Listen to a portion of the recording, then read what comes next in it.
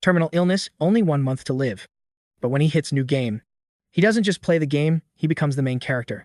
Even worse, the game also gave him a terminal illness debuff, just like real life.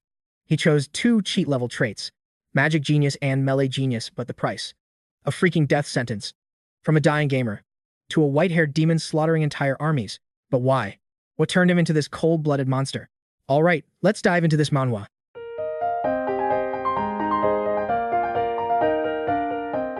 Legions of warriors gathered under the pale moonlight, their blades reflecting cold, shimmering steel. With a thunderous roar, they charged the demon, a white-haired youth already drenched in blood. He didn't hesitate for a heartbeat, plunging headfirst into the sea of approaching enemies. The lead knight froze in shock, never expecting such a suicidal and lightning-fast assault. Without pausing, he unleashed his forbidden dark arts to mercilessly slaughter every single opponent. The surviving knights stood paralyzed, unable to comprehend the carnage unfolding before their eyes. But the monster wasn't finished. His muscles coiled as he prepared for a fresh wave of fury. Channeling every ounce of mana into the earth, he prepared a strike from an impossible angle. In a heartbeat, the ground erupted, a cataclysmic force shattering everything in its devastating wake. Caught completely off guard, the warriors had zero time to evade the looming destruction. The battlefield transformed into a hellscape of pure chaos where survival was a mere fantasy. Even the demon youth teetered on the brink, his body finally reaching its absolute limit. That single, devastating blow had drained every drop of his remaining spiritual life force. As he gasped for air, heavy footsteps echoed and the atmosphere grew thick with killing intent. Emerging from the dust was another warrior, her eyes burning with fury and deep sorrow. She screamed in desperation, demanding to know why he had committed such heinous atrocities. Why betray his comrades for the devil's power? She waited for Knox Reinhover's final answer. Our protagonist scoffed internally, wondering if he was truly the one who had betrayed them. To them, he was a monster, but to Knox, they were the ones who truly backstabbed him. Stop the excuses, she cried. When did you turn into such a twisted, abnormal freak? He didn't mind telling his tale, the story of what drove him to such cold-blooded cruelty. It all traces back to the moment of that fateful, world-shaking emergency landing. Suddenly, a familiar interface appeared. This system Manhwa world notified him of success on the 27th try. But the epic reality flickered away, revealing the main character behind a glowing computer monitor. Exhaling a cloud of smoke, he smirked. He'd finally cleared every hidden quest in the game. The only catch, according to the doctors, he only had 1 month left to live. To understand this tragedy, we must rewind the clock back 2 years. When the news first broke, the doctor urged young Yu-Chan to remain calm and composed. He was a regular in the medical circuit, having bounced between countless hospitals searching for hope. But the harsh truth remained. No new doctor could change his terminal, death-bound diagnosis. Their only solution was a heavy dose of painkillers medication he was warned never to abuse. For 2 long years, he lived as a ghost, resigned to his inevitable end. With his health failing daily, he retreated into the only world he controlled: virtual computer games. Amidst piles of trash, his calendar stood as a grim countdown toward his final day. Suddenly, a violent, soul-shaking coughing fit tore through his weakened lungs once again. His frame trembled in agony as he desperately clawed for a single breath of air. Seeing the dark blood staining his palm, he felt his life force slipping away. Yet, he knew deep down that useless regrets wouldn't stall the ticking clock of fate. A phone notification snapped him back, a cold reminder of his next mandatory hospital checkup. He ignored the message, drowning in the bitter realization that he had nobody left. After his memory faded, the world moved on, leaving him completely isolated and forgotten. In his current, pathetic state, even stepping outside felt like an impossible, Herculean task. He tossed his phone aside, his eyes landing on a mountain of bleak medical reports. Religious brochures lay scattered about, calling his suffering a divine test from some distant god. Fueled by pure rage, he crumpled the useless paper and hurled it into the void. Suddenly, a fresh notification echoed from his PC. Despite the heavy mood, his focus snapped to the glowing screen. Within the RPG, a prompt appeared: start a new game. Yugong accepted, his mind racing to choose the perfect avatar. He dove into character customization, tweaking every aesthetic detail and stat to prepare for the brutal road ahead. He locked in 2 elite traits, Magic Genius and Melee Genius. Warning: the system stated that stacking genius-level traits would trigger severe debuffs and physical limitations. Even in this world, the game cursed him with a terminal illness, a cruel joke mocking Yu-Chan's own tragic reality. He let out a hollow laugh. It was a twisted irony, as if fate itself was mocking his misery. With a final click, he hit start. Suddenly, a violent pull yanked at his soul, dragging him into the unknown. He gripped his armrest as an invisible force crushed his body, shattering his sense of reality. Collapsing to the floor, he felt the cold embrace of death. Was this finally the end? Agony surged through him as if his bones were being ground to dust. The pain was absolute. An alert flashed: unauthorized name change detected. Synchronization with the system Manhwa world is now beginning. In an instant, the transition finished. Yu-Chang wasn't just playing anymore, he had become the game. He woke in a strange bed, gasping for air. His heart hammered as he tried to grasp this new reality. Scrambling to his feet, our hero surveyed his surroundings, his eyes searching for any clue. His senses were haywire. Nothing felt right. The very air tasted like magic and mystery. Déjà vu struck him hard. Everything felt hauntingly familiar. Looking around, he stumbled upon a terrifying realization. He peered into a mirror and froze. The reflection staring back wasn't his own. He had been reborn as the most pathetic, hated character in the entire game. Burning purple eyes stared back the eyes of Knox von Reinhover, the story's ultimate villain and final boss. He was the black-hearted scion of the Reinhover family, the world's third most powerful clan of darkness. This youngest son was a puppet for the Sleepers, the world's deadliest syndicate, hiding a sinister secret. The Reinhovers were legendary, a bloodline of unmatched blade masters and high-tier sorcerers. Yet Knox was the failure, the talentless disgrace of a family gifted with godlike power. Driven by resentment, the young noble had traded his soul in a forbidden pact with a demon. Trembling, the main character touched his face. This wasn't a dream. He was trapped in this villain's skin. Suddenly, a transparent window shimmered in the air. The interface of this system Manhwa was fully active. Knox Reinhover's profile materialized, listing every dark bonus and crippling debuff he now possessed. He checked his stat window and nearly choked. His physical condition was beyond pathetic. His endurance sat at a measly 2 points. He was basically a walking corpse. Debuffs: terminal illness, weakness, cold sensitivity, and obsession, a recipe for a quick grave. He only had 1 year left to live. It was a cruel reflection of his past life's design. He had built Knox to be a broken mirror of his own hopeless, dying self. But he never imagined he would actually have to survive inside this tragic villain's body. A message pinged. The sender was unknown, its origin hidden behind layers of digital static. "Greetings," the system chimed. "From this moment forth, you shall be known as Knox von Reinhover." Fear gripped him. How did this system know the real name he had long ago abandoned? Yu Chan. A name given by parents who had vanished into the shadows years ago. The truth hit him. His arrival in this world was no accident. He was summoned. Someone out there knew his forgotten past, a history erased from his very soul. "It's been a while," the mysterious voice whispered. "You survived 2 years of hell. You've earned this homecoming." The system finalized the link. "Welcome home, player. Your true journey begins now." Our hero took a deep breath. There was no going back. This was his new world. A realm of both absolute terror and breathtaking wonder. The ultimate leveling game had begun. This world was now Knox Reinhover's brutal reality, where every single choice would forge a path through a future of uncertain trials. The mysterious entity behind the system notifications remained hidden, claiming it wasn't yet time to reveal its true identity. Yet, this voice promised to be an invaluable guide for our protagonist in this treacherous new world. It urged him to enroll in Elden Academy to grow stronger and realign with the original webtoon storyline. As the message window faded, Knox felt a surge of irritation at the vague clues he had been granted. Pausing for a heartbeat, he struggled to organize his chaotic thoughts and prepare for what comes next. He realized the terrifying truth. He had been reincarnated as the final boss of the game, Prophetic Dream. Knox debated whether to follow a plot that guaranteed his character's inevitable and grisly demise. Recalling the stranger's words, his life was now tied to Knox Reinhover. He couldn't pass up the chance to reclaim his lost memories. The silence of the room was heavy with the weight of his new destiny. Ultimately, he resolved to follow the narrative, hoping the path would unlock the secrets of his past and his purpose here.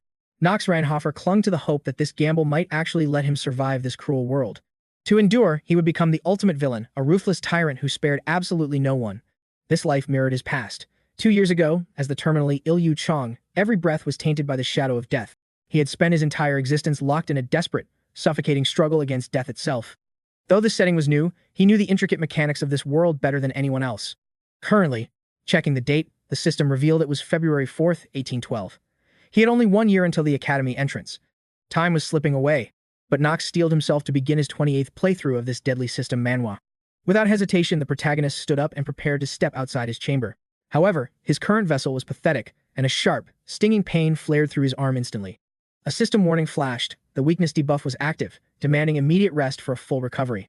Cursing his fragile body, he forced himself into the hallway, only to collide head-on with a startled maid. She was lugging a stack of dishes that crashed down, shattering into 1,000 jagged ceramic shards. The girl tumbled to the floor, paralyzed by shock and unable to comprehend the sudden impact. Onlooking servants gasped in terror at the injured young master, while Knox clutched his throbbing hand in pain. Cooling his temper, he recognized the girl as Rona, noting her distinctive brown hair and amber-rimmed hazel eyes. She wailed in desperation, begging for mercy and forgiveness for her clumsy mistake against her master. Knox recalled she was a mere extra, an insignificant character known only for bad-mouthing him behind his back. It was difficult to imagine such an innocent face spewing venomous insults when he wasn't looking. Wearing a strained, unnatural smile, Knox Reinhover chose to grant her an unexpected, rare mercy. However, his voice turned cold as he promised severe punishment should she ever fail him again. Trembling and tearful, the girl stammered her understanding, vowing never to repeat her careless behavior. In that instant, Knox realized the surrounding servants had fallen into a chilling, deathly silence. Their terror was palpable. He suddenly remembered why. In this world, Knox Reinhover was feared as a ruthless tyrant. Yet, our hero remained clueless about the true atrocities his character had actually committed. Shaking off her daze, the maid timidly asked where the young master was heading so early today. He flatly stated he was heading to the training grounds, leaving his subordinates in a state of shock. The old Knox never trained. He then commanded Rona to follow him and assist with his practice. Panic seized the girl once more, fearing her master intended to use her as a human punching bag. Knox walked in brooding silence, the air between them thick with a suffocating, electric tension. Rona dared not speak, her eyes fixed fearfully on the back of her unpredictable young master. Knox focused solely on survival. His brush with death had fundamentally shifted his perspective on this new life. He understood one thing with absolute clarity: he had no intention of dying ever again. Every primal instinct screamed for survival, driving him to find a path out of this desperate nightmare. Survival demanded immediate adaptation. Our hero knew that even in this hell, a narrow path to victory existed. Despite the crushing odds, he hunted for clues, desperate for a sliver of hope in this unforgiving world. His cryptic muttering left poor Rona completely bewildered, unable to grasp his mysterious intentions. As a veteran who cleared this game 27 times, no hidden mechanic could escape his notice. He summoned his status window, a staple for any protagonist in a high-stakes system Manhwa world. He knew this universe was a literal battleground between angels and demons, centered within a sprawling empire. Prophetic Dream was famous for its total freedom, letting players forge their own legendary path through deep customization. You could stack various traits, evolving from a simple craftsman into a peerless master.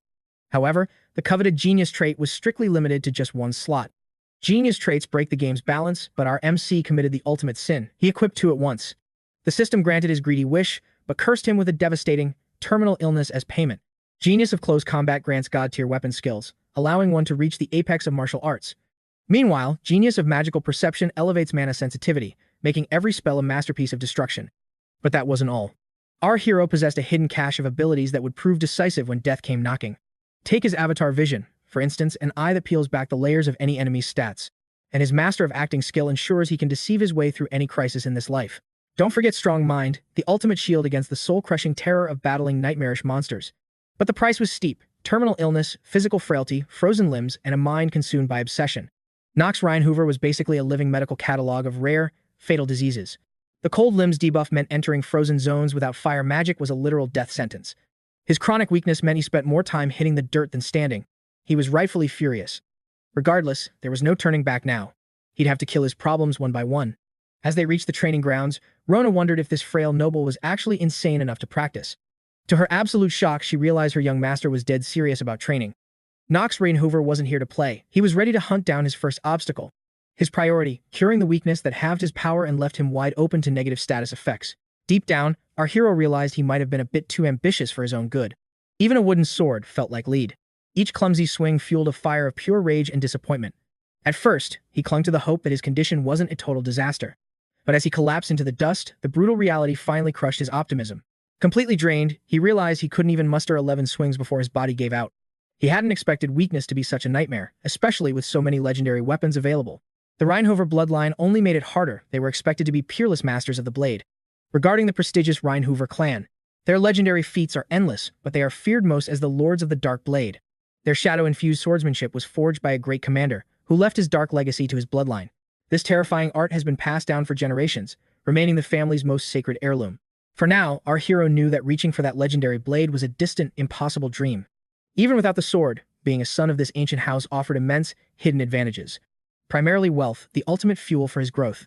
In this world, the Reinhovers sit atop a mountain of gold. Even a useless son like him could live a life of absolute luxury without lifting a finger. It was clear his father, Theo, didn't give a damn how his son squandered the family fortune. But Knox wasn't a fool. He craved recognition far more than he craved a life of idle decadence. His path was set. With this much gold, even a broken character could buy a chance at greatness. Right now, our protagonist was fighting a losing battle just to remain standing on his own 2 feet. It was a blessing that Rona was there to handle the legwork, given his current physical limits. Moments later, she returned with his requests: a wooden practice sword, water, and a fresh towel for training. The maid was stunned, unable to fathom why the notorious Knox Reinhover was suddenly interested in training. Seeing the coast was clear, the young master beckoned the girl to step closer to him. Trembling with fear, the servant pleaded for mercy, convinced a brutal beating was imminent. Knox stared at her, baffled by the bizarre nonsense she was spewing in her sudden panic. He gave her ear a firm tug and whispered his secret instructions in a low, chilling tone. Her eyes widened at the astronomical sum he planned to spend on something so seemingly trivial. He commanded her to be silent and obey, leaving the girl sobbing as she begged for his patience. Rona scurried off to fulfill the task, convinced that her master had not changed one bit. Though uncertain of her speed, Knox prayed she could finalize the preparations by tomorrow morning. Knox Reinhover finally took a moment to breathe, hydrating his weary body after the intense session. He cursed his pathetic stats, realizing he had to fix his 2 points of endurance immediately. Suddenly, a familiar voice cut through the air, sending a sharp jolt of tension down his spine. Behind him stood the formidable family butler, a man named 𝗧𝗶𝗿𝗺. Dealing with him was dangerous. He managed the mansion's gold and advised the patriarch, Theo von Reinhover. If Knox wasn't careful, this man would become a lethal roadblock to his secret business plans. Usually, 𝗧𝗶𝗿𝗺 ignored him like trash, so this sudden confrontation felt incredibly suspicious. To survive this encounter, our hero had to choose his words with calculated precision. Activating his master of acting skill, he coolly asked if the head of the family was finished. The butler confirmed it, but added that he carried an urgent message for the young master. A family dinner was set, and Knox's heart raced. He barely knew these people he called family. He desperately wanted to decline, feeling completely unprepared for such a high-stakes social minefield. 𝗧𝗶𝗿𝗺 expected the refusal, yet even he wondered why the patriarch had summoned his failure of a son. He revealed that a VIP guest had arrived, a distinguished lady from the prestigious Steele family. She was here to duel the knights, and Theo would be furious if Knox dared to skip her arrival. The boy let out a heavy sigh, realizing he was trapped by the weight of his family's expectations. 𝗧𝗶𝗿𝗺's eyes narrowed, noticing the unusual shift in the young master's demeanor. He commented on how differently Knox was behaving today, prompting our hero to demand an explanation. The butler pointed out that Knox, who despised effort, was now voluntarily swinging a sword.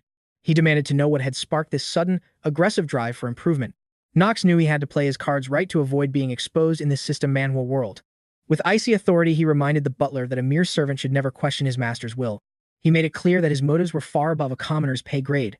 Seeing the cold fire in Knox's eyes, the old man bowed low, offering a tense apology for his insolence. Without another word, our protagonist turned his back and walked away with regal indifference. 𝗧𝗶𝗿𝗺 watched him go, sensing a terrifying change in the boy that he had to report to the Lord. Once out of sight, Knox exhaled sharply, the crushing pressure of the encounter finally lifting. He hadn't expected the main plot to drag him into its gears so early in his journey. He worried that if his obsession trait triggered now, the butler would never let him out of his sight. But for now, he pushed those thoughts aside, focusing on the more immediate threats looming over him. He thought of the lady from the Lane family, wondering what role she played in this twisted story. Meanwhile, the dining hall buzzed with mocking laughter as the failure Knox Reinhover finally made his entrance. Our hero remained calm, refusing to take the bait despite his relatives' blatant and pathetic provocations. His brothers, Hartz and Alan, mocked his gloomy mood, claiming his dark aura was ruining the family meal. The twins were utterly stunned that Knox actually showed up, unable to fathom this sudden change in him. They jeered, finding it hilarious that their brother finally let the maids meet his gaze for once. Knox felt sheer disgust. Their arrogance was as foul as a rotting corpse, despite his complete silence. Suddenly, the maids bowed in unison as a powerful presence entered the grand hall. It was Theo Reinhover, the family's venerable patriarch. Knox tensed, noticing his father hadn't arrived alone today. A distinguished guest walked beside him, offering a graceful greeting to the assembled crowd. The young lady introduced herself as 𝗧𝗶𝗿𝗺𝗺 von 𝗧𝗨, radiating an aura of elegance and poise. The patriarch announced 𝗧𝗶𝗿𝗺 would stay to master the knightly arts under their family's prestigious guidance. Hartz and Alan perked up instantly, their eyes gleaming at the prospect of such a beauty. Lord Theo strictly commanded that everyone treat their guests with the utmost respect and cordiality. Knox's blood ran cold. 𝗧𝗶𝗿𝗺 was a key protagonist from his world-altering prophetic dream. More importantly, she was the future villain's fated executioner, destined to plunge a blade through his heart. His father took note that even Knox, who usually avoided such gatherings, had actually bothered to attend this meeting. Knox avoided her gaze, already knowing the tragic way their relationship was destined to conclude. 𝗧𝗶𝗿𝗺 watched him curiously, baffled by the young noble's inexplicably cold reaction to her presence. With the family gathered, the patriarch gave the signal for the banquet to finally begin. As Knox ate, he felt his brother's suspicious glares cutting through the air like knives. Suddenly, the twins turned to their father, demanding to know who would be chosen for the academy. Knox's interest was instantly piqued. Theo fell silent, weighing the heavy importance of choosing the next heir to represent their house. Knox knew the Elden Academy was the epicenter of the events foretold in his prophetic dream. It was a fortress where students battled demons and where the world's grand destiny would unfold. He realized admission was mandatory if he hoped to survive and change his grim future. To survive this system, Manhwa world, Knox needed to recruit powerful allies to his side. At last, the patriarch prepared to deliver his final verdict on the academy selection. He explained the academy's strict rule, only 3 candidates per family, to keep noble influence in check. With the 2 eldest already enrolled, only 1 precious slot remained for the Reinhover family. Knew he had to surpass his brothers to claim it, an almost impossible feat for him. His father then invoked an ancient family tradition to decide who was truly worthy. Having lived this before, Knox realized a brutal duel between brothers was about to commence. Lord Theo was taken aback when his youngest son was the first to break the silence. He confirmed Knox's suspicion. A selection tournament would be held in exactly 1 month. Hartz and Alan sneered, telling the weakling to stay silent before he embarrassed himself further. They laughed, mocking his lack of swordsmanship, but Knox's patience had finally reached its limit. Knox shot back, declaring they'd soon be licking his boots and begging for his mercy. Hearts couldn't believe his ears. Had his pathetic brother completely lost his fear of death? Knox knew the road to the academy would be paved with trials and blood. But he refused to let these arrogant fools walk all over him ever again. He was certain of one thing: the final spot belonged to the strongest himself. Lord Theo watched with growing unease, sensing a terrifying new power awakening within his son. The brothers were left speechless, paralyzed by Knox's sudden and overwhelming display of confidence. Watching the chaos with an amused smirk, Dahlia decided it was time to join the fray. She smirked, realizing the young lord's confidence was no mere act. Knox maintained his poker face, though panic flared within. He'd drawn too much unwanted attention. Post-dinner, Theophan reviewed the report. His son's recent transformation was impossible to ignore. Roosevelt bowed low, confirming his master's growing suspicions. Theophan admitted he wouldn't have believed the report without seeing the change himself. What triggered Knox? He feared another terrifying case of demonic possession haunted their bloodline. Regardless, the youngest son was now firmly under the family head's watchful gaze. Theo ordered Rudbull to shadow Knox closely. He couldn't afford to miss a single detail. The maids whispered as the young master resumed his relentless, grueling training. Dual rumors swirled, yet the cause remained a mystery. Why was he just running laps? In truth, Knox overheard every word clearly despite the distance. This wasn't a trait he'd originally assigned. Suddenly, the system Manhwa interface pinged. His endurance had finally increased by 0.1. Knox knew his methods baffled everyone. This was about optimizing his hidden, unique personal stats. The close combat genius skill remained locked until his stamina reached level 4. His frailty was a curse. Currently, he was just ingeniously weak, a fatal flaw in this world. He desperately needed to gain 1.9 endurance points within a single month. The weakness debuff slashed his growth. Hours of agony yielded only 1/10 of a point. Plus, the terminal illness trait continued to suppress his every attempt at improvement. Knox steeled his resolve. He'd have to work 4 times harder than any normal human. A servant's sudden approach shattered his concentration and interrupted his grim thoughts. Rona arrived, announcing she'd secured every strange item he had requested the previous day. Knox realized Rona was far more observant and sharp than he had first assumed. Before him lay Gorgon Venom, Fairy Memory Tears, a Golem Core, and an Endurance Scroll. Having mastered this game's mechanics, Knox was ready to exploit the system Manhwa hidden cheats. Rona questioned the lethal, expensive poisons. Why would the young master need such deadly substances? To her, only the Endurance Scroll seemed to possess any actual value or logic. Knox remained resolute, dismissing her confusion. Rona begged for an explanation of his dangerous plan. Without a word, Knox downed the entire bottle of lethal Gorgon poison in one go. Panic seized Rona. Knox felt the agonizing burn of the toxin as it took hold. The lethal fluid surged. Things grew grimmer by the second as the venom took effect. The poison coursed violently through his entire system. The system Manhwa alert flashed. Health surged by 1.5 times, but death's countdown started. Rona scrambled for help, but Knox barked a command to stay. He couldn't hesitate now. He lunged for the Golem Core, swallowing the grit-filled stone instantly. Horror struck Rona. Eating a core was madness, but Knox was beyond all restraint. A secret system Manhwa formula activated. The Gorgon Venom and Golem Core were finally reacting. Normally, Golem Cores cause petrification, used only for stone skin or summoning spells. This hidden combo was legendary. Together, they would neutralize his crippling weakness restriction forever. Gasping, Knox felt the change. He'd finally shattered the first chain of his frailty. Rona stood paralyzed, convinced the young master was about to suffer a gruesome death. One step remained. Despite the chaos, Rona noticed Knox looked stronger than ever before. Slowly, he began unbuttoning his shirt, sending a wave of embarrassment through the servants. Ignoring them, he bared his chest and reached for the final bottle on the tray. Finally, Knox uncorked the fairy's tears, drenching himself in the glowing, mystical liquid. The substance reacted instantly, neutralizing the golem's core in one strike. Knox activated a secret formula, triggering a growth blessing that doubled his stats. He reached for the final scroll, the last chord in his master plan. Tearing the magical parchment, he used the endurance scroll to surge his stamina. Weakness erased, the blessing suppressed his lethal ailment's corruption for now. Success. With the stat boost, level 4 stamina was finally within his reach. Suddenly, a terrified Rona crashed into him, trembling from the recent chaos. Through tears, she begged to know if her master was truly unharmed. Bewildered by his sudden nakedness, she feared he'd lost his mind. Knox remained perfectly calm, simply asking for a towel to dry off. Sensing her genuine distress, the young lord softened his cold demeanor. He spoke with quiet confidence, assuring her there was no cause for worry. Still, Rona insisted he rest while she summoned the head butler. After Knox refused rest, she asked what his next move would be. He had no intention of stopping, simply stating he'd continue his run. Without slowing down, he began another intense circuit around the estate. Servants trailed him with towels, unaware of the piercing eyes watching him. Dahlia von Stylen watched, skeptical that such a weakling could survive. Her maid, Emma, whispered that spying on him was beneath her lady's status. Unbothered by the scolding, Dahlia found herself drawn to the mysterious hero. She noted he only ran, never once training with a proper blade. Even the elite knight's offers of help were met with his cold rejection. Dahlia foresaw a pitiful defeat, yet felt an unexplainable frustration at the thought. Driven by impulse, she stormed toward him before her maid could react. Dahlia marched forward with confident strides, leaving her worried maid behind. Seconds later, she stood before Knox as he caught his breath. She called his name, reintroducing herself with her usual noble pride. Knox hid his inner excitement behind a mask of total indifference. He coldly asked what she wanted, noting he remembered her from dinner. His dismissive tone left the proud girl stunned and confused. Assuming he was just starstruck, she mocked his lack of combat preparation. She demanded to know why the future heir did nothing but run. Because in her world, cardio alone would never secure a victory. An exhausted Rona silently agreed, baffled by her master's strange obsession. Dahlia offered her expert help, but Knox rejected her with icy arrogance. His blunt refusal ignited a flare of pure rage in the girl. Rona winced, knowing no girl liked being addressed with such disdain. Realizing he wouldn't budge, Dahlia finally gave up on the conversation. She turned to leave, sarcastically wishing him luck in his coming failure. Clueless to his own rudeness, Knox wondered why she was so agitated. He knew involving Dahlia would only complicate the fate he sought. Pulling up his *** system Manhwa *** interface, he scrutinized her powerful fire attribute. Her stats were legendary, protagonist traits, fortitude, and master combatant. Knox admitted it, her raw talent was truly monstrous for her age. Legend says no one on this continent could match the strength of the three sword pillars. The four mages were equally absolute, but Dahlia von Stylen held the potential to transcend them. Our protagonist knew this girl was fully capable of slaying a high-tier demon alone. He recalled Dahlia's original narrative role, where her white flames became her terrifying trademark.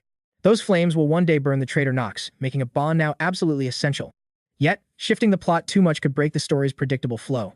1 month flew by, and the time for the decisive duel finally arrived.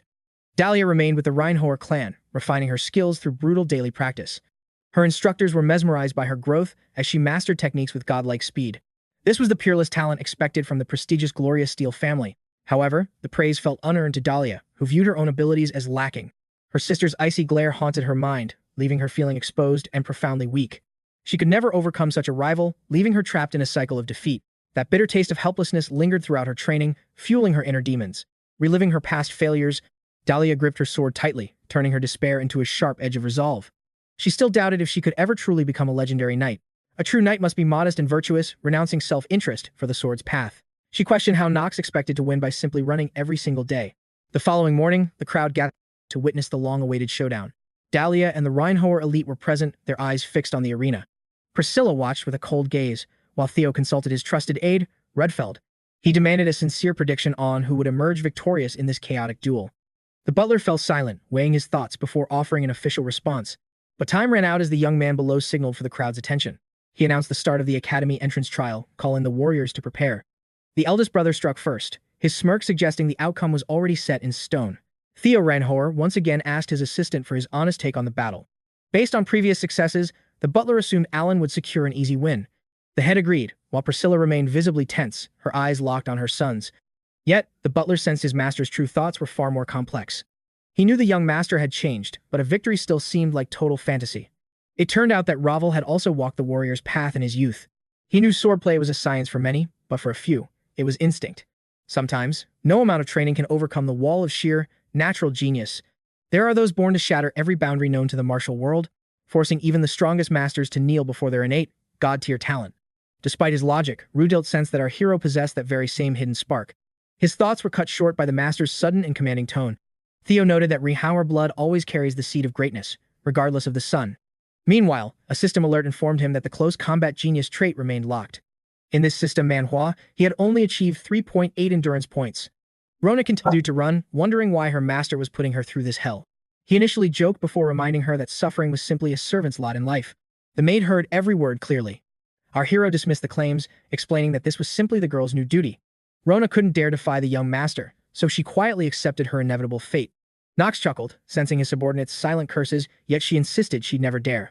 Knox smirked at her clumsy charms, yet he couldn't help but admire Rona's hidden resilience. As expected of a system Manhwa, he summoned his interface window to scan her stats. Surprisingly, a mere maid possessed the physical endurance of a fully grown, average man. Knox felt a sting of disappointment. A month of hellish training hadn't even reached that. Rona softly urged him to rest as the fateful duel was scheduled for tomorrow morning. Lost in his relentless practice, Knox hadn't realized how quickly the hours had slipped away. The day of the clash arrived. Before the duel, Alan gave him one last chance. Alan feigned pity for his younger brother, despite Knox being a disgrace to their bloodline. Knox saw through the lie. Alan just wanted to impress a lady from the Steele family. Unfazed, Knox simply mocked his older brother's absolutely atrocious taste when it came to women. Checking the system, he saw Alan had 8 points of endurance, a massive hurdle to overcome. The presiding knight commanded them to prepare. The long-awaited duel was finally about to commence. He declared that the results would be final and absolute, to be accepted with honor. In that tense silence, Knox felt his nerves beginning to fray under the immense pressure. Losing meant losing everything: his memories, his future, and the truth of his arrival here. The judge, bearing the weight of the moment, asked if the combatants were ready. Knowing the stakes, Knox moved like a shadow, narrowly dodging his brother's opening strikes. Alan lunged, his boot nearly smashing Knox's face, but our hero's instincts were finally ready. Still, he exerted massive effort just to avoid being knocked aside by the heavy impact. Though his hands trembled from the crushing strain, Knox withstood the blow with grit. Alan roared with laughter, shocked that his pathetic younger brother could actually hold his ground. Resisting was simple. Like most RPGs, the rules of Prophetic Dream were easy to exploit. He knew with absolute certainty that defeat today meant losing every single thing he possessed. Suddenly, a system notification flashed before his eyes. He had finally accumulated enough points. With victory in reach, Knox smiled. Alan, however, thought his brother had finally gone insane. Alan decided that a brutal beating was exactly what his delusional younger brother needed now. Meanwhile, Priscilla realized her worries were useless. Her youngest son hadn't changed for the better at all. She was certain he'd be the family's last failure, while her husband sighed in regret. Despite the tension, Knox Reinhover watched his sons with a cold, unyielding gaze. A dark, sinister smile crept onto Priscilla's face as she plotted her next calculated move. Knox felt a wave of disappointment. He'd hoped for a miracle, but Knox showed nothing. Rudolf Elnar urged them to halt the duel before the young master suffered permanent injury. Their talent was decent, but it paled in comparison to the monstrous power of Garen. Garen possessed a despotic blade of darkness, an overwhelming force that brought everyone to their knees. Knox still harbored a sliver of hope, yet Knox looked utterly drained and defeated. He accepted that the true essence of the sword would likely die with his generation. As he signaled the butler to stop it, Knox's endurance spiked. His system was finally ready. He triggered the close combat genius trait, and a predatory smile stretched across his face. To Alan, it looked like Knox had finally snapped, laughing like a man lost to madness. Pushing further, our hero activated his ultimate trump card, the legendary Genius Hour ability. Knox's world froze. Every sound sharpened into a deadly, tense edge. He'd heard geniuses perceive time differently, trapped in a slower reality. Now, our protagonist witnessed this truth with his own awakened eyes. His reactions accelerated as the world around him crawled to a halt. Knox wasn't just faster, his opponent's moves were now slow motion. Adapting was jarring, yet fear had vanished from the young master. Activating close combat genius ensured victory, effortlessly disarming his stunned opponent. Alan's arrogant laughter died instantly, paralyzed by this impossible reversal. Knox moved with predatory confidence, focused solely on absolute victory. The blade clattered away, leaving his brother unarmed and utterly defenseless. A sharp strike to the arm drained the last of Alan's strength. Without mockery, Knox simply declared his brother's desperate struggle pathetic. Alan seethed, humiliated that the family weakling dared to overpower him. Despite the dominance, our hero knew it was too early to celebrate. This system Manhwa ability lasted 5 minutes. He had to finish this. Tired of hiding, Knox prepared to settle the score with his brothers. He boldly challenged the twins to attack him together, ending the charade. The twins hesitated, unnerved by the chilling confidence of their younger brother. Knox turned to his father, requesting a formal 2-on-1 duel immediately. Reinhover watched, stunned by a transformation he never thought possible. Dahlia von Stylen watched, unable to grasp Knox's dangerous and reckless plan. The patriarch wondered, was this hidden strength or a sudden awakening? Intrigued, he allowed the duel to proceed in this lopsided format. Priscilla tried to intervene as the situation spiraled beyond her control. Ignoring all protests, the head of the house ordered the fight. Enraged by his mockery, the brothers prepared to defend their fading honor. Knox stood calm, waiting for them to strike for their academy dreams. They lunged simultaneously, but the main character remained as still as death. Steel rang out as Knox parried their combined assault with grace. Panicked orders flew between the twins as they struggled against his defense. Knox sensed the incoming danger, his instincts flaring with supernatural precision. The system Manhwa reported his genius clock had mastered the dark blade. He absorbed the techniques, predicting his opponent's every move with ease. Knox fended off every strike as the twins continued their blind assault. The brothers collided in confusion, unable to track Knox's ghost-like movements. Dahlia called out. But Knox was a storm that wouldn't stop. No one present believed this was the same boy they once knew. Alan remembered the disgrace he hated, fueling his confusion and rage. The twins exchanged a glance, sharing the same realization of their defeat. Don't get distracted, Knox warned, his voice cutting through their pride. With a lightning-fast strike, he moved before they could perceive the blow. They barely dodged, their bodies trembling from the force of his intent. The stakes were too high. Knox refused to leave anything to chance. He felt a surge of adrenaline, eager to test his awakened swordsmanship. Dahlia gasped, her heart stopping as Knox prepared his final, legendary move. Even Reinhover sensed the atmospheric shift, The brothers stood paralyzed, witnessing a miracle they believed was physically impossible. Finally, one brother collapsed into the dirt, his endurance completely spent. His frame was utterly broken, his face masked in a look of total defeat and despair. They had burned every ounce of mana against Knox. Suddenly, the *** system Manhwa *** interface flashed a warning. The hour of genius was expiring. He released a steady breath as his brief window for absolute dominance finally closed. Priscilla panicked for her sons, desperate to revive them. Knox ignored her, coldly asking the judge to declare the victor. Then, the official decree echoed through the arena. The winner is the young master, Knox von Reinhover. Alan, now crushed and humiliated, hissed venomous curses at our hero from the ground. His muscles turned to lead, causing his sword to clatter uselessly onto the stone floor. The patriarch wore a dark smirk, his initial expectations fulfilled. Knox met his father's gaze and offered a knowing smile.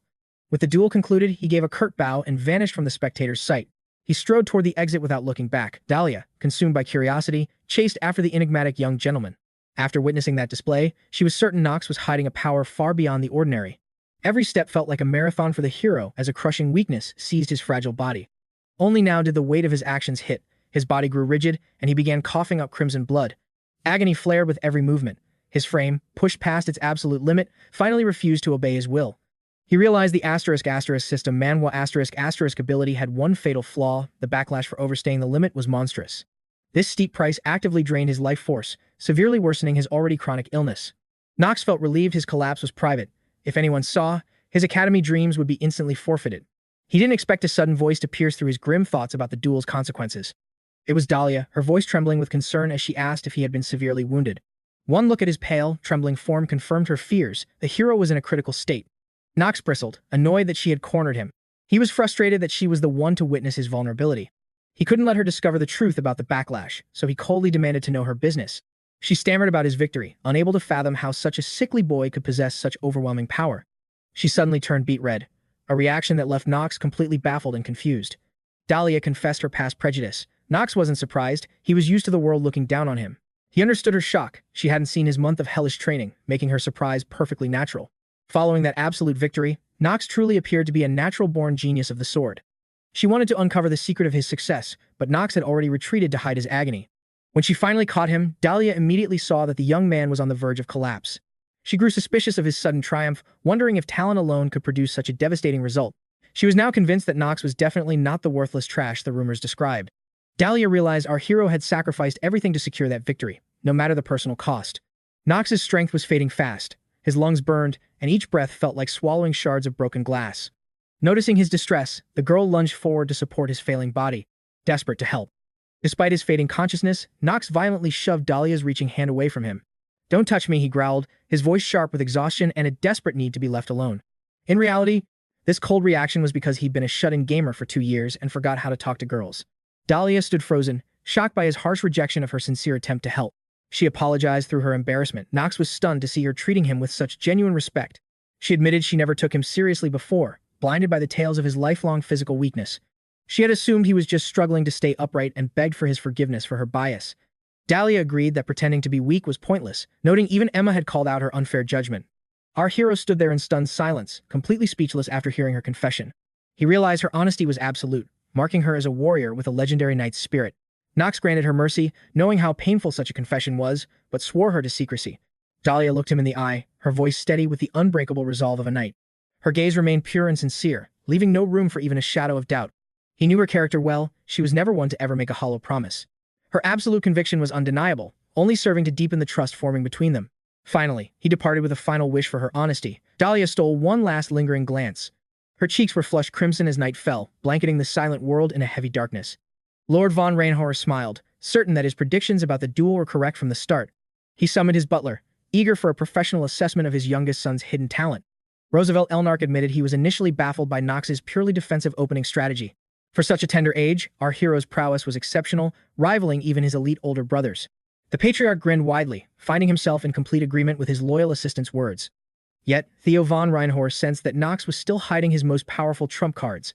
He ordered Rudfeld to observe the boy's every move without ever stepping in to interfere. Since that recent clash, the head of the house couldn't get Knox off his mind. Could he inherit the Blade of Darkness? Theo emphasized that his own time was running out. He reminded Rodell that this mission was of the utmost importance for their family's future. His voice carried a chilling weight that made every word feel like an inevitable decree. The assistant bowed deeply, swearing to execute his orders with absolute perfection and loyalty. Meanwhile, a notification chimed in this system Manhwa world. Training quest successfully cleared. Knox gained 3 stat points to allocate, forcing him to choose where to focus his power. He recalled the grueling months spent running non-stop just to earn 2 measly endurance points. Eager to grow stronger, he commanded the system to manifest his status window immediately. Our hero ignored endurance and chose to pour everything into the most unpredictable stat, luck. Hard work can't build luck, and in Prophetic Dream, luck is the ultimate hidden stat. With his points spent, Knox was ready to put his newfound fortune to the test. Having cleared the game 27 times, the system granted him a rare veteran's luck spin. Knox didn't want to waste a second, anxious to see what legendary gift fate provided. A massive machine materialized. He still couldn't believe he was living inside this game world. He stepped toward the mystical contraption and gave the golden lever a firm, steady pull. With his boosted luck, the odds of a high-tier reward were a staggering 95%. The machine rattled and groaned, calculating the destiny of his next great power-up. He knew the drill. Silver meant average, but a golden glow signaled something truly elite. A rainbow aura meant legendary status, and that's exactly what he was praying for. Finally, the prize orb emerged. Knox waited, his heart pounding with silent anticipation. His eyes widened with joy as a brilliant golden light filled the entire room. He frantically unfurled the scroll, desperate to identify his newfound divine combat ability. He pulled the Storm of Lords. This skill would crush any weaker opponent's stats instantly.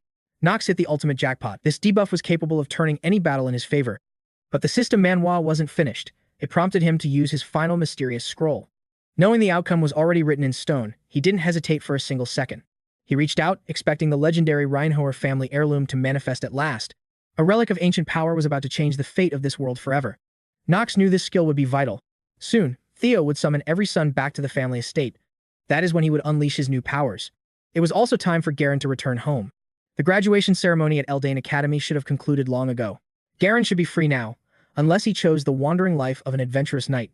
Knox prepared for the inevitable clash with his brother over the relic. There was no time for rest. Furthermore, the young heir was certain Dahlia would no longer pose a threat to him. He knew characters like her never broke their word. Knox finally fell asleep, hoping she would leave him be. At sunrise, our hero immediately encountered his acquaintance. It seemed she had been waiting for him. He realized then that his hopes of her staying away were nothing but a naive delusion. Knox couldn't fathom what Dahlia wanted. He thought they had settled everything during yesterday's intense confrontation. It was still difficult for the girl to speak with Knox, who treated her with such coldness. Knox demanded to know her intentions immediately. He had no patience for more secrets. As it turns out, she was simply desperate to learn the secret behind his rapid growth. Dahlia had come to beg for his aid. Her eyes shimmered with hope that he'd finally accept her. This persistent girl was a variable he hadn't planned for. Knox wasn't sure how to handle her request. Her request was absurd. After all, she'd been stalking him for an entire month already. The girl flinched, embarrassed that her secret surveillance had been exposed so easily. Knox turned to leave, but Dahlia wasn't about to let her last chance slip away. She demanded a duel to prove her worth, clearly still hungering for the recognition of her own sister. Finally, Knox paused. He turned back to the girl to offer a single piece of advice. He told her that before seeking his help, she must discover her own unique, hidden talent. The girl stood frozen, her mind racing to grasp the weight of his cryptic words. In truth, Knox was at a loss. Comforting others was never his strong suit. He told her to stop measuring herself against others and ended the conversation right there. Knox beat a hasty retreat, feeling a surge of awkwardness from his own uncharacteristic speech. Dahlia stood there, dejected, while Knox breathed a sigh of relief. The pursuit was finally over. He couldn't let her get close. Why train the very person destined to one day take his life? Meanwhile, the entire Reinhover family had gathered in the courtyard, awaiting the young master's arrival. They were all assembled before the imposing gates of the Reinhover family stables. Beyond their combat prowess, the family was legendary throughout the kingdom for their peerless, noble steeds. The butler arrived shortly after, bowing low to the head of the house to receive his orders. Theo didn't waste time. He knew his children already understood the significance of this gathering. He announced that each of them must now choose a loyal mount for the coming wars. Knox had anticipated this, yet a sliver of nervousness still prickled at his skin. On this continent, horses were revered as sacred beings. This selection was no mere formality. For any aspiring knight or mage, their mount was a lifeline. Their survival depended on this choice. At the prestigious 𝗧𝗶𝗿 Academy, horse riding was a core subject. This was a classic trope in any system Manhwa, proving vital later. The catch? You couldn't replace a horse unless it died, and teleportation magic cost a fortune. He cursed the hyper-realistic game mechanics, but accepted that horses were his only viable transport. He focused his resolve. He had to secure the finest beast in the stable today. Theo von Reinhover then declared that as the victor of the recent duel, Knox would go first. The twins glared with obvious envy, forced to wait their turn, while their brother took center stage. Knox savored how quickly the tides had turned. A subtle, confident smirk played on his lips. Theo watched his son with intense curiosity, a rare look of satisfaction crossing his face. He wondered which steed our protagonist would pick, as this choice would reveal his true nature. Every horse turned toward Knox, drawn to his overwhelming presence as if sensing a master. The young master noted how adorable these creatures seemed. Their eyes twinkled with warmth, but none possessed the hidden power Knox truly desired. Despite their charm, he knew his fated partner was still waiting in the shadows. Suddenly, his gaze locked onto an outlier, an elegant gray stallion that completely ignored him. Without hesitation, our hero walked toward the mysterious beast, ignoring all others. Pointing at the stallion, he declared his choice, leaving his brother visibly shaken. Lord Reinhover stiffened, clearly displeased by his son's baffling selection. With a heavy sigh, the patriarch offered Knox one final chance to reconsider. The protagonist paused, unable to fathom why his father looked so disappointed. As a player in this system Manhwa, Knox ignored the doubt and opened the horse's status window. Information flooded in, a young obsidian horse with a rare darkness attribute. He recalled the pet ranking system, knowing even low ranks could evolve through growth potential. Calculating the possibilities, he realized this creature had the potential to reach a legendary rank. Obsidian horses were mythical, fire-resistant rarities that most would kill to possess. His father would have seized it instantly, though the horse currently looked weak and broken. Shockingly, the stallion was at death's door, with only 2.5 days left. Regardless, the young master firmly stood his ground, claiming this horse as his own. He smiled inwardly, knowing his secret knowledge could save this dying legend. Theon remained stunned, unable to comprehend his son's seemingly reckless decision. He feared Knox saw his own supposed weakness reflected in the frail animal. Warning him of future regrets, the lord turned cold and walked away.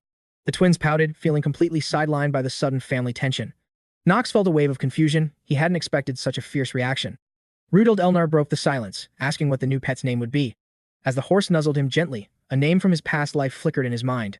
He chose the name Karl, a legacy from his prophetic dreams that held deep meaning. It was a name tied to his very destiny. After arranging a resting spot, a new problem arose for our hero. To keep his plans secret from his father, he smuggled the horse into his bedroom. Man and beast locked eyes, Karl watching his new master with calm intelligence. Knox saw it, then a burning, unbreakable will to survive within the horse's eyes. Sensing a kindred spirit, he whispered a promise to fight alongside him. He then sensed a presence nearby and called out for Rona. The maid tumbled out of her hiding spot, blushing at being caught. She wondered how he knew she was there, but Knox just gave her a task. He asked her to tend to Karl, though she gasped, seeing a horse on the bed. The maid grumbled about the mess, but Knox urged her to be gentle with the patient. Karl tilted his head, seemingly understanding every word of their conversation. Softening up, Rona vowed to do everything possible to nurse the creature back to health. Knox chuckled, imagining her shock once the horse's true power finally awakened. As the girl bonded with the beast, he anticipated the chaos of the coming evolution. 3 days later, just as Karl settled in, a piercing scream shattered the silence. Rona wailed, convinced their loyal steed had perished as she desperately called for the young master. The sheer speed of events caught Knox off guard, and the servant's frantic sobbing only fueled his irritation. Yet, he understood her grief. The girl had truly poured her heart into caring for the horse. Knox remained unnervingly calm, having foreseen this tragic end since the very beginning of their journey. He knew the cold truth. There was no natural way to save Karla from death. Approaching her, he coldly ordered her to stop crying and assured her the horse would return. Stunned by his words, the girl stared at him, wondering if the young master had lost his mind. Flaring with anger at her insolence, Knox dismissed his subordinate with a sharp, commanding glare. Wasting no more time, he drew a cryptic, ancient scroll from deep within his jacket pocket. Rona watched in awe, realizing that perhaps the young master held a hidden, desperate trump card. He unfurled the parchment, revealing a glowing seal that only required his mana to ignite the spell. The girl watched, breathless. She never imagined the young master possessed such mysterious and formidable power. Even Knox was stunned by how effortlessly the ancient magic began to stir within the paper. Rona trembled. Seeing him cast spells was terrifying, as magic was strictly forbidden by imperial law. Knox warned her, any further distraction would seal Karl's fate, and his death would be her fault. He focused his entire being, knowing a single lapse in concentration would mean total failure. The obstacle remained. His legendary magical perception trait had not yet fully awakened within his soul. In this empire, using magic before age 15 is a crime punishable by death, reserved only for royalty. Imperial blood ensured they stood at the pinnacle, far surpassing any commoner just beginning their magical journey. Because of this, Knox could only funnel mana into scrolls, hoping these prepared artifacts would grant him the strength he lacked. Though his current mana was a mere spark, the faint warmth in his palms gave him control. Despite the lethal stakes, a smirk crossed his face. He only had one shot to activate the seal.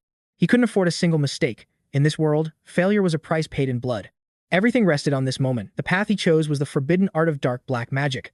Opening the Book of the Dead, his system Manhwa interface confirmed Karl would rise as a living undead. A final prompt appeared. Did he truly wish to unleash this dark resurrection upon his fallen steed?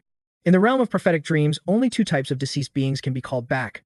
First are the high undead sentient horrors capable of wielding devastating and legendary dark sorcery. The second are hollow undead, mindless puppets stripped of their very souls and all physical flaws. These thralls obey only their summoner, a power held exclusively by the shadow-weaving Marva's family. While the Reinhovers share this element, they were a lineage of steel-clad knights, not dark casters. Knox feared that using this magic might be a death sentence for anyone outside the Marva's bloodline. But he was entirely wrong. All that mattered was possessing the Necronomicon. With the Book of the Dead, Knox could defy heaven. Suddenly, twisted, dark silhouettes began to crawl out from the freezing depths of the earth. An oppressive darkness flooded the clearing, surging toward Carl's cold and lifeless corpse. Shadowy, elongated arms began to wrap around the horse, which lay still in the growing gloom. The strain pushed Knox to his limit. A thin trail of crimson blood leaked from his lips. Rona's heart hammered against her ribs as she sensed a terrifying, ancient presence looming over them. Knox refused to yield. He was so close to claiming a dark victory over death itself. Dark energy erupted from the seal, throwing him back as his vitals began to plummet rapidly. His mana stores hit rock bottom, and for a fleeting second, cold panic gripped his soul. But as he looked up, a grim smile formed. The forbidden spell was finally complete. The horse rose once more, its eyes burning with a chilling, unholy light from the abyss. A malevolent glow erupted as its flesh warped, shedding its mortal coil for something far more sinister. It was a haunting spectacle, a nightmare where dark arts and reality bled together into pure dread. Finally, the notification appeared, a classic system Manhwa moment. The prompt confirmed Carl's pet had fully ascended as a true undead. Vitality vanished, replaced by a ghastly presence that lingered between the realms of the living and dead. A faint shimmer flickered in its eyes, but it was a cold, abyssal light, a mere fragment of its former soul. Yet, Knox felt no fear. A wave of pure triumph washed over him. His gamble had finally paid off. Rona caught her breath, trembling as she asked if her master was unharmed. Knox pushed through his exhaustion to stand. With a weary nod, he gestured for the girl to witness the miraculous, terrifying transformation for herself. Wiping blood from his chin, he declared Carl had returned. Rona stood paralyzed, unable to process the haunting scene. Knox checked the status screen, finding his steed now possessed a steel-like hide and an unbreakable, fearless heart. Our protagonist prepared for his next objective, but a sudden, strange sensation gave him pause. It was only Rona, throwing her arms around Knox and Carl in a desperate, tearful embrace of relief. Caught off guard by her sudden outburst, the young master awkwardly questioned what she was doing. The damsel's composure finally shattered, her worries pouring out in a flood of uncontrollable sobbing. She wept about her fear for her companions, lecturing the young lord for his reckless, dangerous mana consumption. Turning her tearful gaze to Carl, she begged them both to consider the heavy toll their actions took on her. The undead horse gave a dismissive snort, sparking the maid's ire after all the care she had provided. She jokingly demanded a refund for every single carrot she had ever fed the ungrateful beast. Knox watched their bickering with a faint smirk, knowing he was one step closer to his ultimate goal. Days passed following the resurrection. Under a moonlit veil, Knox began his silent infiltration toward his next destination. He slipped through the shadows of the stables, ghosting past the mansion's perimeter without leaving a trace. A white crystal pulsed in his palm, mirroring the game's pathing exactly as he navigated the silver-lit roads. He checked the map interface, noting that his progress was unfolding exactly as planned. He was certain now the Reinhover family held another secret artifact hidden deep within these forbidden lands.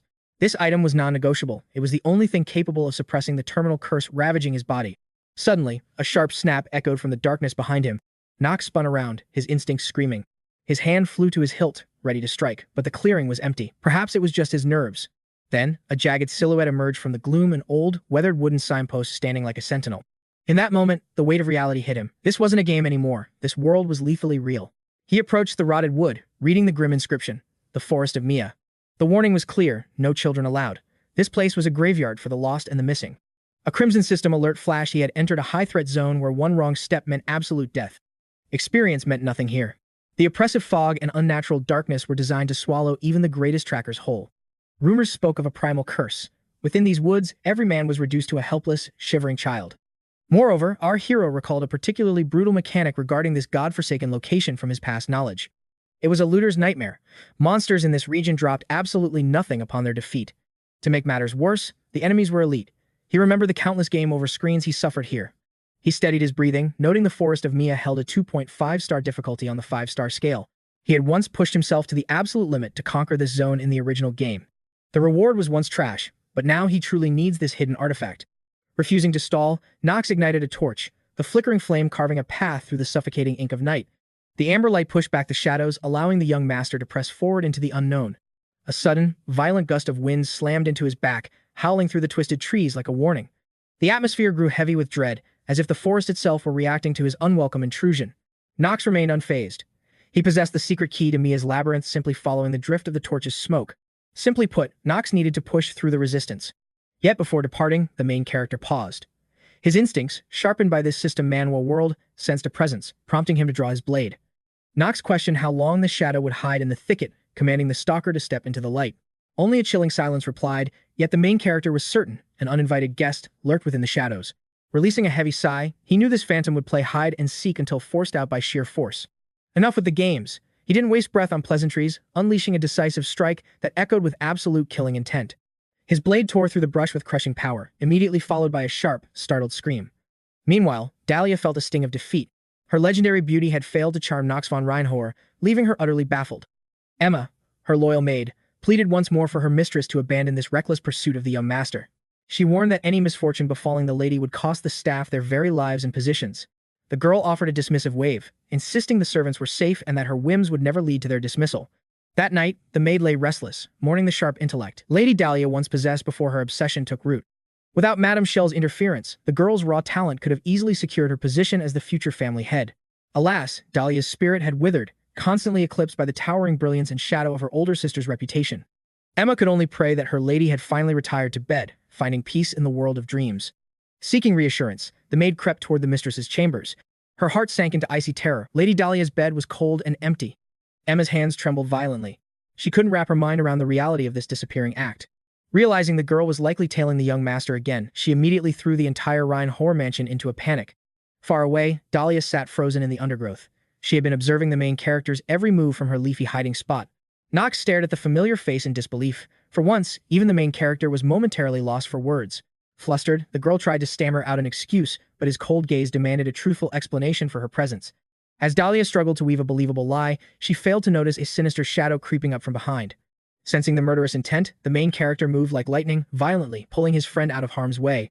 Suddenly, massive claws tore through the dark. A monstrous gray wolf emerged, its hungry eyes locked onto our cornered heroes. Terrified, Dahlia realized she was defenseless. She hadn't expected such apex predators to roam these woods without even a dagger. The beast began to prowl in circles, its predatory gaze searching for any opening in their guard. It paused, tilting its head toward the canopy, as if searching for a signal from the heavens above. A blood-curdling howl erupted, shattering the forest's silence and drowning the atmosphere in a thick layer of primal dread. As the moon broke through the clouds, the gray wolf lunged. It saw only two weak targets ripe for the slaughter. However, the main character understood the rules of this system Manhwa. He stood his ground, completely unfazed by the beast. Dahlia, gripped by sheer terror, clung to her protector, as if he were her only lifeline in the darkness. She blinked, and in that heartbeat, the main character had already exploded forward to meet the beast head-on.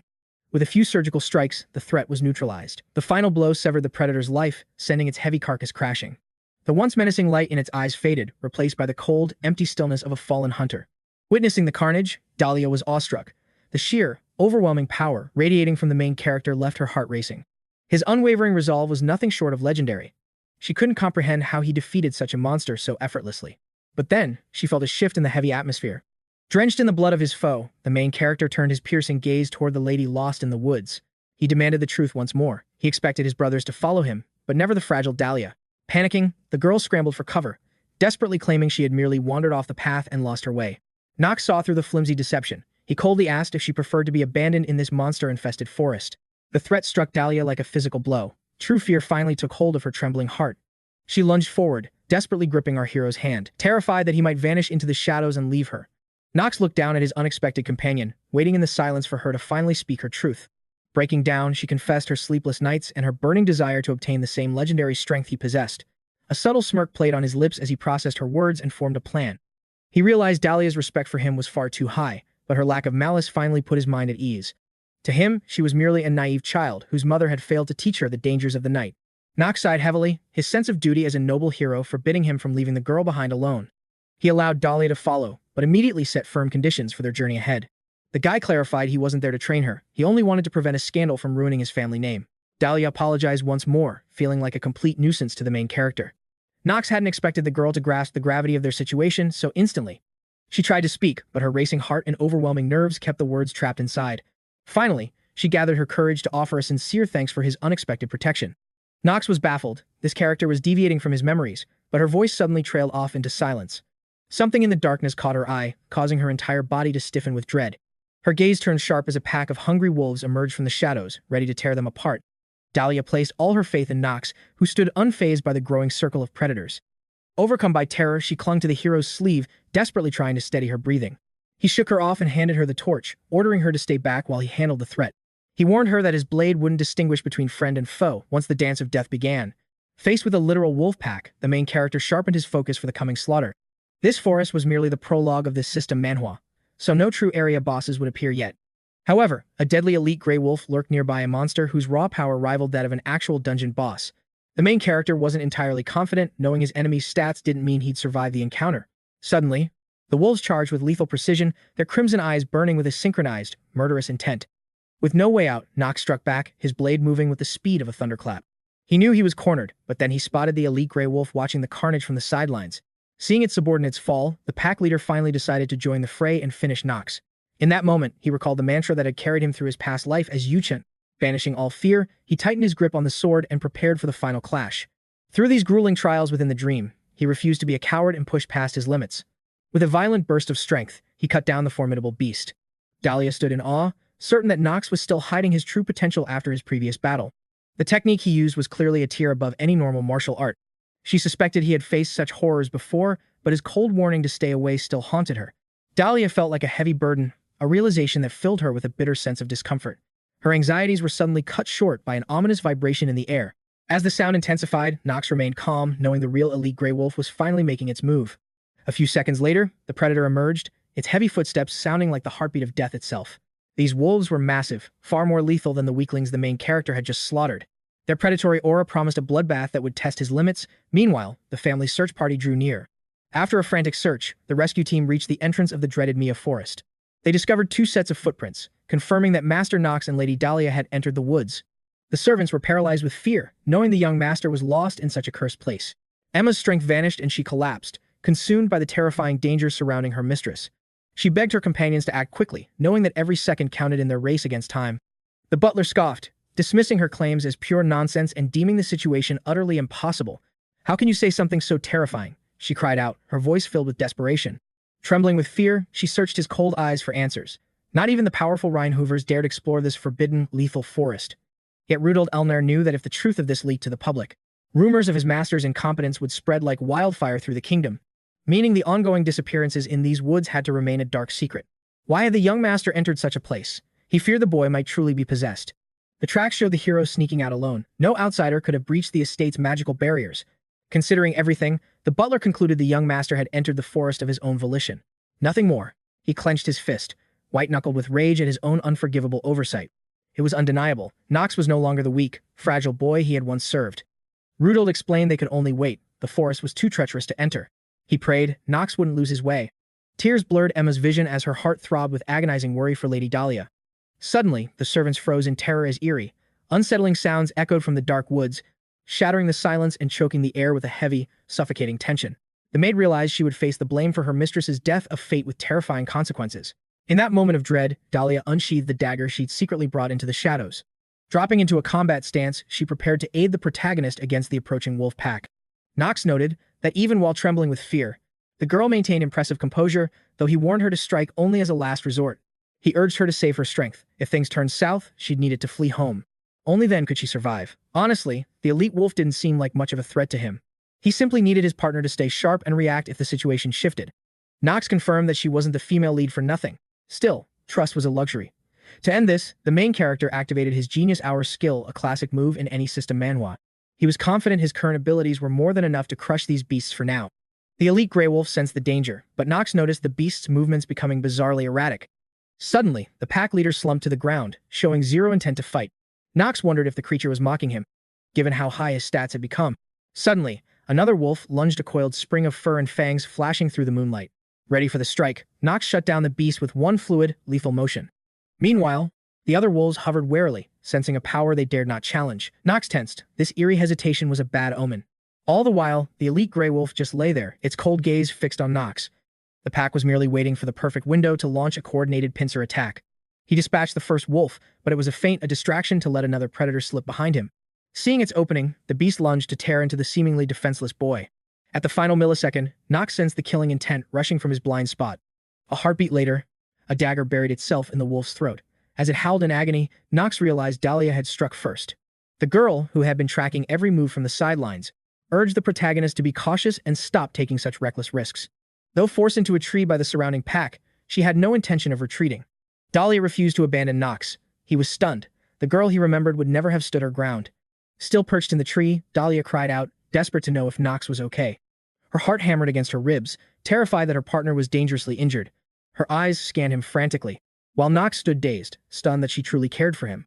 But the battlefield offered no peace. A sudden, low growl pulled him back into reality. He narrowly dodged a lethal strike, swiftly cutting down the wolves, scavenging for an opening. Fatigue weighed on him like lead as his remaining strength began to evaporate. He masked his pain behind a stoic face. Now was not the time for weakness. Dahlia sighed in relief at his assurance, but Knox felt only shame at his fragility. The harsh recoil of this system Manhwa world began to make his hands stop obeying him. Dread set in, the elite wolf remained a looming, unsolved threat to their lives. Sensing his opponent's fading strength, the monster decided it was time to end this fight. With no room left to retreat, Knox steeled himself the real fun was just beginning. The wolf kept its distance, a silent shadow waiting for the perfect moment to kill. Its predator eyes tracked every movement, calculating the exact second to deliver a fatal blow. It prowled with deliberate, ghostly steps, while Knox waited for the beast's next move. The beast was a coil of tension, ready to pounce with lethal, piercing precision. Finally, the elite wolf broke the stalemate and launched its first devastating assault. Our hero had only a heartbeat to react before death reached his throat. Terror gripped his soul as the enemy advanced, turning seconds into an agonizing eternity. The cunning beast vanished into the shadows, repositioning itself behind Knox's vulnerable back. Knox stood bewildered, staring into the darkness where the predator had just disappeared. Moments later, the terrifying truth of the wolf's strategy began to dawn on him. Realizing he couldn't dodge, Knox braced his body to survive the coming impact. Suddenly, the predator's razor-sharp claws tore through his unprotected arm, drawing blood. Watching from above, Dahlia's heart froze in pure terror for her partner's life. The elite gray wolf vanished back into the gloom, a phantom ghost haunting the clearing. Knox stood shaken in the center, his heart burning with rage at his own helplessness. Why was a 2.5-star monster this powerful? He scanned the dark, searching for his foe. This elite wolf was far more cunning than any enemy he'd faced in the game. Shock paralyzed him as he realized how quickly control had slipped from his fingers. He should have known its intelligence was superior from how it commanded the pack. But he never expected the monster to weaponize the terrain with such lethal efficiency. The wolf struck again from a new angle, forcing Knox to focus entirely on defense. As the beast circled, Knox prepared to strike at its one glaring weakness. The predator dodged with supernatural grace, leaving Knox's blade to hit nothing but air.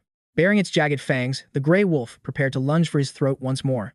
It opened its massive maw and pounced, waiting to punish even the slightest misstep. Knox realized the beast was baiting him, waiting for a wide, desperate swing. Refusing to fall, he gritted his teeth and prepared for a final stand. Suddenly, the system Manhwa recoil flared up, weakening him at the worst possible moment. The wolf was inches away now, and Knox had run out of ground to retreat. He cursed his own arrogance for treating this brutal reality like a simple game. Faced with true, impending death, his body felt heavy and refused to move. He felt like a naive fool who had underestimated the dangers of this world. Knox closed his eyes, awaiting the end, until a sudden, pained whimper filled the air. Eyes snapped open to a grisly sight, a blade buried deep in his enemy's socket, the beast whimpering in shock. Knox realized the chaotic battle had exposed his true strength, but it also revealed the Grey Wolf's fatal blind spots. In this brutal system, Manhwa, timing is everything, yet he wasn't the one who seized the opening. Knox didn't waver for a second. He gripped his hilt tight, determined to end this before the monster could even breathe. With a primal roar, he threw his soul into a final lunge, muscles screaming and heart thundering against his ribs. Finally, our protagonist's blade found its mark, piercing the thick hide of the elite Grey Wolf. The beast let out one last agonized howl as life began to fade, its massive frame shuddered, leaving only pure despair. Moments later, the predator collapsed into the dirt, lifeless. Silence returned to the woods, marking a hard-earned victory. Knox slumped to the ground alongside Pavlov, his body trembling from the sheer weight of overexertion. Struggling for oxygen after that explosive strike, he looked pale, forcing Dahlia's heart to sink with growing worry. To her relief, the remaining pack members stopped their assault, frozen by the sight of their fallen leader. Seeing their alpha defeated, the wolves vanished. Dahlia finally descended from her perch to check on Knox. She sprinted toward the young man, her voice trembling as she checked for signs of life. Wiping crimson from his chin, the hero prepared to thank the woman who just saved his skin. But he froze. He was about to offer gratitude to the person destined to kill him later. Dahlia fought back a flood of tears, struggling to keep her emotions from spiraling out of control. Knox kept it brief, coldly telling her that she shouldn't have interfered with his personal duel. Yet, Dahlia saw through his mask. Knox was badly hurt, despite his stubborn claims that he was fine. He waved her off, insisting his deep wounds were nothing more than a minor, insignificant scratch. She knew he was lying, yet felt a wave of relief. Suddenly, a tiny spider began trekking across her shoulder. Its spindly legs danced across her skin, a hidden terror waiting to shatter her fragile calm. In an instant, her composure shattered, and a piercing scream echoed through the forest clearing. Knox bolted upright, fearing a new wave of monsters had ambushed them from the dark. Blinded by pure panic, Dahlia threw herself at her partner, clinging to him like a desperate lifeline. He knew she was terrified, but he couldn't see the tiny eight-legged beast causing the chaos. Once the initial shock subsided, Dahlia stammered about the spider, her hands shaking as she searched the grass for her tiny, eight-legged nemesis. To her, that harmless little crawler was more terrifying than any boss monster in this world. Knox couldn't help but chuckle. The great heroine was actually brought to her knees by a spider. He teased her, wondering why she'd brave a deadly forest if she was deathly afraid of tiny bugs. She tried to regain her dignity, but the lingering shivers told a very different story. Winking, he joked that such a fearful girl would make for a pretty useless night at night. The implication hit her moments later, turning her face a deep, embarrassed shade of crimson. Knox felt a brief moment of freedom, only to be interrupted by a violent, blood-flecked cough. Dahlia's eyes widened in concern again, sensing the heavy toll the battle had truly taken on him. The protagonist maintained his stoic facade, even though his body was screaming in absolute agony. Deep down, he knew Dahlia had saved him. She had truly outdone herself this time. But before he could speak, she began shouting again, ruining the moment entirely. Regardless of the noise, he felt a genuine spark of gratitude toward his complicated companion. With the trials finally cleared, the next objective was simple: survive the journey out of this cursed forest. Just then, the glint of the quest ring appeared beneath the paw of the dead grey wolf. The duo remained in the forest's embrace until the golden rays of dawn finally broke the horizon. Somewhere, a maid wept in the shadows, burdened by guilt and wondering why no one came to help. Dahlia's disappearance sparked intense suspicion and anxiety between the two powerful families. Unpredictable consequences now loomed over everyone involved. Rudolf Elnar realized that rumors of the Reinhofers' incompetence were now unavoidable. Suddenly, a frantic servant alerted the butler to a miracle unfolding before them. The cursed fog began to lift, revealing the long-hidden paths of the forest. Hope filled the servant's eyes as the shifting woods unveiled a new path. Sensing the residual mana pulses, Emma realized the magical storm had finally broken. Rudolf Elnar confirmed the area was safe. The deadly danger had finally vanished. Joy erupted among them, their weary faces lighting up with genuine, heartfelt relief. Emma stood stunned, having already braced herself for a much darker outcome. From the deepest shadows, our heroes emerged, glowing with a faint, otherworldly light. The crowd immediately surged forward to greet the young lady and her companions. Knox looked on in surprise, not expecting such a massive welcoming committee. Though they'd conquered the Mia forest, Knox remained as cold and indifferent as ever. In contrast, Rudolf was so ecstatic he couldn't stop a wide grin from forming. He knew the internal hierarchy of the Reinhofer family was about to change forever. Knox approached the crowd while Emma frantically checked Matey for any hidden injuries. While the maid fussed over Dahlia, the butler explained their frantic search. Overcome with worry, the entire group had ventured out to find them. Knox scoffed, assuming they only feared for their reputation, not his clumsy self. Dahlia stood dazed until Emma suddenly seized her mistress with surprising iron strength. Hoisting Dahlia like a puppy, the maid reminded her of the family's strict rules. Terrified of the looming lecture, the young lady begged for a shred of mercy. Emma sighed, hinting that the family head would personally handle her punishment later. Watching them, Knox realized that even this maid possessed quite unique, hidden abilities. Emma then turned to the young master, thanking him for Dahlia's safe return. Dahlia bowed her head, apologizing again for recklessly following him into the woods. Surprisingly, Knox praised her efforts, telling her she'd passed a truly difficult trial. The unexpected compliment left the young lady speechless and completely caught off guard. With the ordeal over, the group finally retreated to the safety of the estate. Back in his room, Knox shed his gear, feeling the crushing fatigue vanish instantly. He breathed a sigh of relief, finishing a crucial quest in this system Manhwa. The awkward, high-profile welcome at the forest's edge still felt quite overwhelming. Regardless, Knox smirked with pride. His secret plan had been executed to perfection. His primary goal was secure, the legendary hidden relic, the Black Flame Ring. Though mid-tier, the artifact provided vital boosts to both his endurance and mana. Its true power lay in siphoning life force from every defeated enemy. It was the game's only artifact capable of stealing an opponent's very vitality. Yet, even with this dark treasure, true immortality remained just out of reach. The ring had limits, its stolen vitality couldn't fully cure his terminal, soul-withering illness. Still, it gave him a fighting chance to defy his own tragic destiny. For our hero, even a slight edge was better than waiting for death's arrival. As he donned the ring, a surge of raw mana flooded his entire body. Sensing a shadow, Knox called out to Rona, knowing she was lurking nearby. She appeared instantly, stunned that the young master had pierced through her concealment. Our protagonist kept his secrets close, merely hinting that anything was possible in this world. Rona flushed crimson, terrified the young master was using his powers to peep on women. Knox scoffed at her nonsense and bonked her head, though his light tap felt surprisingly heavy. He told the maid to stop dreaming and challenged her to arm wrestling to test her strength. Dahlia was stunned that he wanted another match, but she demanded a salary raise if she managed to crush him again. Knox didn't flinch, betting a pay cut instead, as a confident smirk played on his lips. In one heartbeat, the main character slammed her arm down, securing his very first victory in the duel. Dahlia stood frozen in shock, realizing her precious paycheck was about to vanish into thin air. She panicked instantly, begging him to consider the scandal of a noble robbing his own maid. He didn't care. As the family's greatest disgrace, rumors couldn't hurt his reputation any further. To him, Social standing was a useless burden that he had long since discarded. Suddenly, Knox felt his health plummet, nearly collapsing right onto the wooden table. A system Manhwa notification appeared. Morbidity restriction active, wrist inflammation, and a severe cold. Relenting on her pay, the young master ordered an ice basin and a cold towel instead. He decided to settle for his new ring, his energy completely spent for the time being. Meanwhile, his original name, 𝗧𝗶𝗲𝗺, began to fade like a dying echo among his new memories. Days later, Knox had secured 2 new assets, a stallion named Carl and the Black Flame Ring. The only catch was that he had zero opportunity to test his legendary new gear. He was under house arrest for his reckless stunt, making every hour feel like an eternity. The youth couldn't grasp why he was being punished when he hadn't caused any real trouble. He grumbled to Rona that he had even gone through the trouble of clearing the forest, only to receive a prison sentence instead of a hero's gratitude. Rona stayed silent to keep her job, until Knox threatened to cut her salary himself. The servants whispered that the patriarch was indeed being far too ruthless in this situation. Finally, the main character reached his limit and decided this confinement had to end. With every passing minute, his remaining lifespan was trickling away, and time was a luxury he couldn't afford to waste. Knox couldn't take the pressure anymore and headed straight for his father to demand his freedom. Rona tried to stop him for his bath, but a sudden knock echoed through the room. The butler arrived with a chilling message. The head of the family was summoning him immediately. Caught off guard by the sudden summons, the main character felt his body tense up. Meanwhile, the scene shifts to a past battlefield drowning in the corpses of men and monsters. The lone survivor was young Theo von Reinhover, facing the cold harshness of the world. He watched as a fresh wave of monsters blotted out the bloody sky, ready to destroy everything. History would forever remember this tragedy as the night of great slaughter. Its horrific legacy left a permanent scar on the world, becoming a symbol of absolute despair. The young patriarch stood firm, ready to defend himself against the encroaching tide of death. He channeled dark energy into his blade, amplifying his power for a devastating strike. In a series of lethal blurs, he carved through the demonic horde with terrifying precision. Years later, the old man recalled that carnage with the same haunting stillness in his eyes. Before him stood the memory of a demon army clashing against the last of humanity.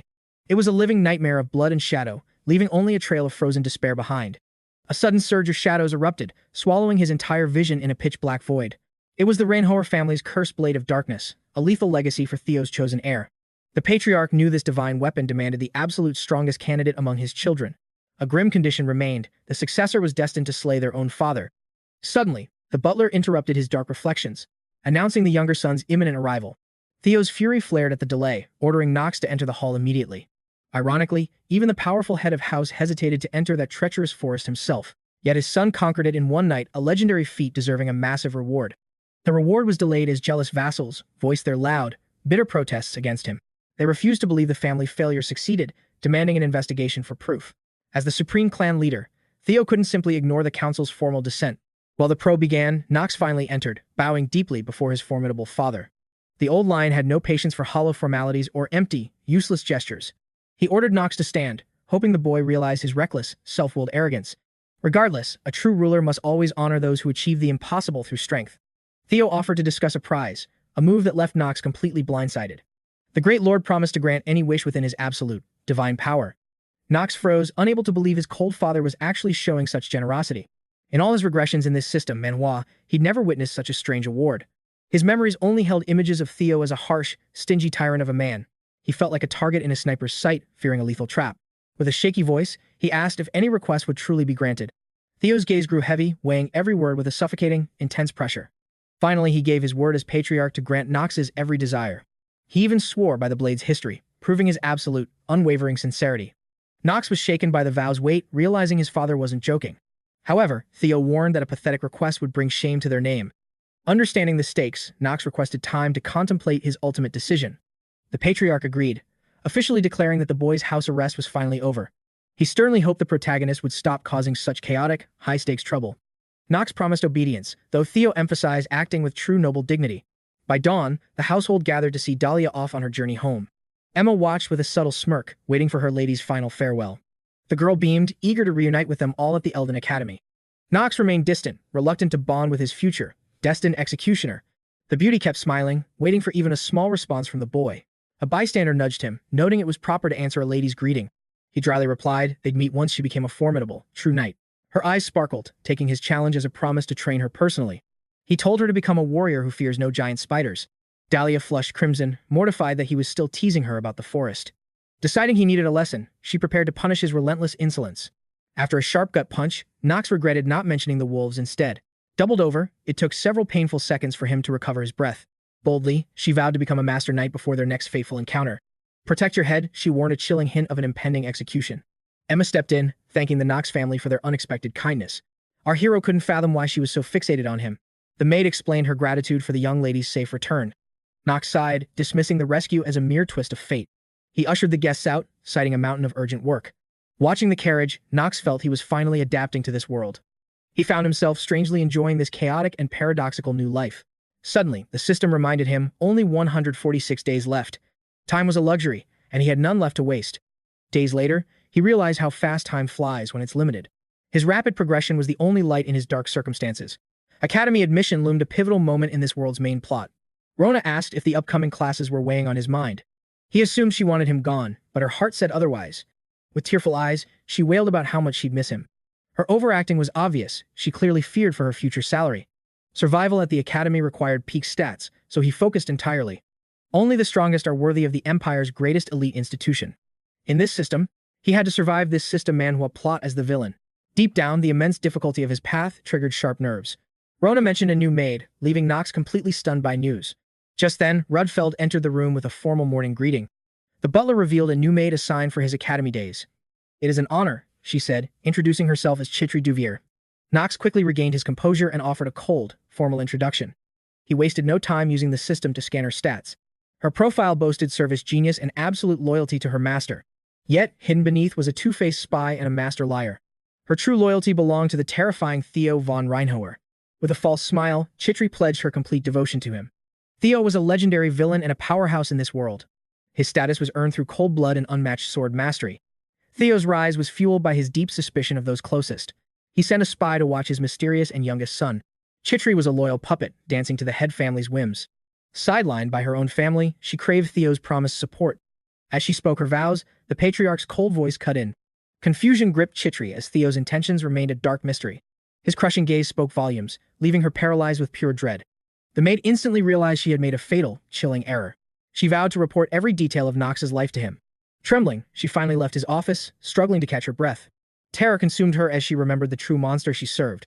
She pulled a hidden locket from beneath her collar, concealing a dark secret. Staring at her parents' portrait, she vowed to never let hesitation cloud her path again. Night fell, but Knox lay awake, haunted by the spy lurking in his shadow. It was clear his father doubted him, hunting for proof that his son was truly the villainous Knox. This twist didn't shock him. In this *** system Manhwa *** world, possession was a common omen of fate. In the original tale, the real Knox was a mere vessel for the supreme demon, 𝗏𝗏. As long as father remains blind to the truth, he mused, I might just survive. Yet, he knew 𝗧𝗏𝗏 was a wild card that could ruin everything. Though just a lowly maid, her hidden potential was dangerously high. Fate once promised her the 𝗧𝗏𝗏 throne, before a horrific tragedy stripped it all away. Her uncle's bloody betrayal left her orphaned, forcing her into a predictable life of servitude. Now she plays the cheerful maid, masking the bitter rot festering in her soul. Her story ended abruptly in the prologue. A tragic footnote in the grand design. Teetering on the edge of ruin, her destiny was nothing but a path to self-destruction. Knox hesitated, wondering if he should intervene in her doomed timeline. Could he really dare to rewrite the game's original script? This was a chance to save a life destined for death, but the consequences weighed heavy. Come dawn, he refused to let another precious second slip through his fingers. He summoned both maids to his chambers, his expression unreadable as he prepared his decree. From today, he declared, we venture into the monster-infested woods for daily combat. Knox made it clear. He required a full escort for this perilous training. Terror gripped Rona's heart at the thought of facing those bloodthirsty beasts. 𝗧𝗏𝗏𝗏 remained a statue of calm, accepting the lethal order with chilling, steady composure. Rona grabbed her hand, begging her not to follow such a suicidal path.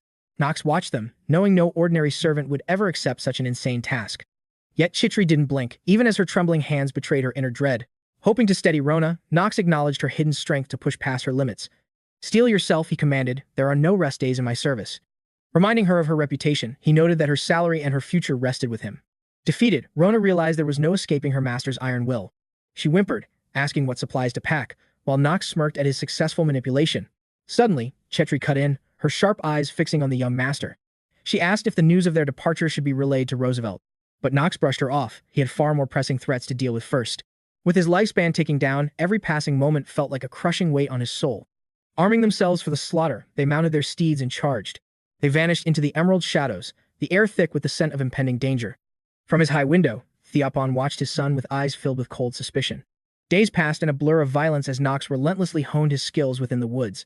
His blades became a lethal dance, cutting through enemies before they could even scream. Chimes rang as the **** system Manhwa **** interface confirmed he'd successfully siphoned the Grey Wolf's essence. 2 more hours of life secured. He paused, surveying the carnage of the fallen pack. Each beast was a small victory, a meager extension to his borrowed time. "You've been hunting for an hour, Master," she noted. "Is your body holding up?" Knox froze. He had forgotten he was being watched by a predator of his own. Knox grew frustrated. Without his specialized genius talent, the level-up grind was agonizingly slow. Efficiency was plummeting. Knox realized that in this system, Manhwa world, perfect balance was a fool's errand. The pace was unbearable. Even with his resolve, he couldn't spend every waking second hunting. Worse yet, the local monster population was dwindling after his relentless multi-day slaughter. If this continued, his desperate plan to extend his lifespan would crumble into dust. Knox sighed, complaining about the monster shortage. Sherry watched him, fearing the young master had finally lost his mind. Ignoring her concerns, he scanned the darkening woods with a cold, calculating gaze. As the sun dipped below the horizon, the forest grew too treacherous for further exploration. With a click of his tongue, Knox reluctantly ordered the party back to the estate.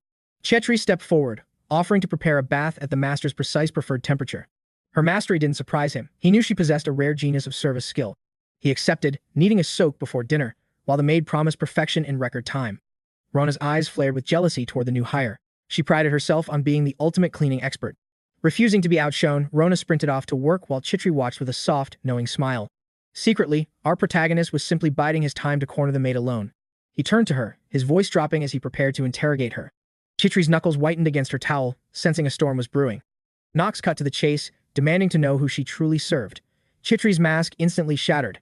He knew her skills were top tier, yet a tool he couldn't control was a worthless one. In his mind, he prepared to discard her without a single shred of hesitation. Silence stretched between them as the girl struggled to find a single word. Finally, she found her voice, desperately pleading for a moment to explain her presence. Before she could spin a lie, Knox silenced her, claiming he already saw through her words. His tone softened unexpectedly, promising she wouldn't face a brutal or bloody interrogation. Ironically, he appreciated that she didn't try to hide her life as a spy. Loyalty didn't matter to Knox, as long as she obeyed his every command without question. He chuckled darkly, even suggesting she could use him if it served her own goals. Trust was a luxury they didn't need in this cold, calculated arrangement. To Knox, a mutually beneficial pact was far superior to the draining cycle of constant betrayal. This cold logic defined their new, highly effective partnership. They reached the manor just as deep shadows swallowed the landscape. Preparing for rest, the maids whispered about how the master seemed to be pushing his limits. Rona pouted, annoyed that Knox insisted her presence made his grueling training sessions more tolerable.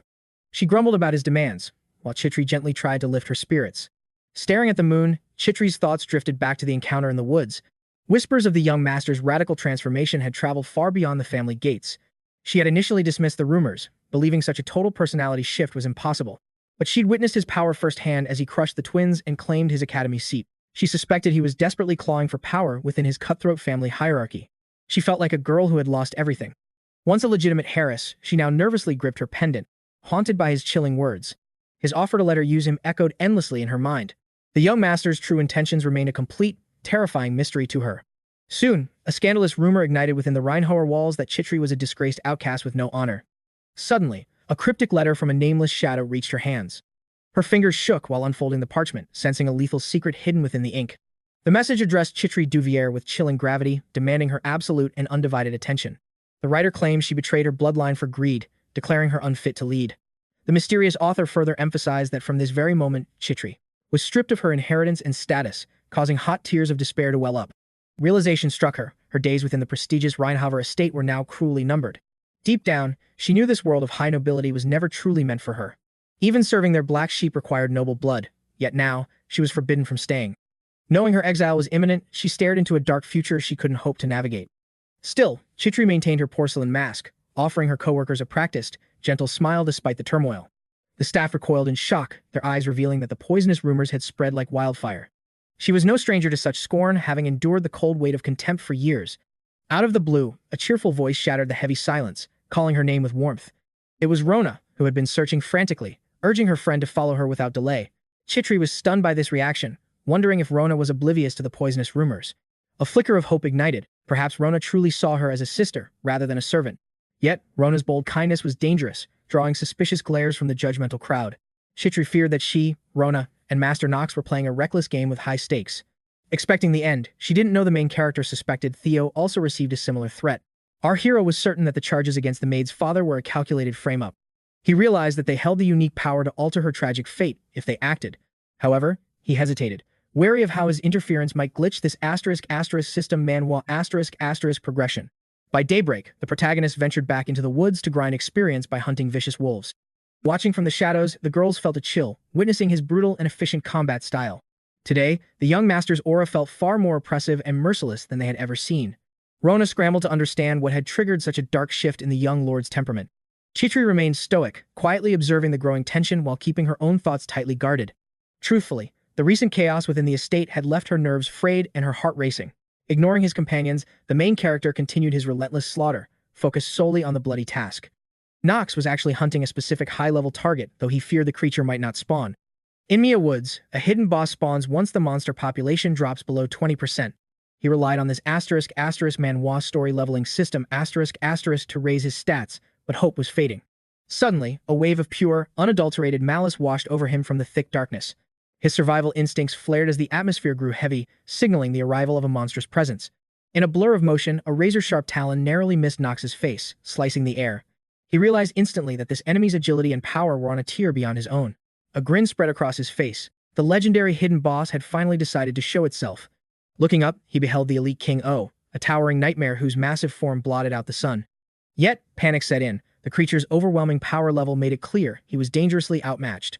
Just then, the sound of frantic footsteps approached. One of the maids was running into danger. To his horror, 𝗧𝗏𝗏 threw herself forward, intending to shield her master from the giant wasp. Knox knew he could have evaded the strike, yet the girl had recklessly wagered her life. He was baffled. Why would she risk everything for someone who held her fate in his hands? He wondered if such selfless loyalty truly existed in this world, where even monsters couldn't stop her. Knox saw her potential immediately. A tool this sharp had to be used. Activating his special ability, he spent his genius hour to save her life. Life flashed before 𝗧𝗏𝗏's eyes. She saw a childhood fall, a torn knee. Her parents' voices echoed, scolding her for never letting wounds heal. Scars weren't just on her skin. Perhaps they knew her heart would break too. Knox's cold interrogation haunted her. His words had stripped her soul bare. Who did she serve now? Doubt began to poison her every thought. Her father's warmth remained a flickering light in the darkness. His memory was a shield against the trials she now faced. Then, the nightmare returned. Her uncle's blade, soaked in their family's blood. Lost in conflict, she blinked. Knox's frantic face came into focus. A notification flared in this system Manhwa. The monster fell, reward claimed. But 𝗧𝗏𝗏 was fading. Knox shouted, desperate for her to hold on. They had to move. The mansion was their only hope. She smiled weakly. This wasn't the look of a man just using a tool. Yet, she heard it, a strange tremor of fury in his voice. The world began to tilt. Knox's face blurred into a haze as reality slipped through her fingers. Darkness claimed her. Tears fell, heavy with the weight of her fear. Elsewhere, Chang Reinhover read a letter. A storm was brewing. The report was clear. The Louvrier family had cast 𝗧𝗏𝗏 aside. She was supposed to be his leash on that noble house. With their leader dead, the family was ripe for the taking. A helping hand now would have guaranteed their absolute loyalty. But with 𝗧𝗏𝗏 disowned, the plan had crumbled into dust. The old patriarch sighed. The peace was now useless.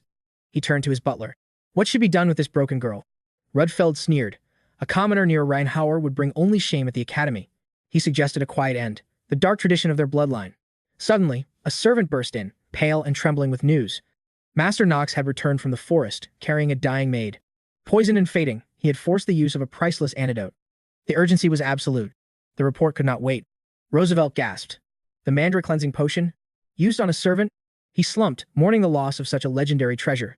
The head of the house frowned. Why was his son so attached? Emotions were dangerous, unpredictable, a threat to their lineage. 𝗧𝗏𝗏 finally awoke. Her friend Rona was watching over her. Relief washed over her, even as a dull ache throbbed in her skull. Memories surged back. The giant wasp. The sting. Was the young master safe? Rona whispered the truth. Knox had demanded the Mandarin root himself. He had threatened the doctor's very life to ensure her survival. She had been wrong. There was mercy behind his cold eyes. But why? Was she truly just a pawn in his grand game? Rona urged her friend to rest, softly inquiring about her recovery. But the maid couldn't remain bedbound. She frantically sought the master, learning he'd gone to the butler. Rona left, strictly commanding the victim to stay put and recover. Ignoring the warning, the maid summoned her strength to rise. She packed in haste, feeling she had no place here. After everything, there was no room for a commoner's grace.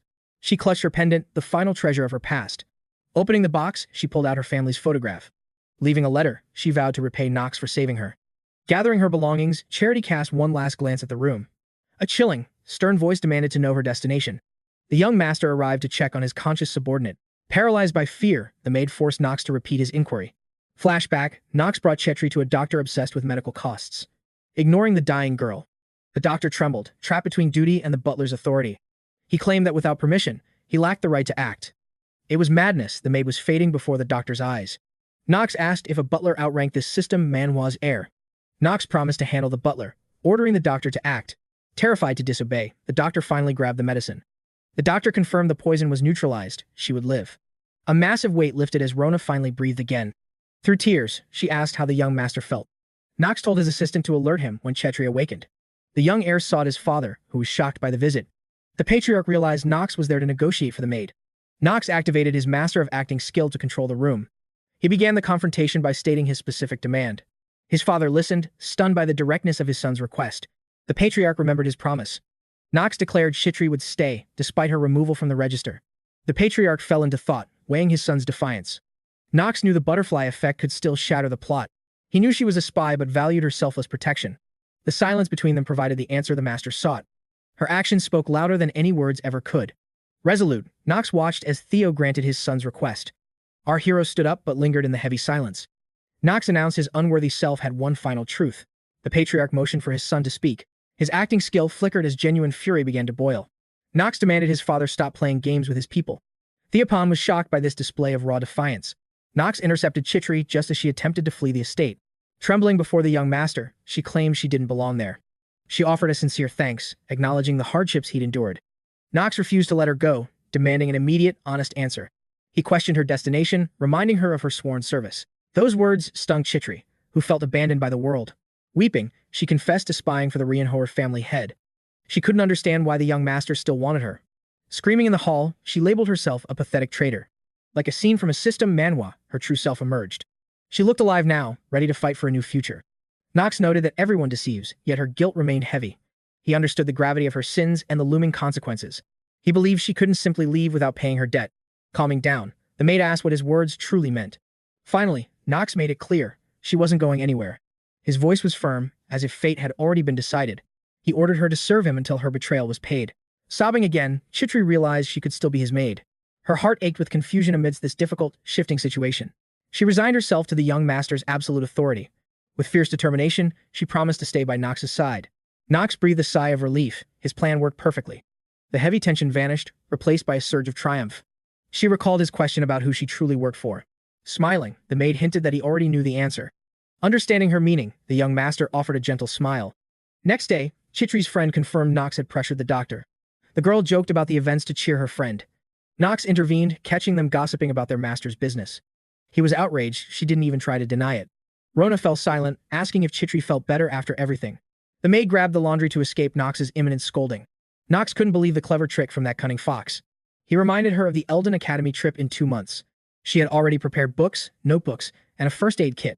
Everything was ready, from travel uniforms to essential study materials. After listing them, she wondered what else she might need. He noticed her smile was real, no longer a mask. Communication felt easier without the burden of fake, empty pleasantries. Chetri seemed at peace, her soul no longer in turmoil. Knox knew they'd fight back-to-back without ever fearing betrayal. That simple fact brought him a deep sense of calm. Their relationship had finally evolved into something genuine and stable. It was a harmonious new beginning, free from all misunderstanding. Chetri finally summoned her courage, asking if the young master felt truly all right. Dark, unpleasant rumors concerning the young lord had recently begun to reach her ears. Knox stiffened instantly, fearing his already battered reputation had somehow plummeted into a deeper abyss. Blushing, the girl revealed the gossip. He supposedly kept a maid nearby for his pleasure. Hearing that was the extent of the rumor, a wave of relief washed over Knox. He never imagined that inhabiting this character's role would bring him such genuine, stinging shame. After hearing his assistant's report, he offered a rare apology for involving her in this mess. She quickly clarified that she hadn't mentioned the rumors to complain or seek an apology. Her only concern was the potential discomfort the young master might feel from such lies. Knox didn't blink. Being called a worthless idiot was just part of his daily routine. When she tried to sugarcoat the truth, he threatened her with immediate dismissal for lying. Realizing she had no escape, Chetri confessed that the vicious rumors were indeed circulating. She even mentioned whispers regarding the young gentleman's supposedly peculiar private hobbies and tastes. This unexpected blow to his dignity left Knox completely stunned and deeply embarrassed. He truly believed evolving from a brainless weakling would have finally improved his social standing. Instead, the narrative was only spiraling into a brand new nightmare. Now he was branded a talented deceiver, a dangerous thorn in the side of his peers. Analyzing the situation, Knox decided a delicate balance was now necessary for his continued survival. As a designated villain, he understood he must provide the perfect motivation for the heroes. Truthfully, he felt detached. He was merely an anomaly within this strange prophetic dream. He dismissed the topic, ordering 𝗧𝗏 to scrub the gossip from her mind immediately. Pivoting to a new mission, he declared they both needed to prepare for 𝗧𝗏 Academy. Confused, she asked what kind of training a worthless noble like him truly required. In this *** system, Manhwa *** world, he knew her. Loyalty trait guaranteed her absolute, undying devotion. Sharing his forbidden plans wouldn't risk betrayal from someone so magically bound to his soul. Deepening their bond would only streamline the execution of his various future, complex schemes. He dropped the bombshell. He intended to master magic before the academy semester began. She gasped. Practicing magic without a permit was a high crime against the entire empire. Yet, seeing his resolve, she admired the sheer, bold audacity of his forbidden ambition. Knox shrugged. Being a worthless eccentric gave him the perfect cover for such heresy. At that very moment, a shift occurred. The maid did not judge him, sensing his actions were born of desperate necessity. Believing in his secret purpose, she agreed to hunt down the necessary forbidden grimoires. Smirking, Knox felt his gamble had paid off. She was the perfect, competent ally. Sudden, frantic shouts erupted outside as the household descended into a loud, chaotic frenzy. "Hurry! We are all in trouble if a single detail is missed," the servants wailed. They looked out to see Master Garen returning, a proud graduate of the 𝗧𝗏 Academy. In the chaos of his own survival, Knox had nearly forgotten his brother's existence. He realized this arrival was the perfect catalyst to finally secure his own future. With a new scheme forming, he turned to 𝗧𝗏 with a look of renewed intensity. "I must depart on urgent business," he declared, "and I shall be gone some time."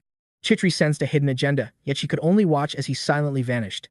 That night, the entire Reinhover family convened for a grand, celebratory feast. Raising a glass, Theo von Reinhover toasted his son's magnificent academic triumph. Garen beamed, while Knox noted, this was the second son, his formidable older brother. Even at the dinner table, he didn't hesitate to inspect his brother's hidden stats. No achievements were found. His only noteworthy skill was his uncanny, absolute precision. He was a notorious flirt who only seemed to truly awaken when a beauty appeared. Arrogant and two-faced, he only looked decent because the worthless Knox was standing nearby. Surprisingly, his unique traits allowed him to effortlessly worm his way into elite political circles. He gained his talents to breeze through the academy's brutal and exclusive selection process. Only 1,000 pass the entrance trials, and barely half survive until graduation day. Finally, the patriarch spoke, asking if Garen had set a departure date for 𝗧𝗏.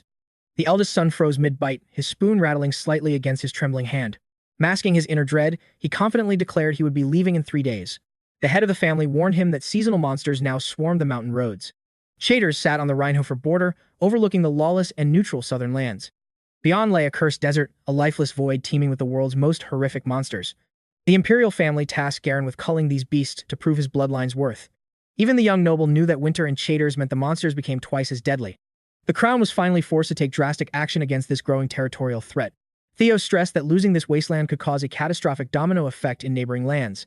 He commanded his son to survive and avoid bringing any disgrace to their noble name. Garen nodded solemnly, the crushing weight of the mission sinking into his very soul. He promised to be cautious, weighing every word in this high-stakes political power game. The main character realized this mission was a major plot flag in this *** system Manhwa *** world. While plotting his next move, Knox suddenly interrupted to speak about the 𝗧𝗏's mission. Without wasting a second, the boy asked directly to accompany his brother to the front. Our main character knew he had to personally intervene in the conquest of 𝗧𝗏's event. Garen stared at his younger sibling, asking if he truly understood the words he spoke. Suspicion clouded his voice as he searched for the true motive behind such a request. He assumed Knox was simply ignorant of the hell that awaited them in those lands. But Knox coolly described the lawless territory where bandits and beasts fought for total supremacy. He asked to be corrected if he was wrong, but a heavy silence gripped the table. Garen noted the rumors of the main character clearing the monster forest with the steel Harris. He activated a specialized skill to pinpoint the exact cause of his brother's hidden anxiety. If his target's stats were inferior, his mental intrusion would be instantaneous and absolute. This hidden ability was the secret weapon behind Garen's meteoric rise in the political world. However, our main character's mental fortresses were far too strong for such a low-level effect. Eventually, Garen had to accept that his brother had achieved the impossible during his absence. Yet, taking an ungraduated novice was suicide. He didn't want to bring home a coffin. Suddenly, their father cut in, commanding his eldest son not to rush his final decision. Garen's eyes widened in shock. Why was the patriarch suddenly defending the family's greatest failure? The head of the house realized he had to personally guarantee the boy's safety. With a final decree, Theo decided that the brothers would undertake the mission together. Garen tried to object, but the patriarch's icy, stern commands silenced all further protests. Then, he turned a gentle gaze toward the main character, who remained utterly baffled. The man pledged the full support of the household, promising every resource they required. They had 3 days to prepare before the patriarch vanished, leaving Knox in stunned silence. Our main character stood frozen, unable to believe his father had actually taken his side. Theo von Reinhover's hidden schemes were finally starting to show their teeth. Once alone, he demanded to know exactly what Knox intended to achieve. Garen's blood boiled, convinced the boy had spiraled into total madness. In this system Manhwa world, he played the brainless fool perfectly. Enraged by the insolent mockery, the elder brother seized his collar. He hissed a warning to stay calm before his recklessness invited ruin. Garen sneered, hinting that a fatal accident might happen before Chatters. Suddenly, a shattered wine glass cut through the suffocating tension. Knox turned instantly, eyes scanning for the source of the chaos. It was 𝗧𝗶𝗲𝗿, orchestrating a clever distraction for her young lord. She apologized profusely for the mess, urging Knox to change quickly. Garen fumed as his prey slipped away before the interrogation finished. Playing the fool, Knox apologized for his clumsy maid's embarrassing blunder. She played her part perfectly, wearing a mask of deep regret. They left Garen behind, drowning in a sea of confusion. Knox turned, giving his brother one last cold, piercing look. "See you in 3 days," he whispered as Garen's fury exploded. Safe in the hallway, he thanked his assistant for the save. She'd saved him from scandal, though he clearly attracted trouble naturally. Fear lingered in her heart. Chatters was a den of lethality. Knox merely smiled, promising her that this journey was safe. They reached his door only to be stopped by a scream. Rona stood there, horrified that her master was entering that hellhole. Knox frowned, wondering if his subordinate had forgotten who was master. Rumors traveled fast, but his fate was already sealed by destiny. Knox shrugged it off, but 𝗧𝗶𝗲𝗿 stepped forward to voice protest. Monsters and cutthroats infested Chatters, making it a graveyard for weaklings. Surviving this system Manhwa quest was his only path to life. He strictly forbade them from coming, prioritizing their safety over all. 𝗧𝗶𝗲𝗿's resolve didn't waver as she boldly interrupted his final command. Silence. As his personal maid, she refused to abandon him to the shadows. Surprised by her loyalty, Knox warned that death awaited her there. She knew the risks, but feared his demise more than her own. Rona had warned her the master's physical stats were dangerously low. Without her, he wouldn't survive the brutal trek or basic needs. Who would even wash his clothes in that godforsaken, monster-filled wilderness? This wasn't a game. The harsh reality of logistics finally hit. If he fell, her life as a servant would end tragically. It was clear, her destiny was irrevocably tied to his survival. He finally relented, letting her breath out a long-held sigh. However, he demanded her absolute, unquestioning obedience throughout their journey. Her first trial, learning to master his fierce, legendary horse, 𝗧𝗏𝗏. Unfazed, she claimed a bond was already forming, shocking everyone present. Rona stared, desperate to know how she'd tamed such a beast. She had spent her own wages just to treat the horse to premium sugar cubes. Rona felt dejected, unable to fathom why 𝗏𝗏 refused simple hay. The horse was a monster. Knox confirmed Rona was staying, causing her spirits to sink even further into dark despair. He realized the maid was taking the news far more dramatically than he had anticipated. A flicker of concern crossed his mind, doubting if she could actually handle the pressure. Suddenly, a sharp knock echoed, plunging everyone into a tense and expectant silence. Rudolf Elnar entered, announcing that the patriarch had a special gift prepared for his heir. The main character leaned in, surprised that Theo had anything else to offer him today. His father's promise to fully equip their squad finally began to make perfect sense now. Knox sensed a hidden motive, his gut screaming that something monumental was about to occur. Minutes later, the main character stood before the heavy doors of Chang Reinhover's private study. He announced his arrival, summoned by news that the family had requested his immediate presence. His father nodded curtly, warning him that claiming this gift would require immense personal effort. Theo presented a blade, stressing that mastering this specific steel would be his next challenge. The patriarch revealed he was passing down the legendary blade of the family's first founder. Knox stared in total shock, never imagining his father would entrust him with such treasure. Theo remained motionless, his eyes fixed on his son with a calm and unwavering patience. Despite clearing the game 27 times, this hidden item had never appeared in his dreams. Confused, the main character searched for the motive behind Theo's sudden and overwhelming generosity. Regardless of the mystery, he couldn't decline a weapon that would ensure his survival. The sword's surface troubled Knox, as it was heavily scarred from countless ancient, bloody battles. Theo knew the worn exterior lacked luster, but this steel had served the first head faithfully. Theo von Reinhover held ultimate authority over the blade, yet he chose to bequeath it. After a brief hesitation, our hero accepted the challenge, ready to prove his worthiness. In one swift motion, his fingers coiled around the hilt to bond with the weapon. As he hoisted it high, a violent surge of dark energy erupted from the metal. Suddenly, a chilling sensation took hold. The blade was hungrily devouring his very mana. Masking his shock, he maintained his grip as the metal shifted into haunting, alien colors. This was Theo's test of mana sensitivity, and Knox had just surpassed his father's expectations.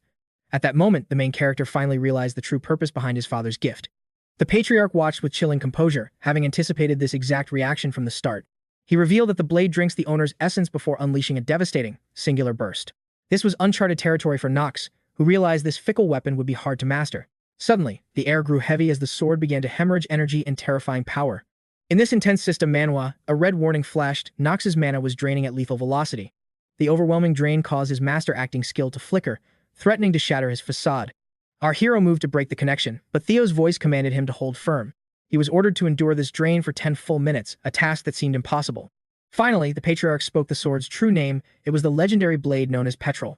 The system identified it as a medium advanced class artifact, pulsing with a pure darkness attribute. Each kill would feast on mana, converting the life force of foes into attribute points. Once fully saturated with mana, the blade would discharge, unveiling its true, world-shaking potential. Such perks mattered little to Knox now, as he was currently fighting for his life. A grim system notification appeared. The artifact's secondary mana reserves had been sucked completely dry. The system initiated a forced conversion, burning his very life force into mana, fueling terror. Knox's very existence began to wither, just to sustain his skyrocketing mana levels. Valuing his life above all, our hero prepared to cast aside the demonic relic. Suddenly, his palms felt fused to the hilt, making escape an impossible dream. In this system Manhwa world, Knox cursed the draining blade as its power overwhelmed his control. His father stood like an icy statue, observing if his son could endure the trial. Truly, the Stormbringer was a paradoxical weapon, granting godlike strength at a lethal cost. The clan's founding father carved their legacy into history using this exact cursed steel. Despite the Reinhovers being masters of darkness, most descendants were unworthy of this soul-eating blade. 90% fainted instantly upon contact. 10 minutes was considered a legendary feat for beginners. Even the current patriarch could only withstand its crushing pressure for a single hour. Yet, he ruthlessly commanded his youngest son, a boy without mana training, to seize it. The father acted on a sharp instinct, suspecting his son harbored a hidden secret. From the maid's rescue to recent anomalies, Knox's actions screamed of a deeper, calculated power. Theo concluded his son's potential was terrifying, perhaps equaling the greatness of the Sword Emperor. The family had decided to trigger one final test of the boy's true hidden stats. If the youth endured 10 minutes, he would be destined as their greatest future patriarch. Finally, having survived the agonizing trial, Knox was permitted to release the hungry blade. In that chilling silence, Theo realized his son was destined to surpass his own peak. He bitterly accepted that this hidden monster would eventually end his life, having masked his strength. Knox remained baffled by his father's cryptic words, but the old man offered no explanation. Turning to leave, the patriarch simply declared the legendary sword now belonged to his son. Gasping for air, the bewildered youth struggled to stabilize his trembling body and shattered nerves. Rage burned in Knox's heart toward his father for recklessly sacrificing his precious life force. 3 days passed before a new quest began, a subjugation mission from the Reinhover estate.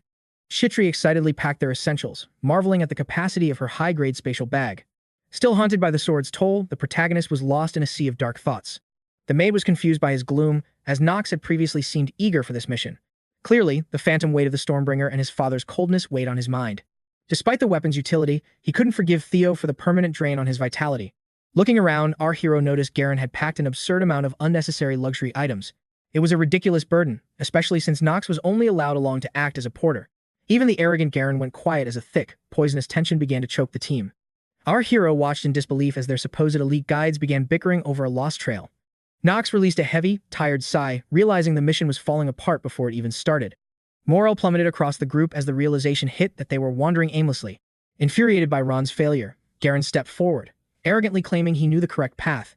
The knight captain bowed in shame, admitting this treacherous territory was entirely foreign to him. Realizing they were truly stranded, the young master's fury turned toward the incompetent hired mercenaries. The protagonist didn't hold back, calling the entire group of bumbling mercenaries absolute idiots. Startled by the sudden outburst, 𝗃𝗃𝗿 mistakenly thought the insult was directed at her. Knox clarified his disdain was for the fools in charge before confronting his arrogant older brother.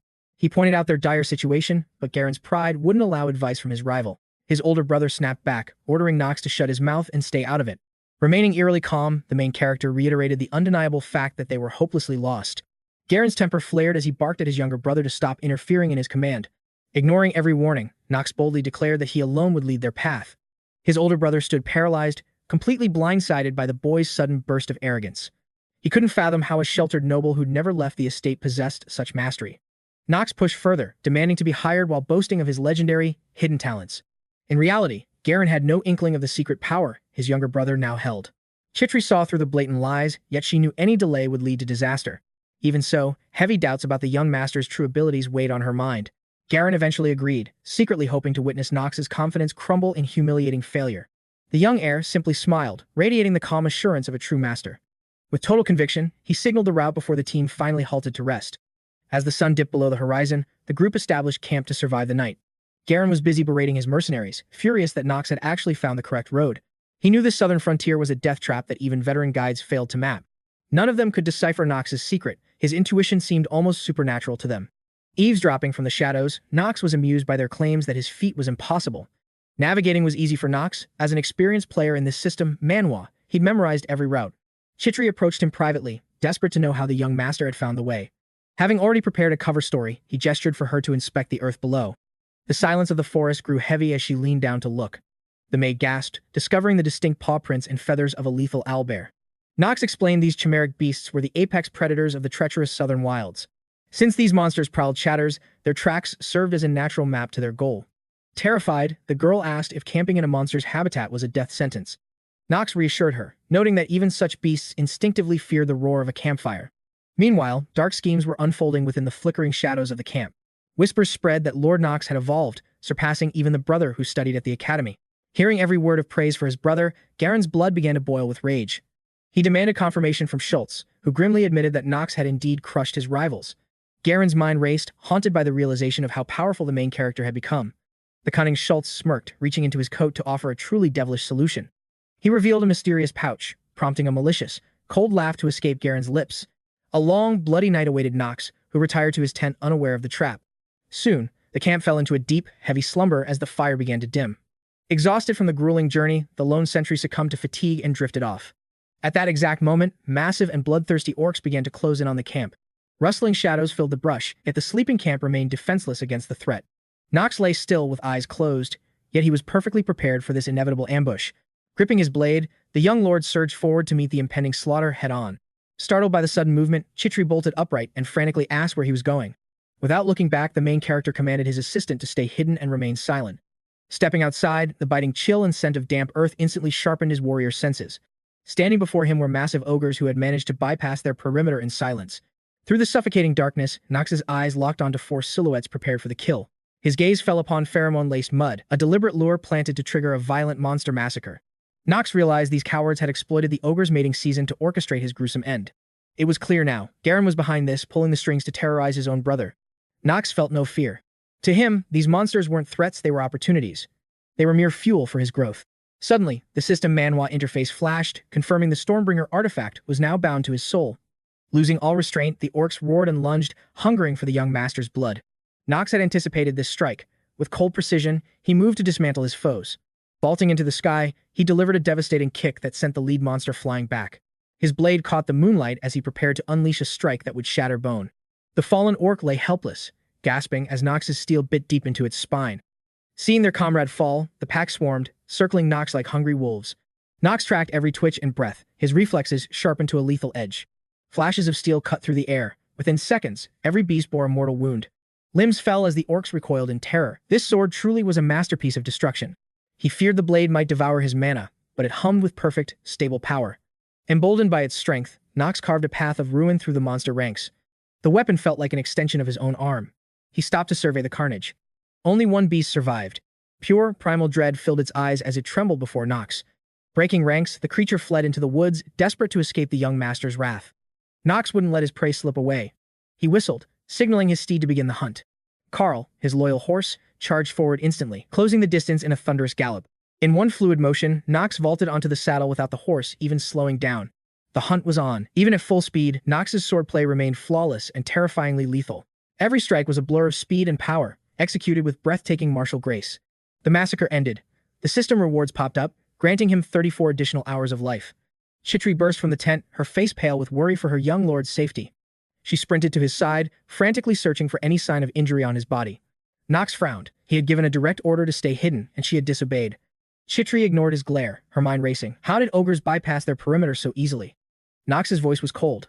This was no accident. Someone had lured them here on purpose.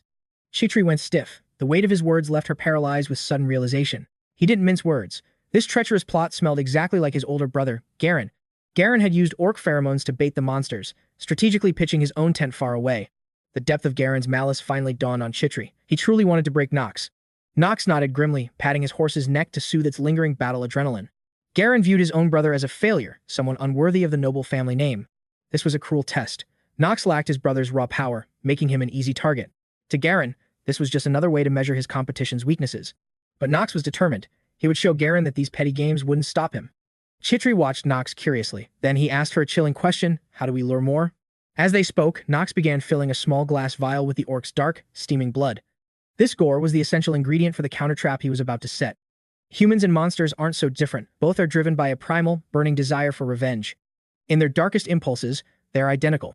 Nearby, Garen stared at his mana detection crystal, sensing a strange shift in the air. The artifact pulsed violently, indicating a massive surge of monster mana was closing in. Panic flared in Garen's chest. This brand new device couldn't be malfunctioning, could it? They were only at the forest's edge, where no beast should have been strong enough to trigger the artifact. Sudden screams from his servants shattered the silence, leaving Garen frozen in sheer terror. His butler burst into the tent, eyes wide with panic, shouting that they had to flee immediately. Stepping outside, the young lord saw massive ogres tearing through the camp as knights desperately drew their steel. Dread gripped Garen's heart as he realized an entire horde of monsters was descending upon them. He couldn't grasp why these savage beasts had converged here with such relentless fury. They had camped far from Knox's position, yet by dawn, the lord was already raging at his men. His sharp voice boomed, his expression radiating nothing but pure rage and disappointment. He suspected the luring substance was on the butler's tent, given how the orcs had targeted it. Schultz began to tremble, certain he had only applied the bait to young Master Knox's tent. Meanwhile, our protagonist slept soundly, having quietly neutralized every threat that dared to approach his camp. Waking with a smirk, he remarked on the refreshing morning air while teasing his maid, 𝗧𝗶𝗲𝗿. The maid could only sigh at her master's nonchalance before announcing that breakfast was ready. Knox offered her a seat, but the girl hesitated, bound by the strict rules of her station. Knox reminded her they were on a mission and must remain vigilant. It would be a disaster if she were caught alone when the monsters struck again. He warned that a dozen ogres could ambush her just as they had cornered his brother. Stunned by his bluntness, the maid found herself completely at a loss for words. Knox smirked, but 𝗧𝗶𝗲𝗿 shot back that her master seemed to have lost all sense of shame. The young lord simply laughed it off while eating, telling her she'd better get used to it. As Garen ordered the retreat, Knox watched the knight's every movement with a cold, calculating gaze. He knew the blood-stained tent had to go, or the monsters would never stop their hunt. Curious, the maid asked what his next move was, and if he intended to help the others. Our hero scoffed at the idea, seeing no reason to bail out his incompetent kin. 𝗧𝗏𝗏 fretted, knowing the persistent ogres wouldn't stop until they had tasted human blood. The young man nodded, aware that these beasts would follow them far beyond their usual territory. This chaos played perfectly into his hidden hands, though he kept those dark thoughts from his assistant. Deep down, he knew this system Manhwa required many sacrifices for him to truly defy death. Knox stood up abruptly, leaving 𝗧𝗏𝗏 amazed by how quickly he had finished his meal. Time was of the essence, and the sooner he began his work, the greater his ultimate reward. With the thrill of adventure calling, the protagonist declared it was time to move out. In the distance, the orcs continued to prowl the abandoned camp, searching for any remaining prey. Yet, a shadow watched the beast from the thicket, tracking its every breath with lethal precision. The monster turned, but an invisible force slammed into it, before it could even utter a cry. Meanwhile, Knox's party had already traversed the lowlands and were now scaling the jagged mountain peaks. The young lord scanned the horizon, guiding them through the treacherous terrain with expert skill. Though the distant 𝗧𝗏𝗏𝗏s weighed on his mind, he kept his composure perfectly. Garen approached, his voice dripping with venom, as he asked how Knox planned to handle their pursuers. Knox simply replied that he would deal with it. He warned that massive battles attract more monsters, so a swift escape was their only priority. Knox promised that their troubles would vanish the moment they stepped clear of these cursed woods. Skeptical and bitter, Garen hated seeing the soldiers look at his failure brother with such admiration. A knight noticed the young lord constantly tapping the earth and asked about the strange habit. Knox explained that in this world, monsters could surge from the ground at any given moment. Fear paralyzed the men as the looming threat of such lethal enemies became a reality. Knox fought to hide a smirk, completely unbothered by the chaos unfolding around them. Suddenly, a violent tremor shook the earth, making the horses buck in pure panic. 𝗧𝗏𝗏𝗏 gasped, her heart racing. She never expected an ambush to strike with such speed. The ground beneath them erupted. 𝗧𝗏𝗏𝗏 shrieked, clutching her young master as terror took hold. Knox grinned. He'd been waiting for this. These weren't orcs, but massive, lightning-fast deathworms. Gigantic monstrosities emerged, looking like a terrifying hybrid of ancient worms and serpents. In his prophetic visions, these beasts were known as the wretched, defective mutations of dragons. Their draconic blood made them nearly invincible, granting them a natural immunity to almost all magic. A dozen ogres were nothing compared to a single worm. It was a boss-level threat. Our protagonist had been anticipating this exact moment from the very beginning. Knox knew his own men would execute him if they realized he had lured them here. Treating them like simple NPCs, he ordered the squad to take cover and prepare for impact. His panicked subordinates begged Master Garen to retreat to a more secure location. The knights demanded an immediate charge, but Knox was playing a much deeper game. He cryptically promised that their problems would solve themselves once they left the woods. Just then, a guttural roar echoed from behind them, a sound far more primal than any worm. Luring the ogres was part of the plan. 𝗧𝗏𝗏𝗏 watched, trembling, as a new nightmare approached. She tried to scream as a massive horde of ogres closed in on their position. She was shaking, but our hero remained cool. He already had a winning strategy in mind. He asked her if she understood the complex emotions of a giant worm. Before the confused maid could respond, another earthquake tore through the ground, silencing them. Once the dust settled, Knox revealed the secret. These worms absolutely despise ogres. The worms feast on them, while the ogres wage a bloody war to reclaim their land. They were natural enemies, a fact Knox exploited like a master strategist in this world. The worm spotted the orcs and let out a blood-curdling howl that signaled the coming slaughter. It lunged at its ancient rivals, who were utterly helpless against its overwhelming power. The orcs tried to strike its back, but the beast's scales were like impenetrable steel armor. 𝗧𝗶𝗲𝗿's fear vanished, replaced by sheer awe at the legendary clash unfolding before her. Garen could only watch in shock, never expecting such a brilliant move from his brother. Jealousy flared. How could this incompetent upstart possess such high-level tactical knowledge? The maid whispered, asking if they were just going to wait for the monsters to die. As the duel intensified, Knox decided to join the fray, launching stones into the chaos. One of his projectiles slammed into a monster's shoulder with devastating force. Within a heartbeat, every stone hit home, but the creatures were too blinded by rage to even notice. 𝗧𝗶𝗲𝗿 grew anxious, fearing the orcs might target them instead of the beast. In truth, Knox was just securing the kill tags to boost his own legendary stats. The **** system Manhwa *** interface flickered, confirming a strength boost and 8 additional hours of life. He only needed to deal minimal damage to claim the experience from their inevitable deaths. System notifications flooded his vision as the worm finished devouring the remaining orcs. Garen breathed a sigh of relief, but quickly realized the giant worm was still hungry. Panic returned as he realized this monster was far beyond their current combat level. They had to escape immediately, or face a gruesome end at the creature's jaws. But Knox stood firm, ordering the men to rain fire arrows directly into the monster's throat. The knights trusted their young lord implicitly, instantly moving to execute his strategic commands. Moments later, the order echoed out, "Open fire on the target." Screeching in agony, the massive worm began to thrash violently in every direction. Seeing his opening, Knox gripped his blade, ready to deliver a definitive finishing strike. Activating his unique ability, time ground to a halt, allowing him to strike with godlike precision. His allies never wavered, raining a relentless barrage of arrows down upon the beast. Within this chaotic storm of steel, Knox moved like a lethal phantom, each step a masterpiece. With a final, merciless roar of steel, he tore the colossal worm into jagged pieces. The monster erupted into a fountain of gore as its massive form disintegrated. The system Manhwa notification confirmed he had earned 10 whole days, far more than expected. Our hero mused that such a reward was only fitting for a monster of this strength.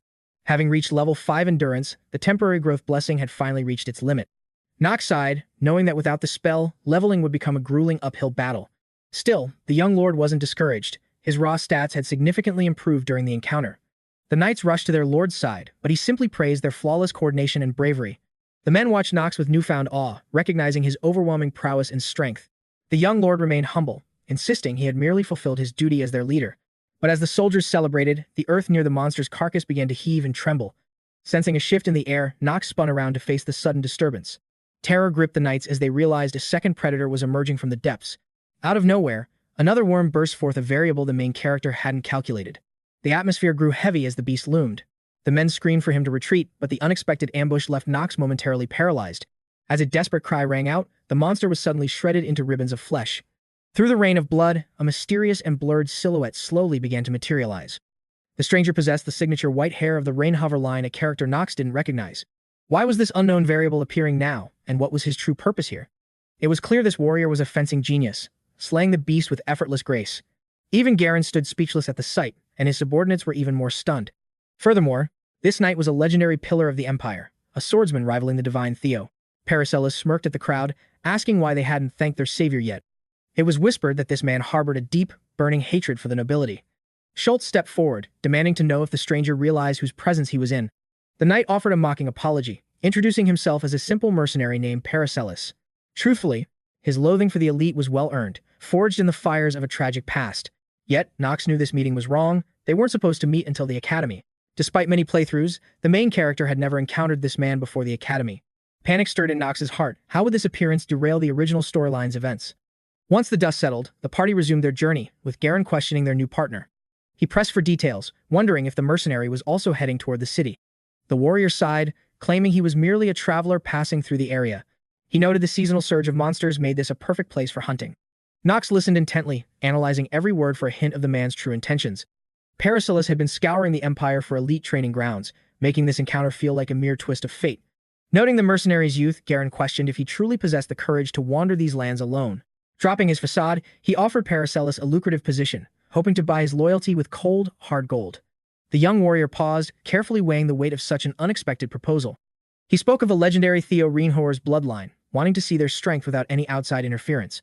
Our main character observed intently, already predicting the warrior's next move with calculated precision. Schultz bristled at the youth's insolence, but his master intervened instantly to keep the skilled mercenary within reach. Garen realized this knight possessed enough raw power to crush any foe with a single, devastating strike. This asset could restore the prestige that Knox had worked so hard to tear down. As twilight bled across the sky, they reached Chatters, a bustling outpost protected by towering stone walls. Citizens rushed through the chaotic streets. Amidst the roar of merchants, the main character informed his brother that their long journey had finally ended. This world felt harsher than any system Manhwa or game world he had ever encountered.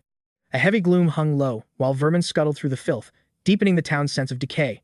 Garen recoiled in disgust, his refined noble upbringing making this squalor nearly unbearable to witness. Suddenly, a small girl approached the group, her voice trembling as she begged for a simple meal. Garen offered only a frozen glare, treating the child like common filth unworthy of his noble attention. He simply ignored her and rode on. Our main character followed, his eyes reflecting a cold, stony indifference. Tears welled in her eyes as the last spark of hope vanished into the darkening streets. Only 𝗧𝗲𝗃 stopped, glancing back at the suffering girl with a heavy heart. It was a tragic sight. No child deserved to endure such a wretched existence. A man stepped from the shadows to greet them, introducing himself as 𝗧𝗃𝗁, the village's weary guardian. The guard immediately identified Garen, the Elden Academy elite, and his younger sibling, Knox Reinhover. 𝗧𝗃𝗁 hadn't joined this noble entourage by accident. He had a hidden agenda. Hearing the Reinhover sons were leading this purge filled him with intense, unspoken expectations. He hoped to witness Knox's legendary swordplay, a style whispered to be pure and flawless. Yet, he feared they were merely entitled brats, hiding behind a famous family name. Disappointment clouded his mind. He had truly hoped for more from young Knox. The visible decay of the ruins and the hollow eyes of the villagers signaled a dying town. These people were forced to scavenge just to survive the relentless onslaught of monstrous hordes. Resigned to their fate, even maggoty scraps were treated as a divine blessing for survival. 𝗧𝗃𝗁 noted the hour was late. He promised a full briefing by dawn, suggesting they find refuge within the local tavern tonight. Inside, the knights settled in, unpacking their gear while swapping tales of the long road. All the while, Garen's eyes never left their enigmatic guest, sensing a deep, hidden mystery. 𝗧𝗃𝗁 finally broached the subject of the lucrative contract the noble had proposed earlier. Surprised by the quick response, Garen's smile faded when the warrior bluntly rejected the prestigious offer. The refusal stung. Garen was certain that any mercenary would jump at such a chance. As our hero walked by, he found his brother demanding a reason for this unexpected defiance. 𝗧𝗃𝗁 simply claimed he followed his own path, wishing them luck on their upcoming hunt. He claimed they were gifted enough to succeed alone, though Garen's pride was clearly wounded. To Garen, only a fool would turn his back on a Reinhover's golden opportunity. Knox sensed their paths would cross again as the team finally retired to their chambers. Our hero dismissed the servant, urging her to rest before the grueling journey continued tomorrow. Finally alone, he exhaled deeply, finding a moment of peace within the silent, dimly lit room. Knox stepped toward the balcony, letting the biting midnight breeze clear his heavy thoughts. Below, a group of orphaned children huddled around a dying flame, desperately seeking warmth in the shadows. Their hollow eyes and frail frames spoke volumes of the starvation they had endured for far too long. Suddenly, a voice from the tavern broke the silence, drawing their desperate gazes upward. Our protagonist leaned out, his voice calm as he asked if they were hungry. Without hesitation, he tossed down a sack overflowing with fresh bread, stunned by this unexpected act of mercy. One young girl stared at the warm loaf, unable to believe such kindness actually existed. Knox knew he couldn't save everyone, yet a lingering spark of Yu-chan's old nobility guided his hand. Tears of pure relief fell as the children wept, overwhelmed by the hero's silent generosity. Deep down, he vowed that these children would never have to beg for a meal again. To ensure their future, he would shoulder the burdens of Chatters, no matter the personal cost. Watching from the doorway, 𝗧𝗃𝗁 realized her master's cold exterior was merely a facade to hide his heart. A soft, knowing smile spread across her face at the sight. By dawn, 𝗧𝗃𝗁 delivered grim news. Winter was coming, and with it, an onslaught of southern monsters. Desperate pleas for imperial reinforcements were sent, but help was nowhere to be found. Garen frowned, questioning if these flimsy wooden barriers were truly their only line of defense. Even a novice could see the rotten timber was a disaster waiting to happen. Knox sighed, knowing an invasion would level this village in minutes, though it lacked narrative importance. Helping them offered zero immediate rewards, yet his instincts forced him to intervene once more. It seemed his unorthodox choices were beginning to align with his path. Soon, the value of this desolate land would skyrocket beyond anyone's wildest imagination. The knight warned that this year's monsters were far more bloodthirsty and numerous than ever before recorded. However, Knox smirked, realizing that stronger enemies only meant more efficient growth in this system Manhwa. Whispers among the villagers spoke of terrifying griffins nesting in the nearby peaks. Garen's expression darkened, knowing those winged beasts would make their mission nearly impossible. When asked for their location, the knight pointed toward the endless, desolate stretches of the wasteland. Knox understood that securing Chatters' future depended entirely on their ability to neutralize the griffin threat. These creatures were notoriously stubborn, designed to be far more difficult to repel than slay. Resolved to end them, the team finally arrived at the edge of the vast, silent barrens. Tagan explained this neutral zone bordered 𝗧𝗏, a lifeless territory known only for its jagged terrain. Knox felt a strange pull from the earth, sensing an anomaly hidden beneath the surface. Curiously, these griffins had never dared to venture this close to human settlements before. They usually stayed near the border, prompting Knox to wonder what catalyst had driven them into 𝗧𝗏s. The mastermind behind this regional sabotage was finally starting to show their hand. A new notification appeared in his mind. The real side quest was finally underway. While Knox planned to tear down the useless walls, the butler 𝗧𝗏 fumed over his ledgers. The butler's blood boiled as he realized the main character was behind his recent failures. 𝗧𝗏 had dismissed him as a failure, yet he'd been completely outmaneuvered, losing Garen's vital trust. Years of meticulous scheming and brown-nosing had been undone in a single, humiliating stroke. He wouldn't let this insult go unpunished. Just then, 𝗧𝗏 stepped into the common room, unknowingly walking straight into the snake's den. A wicked plan formed in his mind as he realized the maid was his perfect leverage. He recalled her status as a lowly commoner, making her an easy target for his malice. He suddenly blocked her exit, his shadow looming over her as he lunged forward, triggering a scream. With a cruel grip, 𝗧𝗏 seized the girl, dragging her back into the darkness. "What do you want?" the maid hissed through clenched teeth, her voice trembling with restrained fury. 𝗧𝗏's lackey smirked, suggesting a private rendezvous while 𝗧𝗏 struggled desperately against the butler's iron grip. With a sudden burst of strength, she broke free, leaving the arrogant 𝗧𝗏 gasping for air. Coldly, the maid declared that there was absolutely nothing to discuss, especially not behind closed doors. 𝗧𝗏 scowled, unable to comprehend her defiance. Even a noble knight like him deserved his rewards. Seizing her shoulder once more, he whispered that this arrangement would benefit her just as much. She fought to escape again, but stopped, paralyzed by how this might ruin Lord Knox's reputation. Refusing this butler could shatter the fragile trust between Knox and the young Lord Garen. 𝗧𝗏 trembled, fearing her resistance would draw the family's deadly gaze toward her kind master. She surrendered to her fate as 𝗧𝗏 sneered, promising her master would pay for 10 years of failure.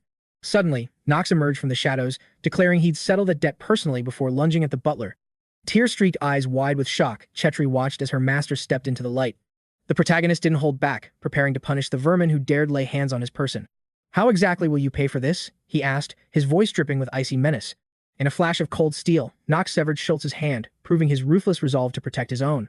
Meanwhile, the maimed butler howled, threatening that Garen would never let such an insult go unpunished. Staring directly into the man's soul, Knox laughed.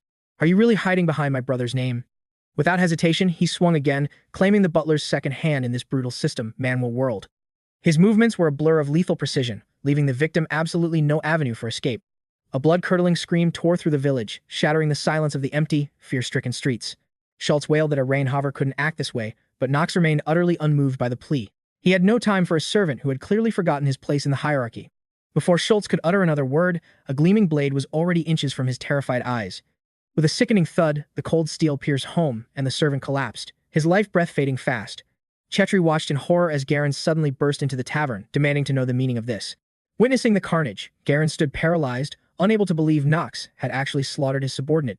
Knox didn't even attempt an excuse, which only fueled Garen's explosive, noble rage. He couldn't fathom how a worthless failure like Knox dared to execute a knight of his rank. Knox remained calm, asking his brother if he truly wanted to hear the reality of the situation. Silent and seething, Garen lunged forward, grabbing Knox and pulling him into a tense confrontation. He demanded the truth, swearing that Knox wouldn't survive the night without a compelling reason. Knox looked him dead in the eye and stated that 𝗧𝗏 had dared to harass his maid. Hearing her master's fierce defense, 𝗧𝗏's heart swelled with a new, profound sense of admiration. Garen scoffed, dismissing the entire ordeal as nonsense since the girl was nothing but a lowly commoner. In that instant, Knox's aura shifted violently, the sheer pressure forcing Garen to fall abruptly silent. Losing his cool, the main character asked if Garen was prepared to back those words with his life. Terrified by the monstrous power radiating from his younger brother, Garen instinctively released his grip. He couldn't believe this trash possessed such talent, yet he masked it with a calm facade. Knox chuckled, questioning why a black sheep would ever bother seeking help from someone like him. He nonchalantly straightened his collar, acting as if the concept of reporting was entirely foreign to him. He suggested they let their father settle the matter once they returned to the family estate. Garen knew he was being mocked, yet he reluctantly agreed to let the patriarch decide their fates. A cold smile played on Knox's lips as he praised his brother for finally being sensible. Turning back toward a trembling 𝗧𝗏, a silent observer in the shadows, witnessing every moment of the intense family clash. As they departed, Garen stared in shock, wondering how his weak brother had gained such immense power. The young lord felt a chilling familiarity. That blade in Knox's hand was a relic he'd seen before. Underestimating this quest was no longer an option. The stakes of this mission had reached a lethal level. While waiting for 𝗧𝗏, Knox observed the soldiers, noting the dangerous unrest growing within their unruly ranks. Divided by conflicting loyalties, the men stood at a crossroads. forced to choose a side before the storm. Would they follow the elder Garen or the rising Knox? Amidst the tension, Knox noticed his maid trembling. Knox asked softly if she was okay, but Chhitri's heart raced with fear for her master's safety. Through tears, she begged for answers, terrified that his reckless actions would invite a swarm of powerful enemies. She knew the consequences. He was in the crosshairs again, yet Knox was surprised by the depth of her unwavering devotion. It was clear she still hadn't realized the true nature of the man she served. "I'm just the Reinhardt family's black sheep," he mused. To him, such a fate was a welcome challenge. Then came his command. His maid was never to bow her head to anyone but him. Brushing away her tears, Chhitri swore to engrave his prideful words into her very soul. Elsewhere, Garen tried to drown his irritation in wine, his mind reeling from the confrontation with Knox. He seethed with rage that an insolent whelp had the audacity to stand against him. That sword. It looked exactly like their father's. Garen realized Knox was a threat, especially now with Schultz gone. He no longer knew who could possibly keep his dangerous brother under control. A knight arrived with news. The chaos on the lower floors had finally been quelled. Even the knight sensed the shift. This Knox was nothing like the pathetic noble from the rumors. Garen suspected that even the knight captain's reports had failed to capture Knox's true, terrifying potential. The captain had spent years pacifying this region with an iron fist.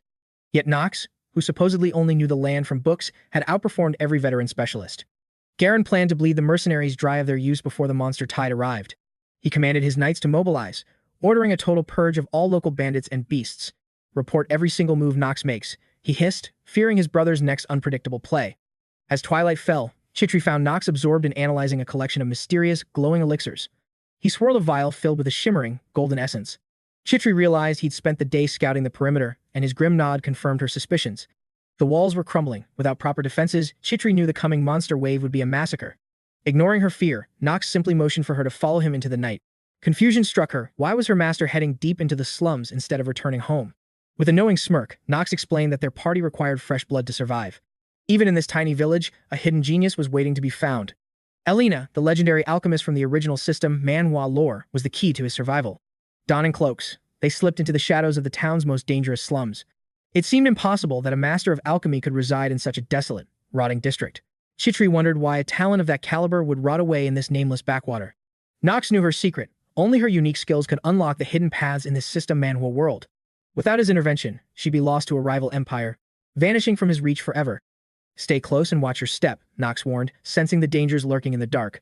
Chhitri shuddered, unable to fathom that a person of importance could exist in such filth. Suddenly, a flickering light appeared ahead, as if something ancient was waiting for them in the dark. Chhitri pointed to the glow, and Knox knew they had finally found the legendary Elena. The legendary potion maker was nothing but a drunkard rotting in this dark hole. Despair clouded her mind as she wondered how her life had spiraled so low. Alcohol blurred her reality, drowning her sense of purpose in a haze of confusion. Suddenly, Elena's dull eyes widened as uninvited shadows stepped into her sanctuary. Knox smirked, having finally cornered his legendary prize, while the girl trembled in terror. She was certain her hiding spot was foolproof. How did these strangers hunt her down? Chhitri stared in disbelief. This supposed genius was just a pathetic, smelling mess. Realizing these were high-ranking nobles, Elena's drunken stupor shifted into frantic, desperate apologies. Knox brushed aside the formalities. He was only interested in one thing, her talent. In this moment, Knox recognized her as a SSR-tier hidden gem with unparalleled growth potential. Flaws aside, Knox knew that once awakened, her true power would shake the world. His system Manhwa interface pinged, revealing her legendary stats, Genius and Master Alchemist. Despite her low-tier spirit summoning, Knox knew this drunkard was his ticket to greatness. Her god-tier brewing skills made every one of her flaws utterly irrelevant. Accepting her flaws was a small price to pay for such a rare talent. Though his maid questioned the hire, Knox knew he had no other path forward. With a heavy sigh, Chhitri prepared herself for the chaotic journey ahead with Elena. Guarded and suspicious, the potion maker finally asked why they had sought her out. Wasting no more time, Knox cut to the chase and demanded she join him. He offered her a world of limitless resources if she pledged her absolute loyalty. Stunned by the bold proposal, she froze as Knox's piercing gaze demanded an answer. Tension filled the air as she weighed the heavy burden of his unexpected offer. "I can't," she whispered. "There are chains of the past still binding me here." Knox's lips curled into a smile. "Is this about your friend, May?" he asked. Her heart stopped. How did he know about the impending execution of her friend? This was his ultimate trump card, a promise to rescue May from the executioner's blade. One final time, Knox extended the offer that would change her destiny forever. His hand remained outstretched, an invitation to escape her despair and reclaim her life. Desperation battled hope in her mind as the image of May's execution haunted her. The bond of friendship was too strong to ignore. She had to take the gamble. The town was drowning in greed, and May's protest against unfair taxes sparked the fire. May had dared to speak truth to power, begging for the starving people's survival. But the corrupt officials only saw defiance, caring nothing for the suffering of the weak. Guilt gnawed at Alina's soul. She wished it was her in that cold prison cell. She felt powerless, a broken woman unable to shield her only light from the darkness. Doubt clouded her hope. Could a young noble truly challenge the weight of the law?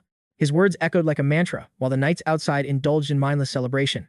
Boisterous laughter echoed through the tavern, drowning out the world's many sorrows. Their captain scoffed at Garen, labeling him a simple-minded puppet in their grand game. These weren't noble warriors, but clever mercenaries wearing the mask of a holy order. They roared with laughter, mocking how easily the world fell for their grand deception. Their chariot was built on a stolen relic scavenged from the ruins of legends. A simple badge had become their golden ticket to wealth and unearned respect. With that trinket, they deceived the powerful, securing a life of luxury and lies. One mercenary chuckled, noting how the captain's fitting name made their web of lies even more convincing. The bandit leader's mind raced with greed, calculating the massive ransom they'd extort for a fool like Garen. Cruel laughter erupted as the gang relished their wicked scheme. Yet, one mercenary trembled, plagued by a gut feeling that disaster was looming. He warned them of the Reinhovers' legendary power, masters of darkness and battle-hardened warriors who knew no mercy. Most sane people avoided crossing them at all costs. Seeing his comrades' dismissive glares, the nervous man quickly held his tongue. The others mocked him instantly, calling him a spineless coward for even doubting their success. "This is why you're a bottom-tier idiot." One spat. The fearful bandit shrank back, regretting his sudden outburst. Sensing the rising friction, the leader raised a hand, commanding his rowdy men to settle down. He leaned in close to the doubter, asking if he'd forgotten exactly where they stood. They were in Chatters, a lawless territory where even the Reinhover's influence faded into nothing. Here they could snatch Garen, squeeze out a fortune, and vanish into the eastern lands forever. The leader scoffed. Even the mighty Reinhovers were toothless in an enemy nation hemmed in by endless sands. The imposter captain knew they'd need to vanish, but the promise of a lavish future made it worth it. Still, the nervous bandit whispered a concern. What about Knox? That boy was far from a fool. The leader nodded. Knox was a lethal wild card with a stubborn streak. He ordered his men to leave the boy alone until their primary mission was complete. His partner chuckled, dismissing the threat. To him, the main character was just a child to be ignored. The captain joined the laughter, drowning his fleeting worries in another heavy swig of ale. Suddenly, every candle in the hall flickered and died, plunging the room into an oppressive, pitch-black void.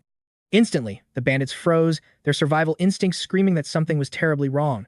Panic flared as they shouted into the dark, eyes straining to find whoever had dared to kill the lights. The captain barked for order, only to feel a warm, sudden spray coat his face. The metallic scent of fresh blood hit him, and dread finally sank in. Squinting through the gloom, he saw the headless corpse of his comrade still standing before him. Blood-curdling screams erupted from across the room. The captain bolted upright, his chair clattering to the floor. He roared into the shadows, desperately trying to assess the invisible slaughter unfolding around him. Staggering forward, the leader tripped over yet another lifeless body of his fallen crew. The gravity of the situation finally hit. Rage twisted his features as he realized an enemy was among them. His eyes darted frantically, searching for the hidden assailant while his mind reeled at the overwhelming threat. Suddenly, Knox's chilling voice whispered from the shadows, mocking the captain's lack of etiquette. Fury burned in Knox's eyes, disgusted by these low-life parasites. To him, these so-called leaders were nothing more than worthless trash. The bandit leader lunged back in defense, instantly recognizing the young noble's deadly tone. Knox remarked coldly that these leeches had certainly chosen a prime spot for their final payday. He sneered at their arrogance, thinking they could actually survive, crossing the Reinhover bloodline. Stammering, the captain tried to spin a lie, claiming this was all a tragic misunderstanding. Knox ignored the groveling. He knew their crimes, from treasonous embezzlement to their dirty deals with Tyan. Their scheme to manipulate his brother was the final nail. The bandit felt the cold touch of doom. Desperate, the gang leader barked out, demanding to know what Knox truly wanted. He proposed a deal. They'd remove Garen's shadow, securing Knox's peak position like a protagonist in a system Manhwa. The bandit urged him to just look away, promising that patience would bring him ultimate power. It was a classic trap, a hollow distraction while his men crept through the dark to strike. He kept rambling about avoiding risks, unaware that Knox had already seen through his pathetic play. Our hero suppressed his murderous intent, knowing rumors would spread better if he remained a mystery. Sensing a threat from behind, he moved like a phantom, instantly neutralizing every single foe. Knox smirked, mocking their obvious trap, which provoked the bandit leader to scream for his capture. The thugs lunged forward, yet the young noble stood motionless, radiating an aura of absolute calm. Seeing through their clumsy strikes, he danced between the blades with effortless grace. Within a heartbeat, the lives of those who dared touch him were extinguished forever. The commander froze as his elite squad vanished, unable to fathom how this scum possessed such strength. Sensing true terror, the bandit realized he had to kill Knox now or lose everything. He ignited a secret technique, his entire frame wreathed in flickering blue ethereal flames. The leader snarled that his pride demanded Knox's head, marking the end of their brief encounter. His henchmen echoed the threat, swearing that this time Knox wouldn't walk away alive. Suddenly, the commander lunged with terrifying speed, his blade aiming straight for the heart. Each strike carried the weight of a veteran warrior's lethal intent and years of combat. Knox didn't flinch, merely noting how underwhelming these supposedly legendary warriors truly were in reality. Refusing to waste more time, he summoned his shadow to amplify his already crushing power. With his dark energy and the Stormbird's aid, he shattered the captain's desperate assault easily. The bandit stood paralyzed, his mind reeling from the realization that his best move failed.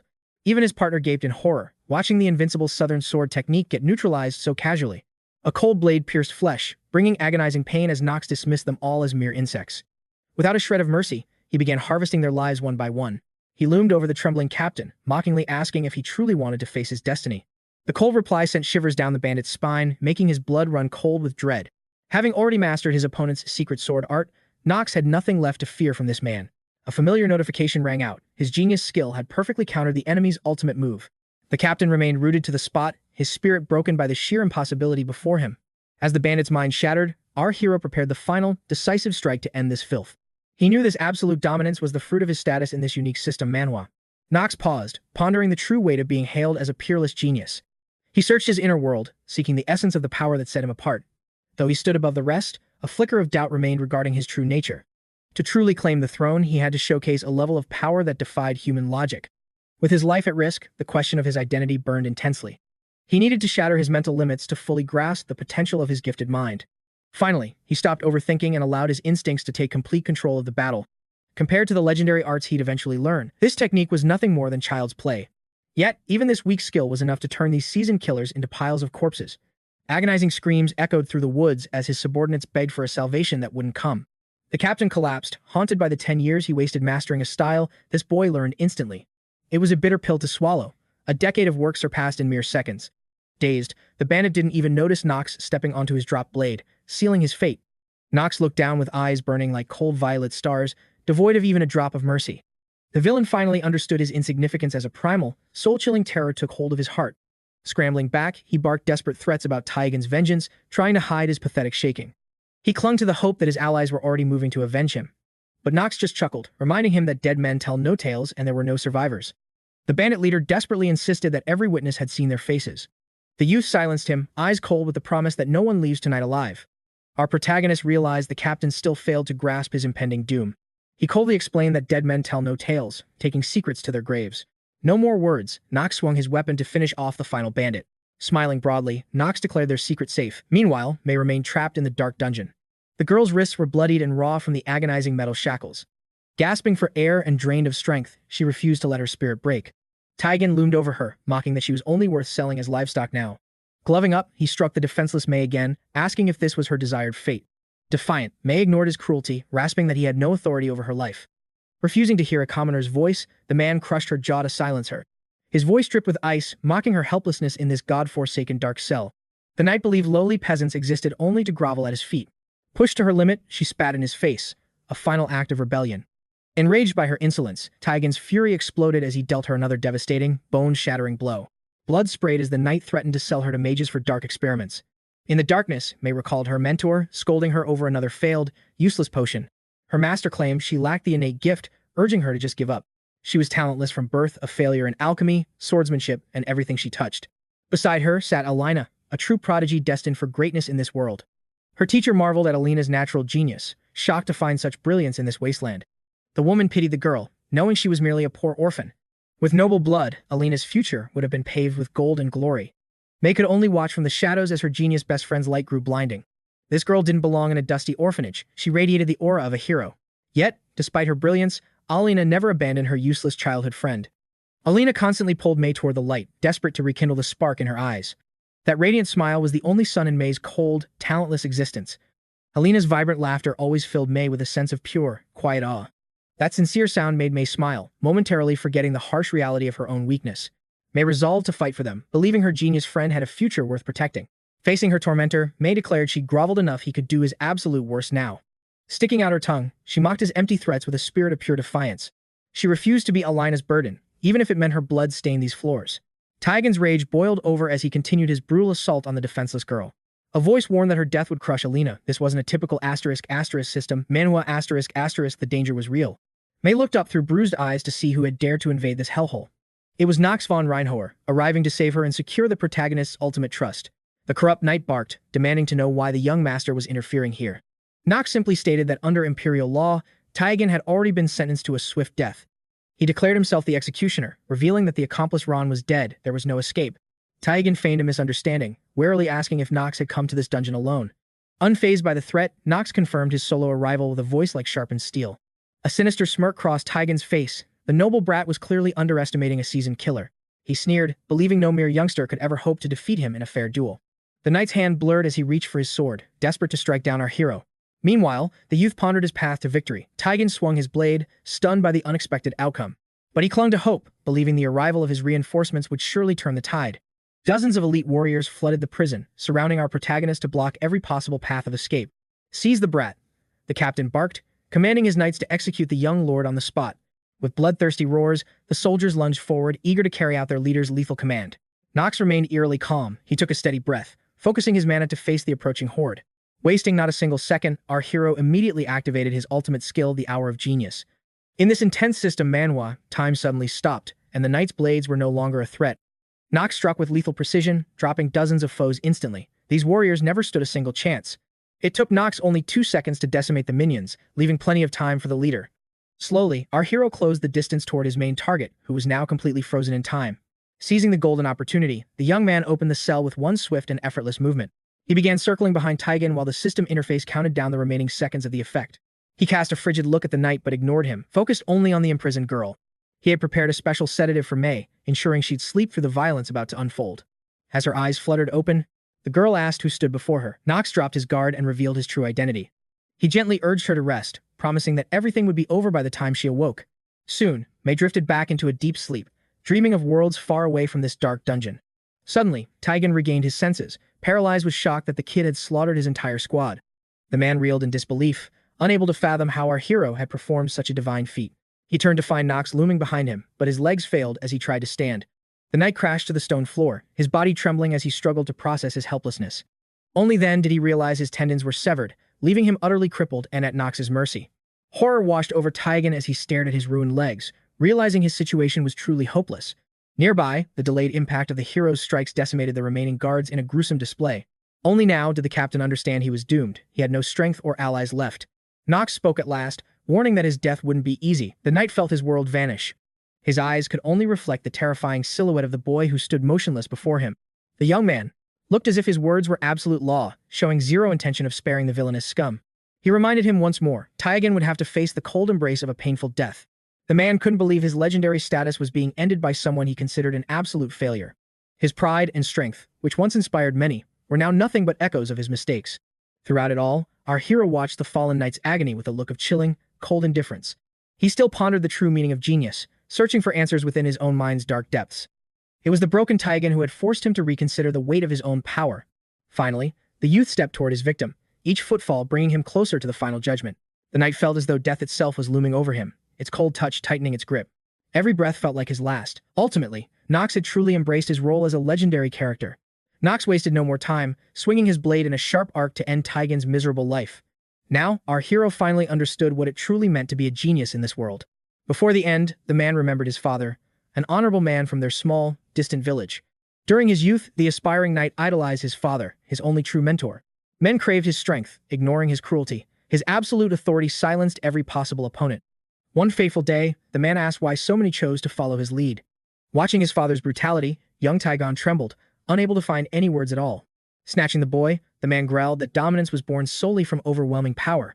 His father's creed was simple: might is the only truth in this world. Strength granted total freedom, a philosophy that became the very foundation of his life. With a flicker of doubt, Taigen whispered, asking if his father was truly invincible. The formidable man hesitated, weighing his response with an uncharacteristic, heavy silence. Releasing his captive, he confessed that his supposed supremacy was nothing but a lie. He warned of younger monsters, geniuses far stronger than himself who walked the continent. Taigen remembered this well, meeting a foe who embodied a terrifying system, Manhwa genius. He had survived only by carefully avoiding those masters of absolute destruction and war. Suddenly, the vision shattered. Taigen faced the cold, gleaming steel of Knox's deadly blade. The knight realized Knox Reinhover was exactly the kind of monster his father feared. He witnessed logic-defying talent firsthand. With a final sigh, he accepted his inevitable death. Fear vanished, replaced by an eerie tranquility as he awaited the final, killing blow. Taigen knew his journey ended here, simply for crossing paths with the legendary main character. As life faded, he felt a strange relief. The struggle was finally over for him. Cold and indifferent, the main character felt nothing, having won far too many battles. Meanwhile, Alina paced within her hideout, her heart racing while she waited for Knox. A familiar voice broke the silence. 𝗧𝗏𝗃 had arrived, bringing 𝗦𝘆𝘀𝘁𝗁 along with her. 𝗧𝗶𝗲𝗿 gasped, unable to believe her companion had actually escaped that wretched, dark prison. She sprinted toward them, crashing through bottles, but her joy eclipsed the surrounding chaos. Tears flowed as 𝗠𝗁 confessed her terror of being abandoned by her most precious friend. Comforting her, 𝗦𝘆𝘀 realized her own path had been paved with incredibly selfish intentions. She had tried to discard her past, nearly losing the one person who truly mattered. 𝗧𝗏𝗃 smiled at the reunion, seeing the unbreakable bond the two friends truly shared. Suddenly, the alchemist asked for young Master Knox, desperate to offer him her gratitude. The maid sighed, noting the situation had grown far more intricate than anyone expected. Confused, 𝗠𝗁 listened as 𝗧𝗏𝗃 explained the brothers' looming, unavoidable and tense confrontation. Deep down, the maid knew her master was still pursuing his original, secret plan. Elsewhere, Garen sat in a tavern, oblivious to the slaughter of his mercenary troop. He fumed, his patience wearing thin as he waited for Ron's overdue and missing report. Silence fell. He couldn't fathom a commoner disrespecting a Reinhover. Suspicion began to cloud his arrogant mind. Without warning, a series of heavy, demanding knocks echoed through the small, dim room. Before Garen could snap, Knox stepped inside, ready to settle their bloody family business. Looking his brother in the eye, Knox coldly asked if he was currently busy. His voice was steady, carrying the weight of a conversation that could not be delayed. Garen scoffed, unwilling to grant his useless younger brother even a single moment's attention. Then he saw it, the crimson stains on Knox's clothes, proof of a recent, violent massacre. A suffocating pressure filled the room. Knox repeated that they had critical matters to discuss. Paralyzed by an instinctual dread, the older brother found himself completely unable to speak. Far away at the mansion, the family remained blind to their son's imminent collision. Theo von Reinhover gripped the dispatch, his eyes narrowing at the news from 𝗧𝗏𝗃. His butler presented a shocking update. Young Knox hadn't just purged the town's corruption, he'd personally executed the judgment. Remarkably, the boy had the sheer gall to demand a formal reward for his sudden triumph. Rudolf Elnar offered the parchment in silence, finding the contents too startling to even speak aloud. Theo knew the whispers. 𝗧𝗏𝗃's was a cesspool of rot and greed. Yet, no one cared before. Fixing such a mess was both unprofitable and nearly impossible. Thus, the region remained a festering wound for the imperial throne. 𝗧𝗏𝗃 stood as the empire's shield, with fortifications guarding the treacherous eastern border. Should this gate crumble, tides of monsters would swarm the heart of the capital. The crown poured gold, soldiers, and even sellswords into maintaining this vital defensive line. Resources were bled into these desolate lands, useless for wealth, but vital for survival. 𝗧𝗏𝗃's was exactly that, a strategic, yet completely hollow and barren wasteland. Theo noted that traders like Taigen were lethal, far beyond Garen's current ability to handle. Rudolf agreed immediately, fearing that an ambush from Ron's gang would turn the situation catastrophic. Still, if the boys failed this trial, they were unworthy of the Reinhover name. Besides, the legendary Knights of the Black Sword were already en route to intervene. Dismissing those worries, the Patriarch focused back on Knox's peculiar and daring request. He mused over why Knox hadn't simply cleared the corruption out of pure duty. It shocked Theo that the boy specifically desired those forsaken, neglected lands as his prize. Furthermore, our hero pledged to forfeit his very birthright if he failed this impossible task. The Patriarch was genuinely stunned by his son's extreme and reckless gamble. Rudolf stood stiff with anxiety, silently praying his master would reject such a dangerous deal. The room fell silent as the family head weighed the weight of his son's ambition. Finally, he gave a cold nod, deciding to accept Knox's audacious terms. If Knox truly possessed the power to crush his enemies, then those lands were his. This was the perfect chance to witness how his son would navigate this system Manhwa world. The butler bowed, preparing to finalize the legal transfer of rights with the imperial palace. Alone in the dim light, the Patriarch questioned what had awakened within his son. He studied the ink of the report, searching for hidden truths written between the lines. He could no longer predict Knox's true destination.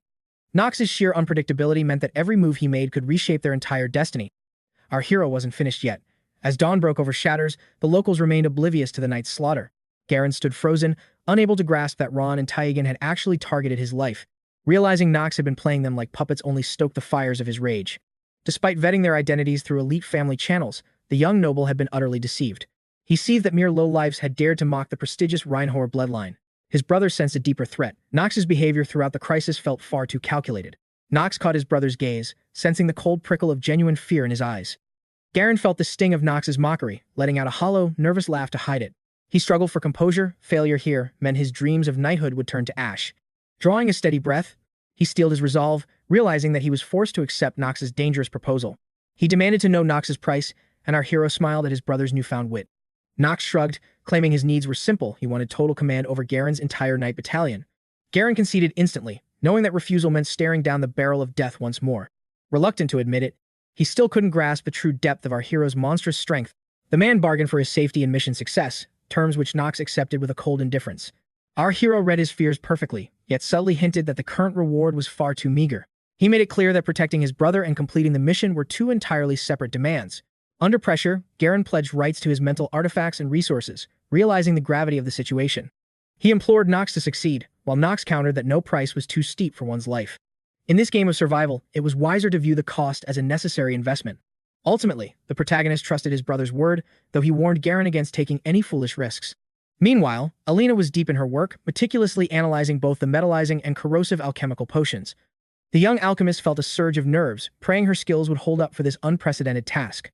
All the while, 𝗧𝗲𝗏 remained consumed by worry for their upcoming trial.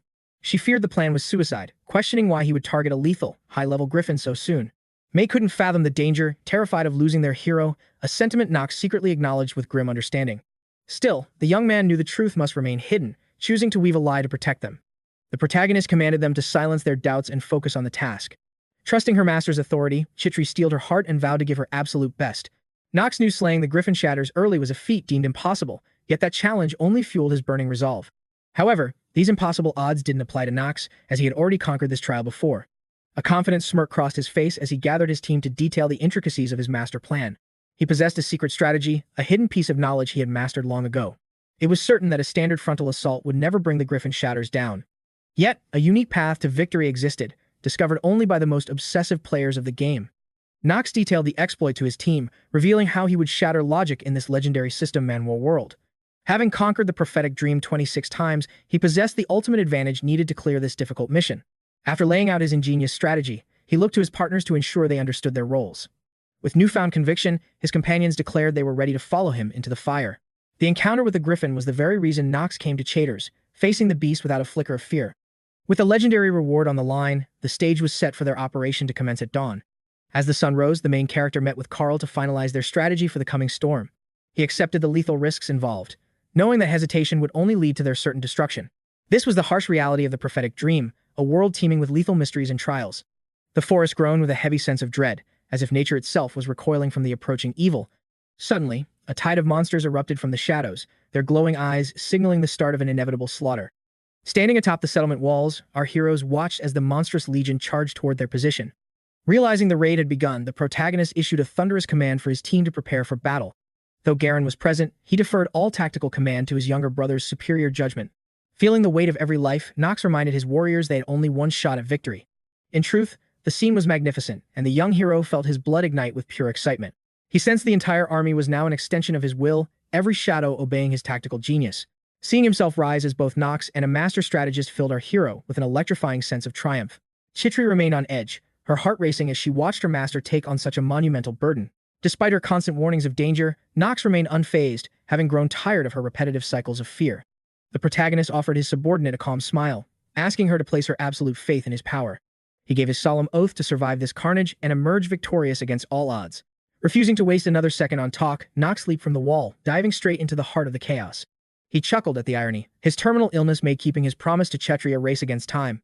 Disregarding his limits, he whirled his blade and lunged, his movements fluid and deadly as he scaled the wall. Knox had a secret weapon, specialized potions brewed specifically to take down this beast. He launched a vial with lethal accuracy, shattering it against the stone golem's immovable head. The creature roared as the corrosive purple brew began melting through its enchanted rocky armor. With tactical brilliance, Knox shattered his first foe. The system Manhwa interface triggered, flashing a notification. Southern sword technique leveled up. Without a pause, our hero plunged back into the fray, his blade a silver blur of destruction. He realized his respect for his mate had saved his life, just as a fresh tide of monsters emerged. Their eyes burned like hellfire, their heavy footsteps sounding like a storm destined to bury everything. Knox felt that his simple mate had become his emotional anchor, giving him the resolve to face the abyss. Thanks to 𝗧𝗏𝗏𝗏's support, our protagonist could finally embrace the thrill of this deadly game. Every sense was heightened. This world felt more real and meaningful than his past life ever could. Suddenly, a colossal shadow fell over him. The legendary griffin of 𝗧𝗏𝗏𝗏s had finally descended. With wings that blotted out the sky and eyes full of ancient power, its divine lineage was unmistakable. Knox's blood boiled with excitement. His true target was here, and the dance of death was starting. The monster didn't waste a heartbeat, locking onto its prey with primal ferocity. It lunged with razor-sharp talons, but the young master stood unfazed, inviting the beast's opening strike. The spectators watched in sheer horror, stunned that the young lord felt no fear toward such a nightmare. The battlefield was now clear of lesser pests. Knox could finally focus entirely on the griffin. Alina watched, breathless, wondering if Knox's god-tier combat skills were just a beautiful hallucination. She had never witnessed a knight fight with such supernatural grace. May wondered if he was even human. How could he possess such godlike speed? She questioned if every Reinhover was a born war machine. 𝗧𝗏 spoke of their legacy, a clan of master swordsmen who bled for the right to hold their ancestral blade. Inside the Reinhover mansion, only the strongest heirs survived the brutal traditions of their bloodline. The maid hesitated, a deeper secret lingering on the tip of her tongue. Finally, she declared it. Knox was undoubtedly the most gifted swordsman their family had ever seen. Garen stood in the shadows, struggling to hide his shock as his younger brother's true power was revealed.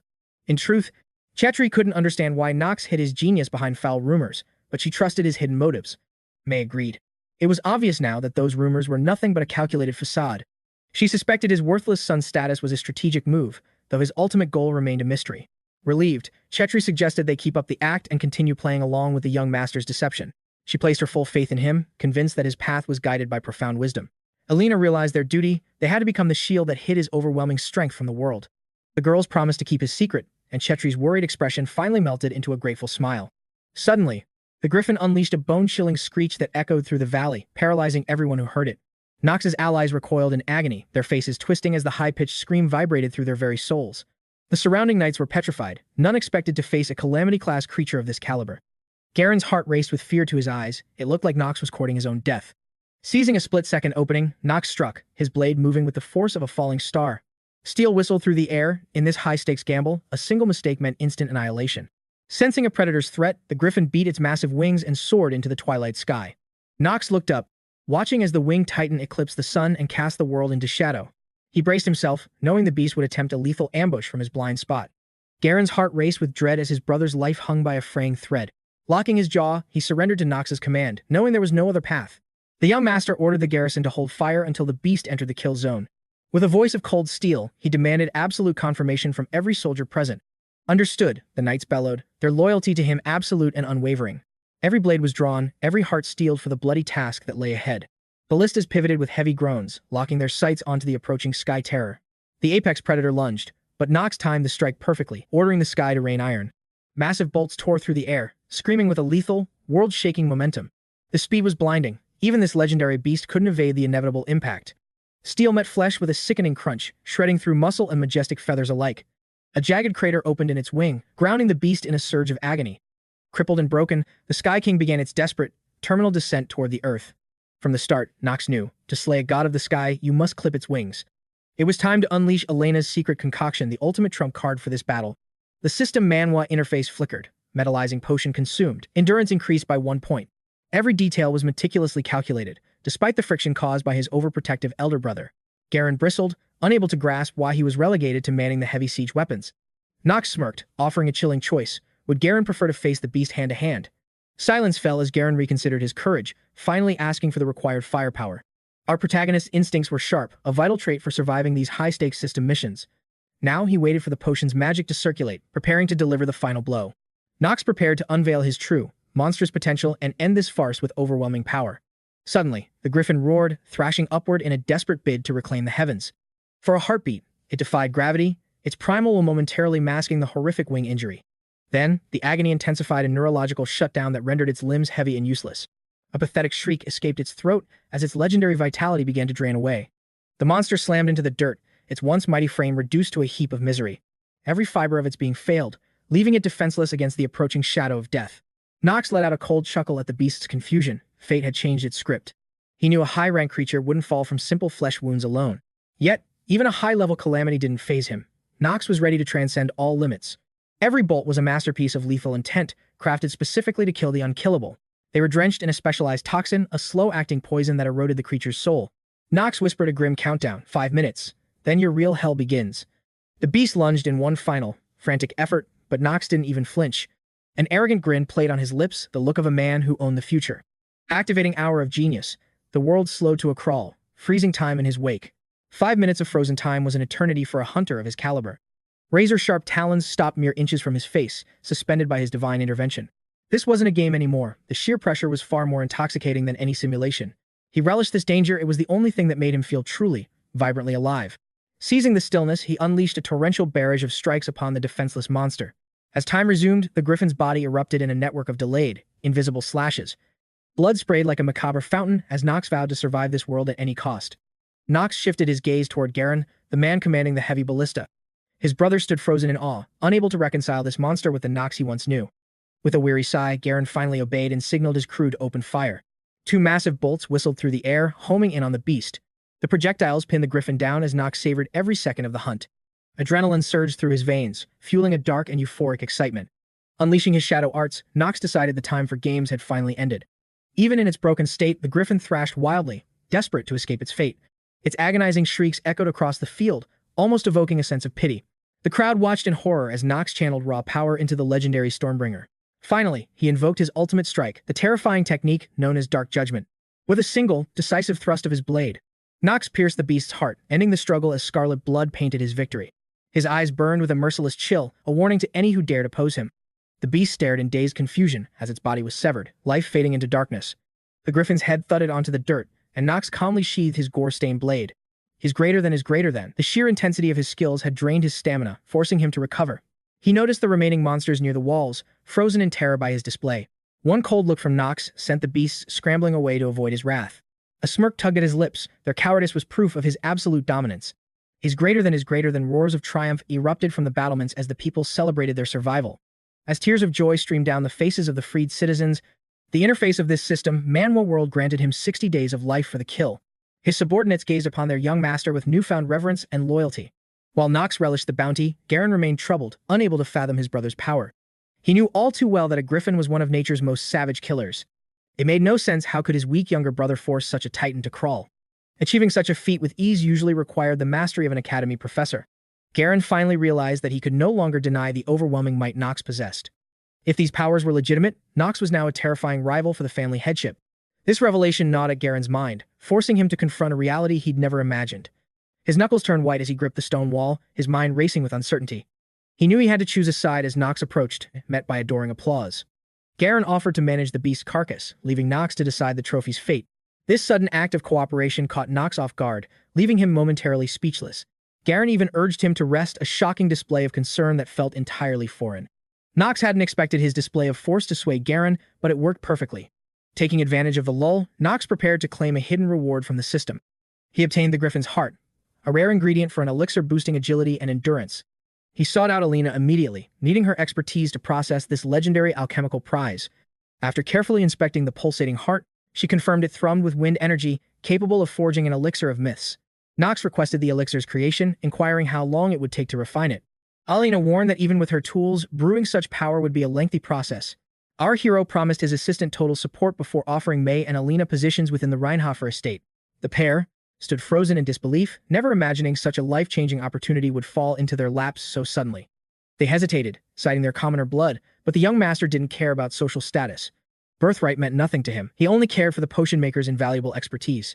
The deal was too good to pass up, yet he sternly warned them against biting the hand that feeds. Knox secretly knew that, at this stage, no one else could properly utilize a monster's core. Without god-tier talent, refining a griffin's heart was a task deemed utterly impossible. Alina swore eternal loyalty, for Knox was the savior who had snatched them from death's door. He gave a curt nod, as those were the exact words he expected from his new subordinates. Our hero had just secured 2 legendary characters in this system Manhwa World. He ordered them to be ready to move out in 3 days' time. 𝗧𝗏 remained still, her eyes following the young master as he walked away. They moved through the old town's winding alleys in silence until the maid couldn't hold back any longer. She confessed that the young master was far different from the dark rumors surrounding him.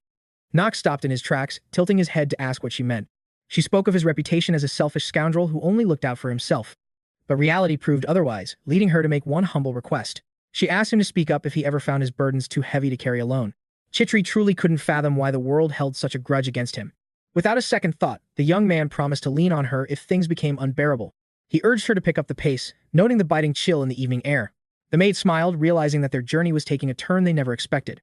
Ironically, Knox fell ill shortly after, finding the situation too humiliating to even discuss. She comforted him, reminding the young master that he was still a growing boy. Meanwhile, system alerts popped up, detailing his various negative status effects. Condition: chronic cough. Days later, the team returned home to the Reinhover estate with their new recruits in tow. Rudolf Elnar met them at the gates, immediately spotting the 2 unfamiliar girls. He eyed them with curiosity, asking if these were the young master's new attendants. Onlookers whispered, mocking his strange taste for surrounding himself with lowly commoners. He knew his useless son title wouldn't be stripped away so easily by these gossiping fools. He silenced the murmurs with a sharp glare, suggesting they find actual work to do. Terrified of his brewing wrath, the servants scattered like leaves in the wind. Soon after, the butler approached with an urgent message from the manor. He informed Knox that the patriarch demanded an immediate audience with his son. Unfazed, our hero expected this summons. The time for reckoning had finally arrived. Without delay, he headed to his father's study to face the head of the house. Knox offered a respectful bow, acknowledging that he had been summoned for a serious discussion. Theo narrowed his eyes, sensing that his son had much to explain regarding the mission. The young man was caught off guard by his father's direct approach. He realized then that his secret exploits were no longer hidden from the patriarch's eyes. His father revealed that, thanks to him, the team had returned safely, minus the traitors. Even 𝗧𝗲𝗃 had stepped forward to acknowledge his younger brother's shocking achievements. Knox was stunned. He never expected such praise from a man like 𝗧𝗃. Lord Reinhover confirmed the news, noting that 𝗧𝗃 had barely survived his latest midnight trial. Knox grew suspicious. That wasn't like 𝗧𝗃 at all. Clearly, Theo hadn't summoned him for idle chatter. He stressed that Knox's mission had been nothing short of a suicide run. Yet, against all odds, Knox triumphed, bringing immense glory to the Reinhover name once again. Honoring his word, the patriarch handed over the prize. Knox gripped the scroll, noting 2 prestigious seals. Theo declared that the Chaitor's territory was now officially the young master's domain. Securing his prize, a confident, knowing smirk played on the young lord's lips. Nearby, Theo tapped the table rhythmically, his eyes lost in thought as he pondered the future. Knox sensed the tension. His father was clearly hiding something significant from him. Finally, Theo's piercing gaze locked onto Knox. After a heavy silence, he addressed his youngest son directly. Theo dropped a bombshell. Did Knox want to become the next successor? The proposal stunned him. The patriarch scrutinized Knox, searching for any flicker of ambition or doubt behind that calm mask. He was hunting for the smallest hint of a crack in his son's resolve. Knox realized the weight of this choice. One wrong word could change the trajectory of this system. Manhwa. Far away, deep within a scorching desert fortress, a new player emerged in the shadows. A lone warrior stood there, clutching a mysterious, glowing artifact in his calloused hands. Through the lens, he tracked Knox's progress, witnessing how the boy had single-handedly slain the town's griffin. The stranger tightened his grip, report on the beast's sudden demise to his hidden master. His subordinate remarked that the Reinhovers were proving far more formidable than they had expected. Word was spreading the Reinhovers had seized traitors, led by the meteoric rise of their youngest son. With cold intent, the young lord commanded 𝗧𝗃𝗃 to mobilize for total war. 𝗧𝗃𝗃 hesitated, but his master's fury was absolute. The Reinhovers had stolen something he couldn't live without. With nothing left to lose, the loyal butler had no choice but to obey. He bowed in silence, listening as the young master's heavy footsteps echoed down the hall. Suddenly, a chilling grin crept across the old man's face, signaling a hidden, dark agenda. He reached out, gently taking the hand of a young girl likely his own kin. She looked like a desert princess, oblivious to the schemes. 𝗧𝗃𝗃 sat by her, whispering of global conquest. He spoke of an ancient, terrifying entity that was finally stirring from its long slumber. With eyes full of malice, the sinister elder vowed that the coming cataclysm was inevitable. Back at the manor, Theo Reinhover awaited Knox's fateful decision with bated breath. Finally, the butler broke the silence, suggesting such a heavy burden might be too early for Knox. He reminded Theo of the soul-crushing weight of leadership, but the patriarch remained unmoved and resolute. Theo insisted now was the perfect moment for Knox to consider his legendary destiny. Knox flatly refused the succession, suggesting his elder brother 𝗧𝗃𝗃 was far better suited for the role. Theo slammed his fist down. The line of succession is not yours to decide, boy. Knox bowed low, admitting he feared the crushing responsibility of leading the entire Reinhover clan. The patriarch's face darkened. He couldn't believe his own son feared the weight of true power. To Knox, this was just logical fear was the only sane response to such a burden. Theo studied his son intensely, searching for a lie hidden behind those steady, calm eyes. Finally, the tension broke. Theo nodded, respecting his son's surprisingly grounded and honest perspective. Before dismissing him, Theo warned, "A genius, like you can't hide. The weak will always test you." Knox nearly retorted, but he simply bit his tongue and let the silence settle. He offered a polite farewell, and Theo finally granted his son permission to retire for the night. As he exited, Knox thanked his father for the rare show of parental concern. Following the meeting, Knox found 𝗧𝗃𝗃, who was visibly anxious, fearing Master Theo had lashed out. The young master reassured her, insisting that no such scolding had taken place. Though doubtful, she changed the subject, noting that Alina and May's rooms were finally ready. Knox offered high praise, but she humbly dismissed it as a simple maid's duty. He mused that if everyone simply did their part, hatred and crime would vanish. In his eyes, 𝗧𝗃𝗃 truly was a girl of exceptional character. Touched by his profound words, the girl offered a quiet, sincere thank you. Knox turned inward, sensing that the stakes of his life were finally getting serious. Next stop, the elite academy, where he intended to reign as the top student. Meanwhile, Theo and 𝗏𝗏𝗃 reflected on the boy. That conversation had been far from easy. The butler feared he'd spoken too soon, wondering if Knox's answer would change with more knowledge. The head of the house disagreed. He saw a boy who had already mapped out his entire destiny. He realized Knox didn't fear his status or even his own father's imposing shadow. It was a deeper dread, like the chilling sensation of staring into a bottomless abyss. The old man realized his son feared death itself, a strange terror for the boy. At that moment, The butler mused that his mother's tragic passing likely haunted him, fueling a silent blame. To the young man, his father was just a failure who couldn't protect his mother. Rudolnar then voiced his concern that Lord Garen would soon make a calculated move. The patriarch acknowledged the threat, his expression hardening as he considered the coming conflict. He recalled overthrowing his own father before the scene shifted to the Steele family estate. Dahlia stood in her chambers, agonizing over which dress would suit the momentous occasion. With nervous excitement, the young lady repeatedly asked her maid if the outfit was perfect. Emma was exhausted, having already critiqued the same ensemble nearly 20 times that morning. Every choice was beautiful, making the final decision an impossible task for the frantic lady. Choosing accessories only added to the chaos, as Dahlia's heart raced with restless anticipation. The prestigious Eldane admission ceremony was fast approaching, and every detail mattered immensely. Emma sighed heavily, realizing the ceremony wasn't the only thing on her mistress's mind. This would be her first official meeting with Knox since their engagement was publicly announced. Blushing furiously, Dahlia suddenly decided the ruffled dress was the superior choice after all. She playfully grumbled that her maid was being unhelpful and simply didn't care enough. Elsewhere, Elena had successfully gathered all the specialized tools required for her alchemical work. Knox arrived at her office only to find the potion maker completely drained from labor. She had drifted into a deep sleep at her desk, her head resting among elixirs. Sensing his arrival, she finally stirred and met the young gentleman's gaze with tired eyes. He initially came for updates, but, seeing her state, asked about her well-being instead. May stepped in, explaining that Elena always pushes herself too hard when a goal is near. The potion maker insisted she was fine, eager to show the master her latest breakthrough. Knox was stunned. He hadn't expected her to produce results with such incredible speed. Before him sat the legendary Griffin Heart Elixir, glowing with an ethereal, potent light. A prompt appeared in this *** system Manhwa *** world, +1 stamina and 3 agility points. Thanks to Elena's genius, the potion's effectiveness was boosted by a staggering 200%. The girl watched him with hopeful eyes, desperately seeking his approval for her masterpiece. Knox was overwhelmed with joy, knowing this item was the key to his next power-up. The Wind Elixir boosted his endurance while awakening a hidden agility attribute. Since agility affects the Hour of Genius, securing this artifact was absolutely vital. Without Elena, his path would be bleak. He praised the alchemist for such masterwork. Without hesitation, Knox uncorked the vial and drained the elixir in one go. Ethereal wind currents surged through him, saturating every cell with raw, untapped power. A surge of energy washed over him, and his core abilities sharpened instantly. With his power stabilized, the young master declared their long preparations were finally over. Having reached 10 mana, he gained magical perception. It was time to visit Eldane. Before long, the Grand Academy appeared, radiating an aura of ancient, majestic authority. Carriages lined the path as the continent's brightest talents arrived at the prestigious institution. Clad in noble attire, our protagonist made his grand entrance onto the academy grounds. Onlookers recognized his ivory hair and violet eyes, the youngest scion of the Reinhover bloodline. Smirking at the rumors, he coldly asked why these mongrels were barking at him. The crowd froze, unable to answer Knox Reinhover, leaving a heavy, suffocating silence. None dared to speak, paralyzed by the sheer pressure radiating from the young master. Watching the tension, 𝗧𝗶𝗲𝗿 sighed, knowing their academy days would be quite difficult. Right then, an opulent carriage emerged, its wheels rolling with an eerie, silent grace. A maid stepped out first, her movements echoing the discipline of a noble household. It was Emma, whose face brightened with a radiant smile upon seeing our heroes. She offered a respectful bow to Master Knox, which 𝗧𝗏𝗏 returned with equal poise. Knox disliked Dahlia's early arrival, especially as the system Manhwa blocked his acting skill. The maid understood her mistress's excitement for the monumental entrance ceremony. She urged Dahlia to hurry down and greet Master Knox properly. Caught off guard, the flustered girl slammed the door and pleaded for a moment. Shadows stirred. She emerged, looking breathtaking, though her crimson cheeks betrayed her intense inner embarrassment. While Knox expected her, the actual encounter left him momentarily stunned and caught out. Everything felt sudden and uncomfortable, especially with the news of their secret engagement. The revelation had accidentally slipped from Rona's lips during a casual conversation.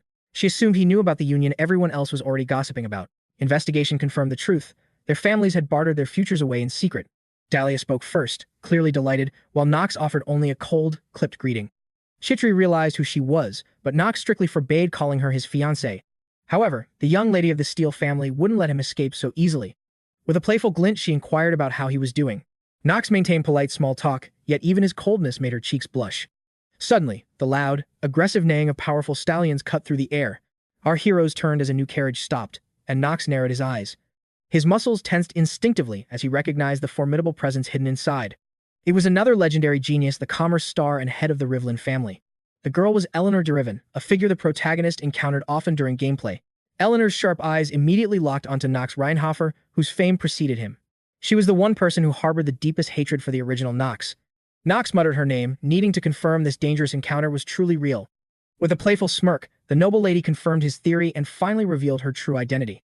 She revealed her status as the merchant heir Knox once despised, never expecting their paths to cross again. Eleanor de Rivham was the sole heiress to a merchant empire controlling half the known continent. A legendary figure in the making, her growing influence was a force to be reckoned with. Soon, the world would fear her as the money fox, a title earned through cold, ruthless calculation. Worst of all, our protagonist still lacked the master of acting skill to hide his growing unease. He recalled their childhood feud during a grand gala, where a young Knox had sparked a bitter rivalry. It was a stage where the most powerful families had gathered to show their strength. Without a single greeting, he had cruelly asked how a mere commoner could masquerade as nobility. He sneered that gold couldn't buy class, claiming their low-born blood would never truly change. The witnesses watched in absolute horror as Knox spat those venomous, cold-hearted words. The boy screamed his disgust, demanding she vanish from his sight before he lost his temper completely. Now, he feared that Knox's past malice and this broken bond would return to haunt his journey. Frustrated by paying for another man's sins, he felt as if fate itself had plunged a blade deeper. Yet, Eleanor remained perfectly composed, showing no outward sign of the deep resentment she surely felt. She questioned his unusual behavior, prompting him to ask what she considered his normal self to be. She chuckled softly, warning him not to play games, knowing he hated being the target of mockery. Recognizing her calculated provocation, Knox knew he had to defuse this ticking time bomb immediately. He asked if she planned to duel right there, suggesting she simply walk away instead. Eleanor merely sighed, confirming that in her eyes, he remained the same arrogant jerk as always. He confronted her directly, suspecting she was merely playing games to win his undivided attention. She snapped back, claiming she wanted nothing from the black sheep of the noble Reinhover bloodline. Expecting her burning hatred, he activated his ability to scan her hidden potential within this system Manhwa. Her traits were genius calculation and acting, though pride and the southern ball technique remained her weaknesses. With 21 points in charm, she also possessed the dangerous passive skill known as Trader's Eye. He felt a wave of relief seeing her stats unchanged, as it simplified his future plans. Her father had spent a fortune to secure the noble prefix for their family name. Despite hating her bot status, she used it ruthlessly, fueled by a deeply vindictive and sensitive spirit. The original Knox had kicked a hornet's nest, engaging with a woman best left alone. She turned to leave without a word, their mutual disdain far too deep for any polite farewells. He scoffed, noting he expected nothing more from someone he still viewed as a commoner. He gestured for Dahlia to follow, as the Grand Academy opening ceremony was finally about to commence. Surprised by his sudden invitation, she quickly agreed, not wanting to miss this rare moment together. Realistically, he knew escaping her was impossible now that their engagement had been officially sealed. He decided to leverage the situation, knowing he must finally seize control of his destiny without hesitation. Meanwhile, deep within the academy grounds, students filled the grand hall, their excited whispers echoing as they awaited the start of the event. High-ranking nobles were everywhere, each one a potential pawn in the grand game he was playing. Defying the original plot, he planned to recruit these powerhouses, sensing the legendary strength hidden among them. Yet, he realized that some monsters were better left unprovoked for his own safety. Ruining the story's flow would be fatal, demanding a much more calculated and cautious strategy. Sensing a heavy gaze, Knox realized the entire room was staring and questioned his companion's silence. A wave of genuine terror seemed to wash over the students as he passed through. Chetri noted the attention, assuming the young master's legendary reputation would naturally draw every eye. Dahlia sensed pure hostility instead of admiration, just as a booming voice from the stage silenced them. Our protagonist had anticipated this for ages, his heart racing as a familiar voice finally echoed. Nearby, every servant dropped into a deep bow, honoring a true powerhouse of the academy. Before them stood a peculiar girl, casually swirling a lollipop as if she owned the world. Her aura lacked any noble grace, her wild behavior shattering every expectation of high society. Whispers erupted about her tiny stature, many mistaking this enigma for a mere child. Confusion gripped the ceremony as the crowd assumed a lost toddler had wandered onto the stage.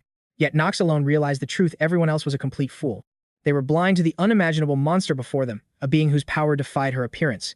This was Noah von Trinity, a legendary sage whose presence defined this system Manhwa world. Seeing her overwhelming skills, our hero realized his survival depended on staying in her favor. He urgently warned Dahlia to stay silent, for even a whisper could prove fatal. Stepping forward, the girl introduced herself as the academy's new dean, stunning the recruits. She smiled, knowing these students were blissfully unaware of the trials awaiting them. Her fury blazed as she threatened anyone brave enough to mention her height again. With a deceptively sweet voice, Noah promised a brutal lesson before initiating the entrance exam. Puzzled murmurs rose, as nothing in the official guidebook prepared them for this sudden trial. Noah declared this a special rule to instantly weed out any trash among the applicants. In a flash, an eerie radiance erupted beneath the feet of every shocked student. A massive magic circle manifested, as Noah offered a chilling smile filled with hidden anticipation. Even with his meta-knowledge, our hero felt a cold shiver of panic down his spine. On this threshold, he realized a destiny-altering journey of trials and discoveries had truly begun. A heartbeat later, everyone within the glowing seal vanished into the void. Transported by spatial magic, the students found themselves deep within a dense, mysterious forest. Waiting in the shadows was a terrifying instructor, prepared to break the new arrivals. He clearly had zero intention of showing these rookies any mercy. The commander roared at the weaklings to stand, his voice dripping with absolute contempt. Paralyzed by overwhelming fear, not a single student managed to follow his harsh command. Suddenly, he spotted one lone figure rising, radiating an aura of unwavering determination. The instructor's interest piqued, surprised that a pampered noble possessed such grit. Knox stood alone, the only recruit capable of enduring the brutal teleportation stress. Though he weathered the storm, the physical toll of the force jump weighed heavy. Squinting with curiosity, the commander locked his gaze onto our intriguing hero.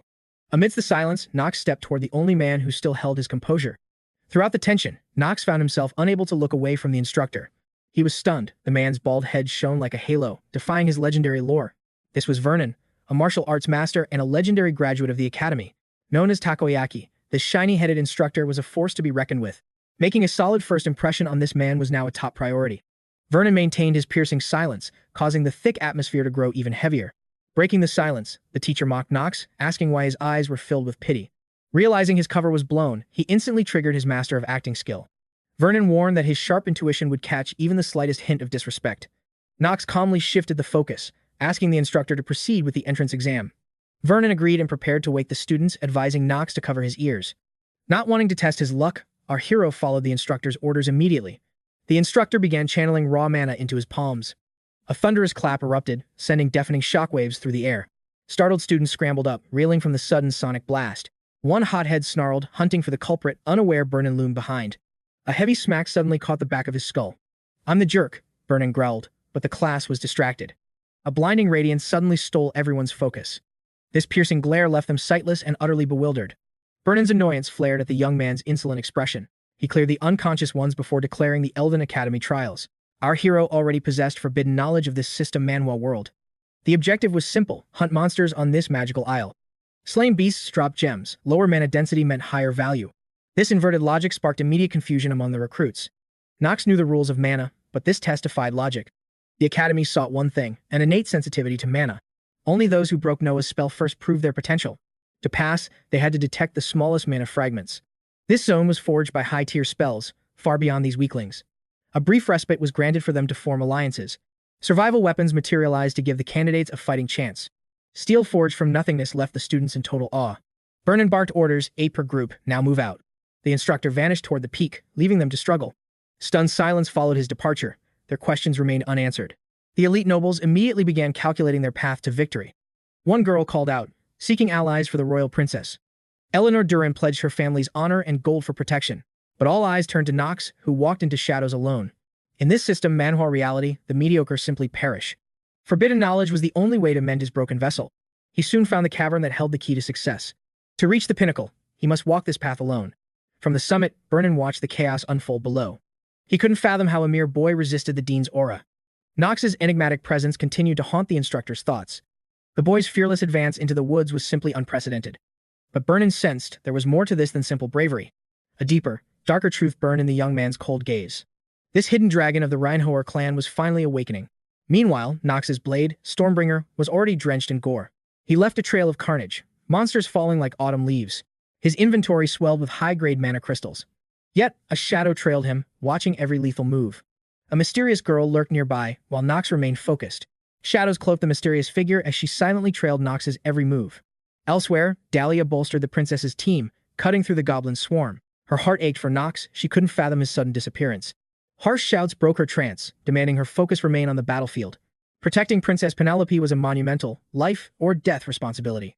In a flash of steel, the entire squad decimated their monstrous foes. Penelope noted their progress, mistakenly believing the purple crystals held supreme power. Her aide clarified, "Wise man, Noah's trials always hide deeper secrets." The princess nodded, her expression grimly serious. Still, the heavy atmosphere and dark premonitions left her soul deeply troubled. She realized the coming path would break many of the weaker students. Sensing this fear, the assistant worried for her mistress's mental state. She'd sworn to elevate Penelope to the top. Failure wasn't an option. To save the rotting empire, the princess had to claim the crown. Dahlia urged the survivors to rally, awaiting her leader's final decision. Penelope. Overwhelmed by the choice, she squeezed her magic crystal with desperate strength. Remembering her brother, she found resolve and urged her allies forward. Meanwhile, our hero emerged from the tunnels onto a frigid mountain peak. System, Manhwa warning appeared. Severe frostbite was crippling his movements. His stats plummeted, but Knox remained unshaken by the expected debuff. He sighed heavily, bracing himself for the mountain's merciless trial. Snapping his fingers, he summoned a small flame to fight the cold. Overcoming this limb-numbing frost was essential to reaching the end. This flickering spark was enough to keep him moving slowly forward. Wasting no time, he advanced, the heat shielding him from death. The icy wasteland perfectly matched the Frost Witch's legendary, cold reputation. Even for a summit, the sheer volume of ice felt unnaturally oppressive. Such a frozen hell only made sense on a magically altered island. This realm was a construct where every flake was forged from mana. Consequently, every beast here was a nightmare birthed from pure sorcery. Scanning the area, the Dean's immense mana reserves only fueled Knox's curiosity. Unintimidated, he viewed Noah's legendary powers as just another obstacle. Suddenly, the glaciers cracked, releasing massive frost monsters onto the field. Against these gargantuan titans, Knox appeared as a mere, fragile speck. Enveloped by their shadows, he faced trolls known for relentless regeneration. Though these giants crushed rookies, to Knox, they were mere pebbles. As the first beast lunged, Knox evaded with a razor-thin sidestep. A second troll struck from behind, swinging a club of massive proportions. Anticipating the blow, Knox ducked, the weapon whistling harmlessly past. These monsters were tactical, timing their strikes with surprising, deadly intelligence. Yet, despite their skill, Knox parried their attacks with effortless precision. Brandishing his weapon, he sought to bisect the trolls with power. He knew Noah sought talent and wouldn't break those with potential. Regardless, these frost giants remained a death sentence for average students. In reality, such a nightmare would drive anyone to despair. But for Knox, this chaotic encounter was exactly what he needed. He remained perfectly calm despite the surrounding horde. After all, the mysterious girl, likely the Dean herself, was scrutinizing his every move. Knox realized Noah's trolls followed a predictable pattern. This glaring loophole made his survival in this system, Manhwa world, much easier. He predicted his final foe's desperate thrust before it even started. Since it was their weakest strike, parrying was child's play for Knox. He barely broke a sweat blocking the pathetic blow. With a sharp flick, he sent the frost goblin's massive club flying. Gripping his hilt, the protagonist prepared to deliver a decisive, fatal strike. Lunging forward, he drove his blade deep into the defenseless troll's chest. The monster had no way to dodge his lethal momentum. Knox's swordplay was sheer perfection. His enemies never stood a single ghost of a chance. With an icy, detached stare, he watched scarlet blood spray like a grim work of art across the battlefield. Their heavy corpses hit the ground, staining the white snow a gruesome crimson. Silence fell over the site of the slaughter. Without hesitation, Knox immediately began scavenging the bodies for the elusive gray gemstone. He ignored the shiny crystals. Only this specific stone mattered. It was a hidden marker Noah had placed for those who knew. This item was the key to obtaining a vital scroll later. Once this scenario ended, he'd finally be able to evolve his skill. Meanwhile, other candidates were busy gathering worthless crystals, completely oblivious to the true prize hiding right under their noses. They foolishly believed they were winning, unaware that Knox had already secured the real victory.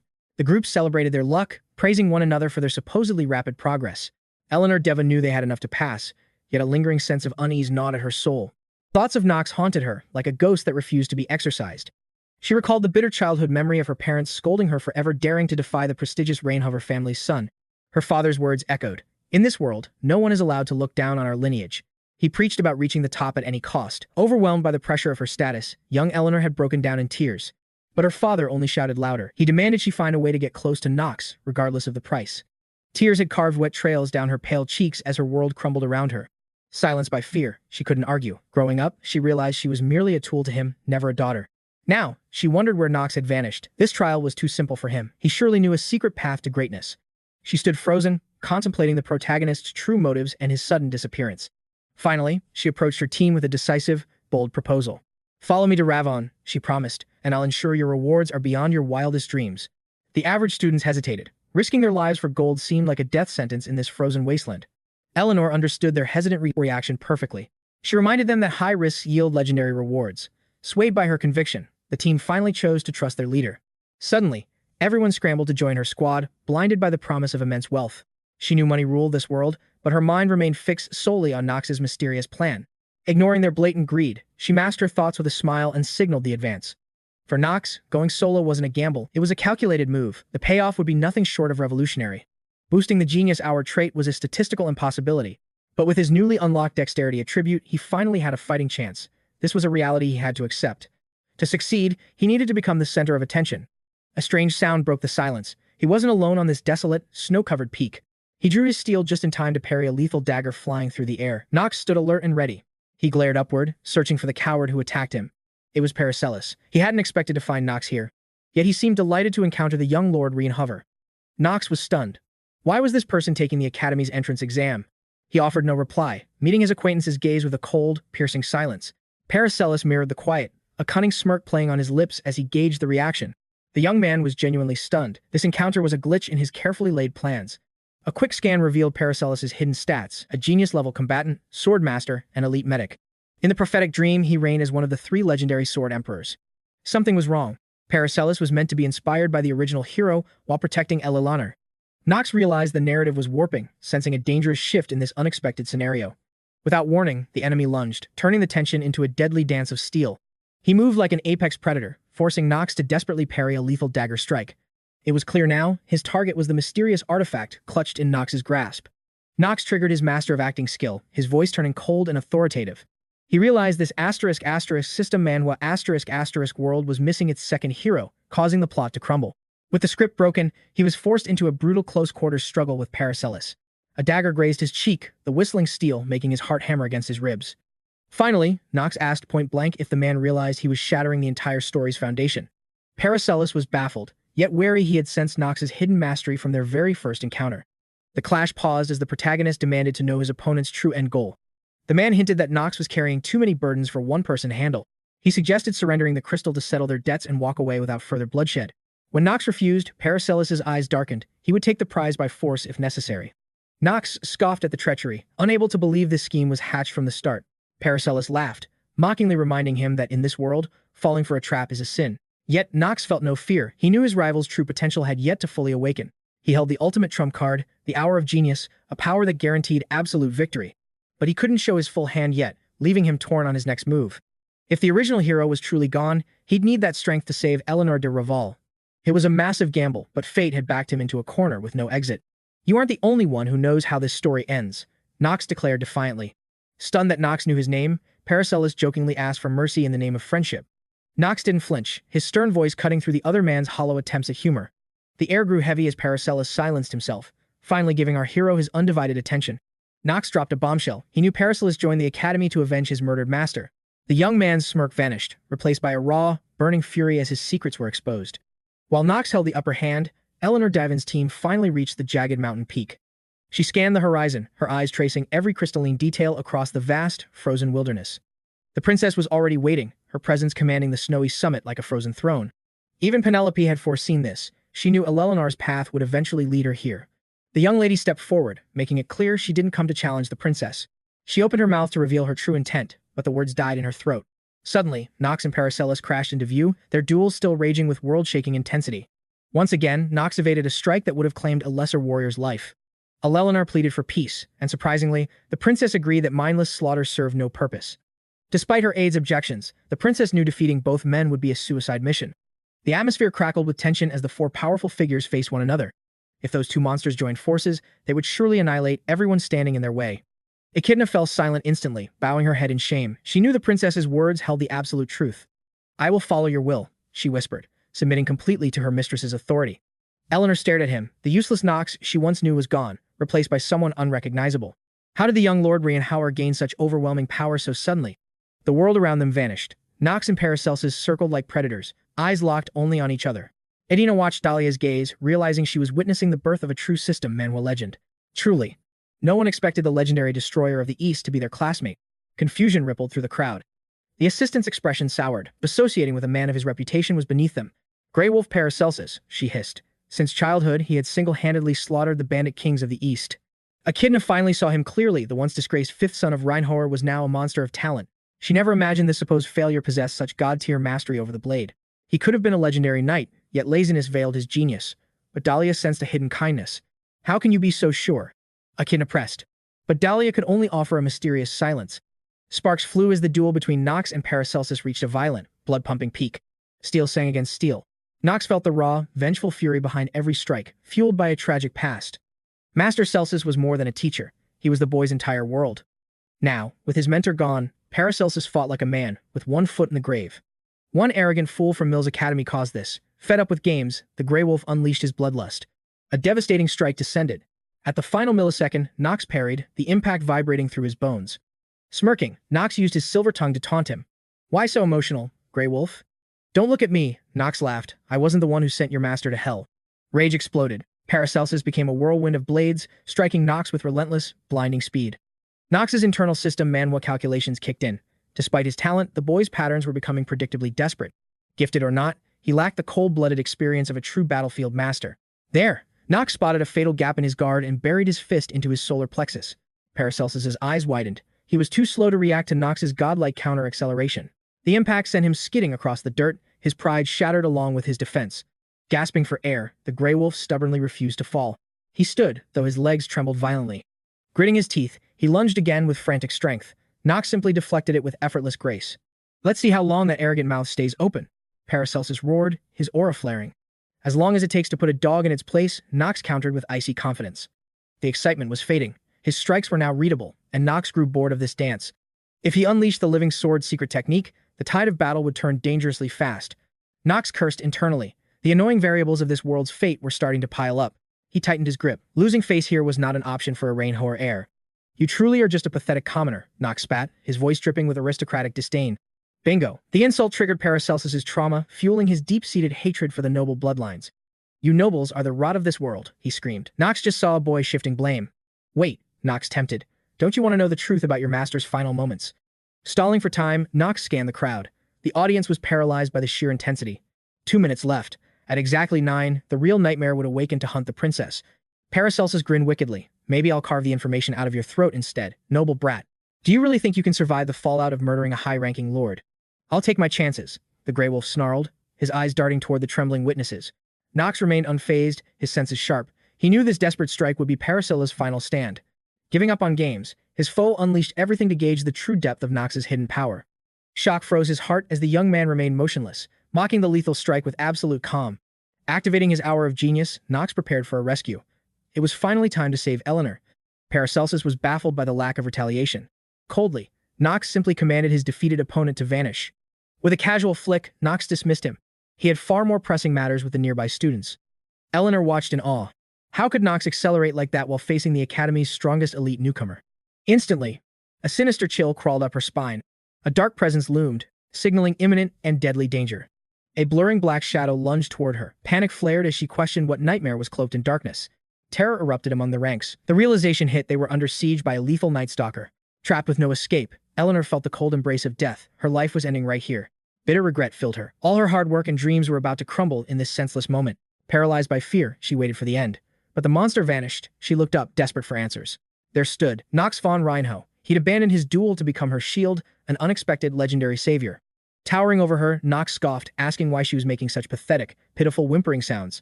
The hero stood firm before her, silently allowing her a moment to process the sheer shock of survival. Dazed and confused, Eleanor struggled to understand. Why would this arrogant man choose to save her life?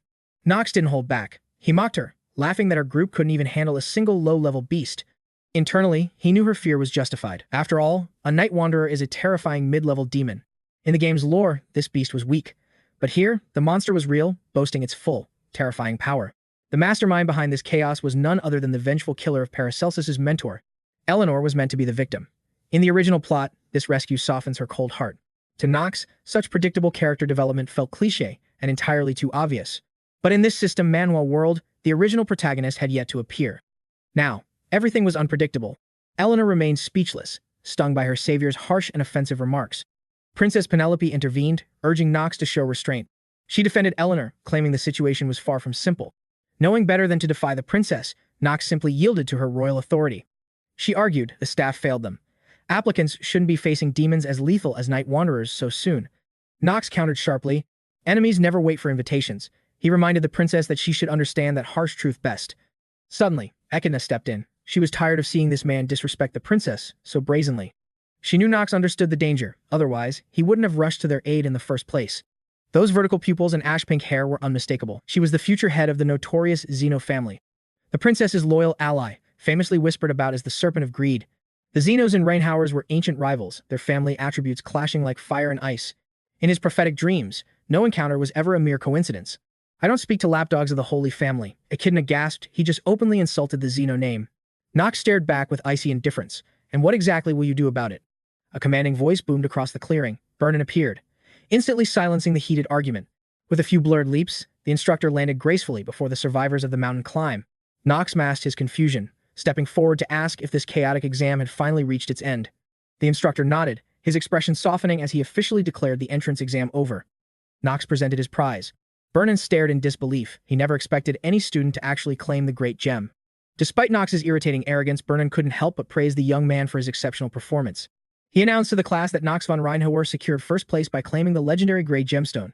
Purple gem holders took second, while the instructor scanned the room for any challengers to these results.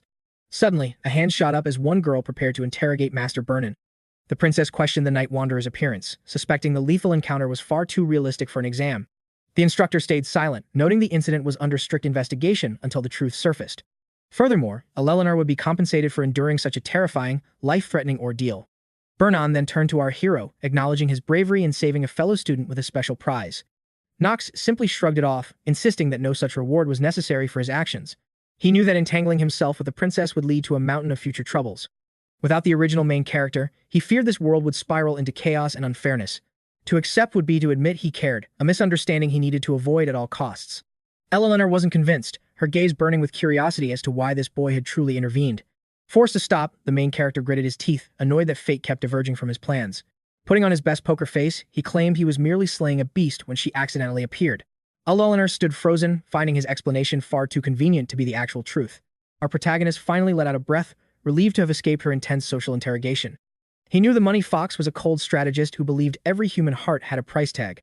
Yet, Knox von Reinhover was an enigma, a man who couldn't be swayed by simple gold or influence. The girl remained lost in thought, baffled by his refusal of a prestigious reward for saving her life. His cold words echoed in her mind, claiming he had no intention of being her knight in shining armor. To 𝗧𝗲𝗃, his humble act was nothing but a blatant, calculated lie. Inside the carriage, her assistant dismissed the entire situation as a series of meaningless events. He assumed his lady felt the same, viewing Knox as nothing more than a common, arrogant scoundrel. But she knew better. There was a hidden motive behind his deception that she needed to uncover. Doubting her intuition, the assistant still bowed his head, ready to follow his mistress's lead. He vowed to dig up every dark secret surrounding the Reinhover name to solve this mystery. 𝗧𝗲𝗃's sharp command to stop immediately sent a shockwave of confusion through her loyal subordinate. She realized the Reinhover family would retaliate fiercely if they caught anyone snooping into their private affairs. For now, she turned her focus toward the grueling curriculum awaiting her at the prestigious academy. Sensing her growing fascination, the assistant bit his lip to hide a knowing, playful smirk. Elsewhere, exhausted students collapsed into their dormitory beds, finally safe from the brutal exam. Our hero was also spent, having exhausted his vital energy in that intense clash. He sat in silence, looking deathly pale, as his concerned maid feared he was succumbing to hypothermia. Knox told her to stay calm, promising he would find a way to overcome this physical toll. He couldn't shake the feeling that with the original protagonist gone, he had to rewrite the script. However, navigating this complex system Manhwa world was vital to reclaiming his lost memories and unmasking his stalker. Yet, the body he inhabited was destined to be the story's ultimate villain. Realizing this villainy was his greatest weapon, he bolted upright, nearly giving his assistant a heart attack. Pain was forgotten as a revelation struck. Even in this cruel, twisted reality, a new path appeared. He would play the villain's part while claiming the destiny of a true protagonist.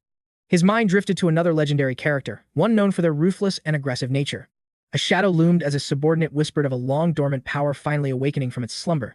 The mysterious woman predicted a storm of blood would soon engulf the entire continent. She commanded her forces to prepare, for their initial goal was finally achieved. She donned a battle-ready cloak to shield herself from the coming slaughter, pinned with a crest of high noble status. This cold-eyed maiden held the spark that would soon burn the Archive Empire to ashes. Meanwhile, the protagonist reminisced about his life as a mere player, long before becoming a piece on this deadly board. In this world, veterans of the system Manhwa genre all shared a singular, chilling realization. The boundary between a hero and a monster is razor thin, a truth our hero understood all too well. Fate forces both through identical fires until their souls become indistinguishable shadows of each other. Unlike mindless monsters, a true villain is often just a hero who failed to survive their own tragedy. No one chooses darkness without a cause. Every antagonist is the protagonist of their own broken story. Under the veil of midnight, he slipped away from the dorms to confront the glitches, threatening this reality. He pondered the irony. Villains share the same resolve as heroes, yet they are forever denied the light. But those rules only apply to a fixed narrative, a script written in stone. In a world rotting without its chosen savior, the villain is forced to seize the role of protector. Thus Knox would walk the path of both saint and sinner, a feat never seen in any system Manhwa. Suddenly, an eerie radiance pierced the gloom as a supernatural mist began to swirl around his feet. He ceased his wandering, drawn toward the phenomenon by an irresistible, primal instinct. Ghostly flickers danced before him, acting as a guide into the mouth of a sunless alleyway. Our hero never craved this dance with death, yet fate left him with no other cards to play. Within these shadows lurked a cabal of outcasts, all thirsting for the imperial family's blood. Seizing the moment, the main character resolved to infiltrate their ranks and become a sleeper agent. A blinding eruption of celestial light consumed his vision, bathing the world in a terrifying, otherworldly brilliance. Across the academy, the faculty convened in hushed tones to dissect the anomalies of the recent entrance exam. Only 𝗃𝗏𝗁 remained aloof, her bored gaze waiting for the babble of her peers to subside. Resting her chin on her palm, the dean drifted into her own thoughts, ignoring the frantic debate. Vernon maintained a mask of composure, insisting that his sector of the trial had remained perfectly standard. A rival instructor mocked his claims, laughing at the commander's penchant for spectacular failure during critical missions. As the man stammered out his innocence, Noah's sharp ears caught every desperate syllable of their spat. Finally, the dean reached her breaking point. "Silence," she barked, her voice cutting through their petty bickering to address the looming crisis. Terrified by her sudden shift in aura, Vernon quickly retreated, feigning a cooperative and respectful demeanor. With a forced chuckle, he attempted to steer the conversation back to the official agenda. Noah's eyes narrowed. She was disgusted by the incompetence plaguing the academy's supposed elite educators. One instructor blinked in confusion, unable to grasp the shift in their leader's cryptic narrative. He clarified that the dean was referring to the shadow that had terrorized the defenseless students. 𝗃𝗏𝗁 exhaled a heavy sigh of disappointment before pivoting to the true threat at hand. She sensed a conspiracy to fracture the empire, with Eleanor Ravalin merely being the opening move. The dean questioned why this merchant princess had been singled out as their primary mark. A colleague noted that her family controlled 70% of the empire's vital trade routes and resources. Vernon realized that if the enemy aimed for the empire's heart, they were only just beginning. Noah agreed. This was a declaration of war against the academy, and they had to mobilize immediately. In unison, her subordinates pledged their loyalty, vowing to crush any threat to the institution's safety. To conclude, she revealed the existence of one final individual who posed an even greater danger. Perplexed by the dean's cryptic warning, Vernon leaned in, hanging on her every word. She confessed to closely monitoring the mysterious actions of our protagonist throughout the entire ordeal. Then, she spoke of the one student whose sheer talent surpassed everyone else in their generation. The faculty bolted upright, desperate to learn the identity of this hidden legendary figure. It was truly unprecedented for 𝗃𝗏𝗁 to acknowledge such raw talent, a feat unseen since the princess's era. The dean herself dropped a bombshell, declaring Knox von Reinhofer as the one who possessed this extraordinary potential. No one imagined the notorious black sheep of the Reinhofer family, once a symbol of vice, would earn such prestige. 𝗃𝗏𝗁 finally confirmed her dark suspicions regarding the boy's nature. Beneath her playful smile lay a sharp, piercing gaze that signaled she was being completely serious. She casually remarked that this student might actually be stronger than her. Her colleagues stood frozen in disbelief, whispering frantically about the supposedly worthless black sheep of the Reinhofer clan. Beads of cold sweat formed as they realized the sheer weight of such a chilling proclamation. A heavy wave of unease washed over them, signaling that a massive shift in power was coming. Unbothered, Knox reached a secluded tavern, the first major step in his master plan's execution. The bartender eyed the youngster suspiciously, wondering what business a child had in a place like this. Knox recognized him as 𝗂𝗏𝗁, the seemingly ordinary owner, but the air around him felt different. In truth, things were far from simple. He leaned in, whispering the forbidden passphrase that granted him entry to the legendary Sleepers organization. 𝗂𝗏𝗁 scanned the boy's soul for hidden agendas, but Knox's unwavering resolve spoke louder than words. Though hesitant, 𝗂𝗏𝗁 granted passage, baffled that a woman would trust such a youth with a code. A confident smirk played on Knox's lips as he dared to ask for the man's formal introduction. The veteran tavern owner complied, revealing his name with a tone that commanded absolute respect. Without a word, Knox headed for the shelf, his eyes locked onto specific, vibrantly colored glass bottles. One final trial stood between him and the inner sanctum of the elusive Sleepers. His hands moved with surgical precision, recalling the intricate sequence required to unlock the hidden path. The mechanical gears clicked into place, and Knox waited patiently for his audience with their leader. Suddenly, a violent surge of energy erupted as the system Manhwa interface warned of high-tier magical exposure. Consequently, his mana circuits inverted, throwing his internal energy into chaos and temporarily severing his magical awareness. An irreversible teleportation sequence was triggered, pulling Knox into a space where there was no turning back. Strength drained from his limbs, leaving him vulnerable to a threat far deadlier than lost stats. A freezing, razor-sharp edge bit into his skin, making every fiber of his being scream in terror. The leader had arrived, reacting with lethal intent to the presence of an uninvited interloper. With the blade still pressed tight, she demanded his identity with a gaze that could pierce souls. Knox instantly recognized Luna, ignoring the warm trickle of blood beginning to stain his neck. Crimson droplets traced a dark path across his skin, pooling silently against his collarbone in the shadows. Unfazed, the main character declared his intent to face the commander of the legendary Sleepers. He sought the Empire's hidden sword, a warrior whose face remained a complete mystery. Stunned, she realized this boy knew the location of their base and her most guarded secrets. After revealing his name, Knox made a bold declaration. He intended to join the ranks of the Sleepers. Back at the academy, everyone remained blissfully unaware of the dangerous game their student was playing. Meanwhile, Paracelsus tossed and turned, his mind haunted by the shocking events of the entrance exam. He couldn't shake the image of Knox von Reinhofer, whose combat prowess felt disturbingly unnatural. It was clear that the boy possessed forbidden knowledge regarding the tragic passing of old man Celsus. Knox's insight into the death of an Empire pillar was far too accurate to be mere coincidence. Paracelsus questioned everything, realizing the disgrace label attached to his rival was likely a massive deception. Even if only for a fleeting moment, the supposed failure had truly surpassed him in skill. Every rumor about Knox's incompetence seemed to be a calculated lie designed to mask his true power. Trying to find peace, he forced himself to rest after the grueling and mind-bending entrance examination. Still, Paracelsus questioned why the world had conspired to hide Knox's true strength. The Reinhover's motives were a mystery, but he decided their secrets weren't his concern. He vowed to crush anyone in his way, especially those arrogant, high-born nobles. Eventually, Paracelsus drifted into sleep while moonlight danced across his many battle scars. As his eyes closed, haunting echoes of his past surged into his dreams. He recalled Empress 𝗧𝗶𝗲𝗺𝗁's descent into madness, shattering the imperial throne's power. Now, her daughter Penelope, the benevolent princess, challenged the empire's cold political iron.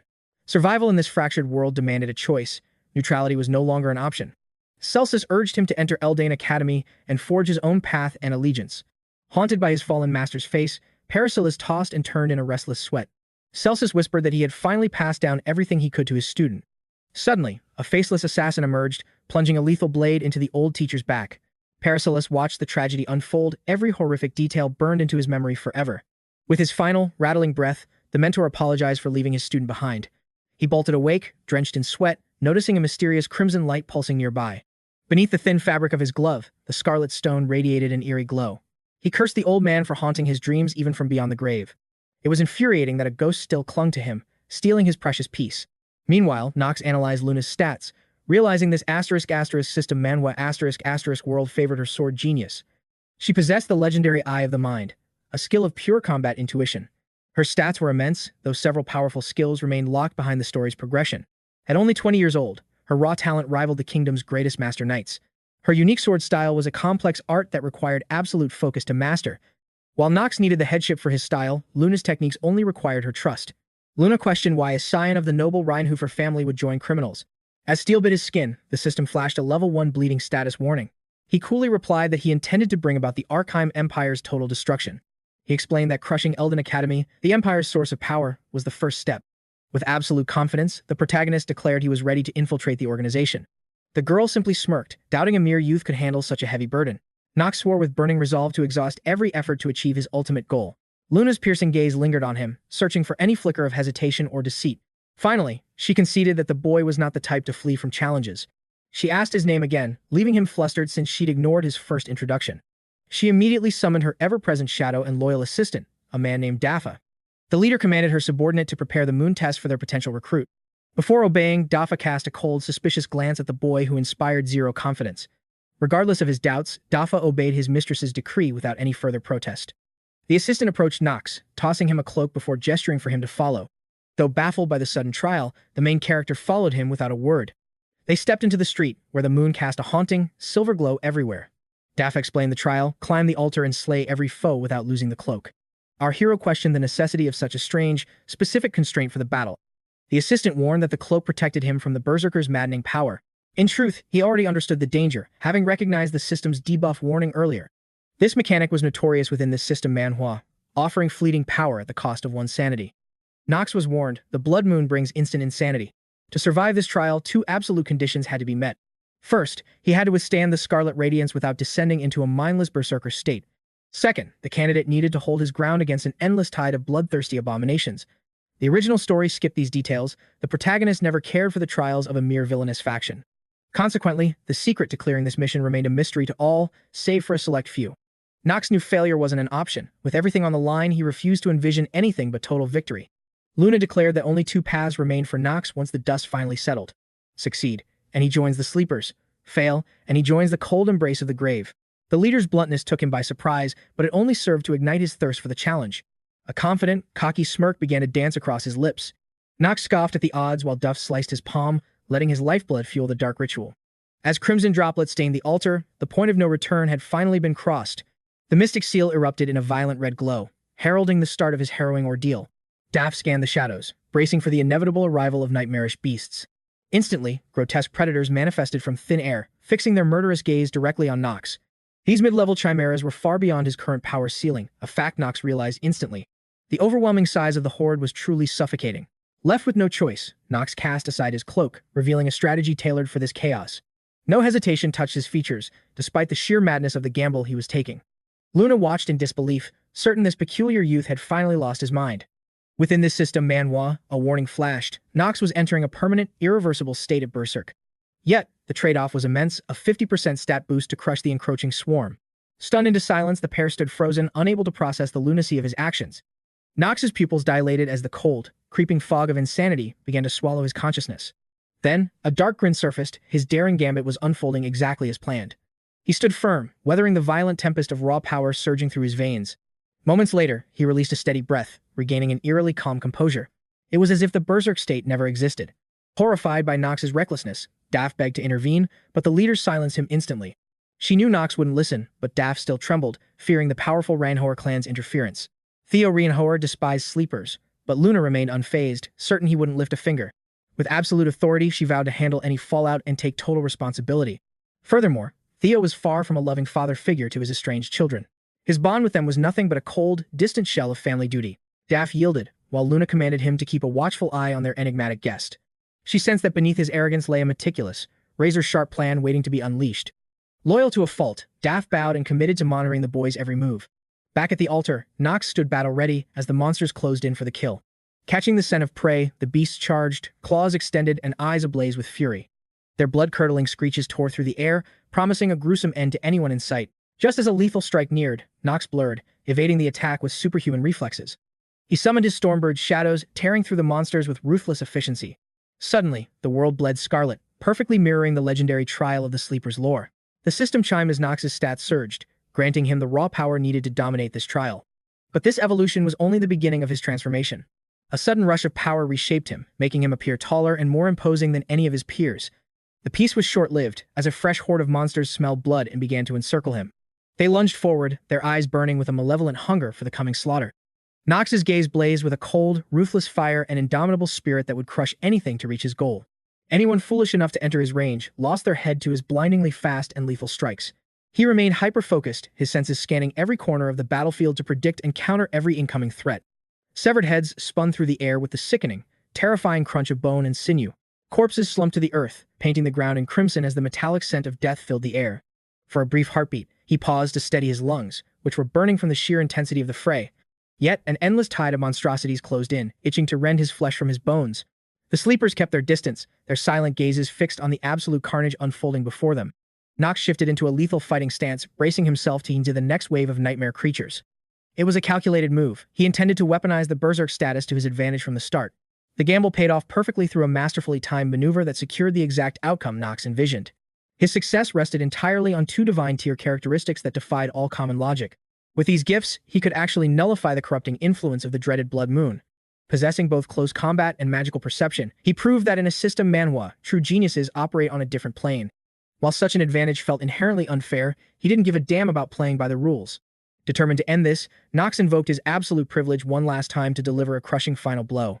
He unleashed his Dark Judgment ability, obliterating every remaining foe on the field in a matter of seconds. Luna fought to keep her composure, but her eyes betrayed how deeply the boy's prowess moved her. Daff, however, couldn't mask his shock, his face contorting in pure, unadulterated disbelief. The system pinged, notifying Knox that the Black Flame Ring had extended his lifespan by 2 additional days. A fresh horde arrived moments later, only to be effortlessly cut down by the young warrior. Luna tried to call out to him, but her voice was swallowed by the deafening roar of battle. The persistent noise grated on his nerves, causing him to grit his teeth in sheer irritation. He gripped his blade, his ragged, searing breath scorching the air as he fought to reclaim his calm. Drenched in gore from head to toe, the dark streaks across his face served as a grim testament to the massacre. Deep down, Knox felt a lingering dissatisfaction, certain that the trial's true end hadn't yet arrived. After a moment, he resumed the slaughter because Luna had given him permission to continue his fun. A smirk played on the leader's lips as she realized they had no choice but to acknowledge this young man. Daff nodded, admitting that such monstrous talent was a legendary rarity across the entire continent. Eventually, the spectacle grew tiresome, and the girl commanded Knox to finally cease his assault. It seemed her orders fell on deaf ears as he continued to methodically butcher the remaining monsters. The leader of the sleepers began to fear the young man had truly surrendered to the madness. Her aide tensed, contemplating if it was safer to eliminate Knox before he became an even greater threat. Oblivious to their concerns, Knox drove his blade through another beast's chest with clinical precision. He discarded the corpse like trash in seconds, his eyes already searching for his next victim. Finally, he acknowledged Luna's presence and began a slow, deliberate walk toward the group. His eyes were sharp and lucid, proving the Crimson Moon's corruption had failed. The sleepers watched him warily. As he stepped into the light, it became undeniable he was still completely in control of himself. Exhaustion finally etched into his features as he quietly asked if his trial was finally complete. Surveying the carnage, Luna remarked that Theo von Reinhover had raised a literal monster. Daff silently agreed. Sensing success, a sharp smirk crossed his face. Luna couldn't ignore Knox Reinhover's undeniable intrigue. Her brief command was instantly understood by Duff. Duff presented the cloak while the system Manhwa alert updated his inventory. The Moonlight Oath was finally in his possession. Its unique pattern marked him as a hidden sleeper. After 1800 hours, Nightfall would trigger massive power. With the sleepers, this passive buff guaranteed future dominance. Though night only, the bonus was strategically perfect. His stats and willpower had surged to incredible levels. Closing his eyes, he savored his flawless victory. He then faced the organization's enigmatic female leader. Luna felt uneasy under his intense, mysterious gaze. She questioned his stare, sensing hidden inquiries. Knox demanded a prize worthy of his elite performance. Acknowledging his merit, she weighed her response. His audacity amused her. She wanted more boldness. Luna ordered Duff to fetch a ghostly white mask. She presented the Moon Shadow, a rare sleeper artifact. This tool creates shadow clones, perfect for any spy. It allowed for silent infiltration and gathering secrets. She asked if this legendary reward satisfied him. Bowing, he hid that he planned this all along. A dark, cunning smirk played on his lips. He clutched the mask, envisioning his altered destiny. The system prompted him to configure the clone's stats. Knox had manipulated events to secure this early. Balancing light and shadow, he would master both roles. Accepting it, Knox thanked Captain Luna for everything. Luna warned him of the Sleeper's 5-rank hierarchy. As a novice, he was assigned rank 3. Knox accepted the lowest rank without any protest. Luna granted him freedom until his next mission. She watched him go, hoping he wouldn't disappoint her. The young man offered a sharp bow before vanishing. Luna immediately asked Duff for his honest thoughts. Duff called the boy a talent-defying monster. He wondered how Knox survived the Blood Moon. Luna noted only a genius could last 5 minutes. No prodigy would risk it without divine protection. His reckless nature only made her more excited. Duff nodded, fully convinced of his mistress's words. She ordered surveillance as Knox teleported back. The barkeep laughed, calling the cloaked youth insane. Knox smiled, embracing the madness within himself. Knox saw through Chiron's probing eyes, searching for the reason behind his suicidal gamble. Little did he know, this system Manhwa hero wasn't actually risking anything at all. Possessing total berserk resistance, that terrifying status effect was nothing more than a harmless breeze. He alone turned the Blood Moon into a massive buff, while Chiron prayed the gain justified the trial. Sensing an ulterior motive in the air, Knox demanded to know the bartender's true objective. The man sighed, playfully complaining that the mysterious newcomer hadn't even offered a formal introduction. Knox blinked in surprise, never expecting such a trivial grievance from the tavern's master. Perplexed, he watched Chiron grin, noting how the main character had ignored his previous introduction. Finally grasping the awkwardness, Knox revealed his name to the bartender to settle the score. Fully satisfied, the tavern master bid the main character a cryptic farewell until their encounter. He added a final warning: surviving the Academy's brutal schedule would be no easy feat. The night grew heavy with the weight of the trials to come. Knowing Knox's monstrous aura couldn't stay hidden forever, the man lingered by the door, watching intensely. Chiron's lips curled into a smile, hoping the protagonist wouldn't cause too much of a stir. Knox retreated to his quarters, but his peaceful night shattered when he found his maid waiting awake. Chitri's eyes blazed with anger. Her master had vanished on night 1 without leaving a single word. Caught off guard by her fierce reaction, the main character was momentarily paralyzed, searching for words. He was absolutely certain she was dreaming when he had slipped out of the dormitory. Ignoring his daze, she scolded him once more for his constant habit of taking reckless risks. She believed that despite the Reinhofer's dark rumors, he still held the power to redeem his name. Exhausted by her lectures, Knox turned to her. He inquired about her training, having heard the Academy servants face their own brutal trials. A heavy silence filled the room as she crossed her arms, visibly trembling with anxiety. Avoiding his eyes, she stared at the floor and whispered that nothing special occurred. Her hesitation was all the proof. Knox needed something had happened she was too afraid to share. It seemed low-ranking nobles had turned servant training into a cruel bullying ground, targeting Chitri specifically. As she stood in heavy silence, our hero plotted a way to crush those who touched her. Finally, Knox handed her a mysterious pouch, ordering her to open it if trouble ever found her. Inspecting the strange gift, the maid couldn't fathom the true power her master had bestowed. He strictly warned her use it only when cornered, for the power inside was truly world-altering. Confused, she asked if she should open the mysterious bag immediately. Knox's voice turned cold. Opening it now would only invite unwanted chaos and dangerous consequences. Chitri vowed to use it, while Knox reminded her to act without a shred of hesitation. Her heart fluttered at his protection, and a soft, genuine smile finally reached her lips. Suddenly, a system window appeared. Quest complete. You have successfully enrolled in the prestigious Elven Academy. The prologue was over. Knox had cleared the first milestone, unlocking a world of new possibilities. For a heartbeat, he stood frozen, hardly believing he had actually survived the initial trial. The system chimed again, displaying a new unread message that awaited the main character's command. Radiant gold light and ethereal feathers swirled around him, pinning him to the spot in awe. A divine beauty with wings as white as snow materialized, looking like a literal angel from heaven. The mysterious sender from the start revealed this message was timed perfectly for his academy admission. Knox felt a chill.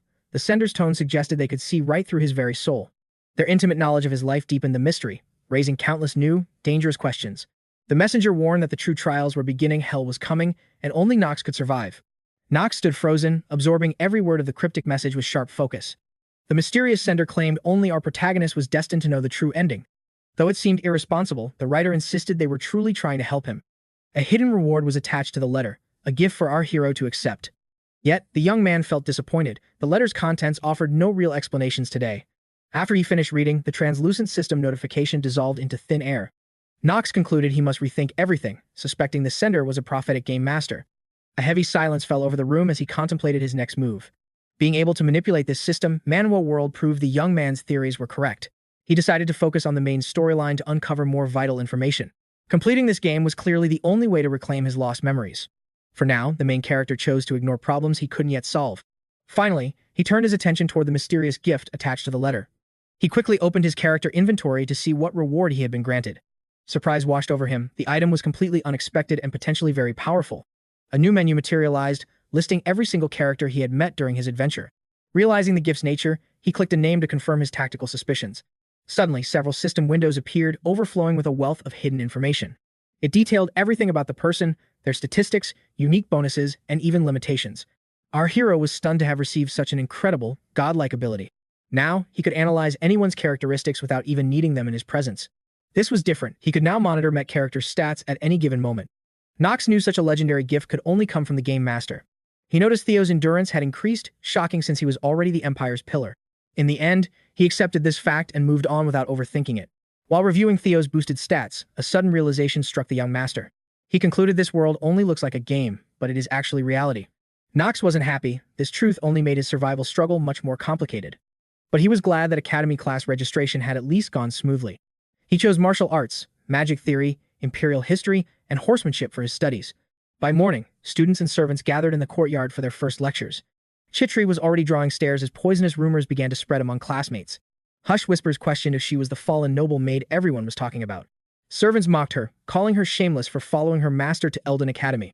They laughed, claiming she surely intended to seduce an aristocrat for a high life. The girls were merely jealous of 𝗧𝗏𝗏's beauty, making such a feat possible. They didn't stop there, mocking her for serving the supposedly rotten Reinhover family.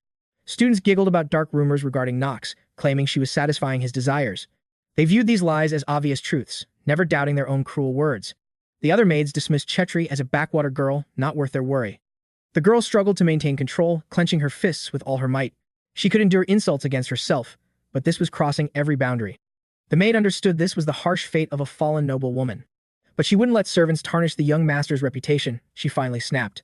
She stepped toward her offenders, asking with cold politeness for a moment to talk. The maids fell silent, shocked to encounter such a bold and defiant classmate. She scoffed with disdain, refusing to waste another breath on a mere commoner. With a sneer, Giselle boasted of her noble Flora bloodline and Count Kanu's favor. High-ranking nobles didn't mingle with peasants, but 𝗧𝗏𝗏 refused to retreat from this confrontation. She called out the noble girl for poisoning the air with baseless lies about her master. Her classmate chuckled, dismissing the outburst as a massive overreaction to a few harmless truths. It wasn't her fault if the master's reputation was already rotting within high society circles. The haughty girl made it clear, 𝗧𝗏𝗏 would never receive the apology she was seeking. The harsh reality of this system, Manhwa World hit 𝗧𝗏𝗏 status was the only currency that mattered. Pushed into a corner, 𝗧𝗏𝗏 reached for the mysterious pouch Knox had entrusted to her. Suddenly, a miniature manifestation of the main character emerged from the shadows of the bag. The sight was chilling. 𝗧𝗏𝗏 shrieked in terror as pure, unsettling energy filled the room. Staring at the tiny figure, the realization dawned she was facing the master himself. The clone introduced himself with cold indifference, completely uncaring of the chaos he had caused. One glance told him everything. 𝗧𝗏𝗏 wouldn't have summoned him unless things had turned ugly. He leveled a finger at the bullies, his gaze promising a world of pain regardless of numbers. Paralyzed by his overwhelming presence, 𝗧𝗏𝗏's voice died in her throat as fear took hold. Panicked whispers erupted. Could this truly be the infamous scion of the Reinhover bloodline? He issued a brutal ultimatum. Any more disrespect would result in their heads being delivered in boxes. With a violent flicker of light, the miniature master vanished back into thin air. 𝗧𝗏𝗏 stood stunned. She hadn't expected such a brief and terrifying intervention from her master. It was a bizarrely simple threat, yet it worked. Giselle's face was now a mask of pure dread. In an instant, the arrogant noble collapsed to her knees, her pride completely shattered. Trembling, she looked up at the maid she had just insulted and begged for her name. 𝗧𝗲𝗃 let out a weary sigh, finally revealing her name to the shivering girl. 𝗧𝗶𝗲𝗿 panicked. She knew the Reinhofers could erase her entire family tree with a single snap. She prostrated herself, stammering desperate apologies and swearing this mistake would never be repeated. The surrounding crowd watched in confusion, unable to grasp why the proud noble was suddenly groveling. 𝗧𝗃 couldn't believe such a crude tactic had actually settled the score so easily. Still, she worried this would only fuel the dark rumors surrounding Master Knox's reputation. What is he thinking? She muttered, exasperated by her master's dangerously reckless methods. 𝗧𝗃 walked away, leaving 𝗧𝗶𝗲 shivering in the shadow of her own impending doom. As they retreated to the dorms, 𝗧𝗃 immediately checked on Knox, her voice laced with concern. Heavy shadows hung under his eyes, yet the main character masked his exhaustion with a cool facade. He rubbed his tired eyes, insisting he was fine despite looking like he was on the brink. Burning the midnight oil to master the system, he had drained his energy reserves to nothing. Suddenly, a young man from 𝗦𝘆𝘀𝘁𝗃 de Riven's camp blocked their path with a sharp gaze. With a predatory smile, the assistant bowed low, finally cornering the target he'd been searching for. Knox felt a prickle of suspicion. Why was this stranger showing him such profound, exaggerated respect? "Who are you?" Knox demanded. The boy smiled, identifying himself as Rick, Lady Eleanor's loyal shadow. He beamed, claiming it was a supreme honor to finally stand before the great Master Knox. Recognition flared in Knox's mind. Every detail of this character's treacherous past and lethal abilities flooded back. Knox's heart hammered, but he instantly activated his Master of Acting skill to maintain his poker face. He hadn't expected to encounter such a high-level threat so early in his journey. This was Lying Rick, a snake known for his duplicity and a core figure in this system Manhwa, a literal servant of the devil, destined to ignite the fierce rivalry that would soon shake the world. Furthermore, he was set to betray his mistress, a venomous act from a trusted servant. This backstab would shatter Eleanor's intricate schemes and destroy her inner circle's fragile trust. In this brutal system, Manhwa world, the enemy's enemy isn't always a dependable friend. Rick was pure filth, a parasite that would only lead to a swift game over. Knox refused to use such trash, even for a quick tactical advantage.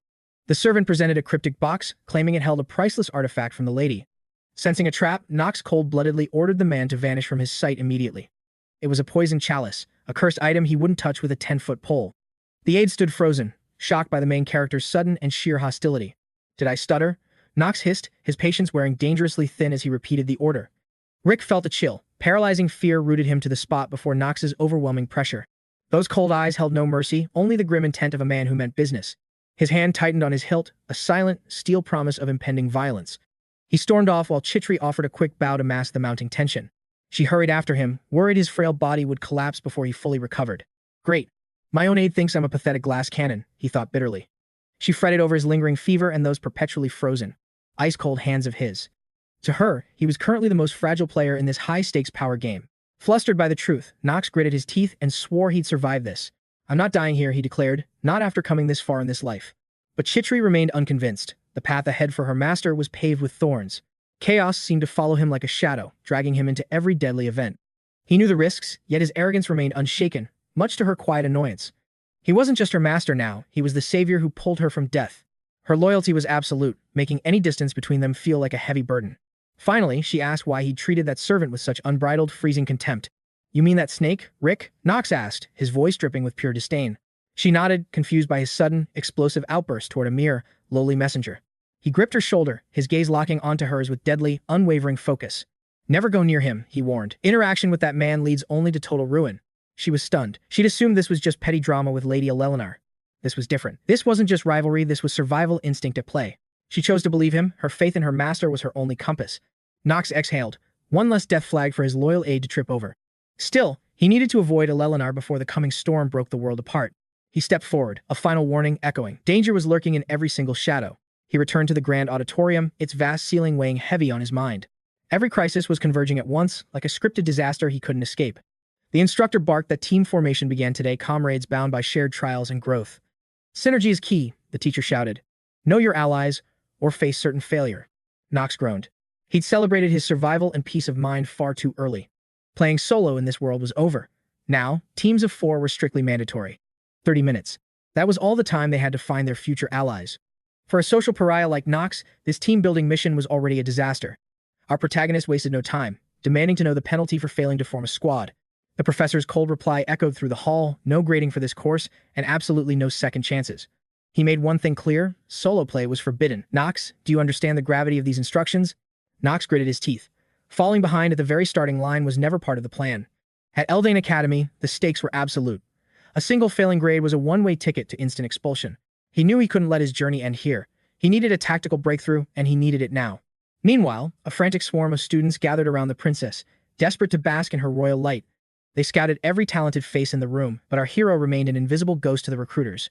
As the room buzzed, Knox sat in solitude, calculating his next move in this ruthless system Manhwa world.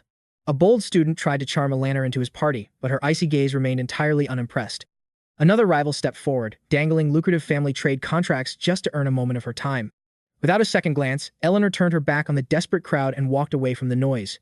To the shock of the entire class, she marched straight toward the main character sitting in the shadows. A sharp smirk played on her lips as she noted his lack of gratitude for her earlier gift. Knox felt a cold sweat break. This sudden spotlight was the last thing his social battery could handle.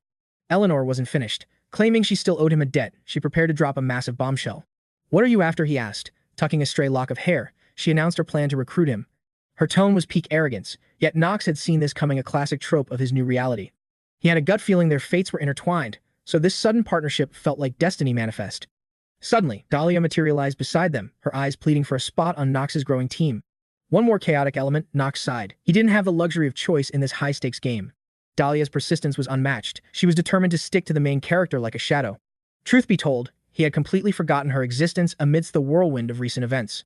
He barely acknowledged her presence. Her obvious feelings were a complication he simply couldn't afford right now. She was the kind-hearted archetype in his supposed fiancé, trying her best to show her devotion. Her heart simply wouldn't let her leave the unfortunate loner to struggle in isolation. The overwhelming attention was draining, but Eleanor's sharp gaze suddenly locked onto a single, unexpected detail. Knox tensed up instantly. "What now? What else could possibly catch your interest?" "I'm just surprised," she mused, "that someone as cold as you actually has friends by his side." He met her gaze with a flat stare. Given their history, her biting sarcasm wasn't entirely unearned. Yet, a spark of irritation flared in his chest. Why did her words get under his skin so easily? Dahlia's anxiety began to spike as she waited for an answer that still hadn't come. Eleanor seized control, pointing out they still needed a final member to complete their party of 4. Finally speaking up, the main character dryly noted that his own opinion seemed irrelevant to this group. She laughed at his lack of leverage, and he reluctantly conceded to her sharp intuition. To reclaim his lost memories, he had to dominate the academy with top-tier grades and flawless execution. The mission was clear. He had to rank within the elite top 10% before this chapter ended. Next on the horizon was a clash with an archdemon, a nightmare trial for any ordinary student. This was the moment where he would finally walk the thin line between savior and villain. While he steeled his resolve, the lecture hall buzzed with students, finalizing their alliances for the upcoming battle. That's when a student named Paul approached, hoping to fill the vacant slot in their legendary party. Knox felt a wave of relief. Finally, a teammate who seemed like a normal, grounded human being. Activating his appraisal, he saw the stats: survival specialist, high efficiency, and unwavering devotion.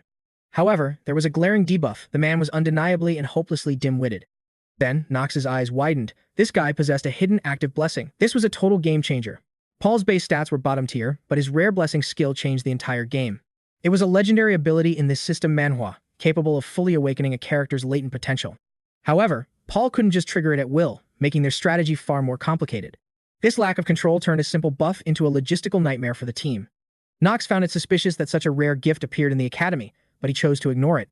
Overjoyed to be chosen, Paul was already vibrating with excitement for their first mission together. Next, the elegant Eleanor Diva introduced herself, demanding everyone's absolute focus and combat readiness. A blushing Dahlia von Stylen introduced herself next, clearly honored to join such a powerful team. Knox remained cold, bluntly stating he only cared if they could hold their own weight in battle. Suddenly, the professor slammed the table to silence the chatter of the newly formed squads. He roared that these team compositions were now final for the entire upcoming semester. Class dismissed. He warned them all to prepare for the brutal trials waiting in their first test. Knox spat a biting insult at the elder, causing a panicked Dahlia to hiss a desperate warning. But the young man didn't care. He wanted every cutting word to hit its mark clearly. Dahlia was stunned by his reckless behavior, knowing that insulting a professor was social suicide. Refusing to waste another second, Knox vanished, leaving Dahlia trailing uselessly in his wake. Catching her breath, Dahlia asked about his schedule, swearing she had no hidden agenda or ulterior motives. "I'm just curious," she stammered, desperately trying to keep pace with the cold protagonist's stride. Suspecting she was just hunting for easy credits, Knox gave her a sharp, playful flick on the forehead. Dahlia recoiled in confusion, her face turning red as she realized how much he had misunderstood her. Knox remained unconvinced of her innocence, refusing to let her drain any more of his precious time. Without a word of explanation, he turned his back and walked away into the academy shadows. Later, Knox headed to the 4th sector, with his maid to secure essential items for his next move. She sighed, noting that surviving at Eldain required a mountain of gold and endless resources. Reviewing the expensive supply list, she realized why commoners were constantly crushed by this elite system. Without deep pockets, surviving in this prestigious academy was a literal impossibility for the poor. Knox shrugged. For those with true talent, wealthy sponsors would surely come crawling with bags of gold. Money is never a barrier provided your power isn't a complete and total waste of space. Their conversation was suddenly cut short by the harsh sound of a heated argument nearby. 𝗧𝗲𝗄's instincts flared. In this world, sudden noise usually signaled a looming disaster or a fight. Crowds are always loud, Knox muttered, telling her to ignore the petty drama unfolding in the street.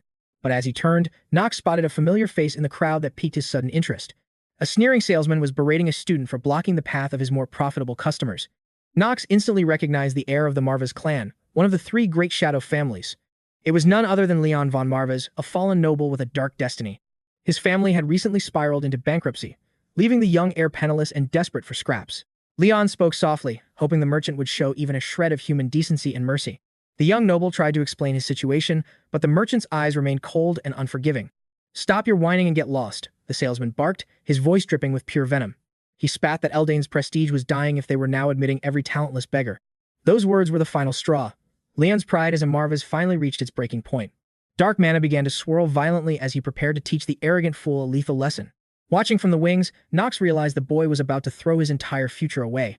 Knox knew all too well that losing control in public was a death sentence in this academy. Before the forbidden dark magic could explode, Knox stepped in to halt the inevitable disaster. Undead warriors manifested from the void, blades drawn to slaughter the helpless merchant. 𝗧𝗲𝗄 froze in disbelief at the young lord's reckless actions, powerless to intervene. He declared that the fool had finally snapped, needing suppression before chaos erupted. Lion's gaze signaled the strategy, yet the maid remained baffled by his mysterious method. However, our protagonist stood firm, his voice ringing with absolute certainty. Sensing his deadly serious aura, 𝗧𝗲𝗄 knew this was no game. The panicked merchant screamed that madness had taken hold. Arriving just in time, the hero barked a command for the man to clear the blast zone. Shielding the man with his own body, he urged Leon to retreat immediately. Defying this warning meant welcoming a swift and brutal death. Ungrateful and arrogant, the man spat at his protector, obsessing over his pathetic social standing. Knox cast aside his hood to reveal his true self. His snow-white hair signaled a legend had arrived. Emerging fully from the darkness, with icy conviction, the protagonist asked the merchant if he truly grasped whose presence he graced. As twilight descended, exhausted students retreated to their dorms after grueling magical training. Emma listened intently as her mistress recounted her experience on Knox's elite squad. The girl questioned her maid, wondering why Knox hid his secrets in this system Manhwa world. She theorized that perhaps adolescent shyness made him awkward around the fair maiden. The maid masked her inner turmoil in silence, but Dahlia demanded a direct answer. She craved clarity, sensing a profound truth that could shift her entire perspective. Finally, Emma stammered that Knox's complex mind remained an impenetrable fortress to her. The noblewoman insisted she had played her part perfectly, maintaining a facet of maturity. She now understood that first impressions were merely illusions in this world of secrets.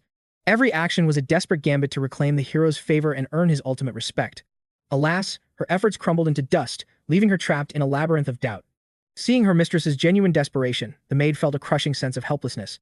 She knew that if Dahlia spiraled now, she would be lost in gloom for a week. Regret gnawed at Emma as she reflected on her past choices and their consequences. She never would have spoken a word in defense of that infuriating Knox. Throughout their journey, Dahlia questioned his coldness, hearing only excuses about his changing age. She argued that boys his age were naturally volatile, acting like frozen pillars of ice. She realized then that Dahlia's devotion had likely ignited during that fateful encounter. Looking back, Emma lamented her reckless words, fearing the path they had forged. The conclusion was undeniable. Dahlia had fallen deeply for the enigmatic Knox. The maid suggested his coldness was merely a barrier to maintain his focus at the academy. Reinvigorated, Dahlia beamed with joy, hailing Emma as a grandmaster of romance. The advice sounded incredibly profound and authoritative to her. She vowed to trust no one else, while Emma silently begged forgiveness for her deception. As Emma sat, the young lady rushed forward, clutching her hands in a burst of energy. The truth was, Emma had zero romantic experience, making her advice a complete facade. Suddenly, a sharp knock echoed through the room, shattering the private atmosphere. Both girls turned toward the door in unison, startled by the unexpected visitor.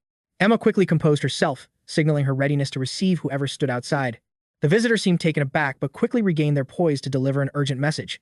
It was Eleanor de Ruin, a fellow combat magic specialist from Dahlia's elite squad. Recognizing the familiar voice, Dahlia felt her tension finally begin to fade. The maid's face soured, annoyed by the lack of a formal appointment. Yet, Eleanor de Ruin remained poised, silently waiting for the heavy doors to grant her entry. Then, her lips curled as she whispered the name Knox von Reinhover with an eerie, unsettling cadence. That chilling tone instantly snared the attention of both Dahlia and Emma. Smirking, she boldly declared him her sole topic of interest. Intrigued, the young lady threw the doors wide to face her visitor. Tension crackled around Dahlia, while Eleanor de Riven appeared dangerously calm, like a predator at rest. With a faint blush, she realized this marked their second encounter today after their meeting within the team. Elsewhere, our main character, moving like a legendary **** system, Manhwa **** protagonist, exposed his identity and asked if introductions were still needed. Behind him, the merchant froze, recognizing the silver hair and violet eyes unique to only one legendary bloodline. It dawned on him this was the genius Reinhover who had just conquered the Academy's entrance exams this year. Trembling, the man groveled, begging for forgiveness for failing to recognize such a high-ranking figure instantly. Unfazed, Knox gave a chilling command to vanish before his patience reached its absolute limit. Knox's gaze turned glacial as he asked if a third warning would be required. Terrified, the merchant bolted. Leon watched, stunned by this sudden, overwhelming shift in momentum. An intervention was shocking, but the presence of the legendary Knox Reinhover left the entire crowd breathless. Leon gritted his teeth, frustrated that his confrontation had been interrupted before he could settle the score. His summoned undead glared at the protagonist with hollow eyes, awaiting a command to tear him apart. Finally, the ghouls obeyed their master's bloodlust, lunging at the main character with terrifying speed. Knox didn't flinch. He unleashed his overwhelming power, neutralizing the threat with lethal, godlike precision. Our hero sighed, asking if such forbidden dark arts were truly necessary for a dispute this pathetic. Forcing his mana to erupt, he crushed the undead. The skeleton's skull disintegrated into dust under his absolute might. A heavy silence fell as witnesses stood paralyzed by fear, their trembling eyes locked onto Knox von Reinhover. The main character pointed out that using such powers was basically begging the Imperial Knights to hunt him down. Reality finally hit Leon like a tidal wave, revealing the sheer stupidity of his reckless, mana-fueled outburst. He had forgotten the ironclad law casting magic before adulthood was a crime punishable by law. Once his rage cooled, the boy bowed his head, thanking our hero for saving him from a total disaster. Knox simply told him to finish his shopping and disappear before any guards arrived. He even tossed him a heavy pouch of coins, sensing the boy lacked the funds for his basic needs. Leon peered inside to find a literal mountain of gold. He never expected such god-tier generosity from a stranger. Feeling a wave of shame, he hesitated before asking why a high noble like Knox would bother helping him. Suspicion crept in. Was this classmate trying to trap him in a lifelong debt through this unexpected charity? He declared it wouldn't work. However, our hero just shrugged. These coins were mere pocket change to a Reinhover. Yet, Knox smirked, admitting that he wasn't acting out of pure, selfless kindness either. Stunned by the noble's blunt honesty, Leon found himself completely speechless and overwhelmed. Realizing Knox wasn't a foe, his heartbeat slowed. With a flick of his wrist, he banished his summoned monsters. The skeletons stiffened before dissolving into gray mist, vanishing as if they had never existed. Secretly, Leon wondered if this gold was a bribe to ensure his eternal silence regarding the night's events. He sensed a familiar aura of necromancy, a dark power exclusive to the Marvis bloodline. This revelation made the gold feel insufficient. Leon spoke up with newfound conviction, declaring that a simple bag of gold wasn't enough for this deal. He craved answers. How did a Reinhover obtain the forbidden soul-reaping power of the Marvis family? Meanwhile, Dahlia and Eleanor settled in for tea, their conversation shifting toward the enigmatic Knox. Dahlia was desperate to uncover her guest's true intentions, as the mystery was eating her alive. Conversely, the guest was baffled by Dahlia's composure. This wasn't the chaotic reaction she had anticipated. She wondered if Knox truly harbored feelings for his betrothed, but quickly dismissed it as a total impossibility.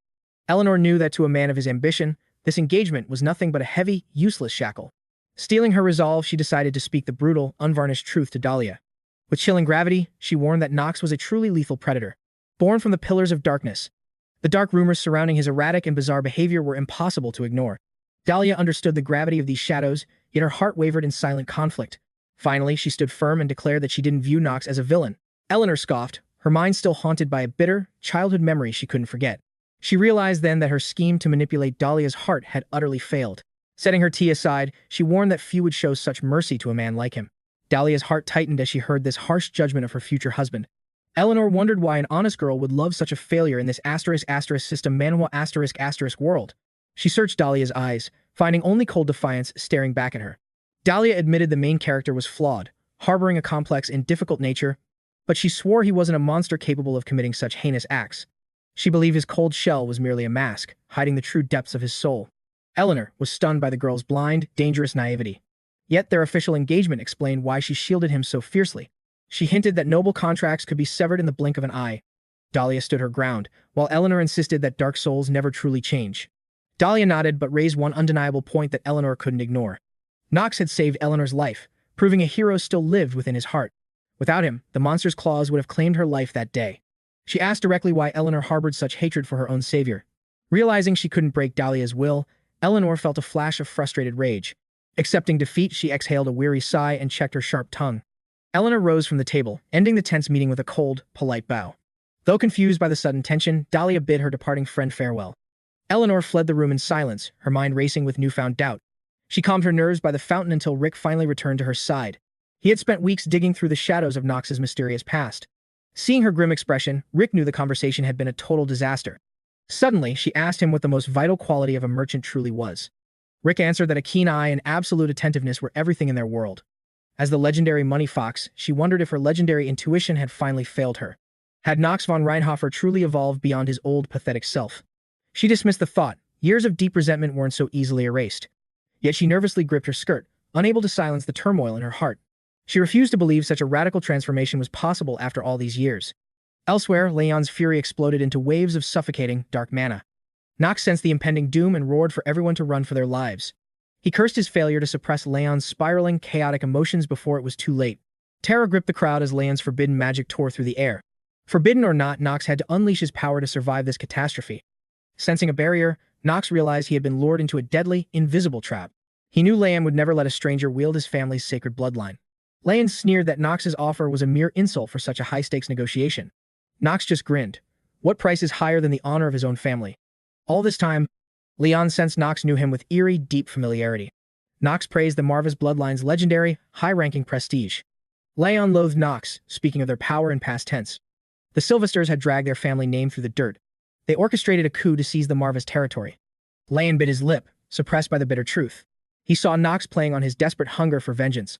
Knox merely laughed, dismissing the boy's dark, cynical suspicions.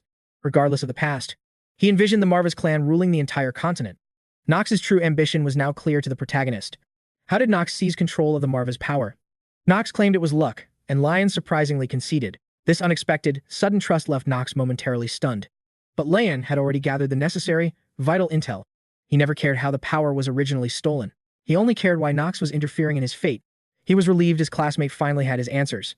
He vowed to repay the debt with something beyond gold. Knox waived the debt, seeking no reward for his aid. After a short rest, Knox finally met the dean. This meeting was his ultimate lifeline and sanctuary. It was all to evolve his Genius Hour skill. A triumphant smirk appeared as the goal was reached. Genius Hour reigned supreme in the system Manhwa world. This secret perk was reserved for 10-time game veterans. He never imagined this game mechanic would save his life. Without it, he would have faced a brutal game over. Noah von Trinity hailed her student's magnificent, grand arrival. His family had been hiding a true monster within. Calling him a monster to his face felt extreme. Only a monster could slaughter an ice troll so easily. This level of talent could never be considered trash. Even the Sword Emperor missed this boy's hidden potential. Noah knew the Emperor too well to believe that. Knox realized the dean was onto his secret. He activated his master acting skill to deflect suspicion. He calmly questioned her sudden interest in his past. She admitted his raw talent was simply too intoxicating. She decided then and there to claim him as hers. He revealed he had spotted her tailing him in disguise. Intrigued, she demanded to know how he had seen her. She hungered to uncover the rest of his secrets. Knox waited patiently as she revealed her true purpose. To reward his exam performance, the dean offered Knox a rare skill enhancement scroll. She revealed this artifact could exponentially amplify any of the young man's innate abilities. Despite its immense value, Knox feigned ignorance while internally rejoicing at such a legendary windfall. As he grasped the scroll, a mysterious surge of energy suddenly electrified his entire being. Noah stood paralyzed, her eyes locked onto the unfolding transformation within the protagonist. Rattled by the shock, he dismissed the sensation as a mere trick of his nerves. He chalked it up to pure adrenaline regarding the destiny unfolding before his eyes. Suddenly, his system Manhwa interface flickered, confirming the artifact granted a 50% power boost. With the prompt active, Knox didn't hesitate for a second to initiate the upgrade process. A wave of pure euphoria washed over him as the skill enhancement successfully integrated. The system also noted that securing such loot early would trigger a special growth bonus. This meant the overall power scaling would be even more devastating than expected. His hour of genius duration surged to 10 full minutes, a massive leap from its starting state. Since this skill was already top tier, finding ways to evolve it was nearly impossible. This rare enhancement scroll was one of the few keys to unlocking its true potential. Obtaining this loot now was game-changing. Sensing the shift, the dean inquired about his satisfaction. Realizing the danger of overstaying, the protagonist knew he had to wrap this up quickly. He gave his polite acknowledgments, ready to make a swift exit from her presence. Noah let him go, respecting the exhaustion he must feel after his heroic classroom rescue. He briefly considered explaining, but remembered the dean's eyes saw everything during the trial. With a heavy sigh, he simply claimed the events had unfolded purely by instinct. He reassured Noah, promising to keep a low profile and avoid any further academy drama. Expressing his deepest gratitude one last time, the young man turned to depart the office. Yet, the girl couldn't shake the chilling feeling that Knox Reinhover was a lurking threat. Silence reclaimed 𝗧𝗏𝗁𝐷's office, giving her space to plot her next strategic moves. Deep down, she burned with anticipation to see what kind of monster he would become. To the dean, greatness was the only possible future for someone like Knox von Reinhover. Shrugging off the intense meeting, our hero headed straight to his next fundamental magic lesson. The professor commanded the class to master every intricate detail of the elemental properties. This world's magic was far more complex than the original story, but lessons weren't his focus. His true interest lay in Professor 𝗧𝗏𝗃 𝗀𝗃, a pivotal figure in this current arc. Though not a powerhouse, Knox sought to analyze the man's skill set before things escalated. It was baffling how someone with such mediocre abilities attained a professorship at 𝗦𝘀𝗃 Academy. Sensing the protagonist's cold gaze, the professor assumed Knox was already looking down on everyone. He burned to uncover the hidden talent that had captured the dean's personal interest. Starting the lecture, he explained that every soul possesses a natural affinity for a specific element. The goal today was for each student to identify and manifest their true elemental core. 𝗧𝗏 von 𝗀𝗃 suddenly singled out Knox, catching the young man completely off guard. Asked about his affinity, Knox kept his secret. He was a master of the forbidden darkness. Intrigued, the professor pressed him to explain his knowledge of such a volatile power. Knox explained that unlike basic elements, darkness was a wild force that refused to harmonize. Its destructive potential was limitless, yet only a legendary few could ever hope to tame it. When asked what force stood against the dark, Knox answered instantly, the element of light. 𝗧𝗏 von 𝗀𝗃 then posed the ultimate question, which power triumphs when these two clash? Our hero smirked internally, knowing the hidden mechanics of this world better than anyone. He flatly confirmed it was light. The professor froze, shocked that a student would so openly reveal his attribute's fatal flaw. But Knox was different. Testing him, the man asked how he'd handle a light attribute user in a life-or-death duel. Without missing a beat, the youth replied he'd simply wait for the perfect opening to turn the tide. He'd execute them instantly, ensuring they'd never breathe again or dare to stand in his way ever again. The cold brutality of his words left the entire class trembling in sheer terror. Even 𝗧𝗏 von 𝗀𝗃 was caught off guard by such a ruthless answer. Meanwhile, our protagonist remained stoic, as if discussing murder was merely part of his daily routine. Elsewhere, Rick was struggling in his room. Clinging to his mangled arm, guttural groans of agony escaped his lips. He slammed a mysterious serum into his veins, triggering a grotesque and violent physical metamorphosis. Staring into the glass, a hellish mark burned upon his chest. Rick was desperate to fully embrace his demonic ascension. Pressing against the mirror, he channeled the dark whispers of his master, 𝗧𝗏𝗃. The air turned cold. The devil commanded him to transcend his pathetic mortal shell and become a true creature of nightmare. As a superior being, sleep and aging were now beneath him. He was evolving into something beyond human limitations. Rick knelt, swearing a blood oath to drag his master back into this wretched world at any cost. A twisted grin spread across the devil's face, signaling a dark omen that choked the air with dread. With the ritual complete, Rick donned his servant attire, resuming his role as if nothing had happened. His forbidden experiments remained hidden beneath his common clothes. To the world, he was just another face in the crowd, a shadow lurking in plain sight. Back at the academy, Knox's resolve still hung heavy in the air. Unfazed by the judgment, he stood with absolute conviction. The professor pressed him further. Did he truly intend to annihilate threats before they could even manifest? Such bloodlust was unheard of. Knox offered an apology for his bluntness, yet insisted that absolute elimination was the only path to victory. Within this system, Manhwa world, his presence intensified, shoulders squared and gaze piercing, radiating the aura of a true monster.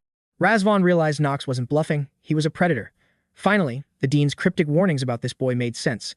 Turning to his aide, the professor gave a shocking command, prepare the demons. Anger flared in 𝗧𝗏's eyes when his assistant hesitated in disbelief. He barked the order again, demanding they initiate the mana suppression gauntlet immediately. This was a move to shatter the boy's overwhelming arrogance and test the limits of his confidence. Essentially, the professor knew that a legendary blade must be tempered in the hottest fires to reach perfection. Minutes later, the class gathered as the aide wheeled in a massive, cloth-covered cage. Even the assistant felt a surge of nervous energy, yet he dared not question the professor's authority. When the veil was lifted, a collective gasp of horror escaped the students' lips. These were low-tier demons used for research, vile creatures trapped behind iron bars, snarling at their human observers. The teacher claimed these beasts were manageable, urging the students to suppress their rising panic. Assured them they were weak enough to be subdued. Still, the students trembled, realizing the academy's brutal reputation was well earned. Steady yourselves, 𝗧𝗏 commanded. You are the elite few who survived the trials of this institution. He thundered, reminding them that their destiny wasn't just glory, but the total eradication of every demonic blight on Earth. To conquer the darkness, they had to master the very entities that humanity still feared and misunderstood. The students exchanged heavy looks, realizing the gravity of the truth their mentor spoke. Finally, the test was revealed. They must flood the cages with mana and force the demons into submission. Knox listened to the task, his instincts screaming that a hidden trap lay beneath the surface. In this world's logic, second years only face this. Clearly, the difficulty spike was intentional. The professor commanded them to focus their mana into their fingertips and strike the target. Once the explanation concluded, 𝗧𝗏𝗃𝗁 declared they had a mere 15 minutes to succeed. He scoffed, certain these beginners would crumble before demonic illusions and end up as drooling shells. He intended to show this brat exactly how the academy's hierarchy functioned. Seconds into the test, the professor realized his scheme to break Knox had utterly failed. He stared in disbelief. Knox had dominated a real demon as if it were child's play. Dahlia was the first to break, the crushing demonic pressure forcing her to surrender immediately. Soon, chaos erupted as other students lost their grip on reality, acting like mindless fools. Hallucinations plagued some, while others simply collapsed under the demon's suffocating mental influence. Amidst the carnage, only one student remained unfazed, casually turning to the professor with a question. Knox asked for a fresh demon, his prowess resembling a cheat from a system Manhwa, while his prey trembled. 𝗧𝗏𝗃𝗁 stood frozen, his jaw dropped as he struggled to find his voice. Knox blinked, confused by the strange gurgling sounds coming from the speechless, stunned professor. The professor was mesmerized, his eyes fixed on the boy who possessed such god-tier talent. Finally, finding his voice, he showered Knox with praise for his legendary performance.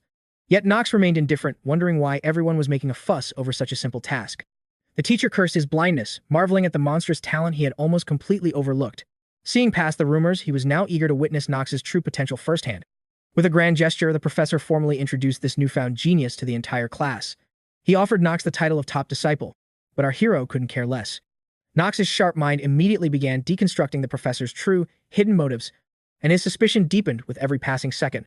He knew the tropes, agreeing to such patronage always ended in a bloody disaster. Jealousy flared among the students as this newcomer claimed the professor's favor so effortlessly. Though they expected a yes, Knox rejected the offer, refusing to be anyone's puppet. 𝗏𝗏𝗃𝗁 was left speechless, unable to comprehend this unprecedented rejection. He couldn't fathom why Knox would throw away a life-changing chance so casually. To him, such a choice was absolutely unthinkable. Students erupted in shock, pointing out that even elites were drained from battling the demon's minds. If even the princess and Echidna struggled, how could this guy treat it like nothing? The girls stared in awe, stunned that Knox was the sole survivor of the mental onslaught. This mysterious power felt like something out of a system Manhwa, drawing unwanted eyes once again. Rewinding time to a few hours before the chaos began. Vernon argued passionately, trying to convince his colleague of the blonde kid's overwhelming strength. Leen von Marvis remained skeptical, dismissing it as a fluke from a mere freshman. Despite the dean's personal voucher, the stubborn professor refused to acknowledge the boy's hidden potential. To Vernon, Knox's talent was as clear as day, there was simply no room for doubt. Ultimately, 4 legendary sages reached the same conclusion. The boy was a true prodigy. Tired of the chatter, 𝗏𝗏𝗃𝗁 demanded to see this supposed genius for himself. Annoyed by his friend's arrogance, Vernon grumbled and called him a pompous turkey. Now, having witnessed the impossible, the professor finally understood the gravity of Knox's power. He was utterly floored. Knox was a genius who didn't even need his guidance. The hall buzzed with disbelief. Knox had snubbed Professor Ross, the supreme authority of magical arts. To them, the Reinhover heir had truly lost his mind. Countless elite students would kill for such a prestigious discipleship. Yet, such erratic behavior was expected from the Reinhover family's notorious failure. Knox heard every poisonous whisper, but their petty judgment didn't sway his iron resolve. Dealing with a Lelener's constant interference was enough. He didn't need any more powerful enemies. Finally, a student questioned the desperate professor. Why choose a loser like Reinhover when the academy was overflowing with high-tier talent? He pointed to Echidna and Princess Penelope, whose magical prowess made them far superior candidates for the title. Our protagonist remained unfazed. He saw through the student's transparent attempt to flatter those in power. Knox noted the slimy brat's face. He'd deal with him if necessary later. 𝗏𝗏𝗃𝗁's expression darkened instantly at such insolence. With a sharp cough, he declared that his judgment alone determined who was worthy of greatness. He sensed the lingering resentment. If left unchecked, toxic rumors would soon infect the entire academy. To crush the gossip, Ross decided to lay his cards on the table. With absolute gravity, he prepared to reveal why Knox was the ultimate choice for his successor. Before speaking, he cast a look of pure reverence toward the young man. Knox just stood there, baffled. He had zero interest in this forced promotion. The first reason was undeniable. Knox had completely suppressed a demon's overwhelming mana. Knox listened as the professor recounted his feats, starting with the caged demon incident that defied logic. Even a lower-tier demon was a lethal threat to most common students. Ras was deeply moved. Like a protagonist in a system Manhwa, Knox possessed a god-tier genius for magical perception. After decades of research, the professor could spot true potential instantly. To him, Knox was a diamond. Connecting the dots, the master concluded that Knox was a once-in-a-century magical prodigy. Despite the rising backlash, Ras believed this offer was the only logical step for such a monster. Knox rejected him again, but the professor insisted the boy take time to reconsider his destiny. Hope flared in the old man's eyes. He was convinced Knox was simply overwhelmed. To de-escalate, Knox agreed with his peers. He claimed many others were far more deserving. He prayed Ross would give up, but the master clung to his talented student. Nearby, Eleanor and Echidna watched this bizarre spectacle. Dahlia looked on in shock, while Leon observed the mysterious boy with a growing, predatory interest. Princess Penelope was stunned. The real Knox was nothing like the pathetic rumors suggested. Echidna cursed her lack of information-gathering skills. Knox's true identity remained a frustrating mystery. The princess dismissed her aide's concerns, playing off her curiosity as a mere passing whim. In truth, her gaze was fixed on the man who had shattered her expectations. She wondered if he would be the Empire's salvation or a calamity that would burn it down. Finally, Knox escaped the lecture hall. He could finally breathe after that suffocating social pressure. He couldn't shake the creepiness of Ras, staring at him like a starving predator eyeing a feast. Knox questioned if even one person in this prophetic dream was actually sane. He prayed the professor would just quit so he could navigate the academy without the constant spotlight. As dusk fell, Knox trudged back to the dorms, utterly drained from the day's chaos. Chetri took one look at his master's face and knew something disastrous had occurred. Knox sighed heavily, describing the day's events as nothing short of a total nightmare. Ross von Celestia had been relentless, hunting him through every classroom and hallway. He even begged during lunch, desperate for Knox to accept. But the most awkward encounter happened when Knox was most vulnerable. Standing alone in the restroom, a familiar, haunting voice echoed from behind him. Other students watched the stalls in terror, as bizarre, muffled sounds began to leak out. The youth reached his limit, yet Professor Ras continued his relentless interrogation without a hint of fatigue. He demanded an end to this sickening farce, finding the whole display utterly revolting. Yet, the professor merely smirked, applauding the student for his audacious tongue. Our protagonist lashed out with venomous words, but the maid intervened, insisting on proper etiquette for a man of his stature. Even the lowest servants recognized Professor Ross as the ultimate authority on magic theory within this world. It was a jarring contradiction. The girl couldn't fathom why such a renowned mentor would act so erratically. Even the main character acknowledged Ross von Celestia as an undisputed genius in his field. However, he also saw the cracks, the old man's creeping paranoia and dangerous obsessions. He noted that the professor's brilliance was his undoing.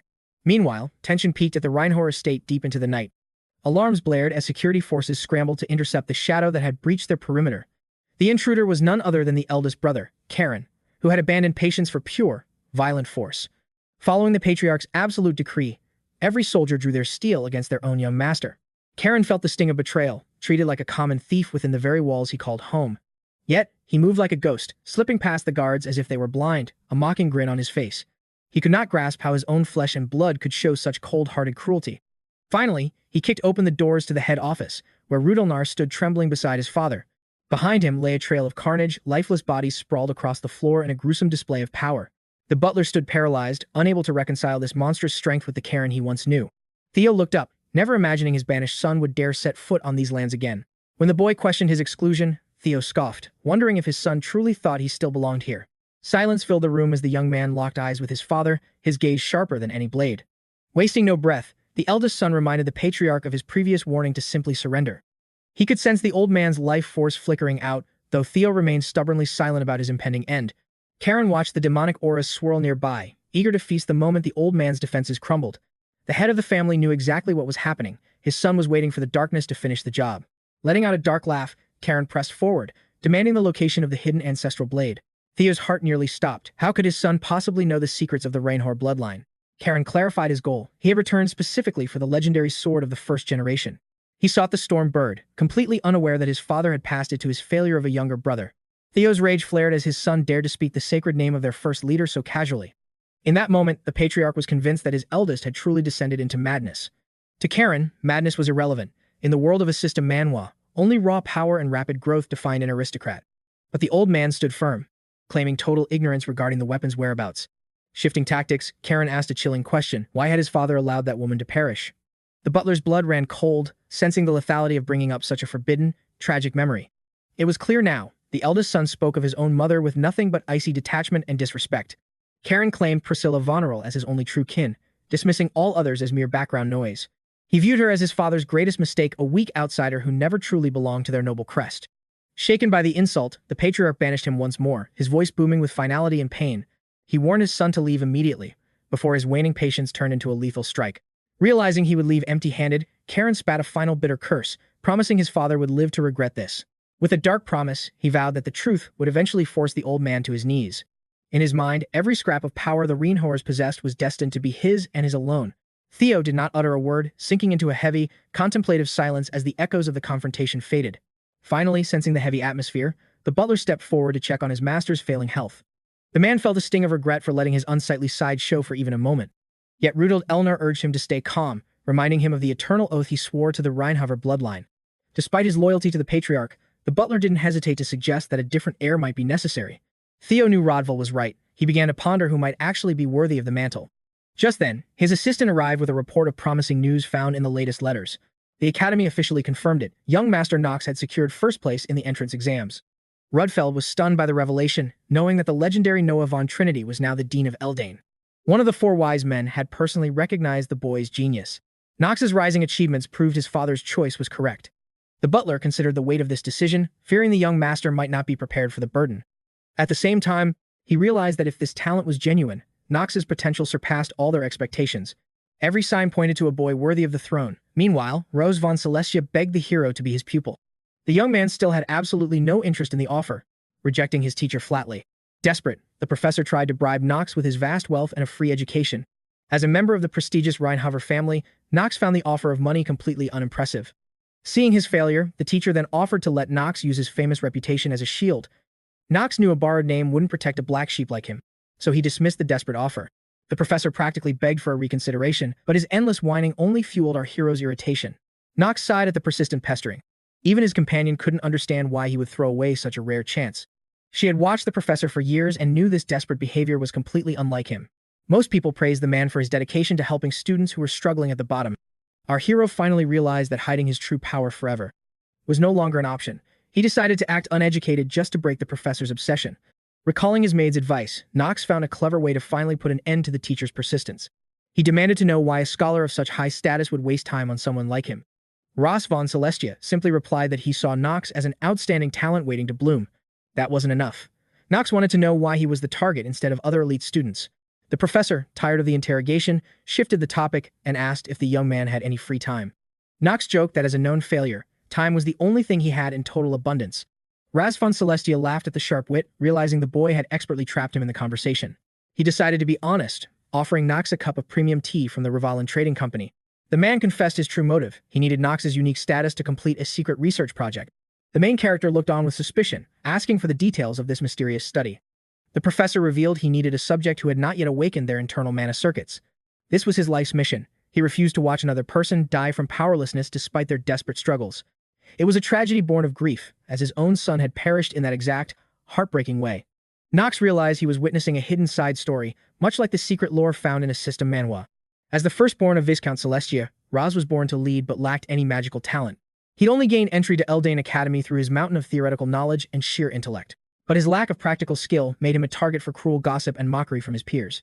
No matter how high his test scores were, the world still looked down on his lack of power. After years of grueling effort, Rose finally became a professor and started a family of his own. Yet, despite his hard work, the scientific community still refused to recognize his groundbreaking achievements. His ideas were stolen by others, leaving him in the shadows while he focused on raising his only son. That child eventually followed his father's path, overcoming every obstacle to graduate from the prestigious Eldain Academy. His son swore to bring honor to the family name, a vow that filled Rose's heart with pride. The young man joined the Emperor's elite knights and immediately marched toward the bloody front lines. He dreamed of achieving a victory so legendary that the 𝗧𝗏𝗃𝗃 name would never be forgotten. Yet destiny was cruel. He perished on that field, felled by a pathetic low-tier mana arrow. After sharing his tragedy, Rose von 𝗧𝗏𝗃𝗃 asked Knox if his obsession with protecting the weak finally made sense. Knox remained stoic. In a ruthless system Manhwa world, such tragedies were common within his prophetic dreams. Regardless of the cliché, the young master felt a spark of genuine interest toward the persistent professor. He couldn't reconcile the version of Professor Rose he saw on the monitor, with the lonely, broken man standing right in front of him now. Our hero finally began to grasp the true depth of the old man's crushing isolation. Ultimately, Knox offered an apology, explaining that other students were far better suited for such a noble purpose. He believed the story deserved more respect, leaving Rose von utterly stunned by his unexpected sincerity. Knox then wished him luck in finding a truly worthy successor to carry his legacy. Before departing, the youth bid the professor a polite farewell until their next scheduled lecture. Left in haunting silence, the man reflected on the conversation with growing confusion and intrigue. His gaze fell upon the photo of his late son, watching him silently from the wooden frame. The professor felt no bitterness, seeing a strange resemblance between his boy and Knox von Reinhover. As twilight settled, our protagonist headed straight for his room in the academy dormitory. Upon arrival, a maid delivered catastrophic news that left him in a state of utter disbelief. She reported the sudden return of the Reinhover family's firstborn son, the notorious Mr. Karen. Shockingly, the older brother had already murdered several estate guards, a move Knox hadn't expected yet. The villains of the bad ending, the Crown Prince and Karen, are finally taking the stage. It turns out the timeline involving the eldest son was the most devastating of all. Knox composed his thoughts and asked his assistant if she had been present during the chaos. Curiously, the head butler had summoned all maids away, a detail that piqued Knox's suspicion. He also learned Karen was insulting his mother, the only woman their father truly loved. Unlike Karen's mother, our hero didn't know how this villainous character truly felt about him, but he suspected that Karen would eventually target 𝗧𝗏 just to cause him harm. He couldn't fathom how Knox had managed to accumulate so many dangerous, high-level enemies. Recovering from the shock, the young man asked if Karen had physically hurt her. The girl looked away, momentarily stunned by her master's genuine concern for her well-being. Knox feared the worst, but the truth was simpler. The arrogant eldest son had merely interrogated her. His burning rage cooled slightly, surprised that Karen hadn't exploited the situation more cruelly. 𝗧𝗏 struggled to find the right words to describe the chilling encounter at the estate. Upon his arrival, the eldest son and his companion were arguing loudly in the main hallway. As the maids bowed, he suddenly stopped, his attention caught by something in the crowd. 𝗧𝗏 was the one who drew Karen's eye, standing out uniquely among the other servants. The girls' conversation stopped instantly when the high-ranking noble decided to address them directly. He demanded to know her identity, as he had never seen her on the estate before. She introduced herself as Knox's personal maid, offering the eldest son a formal, respectful greeting. With a sinister grin, Karen told her to dispense with the useless, fake pleasantries immediately. Recognizing her talent and ambition, he offered her a prestigious position as his own personal maid. Being fiercely loyal to her master, she politely but firmly rejected Karen's tempting proposal. Accustomed to total compliance, the eldest son stood frozen, unable to believe his servant refused him. Karen knew 𝗧𝗏 recognized him, so he pressed her on why she'd pass up such a golden opportunity. The young noble suspected that Knox was simply drowning her in gold for her absolute loyalty. Without hesitation, the girl replied with unwavering devotion she only wished to serve her true master. Karen was stunned to realize this loyalty was her own choice, while Rona watched silently as 𝗧𝗏 praised Knox. Ultimately, Sherry admitted her ignorance of Karen, choosing instead to witness the unfolding destiny of her current master. Furious that anyone would willingly serve that jerk, the elder brother desperately offered to triple her wages. Yet the girl remained unmoved, bowing gracefully as she once again declined the lavish offer. Rage boiled within Karen, forcing him to barely suppress a rude outburst toward the lowly servant. Later, the maid recounted the entire encounter to our protagonist, detailing the bribe to join his brother's side. Intrigued, Knox questioned just how high his brother was willing to go to steal his assistant. The maid didn't hesitate, revealing the promise of a triple salary increase. While Knox was wealthy, the complex mechanics of this system Manhwa world meant he had to manage resources carefully. He couldn't lose his right hand now, but the sudden financial burden left him in a tight spot. With an irritated sigh, Knox finally caved, matching the triple raise just to end the headache. He told her to put the drama aside and focus solely on her duties as his maid. To his shock, the girl let out a sudden, melodic laugh that wasn't her intention at all. Knox stared in disbelief. He'd been fearing the worst while his subordinate was actually mocking the situation. Our hero truly feared she had already decided to jump ship to Karen's camp. But the maid swore her loyalty was absolute, regardless of her master's misplaced doubts. She calmly stated she had no desire to join his brother and was perfectly content with her life. Still unsettled, the young man demanded to know the reason behind her sudden laughter. Under his direct command, she offered a clumsy lie about a funny thought that had just occurred. Knox scoffed at the obvious deception, pointing out that his maid was a truly terrible liar. Choosing silence over a confession, she could only offer an awkward, nervous chuckle in response. Knox eventually let it go. As long as his invaluable assistant stayed, nothing else mattered. His brother's arrogance burned him, but he knew he needed more power before settling the score. Dawn broke at Eldon Academy as students gathered on the field for their morning physical trials. The curriculum featured 5 core pillars, starting with the grand history of the Archeim Empire. Lessons focused on the divine Ardan and the legendary kingdoms that once ruled the world. Next was horsemanship, where students learned to master their noble steeds with precision. They also delved into the complex codes of chivalry and etiquette vital for high society survival. However, the final discipline proved a nightmare for Knox, whose frail body left him trailing behind. Endurance training became a brutal gauntlet, pushing the young man's limits through grueling physical exercises. His weakened frame buckled under the weight of simple sprints and pull-ups. Every fiber of his being screamed in protest, leaving him utterly spent after the most basic drills. He felt as if the academy itself was ruthlessly testing the shallow depths of his current strength. Suddenly, the coach approached, eyeing the struggling student with a look of genuine curiosity. The instructor bluntly called him a wimp, causing Knox to nearly choke on his water in shock. The man clarified, noting that while the boy showed explosive short-term talent, his stamina was pathetic. It was as if a physical wall blocked his progress, preventing any hope of long-term endurance. Knox couldn't argue. The instructor's assessment of his broken body was painfully accurate. Cursed by a terminal illness, his potential was capped by a cruel and unforgiving fate. His endurance stat was locked at a measly 15 points, barely half of a normal trainee's max. Despite the harsh truth, the coach eventually apologized for his bluntness, recognizing the student's inner struggle. The teacher feared for Knox. If the young man kept pushing his limits, his life would be cut short. But in reality, our hero's time was already ticking away toward a cold, inevitable end. Such advice was useless. In this system, Manhwa, a notification constantly flashed, warning that his life expectancy was dwindling. Meanwhile, 𝗧𝗶𝗲𝗿 had been observing our hero's strange behavior with growing suspicion and sharp intensity. He couldn't understand Knox. Why would someone who dominated the entrance exam suddenly hide his true endurance? In truth, it was a calculated move. The protagonist was a master at pretending to be a mere nobody. Suddenly, Knox felt a sharp gaze. He warned 𝗧𝗶𝗲𝗍 that a fight would lead to total devastation. Once his studies concluded, the main character headed into the city to settle some pressing matters. He draped a dark cloak over his shoulders, slipping into the shadows to avoid any unwanted attention. Out of nowhere, someone recognized him. It was Rick, the one person Knox truly hoped to avoid today. Internally, Knox was far from pleased to see this persistent and annoying face again. This kid stuck to him like glue, appearing everywhere and constantly threatening to derail the entire plot. With a sinister grin, Rick remarked that it had been far too long since their last meeting. Knox remained expressionless, watching his foe. He knew this man's real name was 𝗧𝗶𝗲𝗍, not Rick. He was a crucial villain in the game's worst ending. Alongside the first prince, Louis von Arnheim. A half-demon with the Earth attribute, he possessed a terrifying talent for restarting failed negotiations, even when all hope seemed lost. This made Knox uneasy. Rick was destined to frame a trade company and betray the unsuspecting Eleanor. Knox knew that this detail alone was a valid reason to stay far away from this person. He chose to play dumb, treating the boy like a common pest, trying to peddle more nonsense. The protagonist activated his acting skills, making his cold indifference sound perfectly natural and convincing. Rick countered, feigning surprise that a noble of the Reinhover family was wandering alone without servants.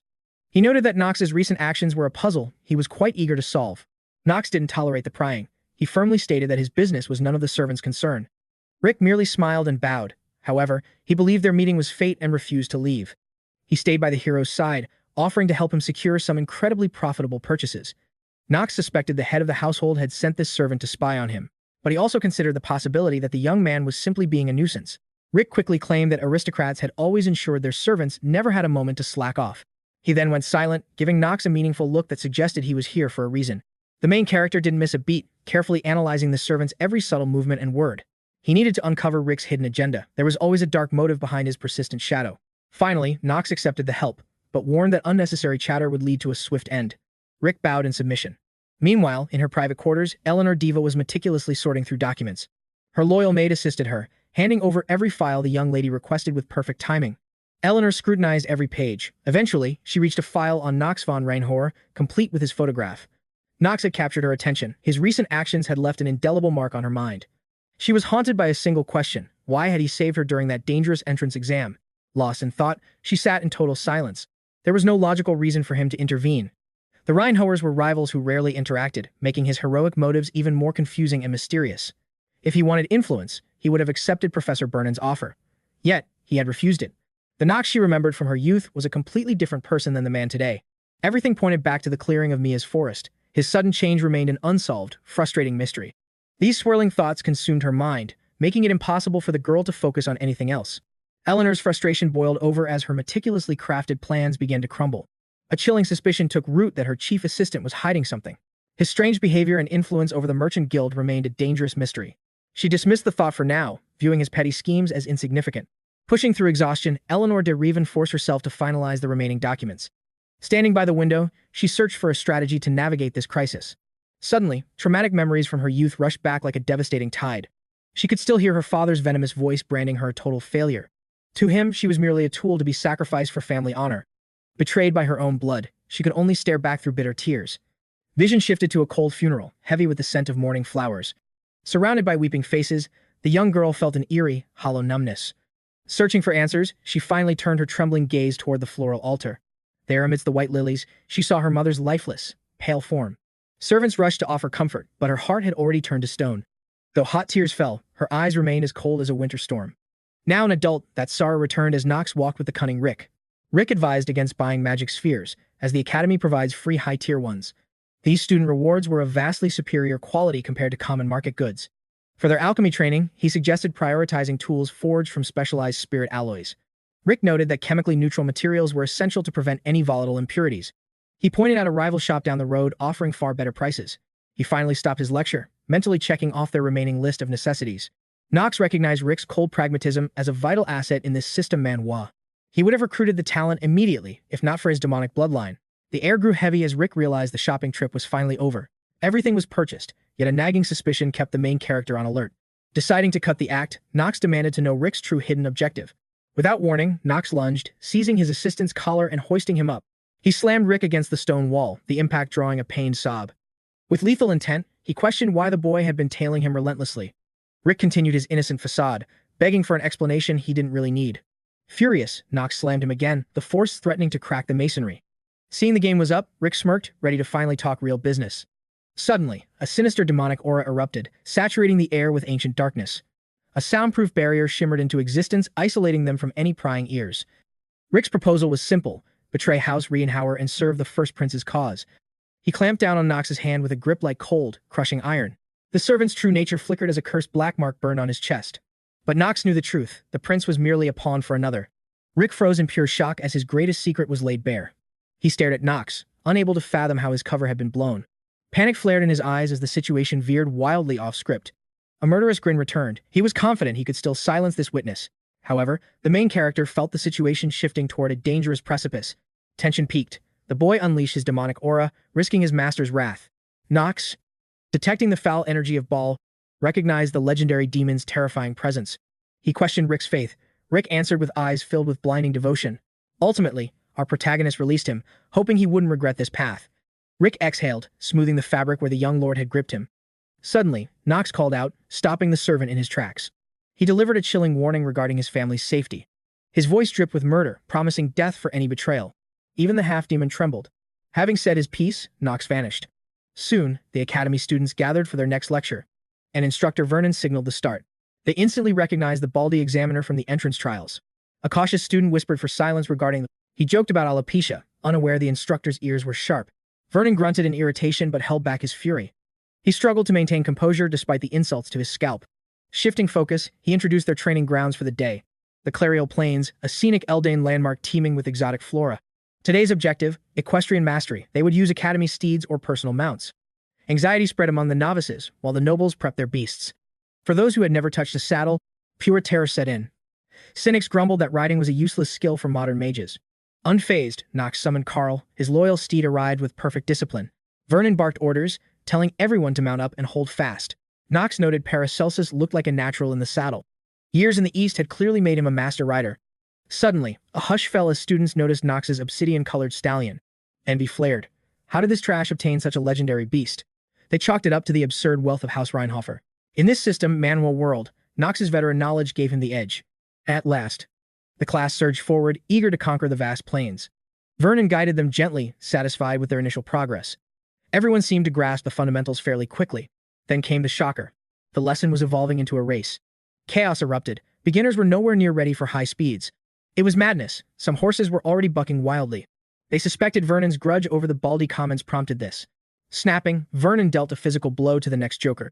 Ignoring their pleas, the instructor laid out the path. A 10-meter sprint followed by a sharp turn at the boundary. The pivot point sat right at the edge of the nameless forest. First place earns bonus points. Any final questions? Knox felt that he had more questions than there were strands of hair on his instructor's head. He muttered that this was no time for jokes, unaware that Dahlia was already lurking right behind him. Sensing the shift in the air, Knox bluntly told the girl to move along to her destination. While a race seemed standard for this lesson, a lethal half-demon was destined to crash the event today. Since this was his grand debut, fate had rigged everything for a face-to-face encounter with the protagonist. The half-demon Roger would soon emerge, forcing the terrified students to retreat into a nameless, dark forest. According to the original script, the protagonist and a few brave souls were meant to engage him. But Knox realized the hero was gone, meaning he had to take command of this unfolding destiny. Surrounded by elite fighters, he was actually curious to see how they would fare without their leader. Knox knew that survival required weighing every risk and striking at the absolute perfect moment. Dahlia refused to leave his side, instead asking if he wanted to face the trail together. She claimed she wasn't scared, but simply preferred having a strong ally against the forest's hidden dangers. Suddenly, Eleanor de Rubin appeared, mocking Dahlia for her supposed confidence in offering Knox help. Irritation flared within the main character as he told his acquaintance to stop meddling in his business. The girl fell silent, merely piercing Knox with a look of absolute, icy contempt for his rudeness. She turned on her heel and vanished, unwilling to waste another second on a pointless conversation. Dahlia noted that since this was still a race, they needed to finish before the others. She jokingly promised to let our hero win, teasing that his horse-riding skills were quite pathetic. With a sudden, deadly seriousness, Knox stated that racing was over before spurring his horse forward alone. Dahlia stood there in a daze, unable to comprehend the reason for her partner's sudden grim mood. Meanwhile, Bernan gave the final warning. A second later, the signal roared and the students galloped away. Knox and Carl surged forward, matching their rivals' speed with a look of fierce, unwavering determination. Commands and the rhythmic snap of reins echoed as every rider urged their horse to run faster. The nobles were arrogant, certain they wouldn't lose to commoners who had just learned to ride today. Those commoners felt the pressure, their nerves fraying as they struggled to maintain their pace. Beneath Knox, Carl began to tremble violently, his anxiety becoming impossible to ignore. The horse's breathing turned shallow and heavy, and no amount of pulling could calm its rising terror.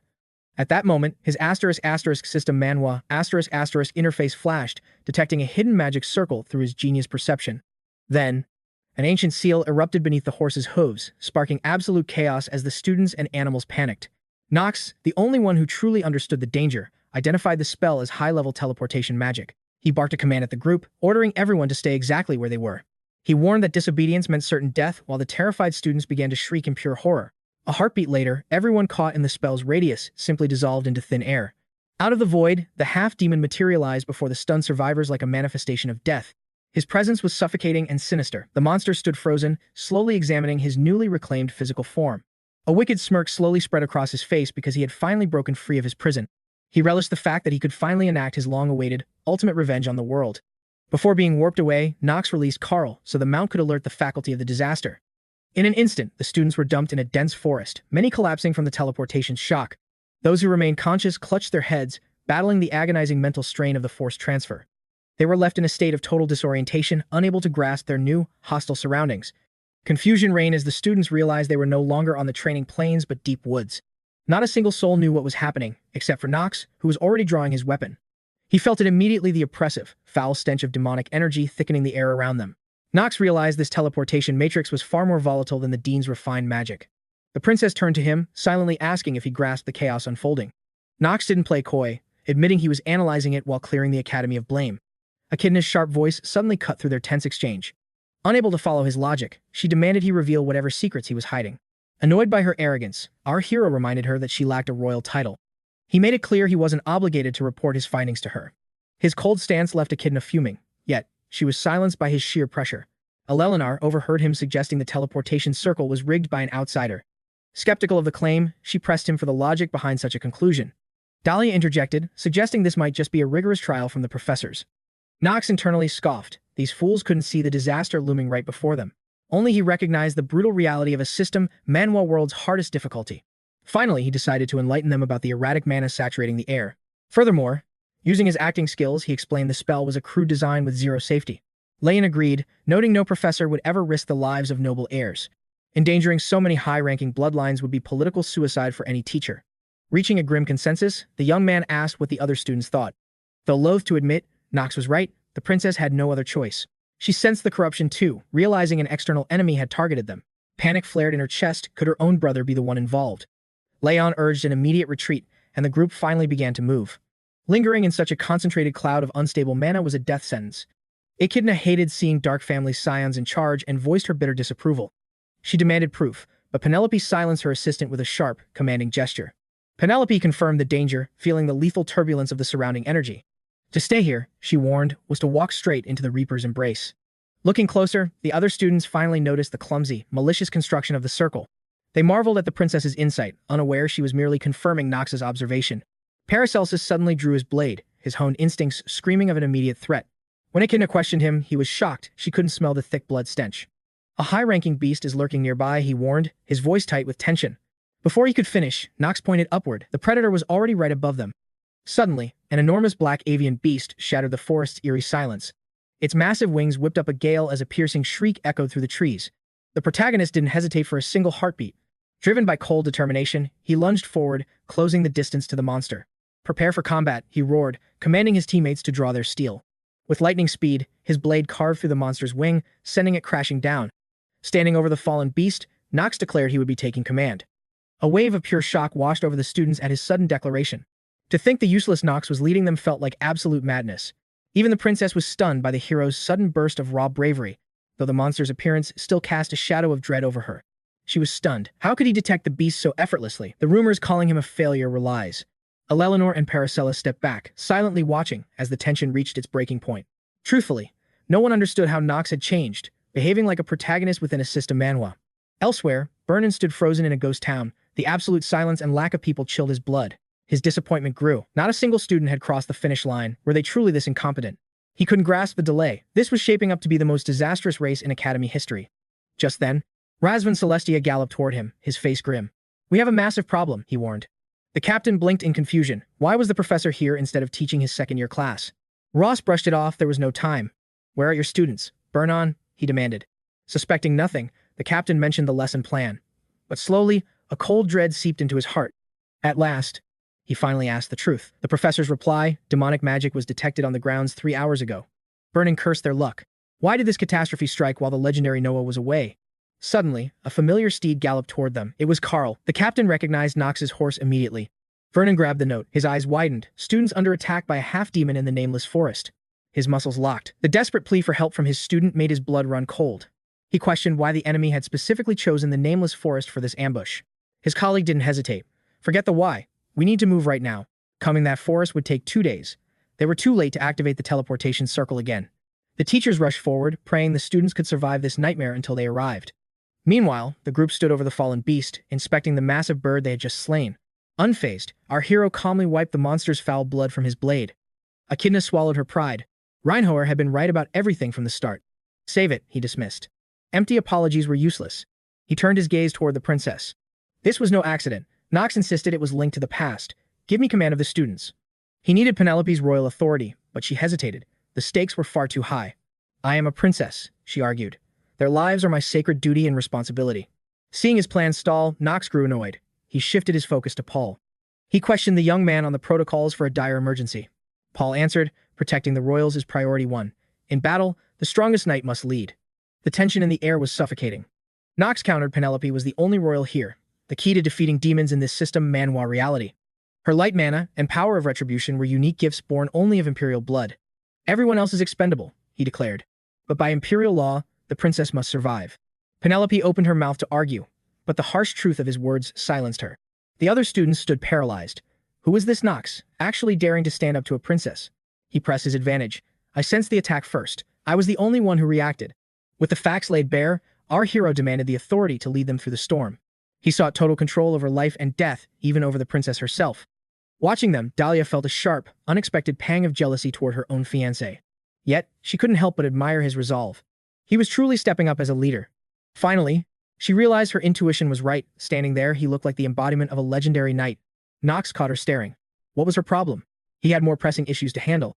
Knox claimed absolute leadership, vowing to protect every student if no one dared to oppose his reign. If any man still doubted his strength, Knox welcomed them to challenge his blade right then and there. The class grumbled, but silence reigned. They knew challenging his overwhelming combat power was pure suicide.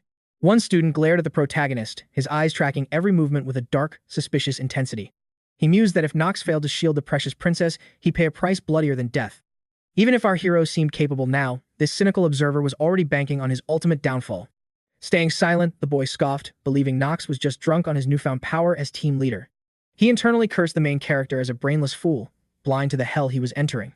As those venomous thoughts reached his ears, Knox's head snapped toward the arrogant brat, his gaze piercing through the coward's very soul. The guy froze. The young lord's eyes held the terrifying, predatory hunger of an apex wild beast. Without wasting words, Knox commanded absolute obedience, threatening severe punishment for any who dared to defy him. The princess offered no protest, watching her new commander with a gaze full of growing intrigue. Echidna remained skeptical, yet she couldn't dare to cross Penelope's will in this moment of tension. Finally, Knox signaled the start of their march, ordering the group to stay within his shadow. Eleanor demanded an explanation, but our hero simply told them to shut up and keep pace.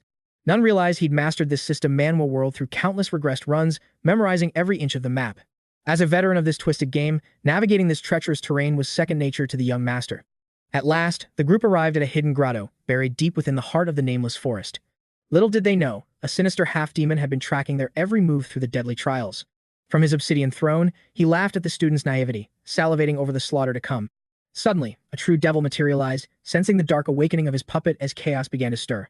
The ghastly grin split the darkness, commanding the beast to devour every child from 𝗏𝘍𝗁 Academy. The entity's shadow grew, demanding total annihilation. The half-demon bowed, eager to serve his hellish master. Reaching out, the devil reminded him that a grand prize awaited if the forest ran red tonight. He promised a fragment of his divine, cataclysmic power, even if Roger was a mere unworthy worm. Tasting just a drop of that overwhelming energy, the half-demon swore to complete his blood-soaked mission. He roared that he would never let his master down, no matter the cost to his soul. Satisfied, the devil vanished, leaving Roger to gloat over his perfect opportunity to destroy Eldane's finest. It was personal. He burned to make those who abandoned him at the academy suffer eternal agony. Roger's eyes then drifted to the two professors racing toward the forest at breakneck speeds. His gaze locked onto Ras von Celestia, whose face was a mask of cold, unwavering determination.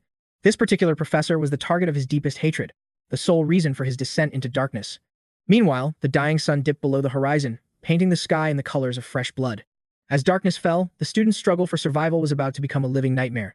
Through the woods, the team pushed forward, slaying monsters and claiming trophies with clinical, ruthless efficiency. Knox suddenly halted the march, declaring it was time to assign roles for the coming slaughter. He commanded Lion and Paracelsus to flank him, forming an unbreakable vanguard to ensure their success. Paracelsus seethed but obeyed. Having been crushed by Knox before, he knew resistance was utterly futile. Lion doubted his own strength for such a trial, yet he vowed to fight until his last breath. Our hero smirked. The two strongest chess pieces were now exactly where he needed them. With his pawns in place, the young master prepared to initiate the next phase of his gambit. He revealed that only two paths led out of this cursed, monster-infested woodland. Either an outside force shattered the barrier, or they'd have to execute the creator to break the spell. Having absorbed their leader's cold logic, the group prepared for the inevitable clash. The princess hesitated to speak, but Knox read her mind. The second path was a suicide mission. With no other options, the squad was forced to gamble their lives on this perilous route. Knox calculated that Professor Burnham would take 2 days to arrive, assuming they marched without any detours. He knew the first plan was a dead end without external reinforcements to back them up. To survive this ordeal, they had to confront the villain directly. It was the only path toward liberation. The students stood paralyzed, staring at their leader as the terrifying reality of the situation finally sank in. Sensing the suffocating tension, the main character ordered everyone to scavenge for any useful resources they could find. Their current rations wouldn't last 48 hours. They desperately needed to secure a new supply of provisions. Paracelsus cut in, questioning the noble's plan for food, only for Knox to nonchalantly suggest hunting demonic boars. The assistant knew Knox possessed insane power, but he still argued that this idea was reckless. This wasn't a safe royal hunting ground. The demonic beasts here were riddled with lethal, flesh-rotting poisons. Naturally, the protagonist was fully aware of the danger, including the fact that most local flora was toxic. Frustrated, Paracelsus snapped, asking why he'd suggest such a deadly meal if he already knew the risks. He had actually consumed demonic monsters before. A few stomach cramps weren't enough to make him choose starvation over a feast. Regretting his alliance with the man, Knox mentioned he possessed a secret method to purge any negative effects. He commanded Lion to summon the undead as a perimeter guard, while he ventured out to harvest herbs. Knox, keeping the princess's safety in mind, he assigned Paracelsus as her shield, admitting the man was a capable warrior. The assistant swallowed his burning resentment, forced to obey the protagonist's commands for now. Deep down, he vowed to teach this arrogant noble a painful lesson in the near future. With the squad deployed, the leader finally focused on his real task. Once security was tight, he began cooking. Relying on his knowledge of this system Manhwa world, he used herbs to neutralize the meat's lethal toxins. The other students watched in sheer horror, completely baffled by his bizarre culinary actions. The boar meat's ghastly hue made them certain that one single bite would be their final meal. Unshaken, our hero remained focused, tossing more mysterious herbs into the pot with absolute confidence and precision. Within moments, the students gasped. The meat's unnatural color had shifted into a delicious, succulent brown. Knox revealed his secret. He used the crimson scallop plant to chemically neutralize the boar's lethal toxins. This rare herb could cleanse poisons from mid-level monsters, making it perfect for preparing horned boar meat. Most students were stunned, while a few scholars vaguely recalled reading about such a mythical plant. They couldn't fathom how a pampered noble like Reinhover possessed such niche, survivalist knowledge of the wilderness. Even the princess watched in awe. This magical flora was a mystery even to her royal education. Amidst the chaos, our hero casually asked Penelope if she preferred her steak medium or rare. Well done was an insult to the ingredients. In this world's logic, overcooking was a crime he wouldn't commit. Ultimately, the aroma was so intoxicating that every student suddenly craved a taste of this demonic delicacy. The princess's mouth watered at the heavenly scent, though she maintained her royal composure and waited. With no alternatives, they suppressed their lingering fears and prepared to feast upon the demonic creature's flesh. Elsewhere, the professors galloped on horseback, desperately trying to establish contact with Dean Noah. Vernon reported the arrival of a mid-rank half-demon, a catastrophic emergency that threatened the entire academy's safety.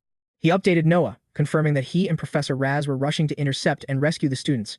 While other faculty members were away, the dean seemed strangely unbothered, though odd crunching sounds filled the line.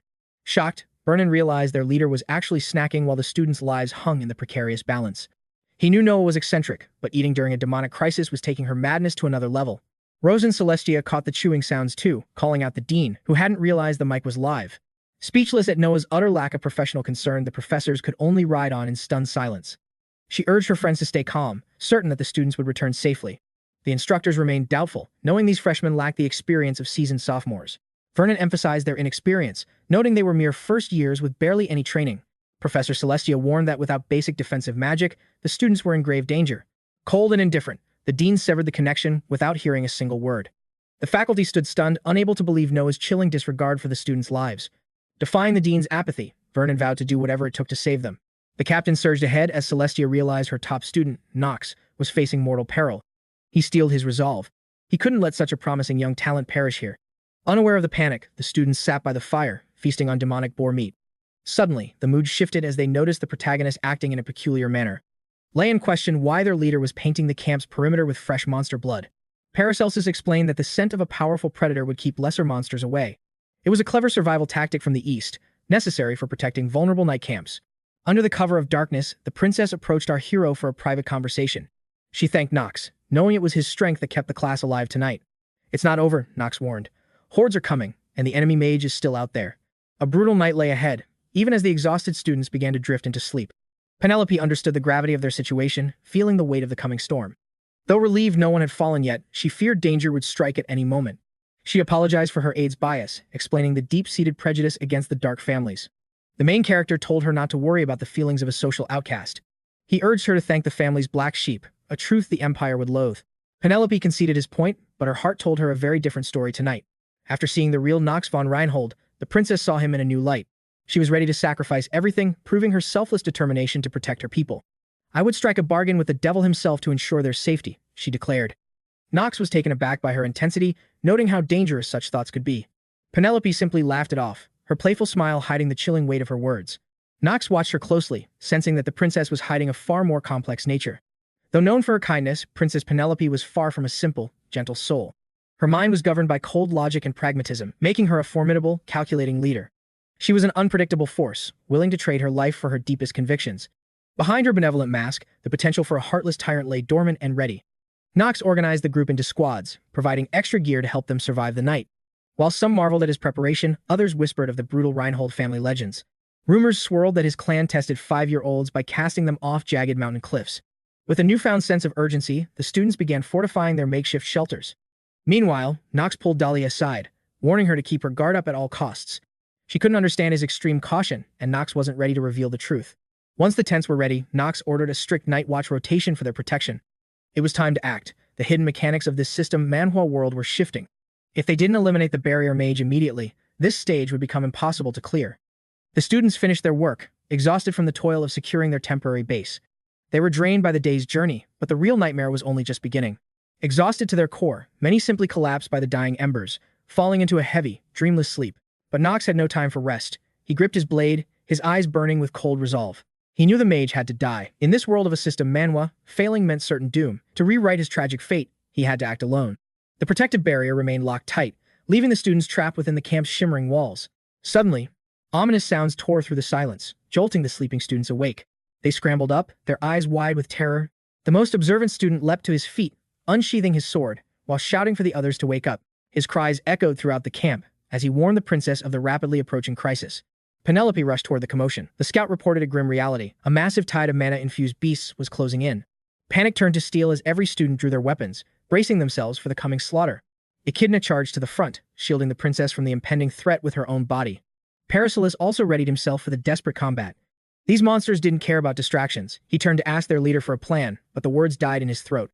𝗧𝗏𝗿 realized the truth. Knox was gone. Anxiety began to ripple through the ranks of the terrified students. 𝗏𝗏 stepped forward, explaining that Knox had urgent business and had left the front lines to his chosen assistant. Fury flared in Echidna's eyes. How could he demand command only to vanish when the real fighting finally began? 𝗏𝗏 stood his ground, insisting their leader had not fled, but was executing a much higher strategy. Yet, she still doubted his heart. Why should they trust a man like Knox? Despair grew as the horde swelled. Then, the nightmare intensified as winged beasts began raining death from the dark skies. 𝗧𝗏𝗿 hesitated, finally agreeing with Echidna. The sheer numbers of monsters were becoming far too much to handle. But 𝗏𝗏's confidence never once wavered. He unleashed his family's forbidden dark attribute, weaving a shadow shield to protect the entire team from the onslaught. Penelope and Echidna stared in awe at the surge of mana. 𝗏𝗏 realized Knox von Reinhover was far more calculating than expected. Before departing, Knox had secretly handed his partner a mysterious, glowing magic crystal for this exact moment. The young heir had been stunned, staring at the priceless gem pulsing with immense power in his palm. He couldn't fathom Knox's true nature or why he would trust a rival with such a heavy burden. Shadows loomed as the first monster breached the line, lunging straight for Leon's throat. Steeling himself, the youth declared he would fight with the pride of the 𝗲𝗏𝗃 family head. There was no time for more words. The beast struck with blinding speed, forcing him into immediate action. Leon moved with lethal precision. In a flash of dark mana, he summoned a spectral knight to intercept the killing blow. With a single, devastating sweep of its blade, the ghostly warrior cleaved the monster in two. More undead soldiers rose from the shadows, forming a macabre wall of defense around their master. He commanded the others to stand back. This battlefield now belonged to Leon von 𝗲𝗏𝗃 alone. Elsewhere, Knox had reached the hidden cavern, its entrance barred by an ancient, glowing magical seal. Moving with absolute certainty, Knox stepped onto the ritual circle. Instantly, the complex mechanisms of the seal began to roar. A system notification flashed. His genius perception was already dismantling the complex magical restrictions. Equipping the cloak of the sleepers, Knox felt his combat power surge by 1.2 times. Amused by the boy's audacity, a dark figure emerged from the gloom to face him directly. The mage was stunned that a mere student could detect his presence and dare to challenge him to battle. Knox remained ice-cold, instantly triggering his master of acting skill to shroud his true identity. Wearing a mocking smirk, he spat with cold contempt that a lowly half-demon should only speak when they actually have some worth. Exuding absolute dominance, Knox made it clear that this insignificant trash needed to learn its place. The insult struck deep. The mage had never been addressed with such blatant, soul-shaking disrespect. Consumed by a white-hot rage, the opponent lost all composure and lunged at Knox with unbridled fury. Despite the enemy's savage assault, Knox von Reinhover parried the blow perfectly by utilizing his refined fuel. With a sharp arc of his blade, Knox sent his stunned foe spiraling back in a display of raw power. Shattered by the impact of this crushing hidden strike, the hybrid beast stared in horror as a searing burn consumed his flesh. Shock filled him, unable to grasp how a mere youth possessed such terrifying mastery within this system, Manhwa. Knox remained silent, offering no words to an enemy destined for defeat. Consumed by fury, the monster swore to rip the truth from the boy's mangled corpse. Unleashing his dark aura, the half-demon charged, but Knox stood firm, like an immovable mountain. An instant later, a cold, agonizing sensation pierced through the creature's arm. His eyes widened in disbelief as he watched his own limbs sever and tumble away. Knox smirked. Every move was calculated, a perfect execution of his tactical leveling strategy. He mocked the demon's lack of focus, noting he hadn't even used his true skills yet. The severed arm hit the dirt with a sickening thud, painting the ground in crimson. Paralyzed by the gruesome sight, the half-demon could only stare at his bleeding stump in silence. He finally realized the terrifying truth. This human was far more dangerous than any monster. Yet, the creature cackled, mocking Knox's confidence as his flesh began to pulse and regenerate. Knox remained unfazed, sensing that Roger's power paled in comparison to his own current growth. Even with the demon's unnatural reach, Knox's close combat genius talent made every evasion look effortless. In a blur of speed, our protagonist closed the distance, appearing before Roger in a heartbeat. He shut down the counterattack instantly. Locking eyes with his prey, Knox whispered that his desperate struggle was utterly futile. Activating a precise strike, he targeted the monster's joints, aiming to cripple his combat potential entirely. Then, leaning into his mastery of psychological warfare, Knox began to systematically break his opponent's spirit. Clutching the discarded limb, he sneered, asking if the demon truly believed such tricks would save him. Roger gasped for air, his pride shattered as he trembled under Knox's suffocating presence. The realization dawned on him. He had gravely underestimated the power of the Reinhover bloodline. It was impossible. A weakling had dismantled his grand design in a single, crushing moment. Gritting his teeth, the demon demanded to know how a human dared humiliate him. Him, a being carrying the prestigious blood of an archduke. Finally, Knox raised his sword for the execution, deciding this pathetic show had gone on long enough. As the blade descended, a familiar, trembling voice cried out from the shadows, begging him to stop. It was 𝗏𝗏𝗃 von 𝗧𝗏𝗃, Knox's own mentor, looking on with eyes full of desperate plea. The shaken teacher confessed a dark secret. This half-beast was once his prized pupil. Stunned by this revelation, Knox halted his blade, the air thick with sudden tension. The professor apologized for this tragedy, confirming the heavy bond between them. Roger erupted in bitter laughter, spitting at the mention of their past connection. He snarled at Ross, questioning if he ever truly saw him as a student. He felt discarded, thrown away like trash by the academy once he lost his arm and utility. To him, this teacher was nothing more than a hypocritical coward who abandoned his own. Ross von clenched his fists, the weight of his past sins finally coming to light. He tried to explain that the expulsion wasn't out of cruelty, but out of a desperate fear. Haunted by his son's tragic end, he couldn't bear to see history repeat itself. He had sent him away to save him from a path of endless bloodshed and death. But Roger spat on his mercy, believing that every warrior should forge their own path. The professor transformed his student into a pathetic joke, stroking his own ego under the guise of helping him. In truth, when that old man made his choice, he never imagined it would trigger such a disaster. Yet, he burned to know had Roger finally grasped the forbidden power he had hungered for so long. Ras von 𝗧𝗏𝗃 questioned if a lifetime of dreams was worth this ruin. The youth lay broken, silence his only answer. At last, a wicked smirk twisted his lips, proving that no amount of teaching could ever purge his dark human nature. Roger had seemingly accepted his fate, but it was a ruse. Catching the hero off guard, he suddenly lunged forward. Ignoring Knox entirely, the monster charged his teacher, driven by a primal need for bloody retribution. He knew his life was over, but he dragged 𝗧𝗏𝗃 into the grave along with him. Panic seized the professor, leaving him utterly paralyzed as death raced toward him in that terrifying moment.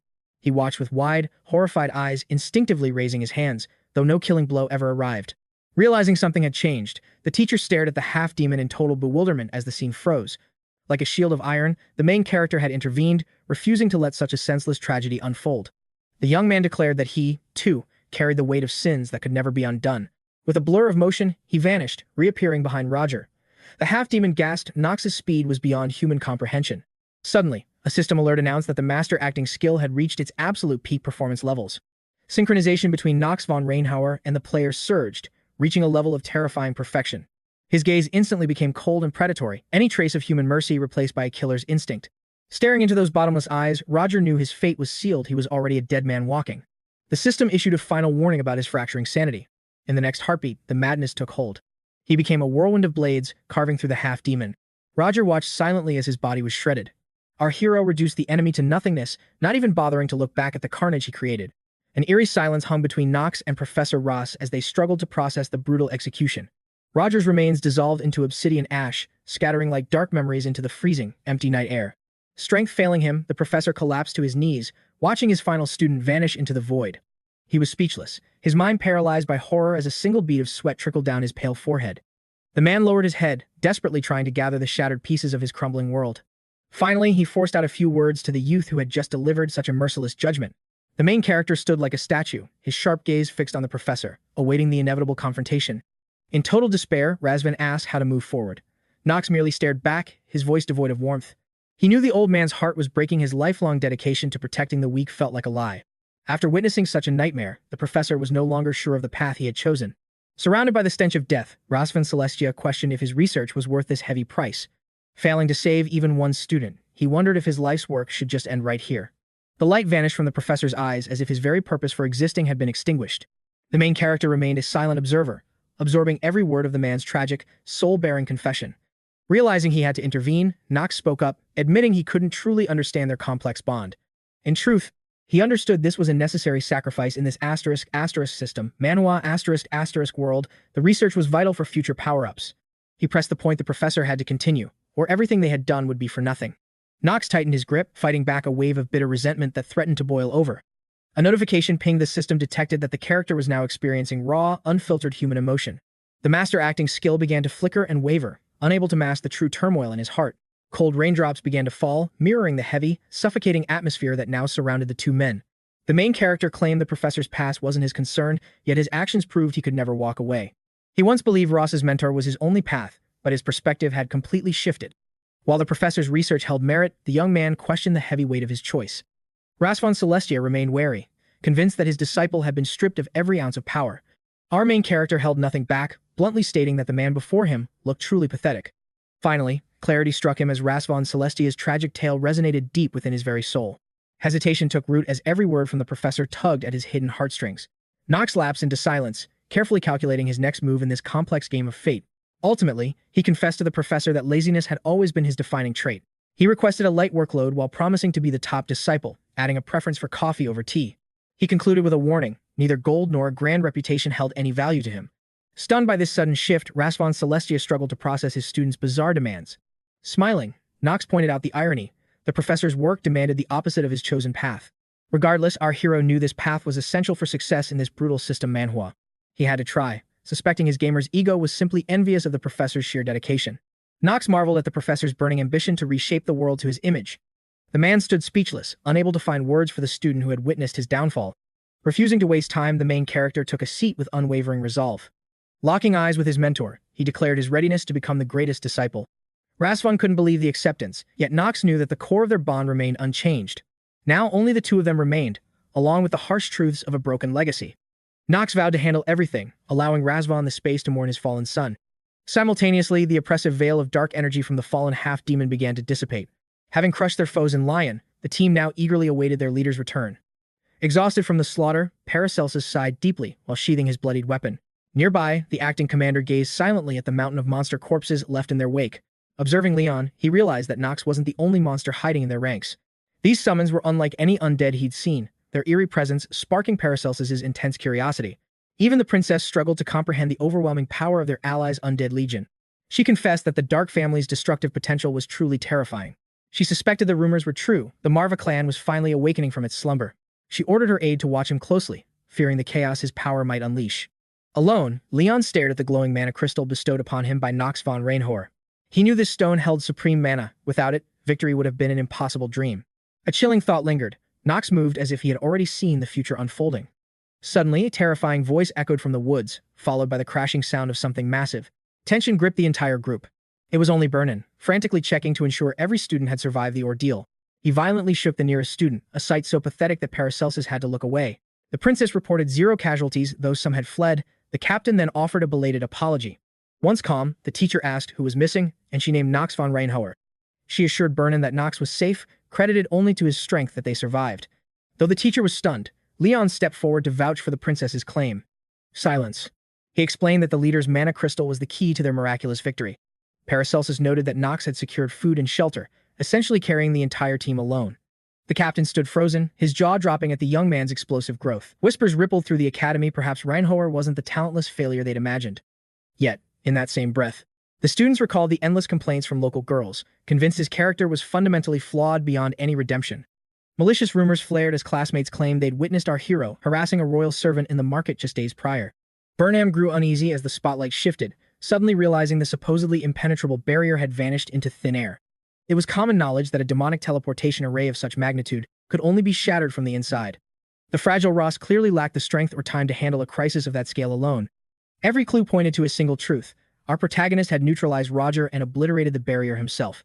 The scene shifts forward as the exhausted students finally emerge from the treacherous depths of the nameless forest. Back in his private office, the main character was busy meticulously sifting through a mountain of classified documents. He maintained a flawless facade, using every ounce of his acting skills to project an air of perfect, unshakable calm. After that incident, there was no turning back for Knox. He was now officially branded as the professor's prized disciple. The eccentric 𝗧𝗶𝗲𝗿 wasted no time broadcasting this miraculous news to the entire student body. The professor began subjecting the main character to bizarre tests, forcing Knox to master the art of total indifference. Despite the man's suffocating proximity and boundary-crossing antics, our hero had no choice but to endure the madness. In the original game, Professor Ross was untouchable, but in this reality, the stakes had shifted drastically. Knox had to adapt to these new variables. Failing to save his mentor would have triggered a catastrophic butterfly effect. Now, he no longer stood on ceremony, occasionally delivering a sharp lesson whenever the professor overstepped his bounds. Knox feigned a sudden, involuntary spasm the moment the professor's hand brushed against him. 𝗧𝗶𝗲𝗿 saw right through the act, knowing full well his best student had struck him with clear intent.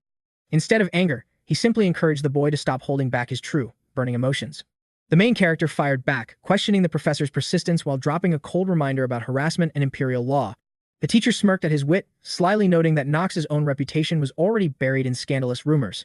He mused that within the Empire, legalities often vanished when commoners and high nobility clashed in the shadows.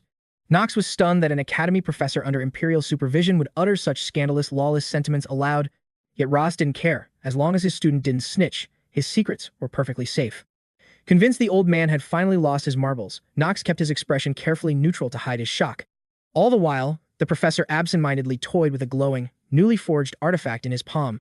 Suddenly, he dropped a bombshell. He had decided to personally recommend our hero and Leon von Marvas.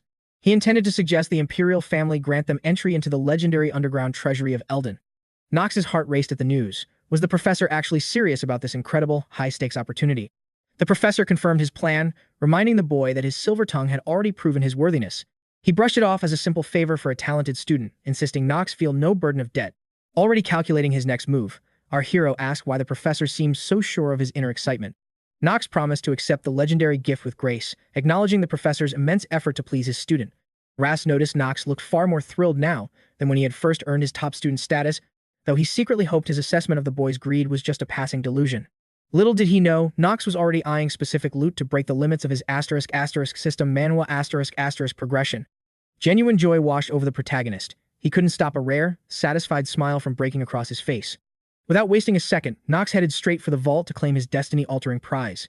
This legendary site was a joint stronghold, guarded by both the imperial family and the House of Revan. Amidst the sea of god-tier artifacts, Knox's eyes were fixed on one specific, game-changing item. If he secured this treasure now, his power-leveling speed would skyrocket beyond all conventional limits of the world. 𝗧𝗲 stood stunned, never imagining Knox would gain entry to the most sacred sanctum of the Elden treasury.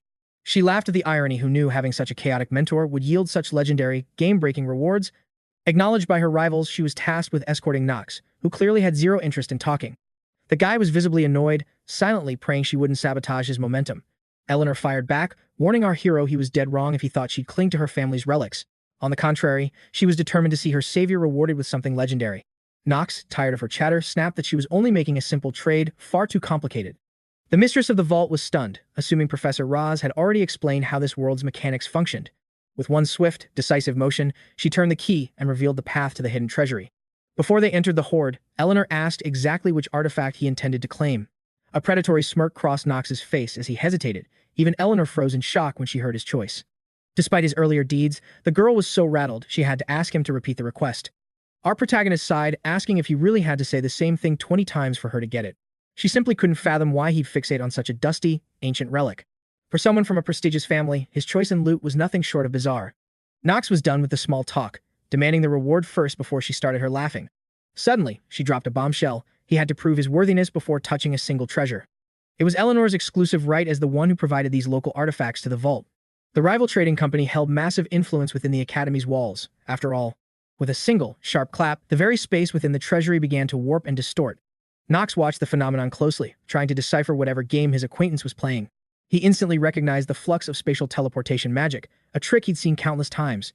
𝗧𝗲 smirked at his calm, but Knox simply noted he'd survived far more dangerous situations. She wasn't in any rush, suggesting they sit and talk before the real trial began. Knox resigned himself to the delay, waiting for the lady to stop wasting time and start the test. Listening carefully, he began to suspect that this artifact would come with a heavy labor price. He hoped it was just a tedious formality, and that the process wouldn't eat his time. The twist came quickly. 𝗧𝗲 simply wanted to know his true reason for saving her during the entrance exam. The question caught him off guard, as he had no intention of revealing his secret knowledge.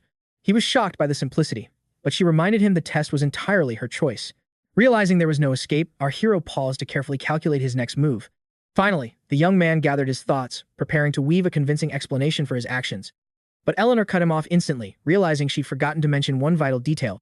She bluntly warned him that lies were useless against her, though she suspected he already knew that. Knox felt a surge of agitation. He'd overlooked a crucial piece of info from his prophetic dream. In this system Manhwa world, a massive gap exists between a master actor and an acting genius like 𝗧𝗲. An acting genius could dismantle any lie with a single, piercing glance. He was on the verge of defeat, cursing her annoying intuition that was currently ruining his plans. The girl ignored his irritation, simply asking if he was tired of repeating the same insults. Cornered and exposed, a rare flicker of panic prevented Knox from finding an easy way out. 𝗧𝗲 noticed his growing dissatisfaction, her gaze sharp and observant. This only enraged Knox further, as he reminded her that he was here for his promised reward. She remained perfectly calm, treating his anger as if it didn't matter at all. The ultimatum was final. If Knox didn't answer now, he would walk away with nothing. He knew he couldn't accept that, but the truth was just as dangerous to reveal. He couldn't lose an artifact capable of shifting the entire course of future events. 𝗧𝗲's suspicions were rising. He had to handle this perfectly, right here and now. Knox's voice turned cold as he asked if she truly sought the truth behind his sudden rescue. 𝗧𝗲 nodded, only for Knox to bluntly admit it was purely for profit. His chillingly calculating logic left the young lady stunned. Trembling with frustration, she demanded to know how she could repay him. Silence filled the room as Knox carefully weighed his words, searching for the perfect response. He confessed that her role was vital to his grand design, a revelation that struck 𝗧𝗲 like a lightning bolt. She pressed for details of this mysterious plot, but Knox coldly reminded her that she hadn't earned his trust yet. Anger flared as 𝗧𝗲's fists tightened, but one burning question still lingered in her mind. Knox allowed her to continue, urging her to speak quickly. It seemed the haunting memories of that ballroom incident still weighed on her. Was his rescue, fueled by the lingering guilt of their shared past? She needed to know if childhood shadows still moved him. His sharp denial cut through the air, making it clear that sentimentality had no place in his current motives. 𝗧𝗲 tensed, the harsh realization dawning on her that he truly viewed her as nothing more than a pawn. Knox didn't blink as he confirmed the truth, knowing full well she had already sensed his cold, ruthless honesty. Regaining her composure, she warned him that a path paved with such dark secrets would only lead to a tragic end. Knox smirked, pointing out the irony of receiving a lecture on secrets from someone like 𝗧𝗲 DEVOURS. She brushed aside the jab, noting instead the swirling rumors about how much Knox had changed in recent days. Knox remained unfazed, tilting his head as he asked her to elaborate on these so-called changes. His words stung deeply, leaving 𝗧𝗲 struggling to believe the man standing before her was the same person she knew. Recent heroism couldn't erase the scars of the past, as the cruel words from their childhood still echoed vividly in her mind. Knox couldn't care less about her opinion. To him, the past was just a series of irrelevant data points. If she wanted to drown in her own hatred and blame, he wouldn't stop her. He made it clear the choice was hers. He expected absolutely no compensation for his intervention today. Her shifting emotions and thoughts regarding him were of no consequence. The bridge had burned long ago, and Knox preferred it that way. Some things were better left broken. Bored with the talk, he asked if the interrogation was over. It was time to claim his prize and leave. Stunned by his icy demeanor, Eleanor could only watch in silence as he walked away. Witnessing the true nature of Knox von Reinhover, she realized a terrifying new power had awakened within him. As soon as Knox departed, her loyal assistant Rick emerged from the shadows to join her side. Staring into her reflection, she questioned why he picked such a mundane artifact when the treasury held far greater treasures. Rick agreed. While the item wasn't worthless, it was certainly overshadowed by the legendary gear available. Rick confessed his confusion over the sphere, but Eleanor knew that Knox's strategic brilliance operated on a level beyond their understanding. The treasury overflowed with top-tier loot, yet Knox had completely ignored those high-ranking items. Legendary swords and elixirs, divine shields and armor were ignored in favor of a weathered sphere that looked like common junk to the untrained eye. She suspected this was another calculated move to keep her eternally trapped in his debt. Rick suggested that she stop overthinking, as the current situation didn't seem to pose any immediate threat to her. Eleanor pondered if she should simply let the matter go for now. After all, she had very little choice. Shifting focus, she checked on the trading house. Rick reported massive profits as the nobility scrambled to buy their exclusive goods. He credited their skyrocketing success entirely to her brilliant and far-sighted leadership. Pleased, she ordered her network to keep a very close watch on the enigmatic Knox von Reinhover. Every detail of his life, no matter how small or strange, had to be reported to her immediately. A dark, predatory grin slowly began to spread across Rick's face. Rick urged his mistress to cast aside her anxieties, promising her that everything was proceeding exactly as intended. Back in the safety of his room, Knox dismissed his maid and began to analyze the mysterious, weathered sphere. In this system, Manhwa, a blue screen flashed. He'd obtained the Great Sage's sphere, granting him massive mana, stamina, and legendary auto-compensation. The boy knew snagging this item early was a total jackpot, so he couldn't stop grinning. Without wasting a single second, he focused his mana and funneled it directly into the Great Sage's sphere. He knew his contact had no clue how broken this item was or its secret mechanics. To unlock its true potential, one must know the creator's real name, otherwise it remains dormant. Only then would it reach its peak rank and grant even more overpowered buffs. Its creator was a legendary sage who would eventually become our hero's future mentor. But the protagonist knew it was too early to activate it, so he set it aside. Doing so now might alert the sage to his existence, a risk he couldn't take. Since it was still early in his system Manhwa journey, a standard artifact would suffice for now. Meanwhile, 𝗧𝗶𝗲𝗿 had been watching and asked why he had chosen this specific, strange orb. She knew Eldon's treasury held many superior artifacts, especially for a noble knight. Knox blinked in surprise, realizing he hadn't shared his tactical shift with her yet. He explained his plan to master magic, requiring items with high arcane affinity. Seeing her shocked expression, he realized he'd simply forgotten to mention his new path. 𝗧𝗶𝗿𝗏 stood frozen, staring at her master, wondering if he had truly lost his mind. The mage sighed and smiled, watching her restless master, unsure how to handle his chaotic energy. She didn't doubt his talent, but dual classing was a path fraught with extreme danger. Knox wasn't worried. If he failed, he'd just take his inheritance and disappear. This annoyed her, as she'd just been bragging about how hard he'd been training lately. Knox laughed at her frustration and asked who had even told her to talk. Despite his high status, the maid bluntly stated that he was often quite an unpleasant person. Our hero just chuckled, fully leaning into his notorious reputation as a local villain. She mentioned his rumored womanizing, but Knox quickly dismissed it as total slander. She then recalled rumors of Master Theo being a cunning seducer whose past was finally catching up. Knox was caught off guard, genuinely surprised by this particular piece of scandalous lore. Exhaustion finally took its toll, so he decided to collapse onto his bed for some rest. At that moment, his assistant realized she'd neglected to deliver an extremely urgent message.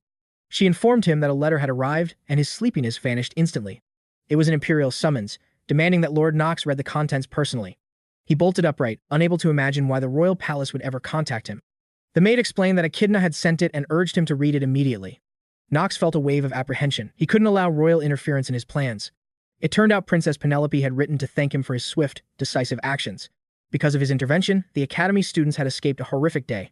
According to imperial law, the protagonist was now entitled to a prestigious royal reward. She invited him to the capital, 𝗧𝗏𝗏, to receive his prize from her personally. The meeting was set for 9 a.m. in 3 days, with a royal escort. Penelope hoped he wouldn't dare refuse such a grand gesture from the royal family. He was shocked she'd invite a Dark Clan member to the capital for a reward. The maid was also well aware of the bloody history between the Light and Dark factions. Fearing a lethal trap, she begged Knox not to go, as it was far too dangerous. He knew that if the royals wanted him, they'd just force him to appear eventually. In the end, he ordered 𝗧𝗏𝗏 to stay behind while he headed to the capital. He saw her protest coming and quickly reinforced that this was an absolute command. The maid trembled with worry for her master, yet his command remained absolute and unbreakable. Knox knew the time had come to enter the Lion's Den where Emperor 𝗧𝗶𝗼's faction held sway. Talonphizer was a light clan stronghold, pure hell for any dark clan member. Why would Penelope summon him there? Our protagonist couldn't begin to fathom the hidden schemes within Penelope von Arnheim's complex mind. Since his initial descent into that prophetic dream, he finally understood the mechanics. He knew the system Manhwa logic required perfect skill synergy. Close combat genius was vital for any master swordsman. Conversely, possessing the gift of magical perception was the only path to becoming a supreme archmage. When the hour struck, our hero boarded the carriage, bound for the heart of the imperial capital. He pondered how aligning with the correct faction was the ultimate key to conquering this game. Players must navigate warring factions, using their influence to achieve legendary status and overwhelming power. Now, Knox faced that same crossroads, placing his fragile trust in Princess Penelope for the moment.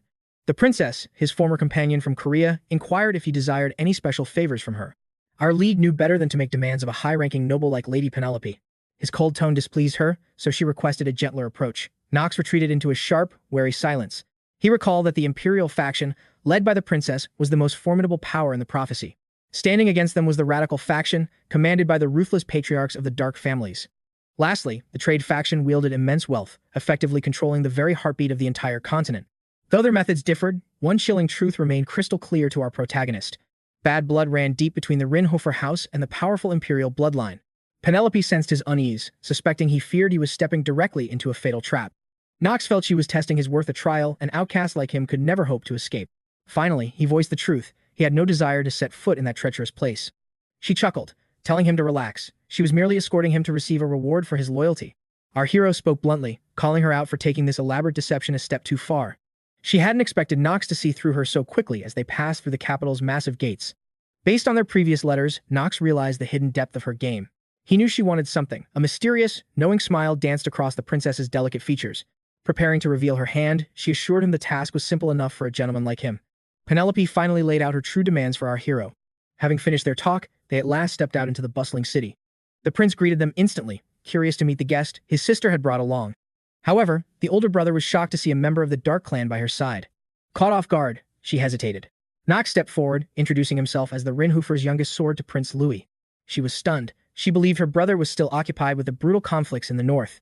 The prince smirked, explaining he'd cleverly navigated his way out of that grim assignment. As the lord of these lands, he insisted on personally welcoming such a distinguished visitor. Louis resolved to inform the emperor personally about Knox von Reinhover's sudden and unexpected arrival. The prince had more to say, so Knox listened with the utmost respect and sharp attention. His Highness declared that their paths would be crossing quite frequently from this moment onward. Bowing deeply, the young man replied that such a prospect would be a great honor. Internally, he cursed his luck. Why did he have to encounter this lunatic right now? Louis von Arnheim, the first prince, was the only one outranking Penelope for the imperial throne. More importantly, this man was the primary antagonist in the game's most tragic bad ending. Dismissing the guest, the prince turned and departed with his retinue of loyal servants.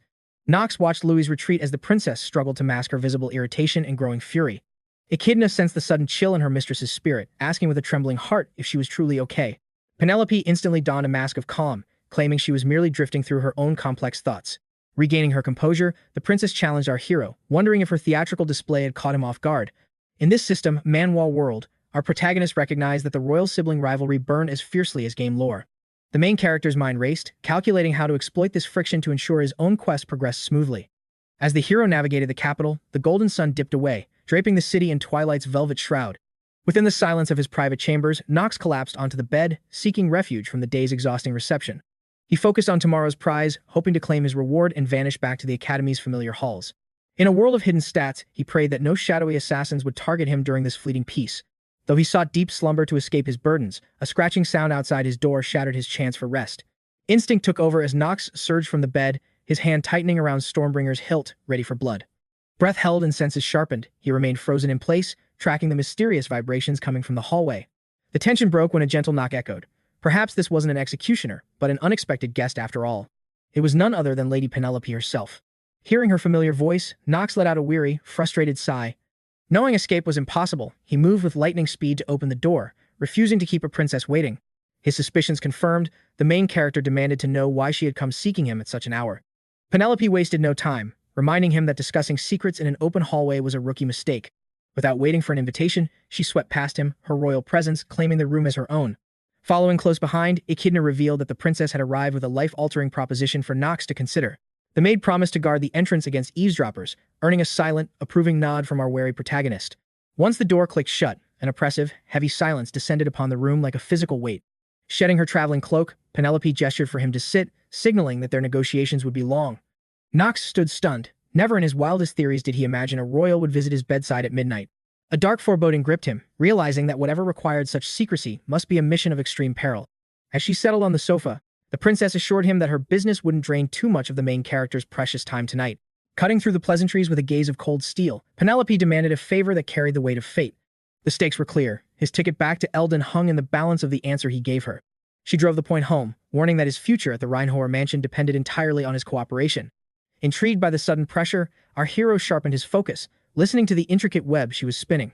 She wanted him to play a role in her upcoming schemes, a move Knox had already predicted using his system, Manhwa knowledge. Deep within his tactical mind, he was already prepared to accept this inevitable challenge. She needed a blade to counter the crown prince, and who better than a dark hero from this system Manhwa reality? Ultimately, Penelope sought to turn the main character into the ultimate pawn for her grand chessboard of power. But Knox wasn't a man to be easily controlled, and he prepared to voice his sharp disagreement. He countered coldly, informing her that she was gravely mistaken if she thought he lacked other options. With a defiant smirk, he followed her the next morning into the palace's heart for an audience with the sovereign. The ancient ruler seemed lost in a fog, failing to even acknowledge our hero's presence with a single glance. Adhering to the court's strict etiquette, Knox offered a deep, respectful bow to the legendary son of the empire. With visible effort, the emperor managed a feeble, trembling gesture of acknowledgement toward his mysterious visitor. Through the lens of his hidden knowledge, Knox knew he faced the once mighty 𝗧𝗶𝗲𝗺. This man was a legendary knight whose heroic deeds had once etched his name into the empire's foundations. But time and madness had stripped his glory, leaving only the hollow shell known as 𝗧𝗶𝗲𝗺. Due to the monarch's failing mind, his eldest son stepped forward to manage the delicate royal affairs. As Penelope stepped forward, Prince Louis watched, already aware that his sister sought a favor from their fading father. He realized they were offering a reward price for rescuing a member of the imperial bloodline. Knox remained cold, stating dismissively that he had simply fulfilled his duty as a knight. With the emperor incapacitated, Prince Louis now held the absolute power of the throne. One wrong word could lead to his immediate execution. The prince announced the Reinhover family would be rewarded for saving the princess, matching his heroic merits. "Tell me," the prince commanded, "what specific prize does your heart desire?" But Knox already knew. His gaze sharpened, fixed on a goal he had chosen long ago. He requested access to the Ark River, a demand that left the prince speechless. The servants gasped. How could a dark family member show such brazen, terrifying confidence? Knox anticipated this reaction. The prince's shock was exactly what he expected. The Ark River was sacred. In this system, Manhwa, its waters granted random stat increases to the worthy. To the prince, Knox was nothing but a low-life commoner acting with disgusting arrogance. He sneered, convinced that every degenerate from the dark families was equally repulsive. Outrage erupted. The subordinates shouted that no dark family member should ever touch the holy waters. His heroism was forgotten. To them, his request was a sacrilegious insult to the crown. They all agreed. Only those of the Light family possessed the right to enter that sanctuary. Objections thundered through the hall, just as Knox had predicted. Knox weighed his options, abandon the reward entirely, or fight for the communion he truly earned. Only Princess Penelope remained disgusted by the blind ignorance of the imperial court. "How dare you?" Penelope's voice rang out, silencing the room in the emperor's presence. Knox was stunned. He never expected the princess to become his sudden shield. She stood firm, declaring that no law restricted the sacred river to only noble bloodlines. Knox felt a wave of unease. Her sudden defense was both startling and strangely embarrassing. Despite Knox telling her he'd never be her puppet, she was still protecting him. The guards tried to protest, but one sharp glare from Penelope silenced their useless noise. Knox realized she wouldn't let him go easily. Her parting words echoed ominously in his mind. Anxiety crept in. Knox had drawn far more attention than his plan originally allowed. The memory of their secret nighttime encounter flashed vividly before his eyes. She had accepted his refusal then, but her eyes proved this game was far from over. Leaning in close, she whispered a warning he would never be able to forget. Knox maintained a mask of steel, watching intently for the princess's next unpredictable move. She warned him, the day of reckoning, where he must choose a side, was approaching. If forced to choose between factions, he'd pick the princess over that royal scoundrel any day. Yet, showing his cards now was suicide. Neutrality was his only path to survival. Breaking the silence, Knox asked directly, would the prince grant his rightful request? Prince Louis seethed, unable to believe a mere youngster possessed such terrifying audacity. Then a predatory smile spread across his face. He'd found a way to exploit this. He conceded to his sister no law officially barred the Dark Clan from the Ark River. But there was a catch. The prince was about to drop a massive bombshell. He smirked, noting that imperial traditions weren't so easily broken by a mere outsider. To prove his worth, Louis decided the main character must face a grueling trial. This test would determine if Knox von Reinhover was truly worthy of the Holy Water's blessing. Knox's eyes widened in surprise. He hadn't expected the prince to play this hand. It reminded him of 𝗧𝗨𝗪, another who lived to test his limits. Knox asked what the trial entailed. The answer? A lethal duel against the prince himself. Knox stood frozen in shock, never imagining such a brutal trial awaited him. His Majesty revealed rumors of Knox's legendary blade, demanding to witness that power personally. He declared the Arc River's divine waters were strictly reserved for the truly worthy. The young warrior questioned why the prince considered this reckless gamble a wise move. Refusing to be a punching bag, our hero accepted the duel's high-stakes terms. A twisted grin spread across Louis's face, already savoring Knox's inevitable, crushing defeat. He granted Knox 1 hour to choose his steel and prepare for battle. Yet Knox's cold gaze showed zero fear. He remained completely unfazed by the threat. He vowed to shatter this trial, his resolve as sharp as any blade. While Penelope spiraled into panic, Knox turned and walked away without wasting a breath. As the court stared at his back, the princess chased after the silent hero. She screamed at him, terrified his cold indifference was a death warrant. Penelope feared Knox failed to see the viper's trap her brother had laid. She warned that victory meant nothing. Louis would manipulate the outcome regardless of skill. She was certain the prince would weaponize Knox's lineage as a descendant of darkness. Knox already knew the game, yet he refused to back down from the challenge. He knew if he won, the Empire would brand him a degenerate criminal. If he lost, Louis would mock his weakness and discard him as trash. Crushing a rising star would boost Louis' fame, a realization that horrified Penelope. Knox hinted at another path, a classic system Manhwa strategy. The princess tensed, unable to predict the hero's move, yet desperate for answers. The young man claimed he could dismantle her brother without spilling one drop. He asked for her support while servants armored Louis for the coming slaughter. The prince stood like an arrogant statue while maids labored over his gear. Seeking to stroke his ego, he finally addressed one of his trembling subordinates. He posed a chilling question, demanding the maid define exactly who he was. Terrified, she whispered his title, Louis von Arnheim, the Empire's supreme heir. Satisfied, the prince reminded her that in this world, his word is law.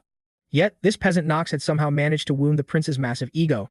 The maid begged him to stay calm, bowing low to soothe his fury. Suddenly, the prince struck her face with terrifying, unbridled force. He was enraged she dared suggest a mere peasant could ever trouble him. Louis snarled, asking if a dark-blooded brat could ever shake his royal resolve. He sneered. Indifferent to her pain, he coldly noted she should learn her place instead. He mockingly wondered how much longer the Empire's other son could possibly endure.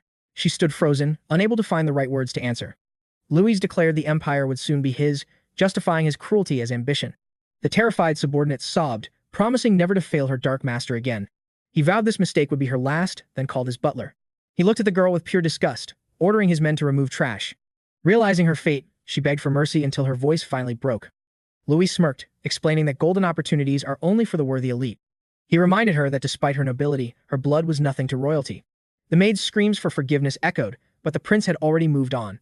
Louis tuned her out, obsessed with the idea that Knox von Reinhover couldn't escape this rigged outcome. The crazed prince hungered for the moment this young noble would fall and beg for his life. At the training grounds, the duel began. The emperor watched as Princess Penelope trembled with nervous energy. Her heart raced at the impending chaos about to unfold before her eyes. Louis von Arnheim smirked, feeling invincible. Across from him, Knox remained a statue of icy, lethal calculation. The prince taunted his foe, demanding he use every ounce of his power in this fight. He viewed Knox as nothing more than a scripted puppet in his own personal theater. Not one for idle chatter, the youth gave a sharp nod, respecting his majesty's presence. The judge raised a hand, signaling the combatants to prepare for the inevitable clash. He declared the start of the showdown between Prince Louis and the challenger, Knox von Reinhover. His Majesty remained certain that royal pedigree would always crush even the most talented commoner. To him, Knox was just a lowly insect born from the realm of shadows. In the radiant presence of the throne and the holy light, the boy shouldn't even have the courage to unsheath his blade. Louis lunged for a strike, but Knox's steel met him with an immovable, crushing defense. Shock colored the prince's face. He hadn't expected the boy to actually resist the crown. Without a word, Knox countered with explosive force, hurling the arrogant prince across the arena. Knox smirked, reminding His Highness that he was simply following the command to give his all. Both warriors reset, the distance between them crackling with new, dangerous tension. Gasping for air, the prince struggled to recover from that devastatingly swift counter-maneuver. His pride burned. How could a mere shadow dare defy the blood of kings? Knox maintained a mask of innocence, claiming he was only obeying royal instructions to the letter. Seething with rage, Louis prepared to unleash a brutal lesson on this defiant young brat. With madness flickering in his eyes, he swore Knox wouldn't survive this insult. He dismissed Knox's past victories as mere luck, refusing to see the true power before him. He was convinced his elite imperial training made him fundamentally superior to any common swordsman. Sensing the shift in the air, the judge realized this was no longer a scripted performance. He reiterated the rules. The duel ends only upon total collapse or a desperate surrender. The knight kept it brief, knowing the steel would soon do the talking. Suddenly, Louis charged, his movements fueled by a desperate need to reclaim his dominance. Their blades collided, but our hero parried the blow with the precision of a master. Despite being the villain of this story, the prince's combat skills were shockingly mediocre. While not entirely incompetent, he couldn't land a single hit against Knox's perfect evasion. The battle dragged on only because Knox chose to maintain a tactical distance. Using his deep knowledge of this system, Manhwa world, Knox easily exploited every fatal opening. Before Louis could even blink, Knox had vanished, reappearing like a ghost at his back. Terror seized the prince, but the killing blow never came as Knox suddenly halted his blade. To everyone's disbelief, Knox withdrew his weapon, seemingly bored with the entire engagement. Baffled and insulted, the prince demanded to know why his opponent had stopped. Our hero admitted he liked the rules, but the lack of motivation was an issue. Knox found the duel tedious without stakes, a concept the confused prince couldn't quite grasp. To spice things up, the young man proposed a high-stakes bet on the final outcome. Louis stood frozen, unable to process the sheer audacity and confidence radiating from Knox. Eventually, he relished the idea, thinking it would make Knox's eventual ruin even sweeter. The prince gave his consent, officially turning this duel into a high-stakes gamble for power. Knox didn't back down, suggesting they settle the stakes after the duel, but the prince, blinded by arrogance, demanded to lay his cards on the table now. Knox shrugged, completely unfazed by the royal's impatience. If the prince wanted to talk, he would listen to his final words. A sinister smirk twisted across Louis's face. He already knew exactly how he wanted to break our hero. His price was simple. If he won, Knox would abandon Penelope and serve as his personal dog instead. Our hero questioned the prince's twisted logic, but his highness just scoffed, telling the young man to stop pretending. He was convinced the princess had cast a spell over Knox, citing that desperate rescue in the dark forest. Knox could only pity the man. The prince was a complete fool, blinded by his own delusional theories and misleading himself. Irritated by the baseless rumors, Knox clarified he was merely a citizen upholding the law, devoid of any romantic interest. The main character made his lack of interest clear. The prince grinned, realizing this only made his conditions simpler to enforce. Louis demanded Knox swear a blood oath to become his shadow, severing all ties with the Reinhover family forever. In the end, the young man gave a chilling nod. If he lost, the prince would have his absolute loyalty as promised. Unbeknownst to Knox, the prince planned to frame him the moment a single drop of royal blood was spilled. He wouldn't stop at crushing the Reinhovers. He intended to drag his own sister into the abyss with them. Louis barked that time was up. He warned our hero that the end of this battle was already written in stone. One glance was enough for Knox to realize his blade alone could not shatter the divine artifacts protecting the prince. Panic didn't set in, but the reality was clear. There was no opening in that absolute defense, or any weak spot to draw blood from the arrogant prince. Suddenly, a notification appeared. In this system Manhwa, the sage's sphere began to glow, awaiting the creator's true name. He knew naming the creator would shock the world. How could a random noble know the sage's true identity? But hesitation meant death. In this world of survival, Knox prioritized his life over keeping secrets. The main character danced through a storm of strikes, his mind racing as he prepared to activate the artifact. He was fully aware that only one force could pierce the impenetrable wall of mana surrounding Prince Louis. With absolute conviction, Knox finally spoke the name, 𝗧𝗶𝗲𝗺𝗏. Ding! The system Manhwa interface announced the registration. Knox von Reinhover was now the sphere's rightful owner. The artifact roared to life, surging the main character's mana reserves by 8 times their original capacity. Prince Louis froze, staring in total confusion as the sphere erupted with a terrifying, ancient energy. The sheer pressure emanating from the item was immense, forcing the prince to struggle just to stay on his feet. Finally, his opponent demanded to know what Knox was doing, as he had never seen such a relic before. Knox pointedly reminded the crowd. They had all agreed there were absolutely no limits on the weapons used in this arena.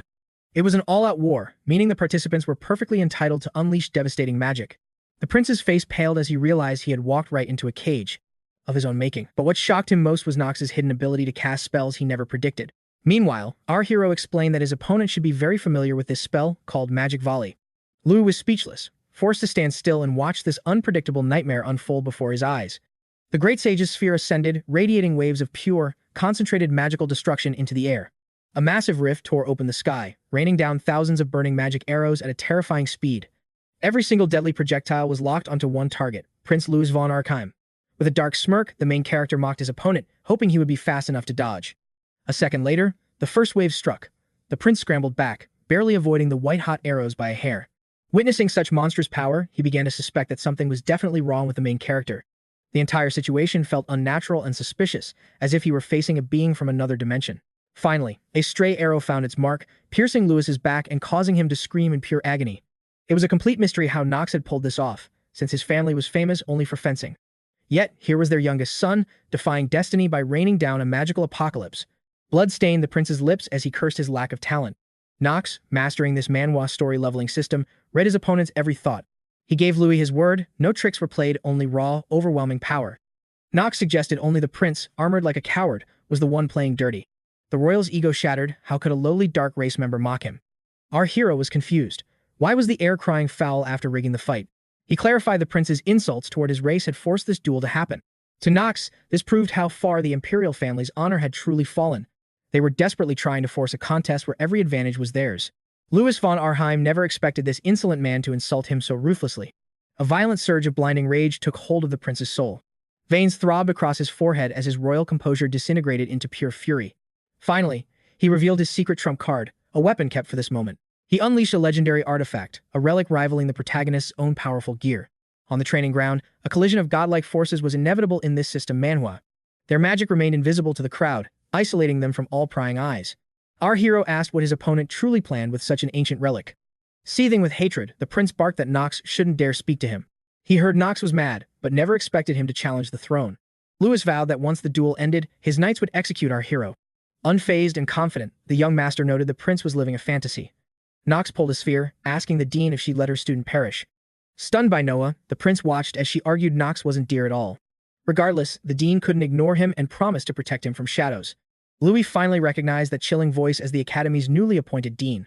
The girl recognized his voice too, recalling a past meeting they once shared. Her hologram appeared, smiling at Louis while calling our hero her favorite troublemaker. She declared Knox was under her wing, protected from any imperial authority.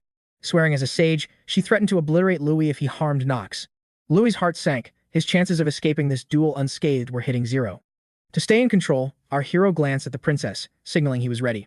He informed the dean that the capital's invitation was framed as a reward. It was a gesture of thanks for saving Princess Penelope from certain disaster. Noah agreed to go, but Knox feared her recklessness would be their end. He warned her that she understood the lethal risks of this trip. Knox reminded her that no dark side representative ever returned from the palace. The dean paid no mind, calmly munching on her cookies in total silence. Losing his cool, the young man snatched the snack from her hands. He couldn't believe she was eating. Knox demanded her help to escape. He knew if he convinced the dean, the princess would leave him alone. The girl was confused. Why walk away from the grand rewards Penelope offered? She felt he should claim it, but Knox didn't want a corpse's prize. Noah noted magic could reattach limbs, though a severed head was tricky. Stunned by her dark humor, our hero wondered how a teacher could talk. The dean smirked, asking what he'd do if he could survive and collect. After all, Noah. He doubted such power existed until Noah revealed the glowing sphere. Our hero gazed at the artifact, his stoic face mirrored in its surface. This system Manhwa relic functioned as a powerful long-range mana transmitter. Backed by a sage, the main character gained absolute protection from the prince. He underestimated Noah, unaware she had heard every single word he said. She teased about withdrawing her support, instantly humbling her young student. Prince Louis's artifacts shattered, failing under the weight of our hero's strikes. At last, he finally mustered the courage to address the unexpected dual crasher.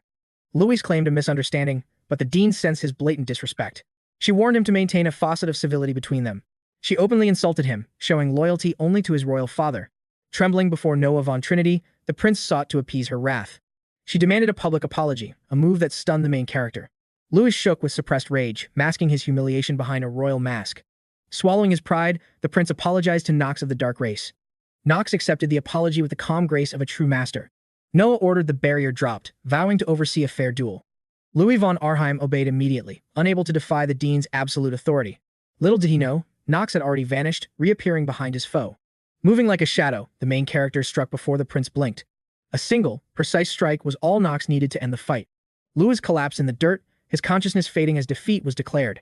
The crowd watched in stunned silence, shocked by the power of darkness. The princess's voice quivered with a mixture of shock and pure adrenaline.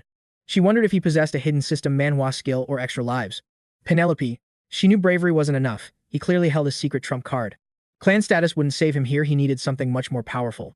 The princess realized he was backed by a far more dangerous patron. Now, she was obsessed with bringing this mysterious power to her side. Even Echidna was forced to acknowledge that Knox's prowess was truly legendary. Memories of his raw power in the forest flooded back to her. She recalled his heroics at the exam, yet feared his future loyalty. Yet the princess remained calm, certain of our hero's unwavering resolve. Penelope decided they must act now before fate slipped from their grasp. Echidna tensed, sensing her mistress was weaving a dangerous new scheme. The princess, deciding to trust her ally, she unveiled her master plan in full. The whispered plan left Echidna trembling in sheer, terrified disbelief. Meanwhile, knights scrambled, shouting for healers to save the fallen, unconscious prince. The maids watched in horror as their master's pride was utterly crushed. The butler commanded absolute silence regarding the prince's humiliating and public defeat. Indifferent to the chaos, our hero turned and walked away. Every knight and servant swarmed Prince Louis, allowing Knox to vanish completely unnoticed. By dusk, the young man finally reached his sanctuary, exhaling after surviving that brutal, fierce clash. Knox now knew the prince was a total psychopath. But in this *** system, Manhwa *** world, nothing less was expected from the catalyst of his prophetic dream's ruinous end. He gripped the sage's relic, grateful this legendary artifact had just saved his life. Furthermore, this item was a game-changer for any *** system Manhwa *** protagonist, scaling from early to late gameplay. Yet, Knox realized that sheer luck wouldn't carry him through the next encounter. Suddenly, a violent pounding at the door shattered his focus, sending a surge of adrenaline through him. He braced himself, fearing the deranged prince had already recovered for round 2. Our hero cursed his luck. He wasn't even granted a single second of peace. Steeling his nerves, he calmly demanded to know who dared disturb his late-night rest. It wasn't the prince, but Echidna and Princess Penelope standing in the shadows. The aide revealed her mistress required an immediate, private audience with the young master. Recognizing the voice, Knox was shocked it wasn't the prince seeking bloody revenge. He wondered why the princess would seek him out at such a suspicious hour. Echidna insisted with total confidence that their business could not wait another second. Hearing that urgency, Knox felt the cold prickle of incoming disaster on his neck.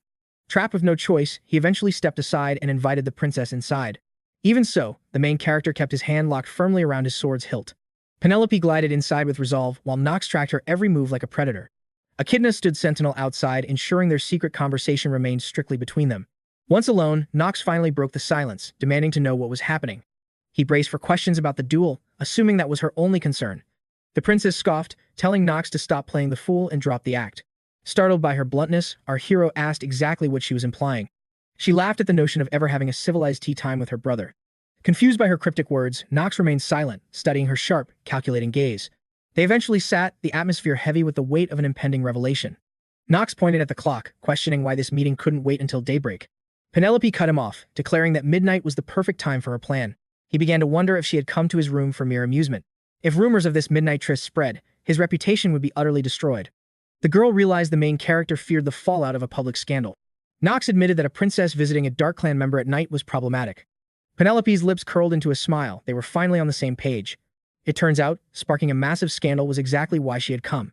The main character reeled, unable to fathom the depths of this woman's madness. He demanded she speak plainly what was the end goal of this reckless scheme. A predatory grin spread across her face, leaving Knox more unsettled than before. She paused, savoring the tension before dropping a bombshell that would change everything. She asked Knox von Reinhover to marry her, while the Sleepers' leaders convened elsewhere. Luna moved to open the secret meeting, ready to address their most pressing agendas. She inquired if their legendary new recruit had truly reached the Ark River. Daff confirmed the report, stating the Imperial family took the initiative. The leader doubted his naive trust, despite the looming humiliation. A smiling participant noted she had foreseen this from the start. Marin argued that recruiting children was a recipe for disaster. She understood the leader's reasons for bringing Knox in, yet she remained deeply uncertain about this risky choice. Kyle intervened, warning her to respect the leader's absolute authority. Terrified by the vice captain, the girl frantically began to stammer, insisting she meant no offense to their persecuted families. Luna silenced the room, ordering them to stop discussing the newcomer. Then, another leader stepped forward to challenge the head's decision. Gregor agreed that the Sleepers hadn't recruited in ages. He questioned why the leader accepted an outsider so suddenly. Luna stated Knox von Reinhover had simply piqued her interest. Gregor suspected his noble family lineage held a hidden secret. She dismissed his theories, insisting the Reinhover name wasn't involved. She sensed this newcomer truly despised his own noble kind. Kyle found it strange. Marin suggested a full investigation. They needed to know why a high noble joined criminals. Luna pondered the request, considering the potential tactical benefits. It was a logical move. Finally, she conceded to Marin's reasoning. To test him, Luna assigned a high-stakes mission to the hero. Finishing her decree, Luna asked her assistant for her thoughts. Marin was shocked. Rookies never received missions during their first year. She quickly masked her shock, accepting the leader's necessary gamble. Daff voiced her support, offering no resistance to the plan. Kyle and Gregor both agreed, finding the lethal test amusing. Seeing the group's unanimous approval, Luna finalized the details. She noted that Marin must be personally involved in this task.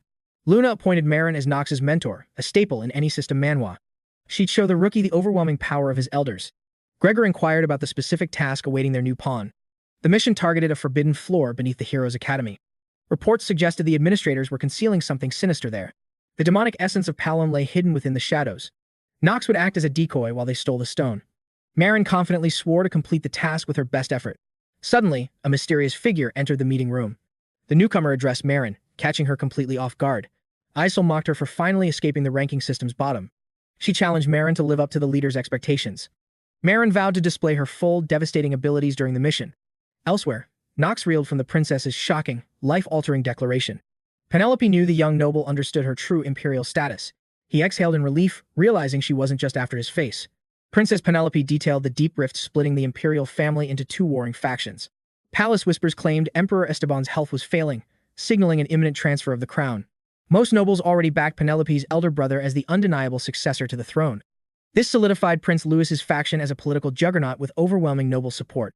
Sipping her tea, the princess revealed she led a secret faction of her own. Knox finally cut in, questioning why the princess was divulging such dangerous imperial secrets. She confessed her current influence was too weak to challenge her brother's dominant position. She explained Louis held the advantage as the firstborn son with vast aristocratic networks. High society was already scavenging for spoils, betting on her brother's inevitable coronation. Knox was taken aback by the intensity of the princess's hidden ambition for the throne. Penelope couldn't watch idly as Prince Louis burned the entire empire to ash. She reminded Knox of Louis's cruelty, viewing everyone as nothing more than disposable pawns. Knox couldn't deny her claims. He knew the prince's dark nature well. He understood perfectly why the prince was the ultimate villain of the tragic ending. Rising with newfound determination, the princess declared her desperate need for true power. She sought a power her brother couldn't touch, and her eyes were fixed on Knox. She confirmed her intentions, but Knox immediately rejected the proposal, fearing the entanglement. She dismissed his protests regarding his strength or his existing engagement to Lady Steele. The system Manhwa interface alerted the young man that his composure was completely shattered. His acting skills were temporarily disabled by his sudden loss of mental focus. Knox breathed deeply, realizing the princess wouldn't back down until she got her way. Trapped, he tentatively asked if she truly didn't mind having him as her candidate. He reminded her that despite his prowess, his reputation remained absolutely atrocious. The princess finally unveiled her master plan to ensure Knox understood the situation's gravity. She brought up how he had heroically saved her life within the nameless forest. Placing her hand on his, she praised his noble heart despite his dark origins. Knox knew she was right, but he dreaded the direction this conversation was heading. Penelope's solution was simple. They would claim his rescue was an act of love. She suggested they pick who fell first, while Knox's brain completely short-circuited. Understanding that he was firmly caught in her cunning political snare, he doubted her seriousness, yet she believed everything was possible in this world. Under imperial law, royalty possessed the absolute right to select their own spouse. Paralyzed by the bombshell, Knox found himself unable to utter a single word. Penelope teased that his handsome face might truly be driving her to madness. Following the meeting, Knox rushed back to the safety of his academy dormitory. He finally collapsed onto his bed, exhausted by the day's shocking chain of events. His maid approached him immediately, sensing something was wrong and pressing him for answers. Scandalous headlines already claimed the princess had fallen for a knight from the Reinhofer house. Stunned by the rapid rumors, the princess's terrifying efficiency began to unsettle him. Chetri knew he'd caused a stir, but the scale of the scandal was unbelievable. As she demanded explanations, Knox admitted he was now a pawn in the war. Panic filled the maid upon learning her master was trapped in a lethal struggle. Meanwhile, Knox explained the princess needed a powerful husband to block Prince Louis from the throne. He couldn't fathom how such a crazy union was even possible. The prince had already amassed a formidable faction of loyalists. Strangely, the imperial house aligned with the dark Reinhovers. Our hero finally uncovered Penelope's true motive. Everything traced back to Knox being the family's ultimate black sheep. Speechless, the maid reeled from the shock. This was nothing like what she expected. Finally snapping, he lashed out, hurling insults at his supposed future bride. He felt certain Penelope was just using his status as a worthless outcast. Suddenly, a lethal chill washed over him. His internal turmoil vanished instantly. Reaching for his blade, he signaled 𝗧𝗶𝗲𝗿 to stay silent as tension filled the air. The young master cautiously scanned the darkness outside his window. Who was lurking in the dead of night? Suddenly, a blood-red haze stained the moon. Moments later, a high-ranking sleeper leader loomed atop the dormitory roof. Witnessing this, the truth finally dawned on our protagonist. A smirk crossed Knox's face. His path within the Sleepers Union was finally starting. Suddenly, like a classic system Manhwa prompt, a clear mission notification manifested before him. Luna's message was brief. The main character had received his first official assignment. He needed to locate his contact waiting within the shadows of the academy library. To his surprise, the maid saw it too, freezing as she processed the contents. Unaware of his secret life as a sleeper, this revelation left her completely stunned. Knox felt conflicted, revealing his secret identity hadn't been part of the plan. Nearby, Marin watched Knox through binoculars from a rooftop, tracking her target's every move. Now, even she admitted the rumors about the handsome newcomer were true. Still, he seemed fragile. Why was Lady Luna so interested in such a weakling? Marin decided to take matters into her own hands and test the newcomer's worth. She would prove whether this boy was truly worthy of joining the Sleepers' ranks. At dawn, Knox headed to the library, which was already buzzing with diligent students. Unexpectedly, Echidna appeared by his side, carrying a massive pile of books. Knox slammed a book shut in frustration, certain that Professor Roz was hiding something dark. Rose and Celestia suddenly declared an urgent need to meet the dean, leaving the pair behind. With a hurried apology, he dumped a mountain of books for his student to clear. Before Knox could even protest, the professor vanished as if running from something. Knox was ready to vent his fury. Echidna quickly cut him off, warning him to hold his tongue regarding the teacher. He grumbled that she couldn't possibly grasp the sheer misery of a teaching assistant. Being the star pupil was proving to be a much bigger headache than expected. Knox snapped, telling her to stay quiet before he reached his absolute breaking point. As Knox turned to leave, the princess's assistant called out, unwilling to end their encounter. He sharply warned her that any further lecturing would result in his immediate departure. She admitted her real intent. She simply felt the friction between them was undeniable. Knox wasn't surprised, considering the sharp, biting words she had previously leveled at him. Echidna sincerely apologized for the princess's behavior, seeking a shred of Knox's understanding. Taken aback by her soft tone, Knox asked for her true aim. She pointed out that Knox already had a fiancé before Penelope's sudden marriage proposal. The announcement wasn't meant to shame him, but to clarify the princess's own standing. Realizing they had talked, Knox was shocked that Echidna was the one offering apologies. She clarified that she wasn't asking a Dark Clan member to take their side. Her only goal was shielding the princess's reputation from even the slightest shadow of doubt. Knox stood stunned by Echidna's sheer, unyielding loyalty and her surprisingly noble heart. In that moment, he realized this devoted aide would truly sacrifice everything for her mistress. He felt it again, the characters were diverging from the static script of the game he once knew. Genuine empathy stirred within him for these people who were no longer just pixels. Was it fate or his own immersion? Ultimately, the cause mattered less than the reality before him. He understood the heavy burdens driving Penelope's every calculated move. Muttering under his breath, he tidied the shelves and told Echidna to pay him no mind. The girl froze, blindsided by such kindness from the notoriously arrogant Knox Reinhover. Clutching her chest, she offered him a prayer of deepest, most sincere gratitude. Flustered, our hero told her to drop the formalities and act like her usual self. Suddenly, a crimson glow caught his eye, a book pulsing like the cursed scarlet moon itself. He seized it instantly, knowing this was the key to reaching his mysterious mentor. Ancient runes shimmered, revealing Marin's hidden signal to begin the next phase of the mission. Surprised by this arcane method, he dismissed Echidna, claiming he needed absolute solitude for research. He vanished from the library, seeking a sanctuary away from prying student eyes. His target was clear, 𝗲𝗻's demonic essence, a relic of the massacre buried beneath the academy. He needed the academy blueprints and a perfect diversion to let the sleepers seize the core. A thrill of pure adrenaline surged through him as the weight of the quest sank in. And so, the true chronicle of this system manhwa called Prophetic Dream finally began. Elsewhere, a different storm was brewing within the academy dormitories. Emma watched helplessly as her mistress spiraled after hearing the devastating news. For 3 agonizing days, Dahlia had remained a ghost, huddled motionless beneath her blankets. Softly, the maid whispered, checking for any sign of life in her mistress. Dahlia remained silent, her vitality drained by the impossible truth of Knox's secret connection to the princess. Despite his charm, the union between Penelope and a scion of the Dark family was unthinkable. Emma trembled, fearing the Duke's overprotective wrath would lead to Knox's immediate execution. A blood feud between the great houses was a nightmare she couldn't dare imagine. Desperate to soothe her, the maid begged Dahlia to let go of this crushing grief. At those words, Dahlia bolted upright, a sudden movement that sent a chill through Emma. The maid recoiled, shocked by the violent energy radiating from her once fragile mistress. Dahlia turned slowly, her hollow gaze piercing Emma with an unsettling, wordless intensity. When she finally spoke, her voice was a cold void, stripped of all human emotion. That icy tone, so sharp and alien, told Emma that something inside Dahlia had finally snapped. With a twisted smirk, the girl declared that her days of innocence were officially over. Emma began to shake, paralyzed by the cryptic and terrifying transformation of her lady. She finally saw the truth that even her most precious treasures could be stolen away. Her father's grim warnings about the cruelty of the world finally resonated within her soul.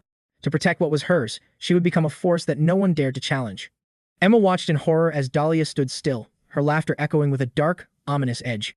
Then, she turned to her maid, demanding validation for her newfound, dark resolve. Speechless and terrified, Emma could only stare at the stranger who wore her mistress's face. Dahlia waited in the suffocating silence, her predatory gaze making the very air feel heavy. The maid mentally prayed for Mr. Knox, certain he would soon face the lady's terrifying fury. Meanwhile, Knox recalled Archduke 𝗲𝗻, the vile monster behind that unforgettable night of blood. On that tragic day, fate cruelly stole the life of Knox Reinhover's beloved mother forever. This same demon regressed Noah's timeline, forcing her back into the body of a mere child. In this ***system manhwa*** world, Knox braced himself for the first scenario's boss battle against 𝗲𝗻. After gathering his gear, he slipped into the shadows to begin his secret quest by moonlight. Naturally, Knox lacked the raw power to face such a high-level target solo. Luckily, he could exploit a hidden mechanic at Arc River to boost his random stats. As he stepped into the holy waters, a ***system manhwa** notification pinged, hidden location discovered. This hidden bonus granted him 2 random stat points, specifically increasing his total mana pool. Seeking more power, Knox approached a mystical fountain and chanted ancient incantations in a forgotten tongue. Instantly, the interface confirmed that he had successfully triggered the area's hidden secret. He had finally mastered Dragon Tongue, a legendary and ancient magic lost to the modern world. Honestly, aside from his forced marriage to the princess, Knox had no complaints about this life. Suddenly, Marin materialized behind him, assuming the young master had simply lost his way. He stood face to face with his original mentor from the mysterious Sleepers organization once again. Knox turned slowly, scanning her face before cautiously whispering, "Is that really you, Marin?" She smugly confirmed her code name, then demanded Knox stop using such informal language with her. Marin made the hierarchy clear. She was the senior mentor, and he was merely her subordinate. Knox brushed it off. He knew from his prophetic dreams that she was a majorly troublesome character. Using his *** system Manhwa *** interface, he saw she possessed master-level magic perception and archery, combined with a potent water attribute. However, she also held a personality trait that Knox absolutely despised in others. Marin thrived on her seniority, constantly demanding respect through her insufferable boss complex. It irritated Knox deeply. Surprised by his sass, she defensively asked when she had ever acted bossy. Staring him down intensely, she boldly claimed she was the pinnacle of professionalism. Changing gears, she ranted about how the world was descending into a chaotic, inescapable hellscape. Knox dryly observed that Marin certainly loved the sound of her own voice. At last, she descended from the fountain's edge, ending her dramatic and long-winded speech. Stepping closer, she demanded his undivided attention, desperate for the respect her rank deserved. She reminded him she was 2 years his senior and had joined the Sleepers long ago. Knox sighed, confirming he had heard her, then asked if she had actually been waiting. Marin fumed at his casual attitude, as the Sleepers maintained a strict and unbreakable hierarchy. Knox suddenly silenced her, noting that bystanders were within earshot of their sensitive conversation. His dismissive tone enraged her so much that she completely forgot about the public surroundings. Eventually, she chose to forgive his rudeness, chalking it up to his nerves for his first mission. With a snap, a scroll appeared. She finally agreed to relocate to a secure safe house. She ordered Knox to rip the low-tier teleportation scroll to initiate their immediate departure. Knox could not help but notice how much this world resembled a high-stakes RPG. He tore the parchment without hesitation, releasing a sudden surge of raw, crackling magical energy. In a flash, both figures vanished into thin air, leaving the fountain completely deserted. The teleportation was instant, dropping them into a strange, unknown territory far from the city. Marin's stomach churned from the jump. She doubled over, complaining about the nauseating side effects. Gaining her composure, she sat Knox down to reveal the true details of his debut mission. She prepared to reveal the deeper, darker truths of this world. Clearing her throat, she commanded his focus before sharing these grave, earth-shaking secrets. She asked of the night of the massacre, a tragedy Knox knew well, as it scarred his family's legacy. Every agonizing detail of that cursed night was burned into his memory, a nightmare he could never escape. That catastrophe forced Dean Noah, the legendary Emperor of the Sword, to join forces with Theo. Together, they barely sealed away the terrifying 𝗧𝗶𝗲𝗿. Marin tightened her expression, confirming that this ancient entity was a threat beyond measure. A monstrous calamity that the continent's elite warriors could barely hope to scratch. Hidden away was the demon's essence crystal. Knox realized the Sleepers sought this power in this system Manhwa world, and they found it right beneath the academy. The organization planned for Knox to be a decoy while they shattered the essence crystal in the shadows. His mentor smirked. Despite his blunt attitude, this young man possessed a sharp, strategic mind. Knox shrugged off the praise, urging them to cut the small talk and get to business. Knox questioned the mission's timing. Marin revealed a night operation was set for Eldon's ultimate trial. Our hero's task? Assemble every student and teacher into a single, vulnerable location. Gathering them was easy, but Knox questioned the sheer insanity of the plan itself. He knew the danger once that crystal shattered, the demon 𝗶𝗲𝗿 would surely break his chains. Marin interjected, warning that he was gravely underestimating the power of Miss Luna. She hailed their leader as the youngest pillar of the sword, dismissing Knox's fears as mere delusions. Knox wished she was right, but he knew the grim fate awaiting them all. From his knowledge of the game, he knew Palin's resurrection was an absolute, unavoidable event. Even weakened, one wrong move by this entity would turn the academy into a graveyard. This was the notorious first chapter of the main quest, where most players faced certain death. Knox hated playing the scapegoat for both hero and villain just to keep the plot moving. To protect the key cast, he had to sharpen his focus and master this perilous mission. "I've heard enough," the main character declared, his resolve hardening for the battle ahead. Elsewhere, in a dark, forgotten dungeon, Rick arrived to serve his sinister demonic master's will. A mysterious orb pulsed with a blood-red light, calling Rick deeper into the shadows. With a twisted grin, the possessed youth announced that the stage was finally set for ruin. He proclaimed that the Archduke need only raise this world to ash, just like in antiquity. The demon relished the plan. His rebirth was long overdue after those pests dared to seal him. The ancient horror finally asked the boy's name, and Rick offered it with sickening pride. As a reward for success, the entity promised to transcend Rick's humanity into true demonic power. Anticipating victory, the Archduke trusted his puppet to execute the final blow without fail. Standing on the precipice of his dark desires, a chilling smile spread across Rick's face. The fated day arrived, and the grand hall filled with the academy's unsuspecting students. Knox felt the suffocating tension in the air. Rumors of the coming storm had already spread. Lanner's gaze lingered on him, sensing the unfolding gears of destiny. The princess remained stoic under the crowd's gaze, while Dahlia sat in a dark, brooding silence. Penelope finally offered a fragile apology, pleading for Dahlia's understanding in this mess. She argued that the heart follows no logic, especially regarding her growing feelings for Knox. Knox caught their whispers, baffled why the princess would confront his ex-fiancée with such a confession. Knowing the sting these words must carry, he turned an anxious gaze toward Dahlia. Hearing his voice, Dahlia's face remained a cold, emotionless mask of stone. Suddenly, her composure shattered into an ominous, chilling laugh, the sound of a mind finally snapping. Knox felt a chill, his friend's face twisted upon hearing about the royal engagement. He completely overlooked Dahlia's transformation. Now, she glared at her rival with eyes full of pure, murderous intent, ready to strike then and there. This circus was his fault. How had he let his life spiral into this chaotic mess? Suddenly, the student hall buzzed with the latest, shocking academy news. Whispers spread about the elite selection, the legendary 7 top-tier students. It was for the self-study night, where massive bonus points were up for grabs. One student groaned at the extra work, but his peer mocked his bottom-tier status. As usual, nobles hogged the ranks. Commoners never stood a chance, regardless of their effort. Bitter truth stung, yet the boy couldn't help but vent his frustrations. Equality was a lie. The academy preached it, but noble blood always bought the top. They simply bowed their heads, accepting they were pawns in the high-ranking elite's game. A girl nearby wondered aloud, what hidden stats determined the chosen 7? Grades seemed the logical answer, though no one knew the system's true metrics. Silence suddenly fell over the room as a new figure stepped through the doors. It was Knox. Every eye locked onto him. No one expected the underdog to succeed. To them, he was just the Reinhover family's failure, the black sheep with zero potential. The constant whispering grated on him. He just wanted to stay under the radar. His mind was elsewhere, focused on the newbie killer quest, starting very soon. In this upcoming arc, the demon Paimon awaited. In this system, Manhwa world, his character rating determined his survival.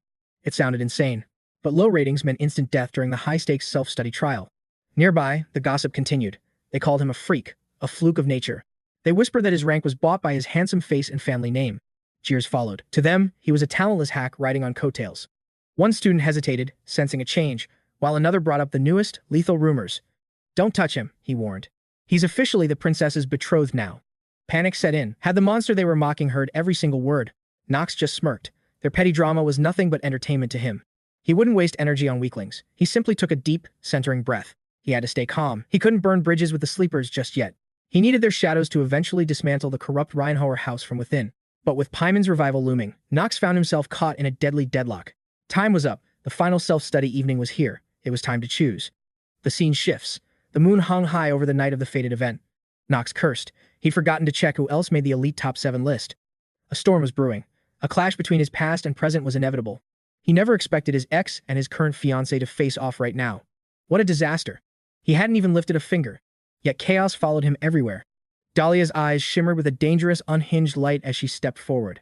She didn't care for royal etiquette. She spoke plainly. Knox was a man worth having. She understood why Penelope wanted him. After all, his value was undeniable.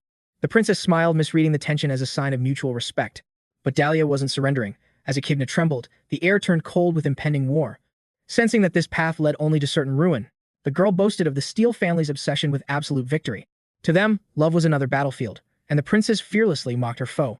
Penelope sneered that Dahlia's engagement was merely a cold, political contract. Yet, she knew one heart had bled far more than the other. Even the princess confessed this outcome defied all her expectations. Our protagonist stayed silent, his focus stolen by a sudden alert in this system Manhwa. A fresh directive from the Order of the Sleeping flashed before his eyes. Knox was summoned to the secret hideout for an urgent operational briefing. Knowing time was a luxury, he moved to follow orders instantly. Donning the sleeper's cloak, he vanished toward the rendezvous point. Shadows filled the room until Marin's voice drifted from above. Her icy glare screamed her utter dissatisfaction with his recent performance. With a frigid tone, she demanded to know what her assistant was plotting. Marin descended, closing the gap to interrogate the main character directly. She pressed him about the rumors, naming him the princess's chosen knight. Knox was blindsided. He was just as baffled by the situation. He explained Penelope required his blade to challenge her brother's crown. Marin countered that she was interested in his hidden motives instead. Unfazed, the main character pushed to begin the official mission briefing. Refusing to let it slide, she demanded a full explanation first. As Lady Luna's direct servant, she couldn't trust Knox's shrouded intentions. He countered that higher-ups had already cleared his assignments. Yet, Marin insisted on judging the newcomer by her own standards. She would decide if he was a true sleeper or a traitor, drawing her weapon. Sensing an unavoidable clash, the protagonist let out an annoyed sigh. Knox gripped his blade, petrol, hoping his mentor wouldn't regret this challenge. Marin loosed a lethal arrow, mocking him with his own warning. With lightning reflexes, the main character evaded every blur of speed. Her agility was monstrous, instantly flickering behind Knox like a ghost. She pivoted, firing again before he could blink. Knox realized his current strategy was useless. Mockingly promising mercy, she warned him not to die too soon. A hail of arrows descended as Knox struggled to regain his footing. Barely dodging the lethal gust, he realized Mayrin intended to kill. She was the scion of the legendary, long-lost marine race. Her ancient blood fueled water shots that even Lady Luna feared. Knox triggered his acting master skill to avoid inciting her further. Suddenly, a shimmering arrow halted inches from his eyes, sealing his fate. Thwarting the strike, he knew his basic stats couldn't earn her trust. Facing this critical impasse, he had to settle this duel immediately. Total victory was his only option. He prepared to unleash his full power. She sneered at his low rank, regardless of the leader's personal interest. Mayrin fumed at Knox's audacity, demanding a straight answer for his insolence. She pressed him, desperate to uncover the truth about his ties to the princess.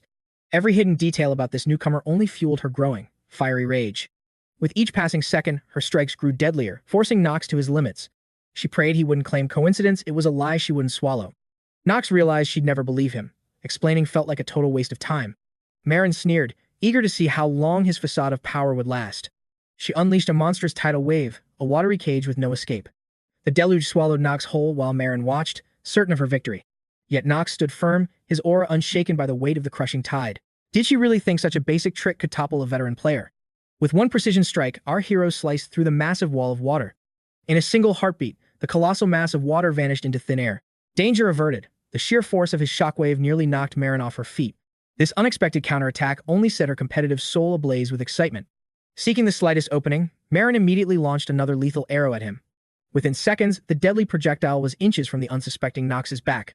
Suddenly, he triggered his hour of genius skill to evade the lightning-fast strike.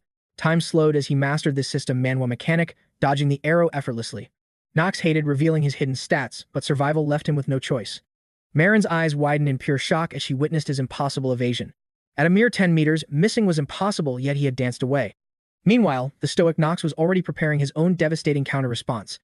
Without a moment's hesitation, he prepared to unleash his most destructive ultimate move. Our hero unleashed a surge of dark energy, shattering the remaining water currents. Panic gripped Mayrin's heart as she felt the sheer weight of his power. Shadows consumed the arena, leaving her questioning his true identity and origin. How could a mere 15-year-old possess such monstrous, godlike strength? Why join the sleepers? Knox remained guarded, his blade ready for any betrayal. She had no intention of yielding. The stakes were far too high now. Promising to end this herself, Mayrin geared up for another high-level assault. Rain of arrows. She bombarded our hero with a barrage of water projectiles. Knox instantly analyzed the trajectory, calculating the most efficient path for defense. He realized only his legendary artifact could stop this relentless onslaught. Dark energy flared as he fired back, meeting her arrows head-on in midair. His projectiles pierced through her defenses, obliterating every single stream of water. Mayrin stood paralyzed. Even her ultimate skills were useless against this rookie. In that critical moment, she finally realized Knox was a true apex predator. He was a legitimate threat to Lady Luna and the entire organization's balance. Furthermore, she sensed he was still holding back, barely using a fraction of his power. Was he manipulating her? She suspected he was trying to charm his way in. Knox noticed her focus wavering as she drifted into deep, troubled thought. Tired of holding back, he asked, his chilling words confirming her darkest fears. How dare a brat like you deceive your elders? She screamed in fury. Dread pooled in Mayrin's heart as she realized the chasm between their powers was insurmountable. To survive this clash, she had to ignite every ounce of her hidden potential or face certain defeat. Even a seasoned sleeper could fall here. Pausing, she locked eyes with the mysterious Knox Reinhover. Her voice rang with cold conviction. She refused to acknowledge this outsider as a brother in arms. While his combat prowess was divine, his true intentions remained shrouded in a veil of suspicion. Following the Order's strict mandates, Mayrin officially classified Knox as a high-level threat to their cause. Throwing caution aside, she summoned her ultimate technique to crush the man standing before her. Knox instantly identified the legendary Marine's secret art, the devastating water shot technique. A single direct hit from that aqueous projectile would spell instant death for our protagonist. Even with his heightened senses, Knox felt the cold grip of helplessness against such overwhelming speed. The Mentor unleashed her final, lethal strike, leaving Knox with zero mathematical probability of survival. As the arrow tore through space, Knox braced his soul for one final, desperate evasion maneuver. Suddenly, a shimmering blade cleaved the water mid-air, shattering the lethal spell and sparing Knox's life. Mayrin stood frozen in disbelief, her mind racing to comprehend how her ultimate move was neutralized. It was Luna. She was furious that her partner's reckless pride was jeopardizing their new mission. The sleeper commander demanded to know who gave Mayrin the authority to act as judge and executioner. Recognizing the authoritative tone, Knox turned to face the powerful figure who had halted their lethal duel. Terror gripped 𝗲𝘀 as she realized the Supreme Leader had witnessed her unauthorized attempt at assassination. Knox remained stoic, greeting the leader with an icy, emotionless nod. Luna offered a curt nod before demanding an immediate report on this chaotic breach of protocol. She warned that failure to comply instantly would result in a brutal disciplinary sentence for them both. With feline grace, she leaped from the balcony to confront her subordinates face to face. Luna pointed out that her orders were simple: cooperate with the rookie to distract the Academy's faculty. Instead, 𝗲𝘀 had completely abandoned the objective to settle a personal, unauthorized grudge. She didn't recall ordering 𝗲𝘀 to initiate a bloody battle here. Admitting her fault, 𝗲𝘀 confessed she was merely testing the newcomer's loyalty to the secret order. Luna clarified that judgment belonged to her alone. Subordinates must never overstep their designated authority. Retrieving her dagger, Luna showed 𝗲𝘀 the chipped steel, a testament to the lethal force used. Such raw power proved beyond a doubt that 𝗲𝘀's true intent was cold-blooded murder. Luna demanded a confession, but the stunned subordinate could only offer a hollow, fearful silence. Truthfully, Luna understood 𝗲𝘀's doubt, as Knox clearly harbored secrets typical of a system Manhwa protagonist. Still, intra-order execution is forbidden except in one specific circumstance that 𝗲𝘀 knew by heart. Only confirmed betrayal warrants the ultimate penalty, a rule 𝗲𝘀 had dangerously ignored today. Luna issued a final, chilling decree. This was the first and last warning she would ever receive. Turning to the protagonist, she ensured Knox understood that his safety was now officially guaranteed.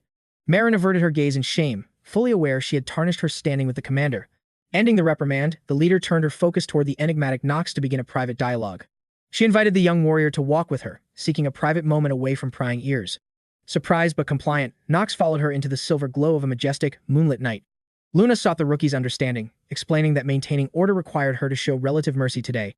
Accepted the decision calmly, having long lived as the outcast black sheep of his noble bloodline. Luna hesitated, momentarily puzzled by the cryptic nature of the young man's strange confession. He clarified that he felt no resentment, understanding why 𝗲𝘀 viewed a newcomer with such deep suspicion. Luna sensed her partner was acting in a way that was completely uncharacteristic. She found it nearly impossible to articulate the complex reasons behind such erratic actions. She urged him not to judge 𝗲𝘀, as the girl had vital motives for this test. Furthermore, the leader declared that from this day forth, Knox owed her his life. One hit would have been lethal. Our hero just chuckled at the terrifying thought. Luna was baffled by how the main character remained so eerily calm through the ordeal. Death had shadowed him so often that facing the abyss felt like any other day. She dismissed him as boring, finally understanding why 𝗲𝘀 held such a deep-seated grudge. Suddenly, the girl hesitated, her words caught in her throat as if weighing a secret. The leader blamed a single shot, but Knox was left completely in the dark. In this system, Manhwa, 𝗲𝘀's destructive potential was the sole reason they sought her out. That strike was so overwhelming that even the leader's defense would have shattered instantly. Our hero realized his blade would have been reduced to splinters by that impact. Yet, it felt wrong that someone this powerful left no mark on the original story. As the last of her kin, she combined water mastery with lethal, high-speed archery. It was obvious she had one more crucial piece of information left to share. But for some mysterious reason, she suddenly faltered and cut her sentence short. The main character studied her closely, trying to decipher what was truly bothering his companion. He recalled that the 𝗲𝘀 race were legendary beings who vanished from the continent. They appeared in ancient scrolls but never truly influenced the world's grand, ultimate destiny. Knox vowed that in their next clash, he wouldn't give her time to fire. Luna laughed, playfully poking his head while warning him to take 𝗲𝘀 much more seriously. She questioned if he understood the terror unleashed when their partner finally lost her cool. The main character rubbed his head, laughing awkwardly at the leader's sudden, startling closeness. He turned away quickly, remarking that the area was far more spacious than he thought. Secretly, he acknowledged that such a devastating attack was indeed a terrifying trump card. Knox pressed onward, but noticed the leader remained rooted to the spot, lost in thought. With absolute conviction, she whispered that this newcomer was far stronger than he appeared. She believed he possessed the cold efficiency needed to defeat 𝗲𝘀 before she could react. He was a calm, calculating predator. Knox wondered why she was suddenly praising him. It turned out the leader had one vital and deeply personal favor to ask him. It concerned the terrifying possibility of 𝗲𝘀 losing her sanity during their mission. Luna's request was chilling. If necessary, the main character would have to kill his mentor. She knew only Knox had the heart to do it, leaving him reeling in shock. The scene shifts to the academy the following morning for the next grueling training session. The professor lectured on unlocking 3 vital energy cores to reach the peak of power. While talent is a gift, only relentless training can awaken one's true, innate potential. Throughout the class, Knox was flanked by Penelope and 𝗧𝗶𝗲𝗍, who never left his side. Meanwhile, Dahlia's resentful gaze pierced through him, her heart still stinging from his previous actions. The main character was baffled, as she hadn't given him a single chance to explain. Penelope felt the heat of that stare, noting that Dahlia's eyes were practically burning them. The young man begged her to stop, exhausted by the tension of sitting with his fiancée. He couldn't refuse, as the princess had cornered him before the lesson even began today. She insisted that sitting apart would only fuel the fires of suspicion among their peers. Knox couldn't understand why she struggled to keep her royal duties and personal life separate. Penelope felt Knox was safe, The prince wouldn't dare strike a girl's chosen fiancé. However, Knox remained indifferent, his cold gaze showing zero interest in such petty royal drama. During the lecture, Penelope's eyes shifted toward Dahlia, who was watching them with intense scrutiny. Sensing the princess's gaze, Dahlia quickly looked away, just as a mysterious stranger approached our hero. Sharp footsteps echoed behind the young man, instantly triggering his combat instincts. He turned to find a familiar face, realizing this character was far more important than she looked. The girl introduced herself with a timid bow, whispering her name, 𝗧𝗶𝗲𝗿. Knox already knew her secret. She was the future matriarch of the 𝗧𝗶𝗲𝗿 clan. Famous for draining male essence with pure charm, her tribe lacked any real offensive spells. Unmoved by the formal greeting, the protagonist simply turned back to his desk with icy resolve. Lion sighed, exhausted by the thought of preparing all night for the coming trials. Echidna noticed his fatigue, asking if he could survive the final 3 grueling lessons of the day. Knox chimed in, his dark tone suggesting that surviving class was the least of their worries. His classmate trembled, desperate to know what dark omen the hero was actually implying. Suddenly, a massive tremor ripped through the academy, shattering the peace as walls began to crumble. 𝗧𝗏𝗃 sprang up in a panic, her eyes darting around the room as chaos erupted everywhere. Amidst the screams, only Knox stood still, his calm demeanor masking his knowledge of this disaster. He recognized the signs. This was the suppression of Pimon, a classic system Manhwa event. Within seconds, thick clouds of demonic energy surged from the floor, choking the very air. This catastrophe was Rick's handiwork, having finally fulfilled the twisted conditions to become the master. A wicked grin spread across Rick's face, relishing his impending transformation into a true monster. He basked in the spreading carnage, thrilled that his unpredictable plan was finally tearing the academy apart. Let's journey back to the moment the protagonist first planned the details of this mission. The plan was clear. Once the dimensional barrier shattered, the world as they knew it would vanish. This prestigious school was destined to transform into a lethal, shifting labyrinth for every student inside. To ensure victory, Knox had to buy enough time for the hidden pieces to fall into place. Panic surged as the ceiling gave way. Dahlia and 𝗧𝗏𝗃 shielded their faces from the debris. Meanwhile, Leon and Penelope held their ground, their sharp minds already searching for an escape. Ignoring the debris, Knox smirked inwardly, realizing Moran had executed his role to absolute perfection. Now, the stage was set for the protagonist to stall the enemy while stuck on the surface. Leon shouted over the roar of destruction, urging the other terrified students to evacuate immediately. The young man sensed 2 lethal spells, a spatial cage and a shifting trap locking them inside. The second spell was a floor-warping curse, randomly rearranging the building's layout into a deadly maze. Our hero marveled at the students' quick wit, a trait common in any system Manhwa. He declared their first priority. They had to neutralize the transformation spell immediately. The princess agreed, knowing the main spatial barrier was far beyond their current power level. Janna stepped forward, noting this magic mirrored the complex puzzles used in high-level training. Knox frowned, confused why this character was interfering in an event she was never part of. In that instant, a chilling thought struck him. Janna's path was deviating wildly from the original story's script. He commanded her to focus, emphasizing that breaking the floor-warping spell was their only hope. Dahlia remained utterly lost, though the protagonist expected nothing less from her dim-witted reactions. Long experience had taught him that logic and Dahlia were 2 things that never truly met. Knox laid out their options: follow the enemy's script or shatter the spell's structure to escape. Dahlia's head throbbed from the complexity, while Leon feared their survival was slipping away. Our hero grasped the situation instantly, yet prioritized a full tactical sweep of the building. He then commanded the team to split into 2 squads and infiltrate different academy sectors. "We reconvene in the main office in 60 minutes, he declared, to analyze our findings. Meanwhile, Marin ghosted through the corridors, her stealth magic making her completely untraceable to others. Seeing Knox von Reinhover's brilliant tactical execution, his previous victory over her finally made sense. Even massive, high-tier magic failed to rattle him. He remained as calm as a frozen lake. This unwavering composure naturally earned him the absolute trust of everyone standing by his side. Pushing her physical limits, Marin blurred through the halls toward the labyrinth's second deadly trial. She entered the labyrinth of dreams and deception, a realm where reality fractures into pure illusion. Forbidden spells fueled by demon blood preyed on the minds of travelers, inducing sweet, lethal dreams. With practiced precision, Marin etched the ancient runes required to trigger this devastating mental trap. She speculated that even Eldine's elite students would struggle against this blood-soaked enchantment for hours. In this **** system, Manhwa *** world, she wondered if Knox possessed the hidden stats to survive. Her confidence shattered when she realized the protagonist himself had succumbed to the deceptive fog. He collapsed into a deep slumber, his consciousness fading alongside the other fallen academy students. His body convulsed in agony as tears fell. Even a novice should have resisted such magic. A chilling realization hit her. This anomaly was a far more dangerous problem than she anticipated. It became clear that she could no longer remain a mere observer of this unfolding fate. High above, Luna and Daphne circled like hawks, watching the unfolding ground chaos with intense focus. The signal finally came. Their organization's leader officially declared the start of their grand operation. In a flash of arcane light, they teleported instantly and breached the very heart of enemy territory. Daph's heart raced, still fearing the overwhelming power of the legendary 𝗦𝘆𝘀𝗁𝗁. Even their stoic leader couldn't hide a flicker of anxiety regarding their formidable, high-ranking opponent. With no other choice, the sleepers began their rapid advance through the Academy's inner sanctum.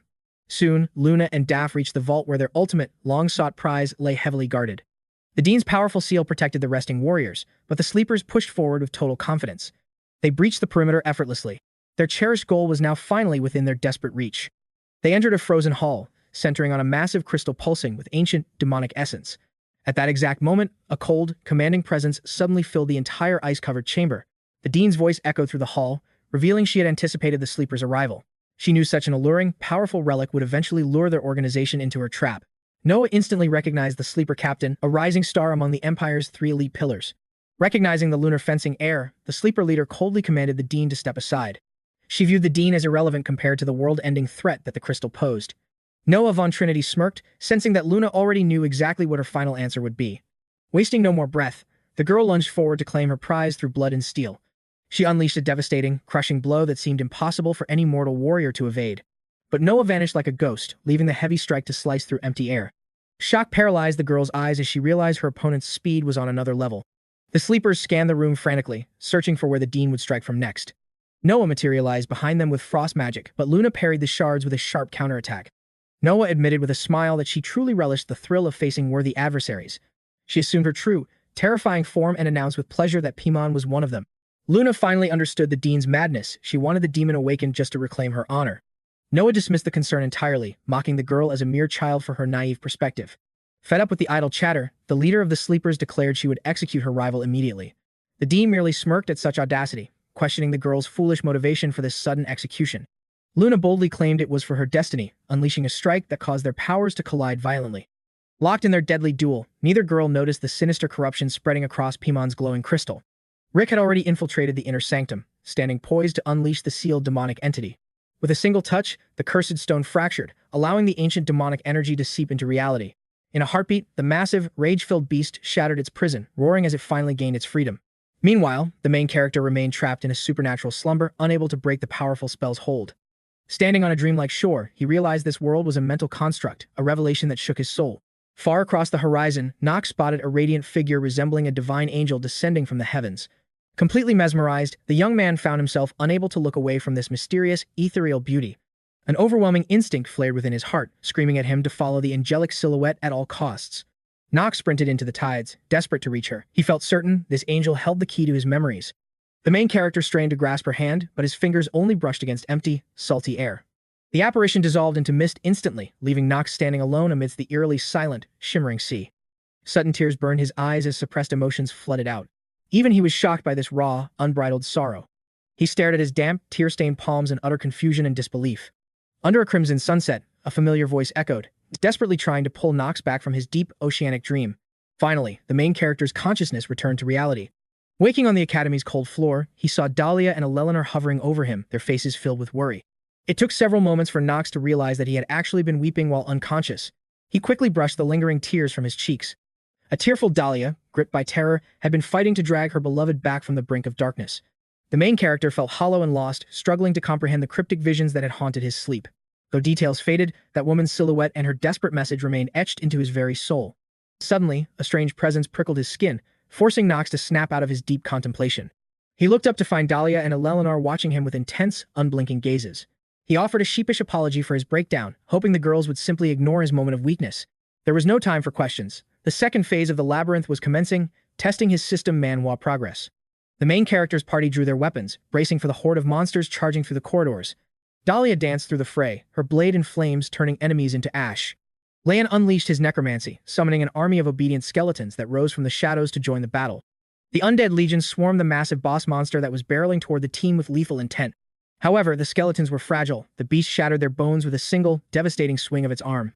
Yet more summoned creatures arrived, brandishing weapons designed to puncture the hide of this invincible titan. One warrior drove a blade deep into the monster's chest as it slumped, momentarily paralyzed on the ground.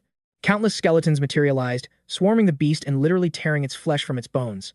𝗧𝗏𝗏𝗃 activated her support skills, surging the team's combat stats with a wave of power. Knox followed up with high-speed magic projectiles, detonating the monster's head in a spectacular shower of gore.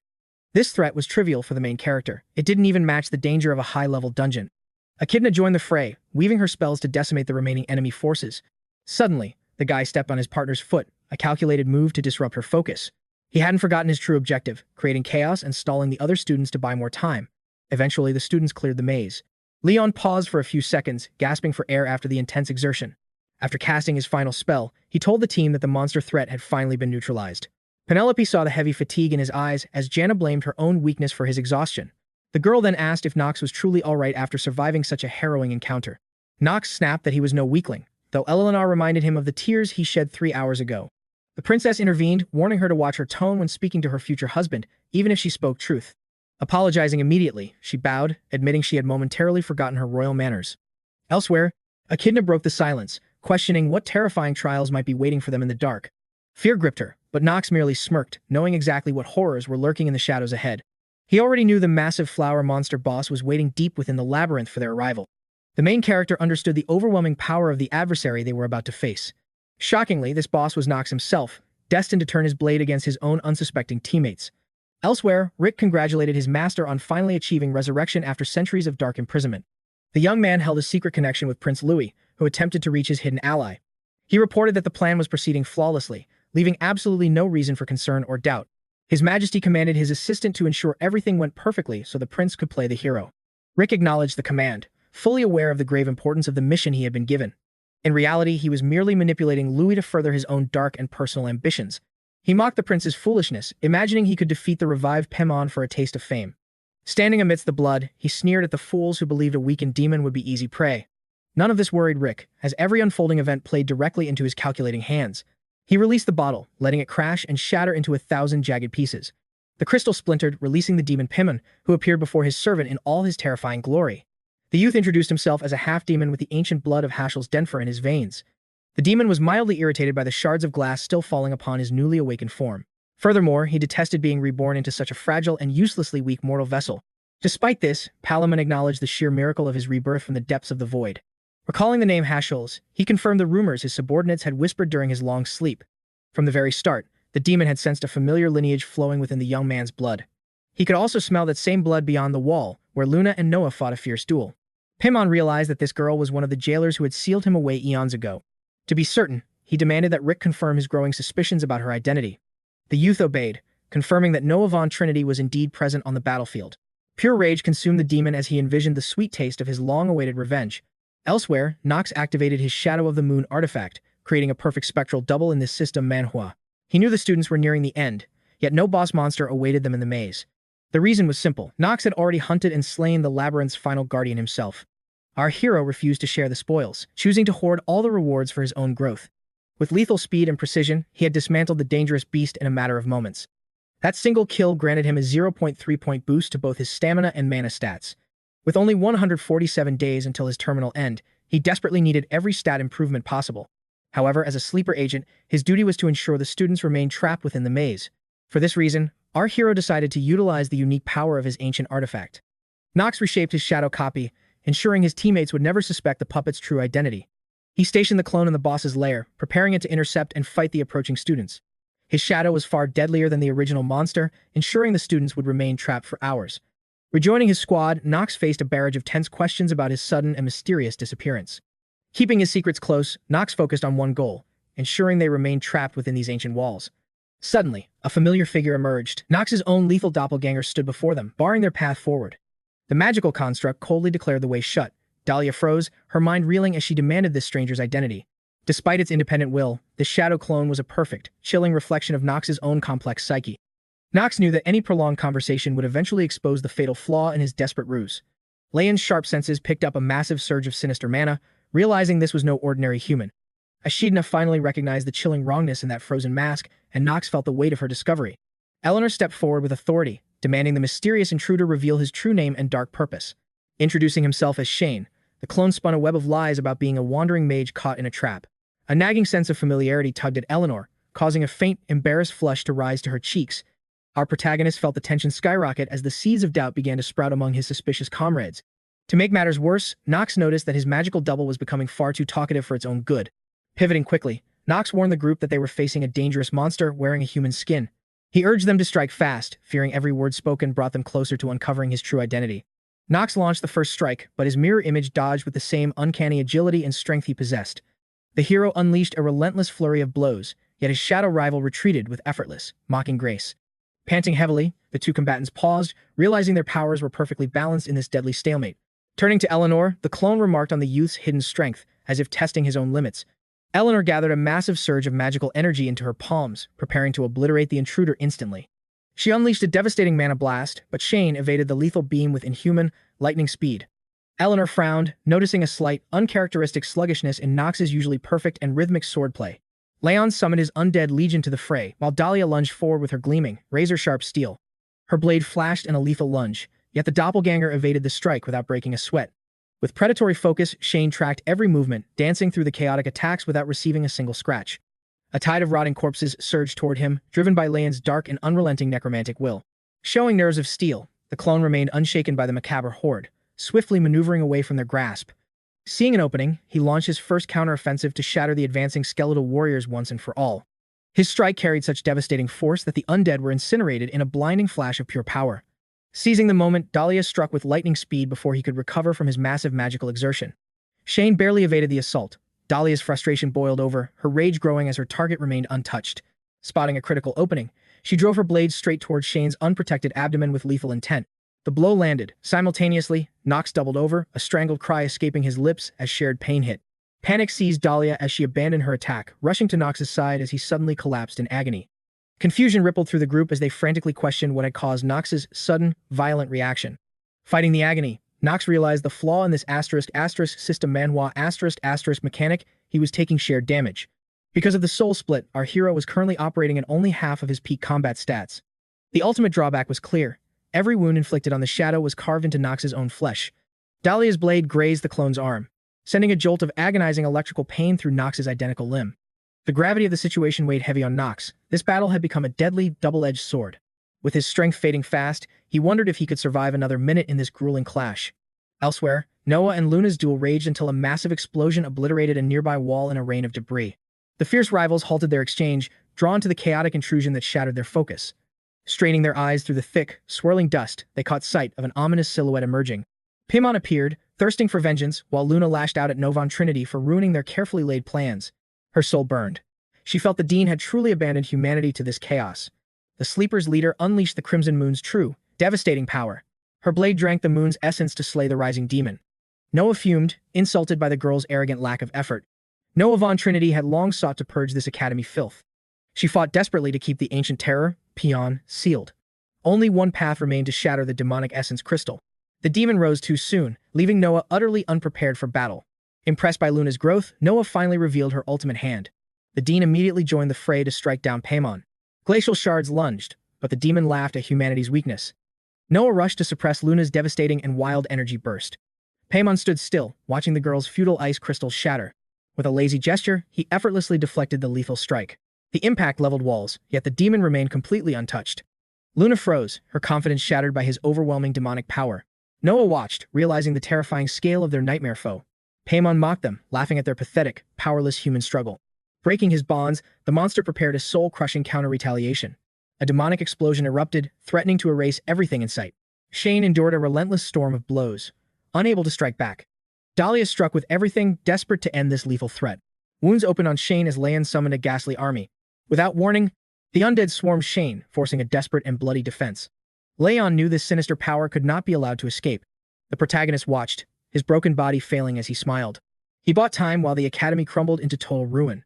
The cataclysm forced their deadly duel to a sudden halt.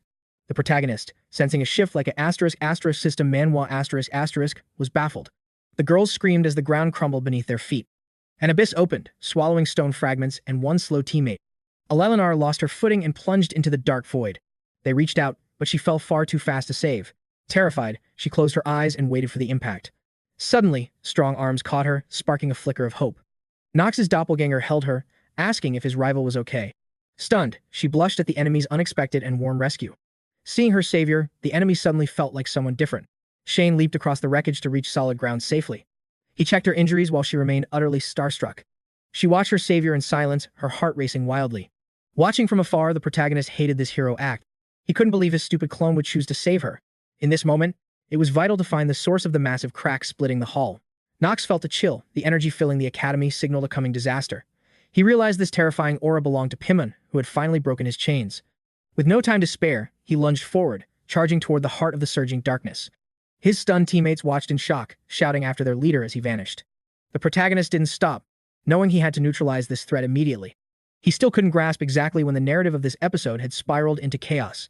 If he didn't stop this beast, his progress in this *** system Manhwa *** world would end right here. Meanwhile, Luna clawed her way out from the rubble of the blast. She scanned the destruction, searching for any survivors amidst the rising smoke. Then, a horrific sight met her eyes, instantly plunging her into a state of deep shock. Daff lay trapped, his body pinned beneath a massive boulder, completely unable to move. The assistant croaked that he was alive, urging the leader to slay the demon before helping him.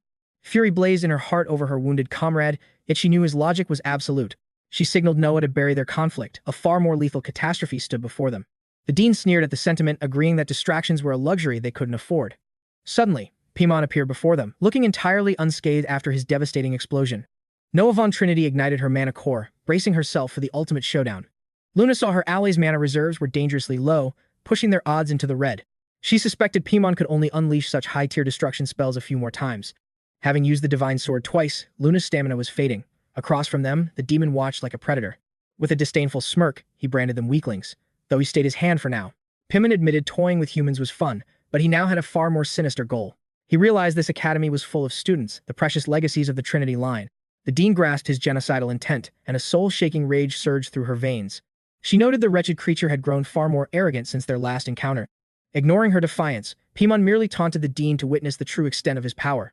A catastrophic spell began to form, designed to erase the academy and prove human insignificance. The demon mocked Noah, claiming they could never withstand the might of a dark entity. Luna knew hesitation meant death. Hundreds of innocent lives now hung in the balance. Refusing to stand aside, she made a sharp lunge to halt 𝗵𝗺's cruel advance. The demon's gaze snapped toward his challenger as she attempted a desperate flanking maneuver. He struck to crush her, but Luna raised her blade just in time to deflect the impact. By then, Noah had already blinked behind him, catching the monster completely off guard. The dean pushed her limits, determined to shield the academy from total annihilation at any cost. Summoning every ounce of will, she manifested a Titingen-class barrier, halting 𝗵𝗺's devastating strike. Charging with predatory speed, the demon screamed that all their resistance was utterly futile. With one effortless blow, he shattered her frost defenses, leaving the girl completely exposed. Buckling under the immense spiritual pressure, the dean slumped forward, coughing up crimson blood. Nightmarish memories flooded back the day she failed her people as their homes turned into a sea of fire. That was the tragic day when Noah's beloved parents lost their lives. Paralyzed by shock, the weight of her devastating loss hadn't even begun to sink in. When the reality finally crashed down, a tide of pure horror and despair drowned her soul. Consumed by unbearable agony, she let out a soul-shattering scream that echoed through the ruins. The dean refused to let history repeat itself, yet the flow of battle looked grim. It was clear that the momentum of this life-or-death struggle had slipped from her hands. Reeling from 𝗵𝗺's devastating strike, she crashed violently into the crumbling stone fortifications. Dread gripped Noah as she realized her hidden reserves paled against this system Manhwa demon, yet Luna surged forward. Witnessing the carnage, the dean felt her hope wither, convinced that salvation was now an impossibility. Suddenly, a mysterious, overwhelming pressure erupted, grinding 𝗵𝗺's unstoppable advance to a jarring halt. A flurry of precise strikes tore through the demon's hellish energy, sparking a flicker of renewed hope.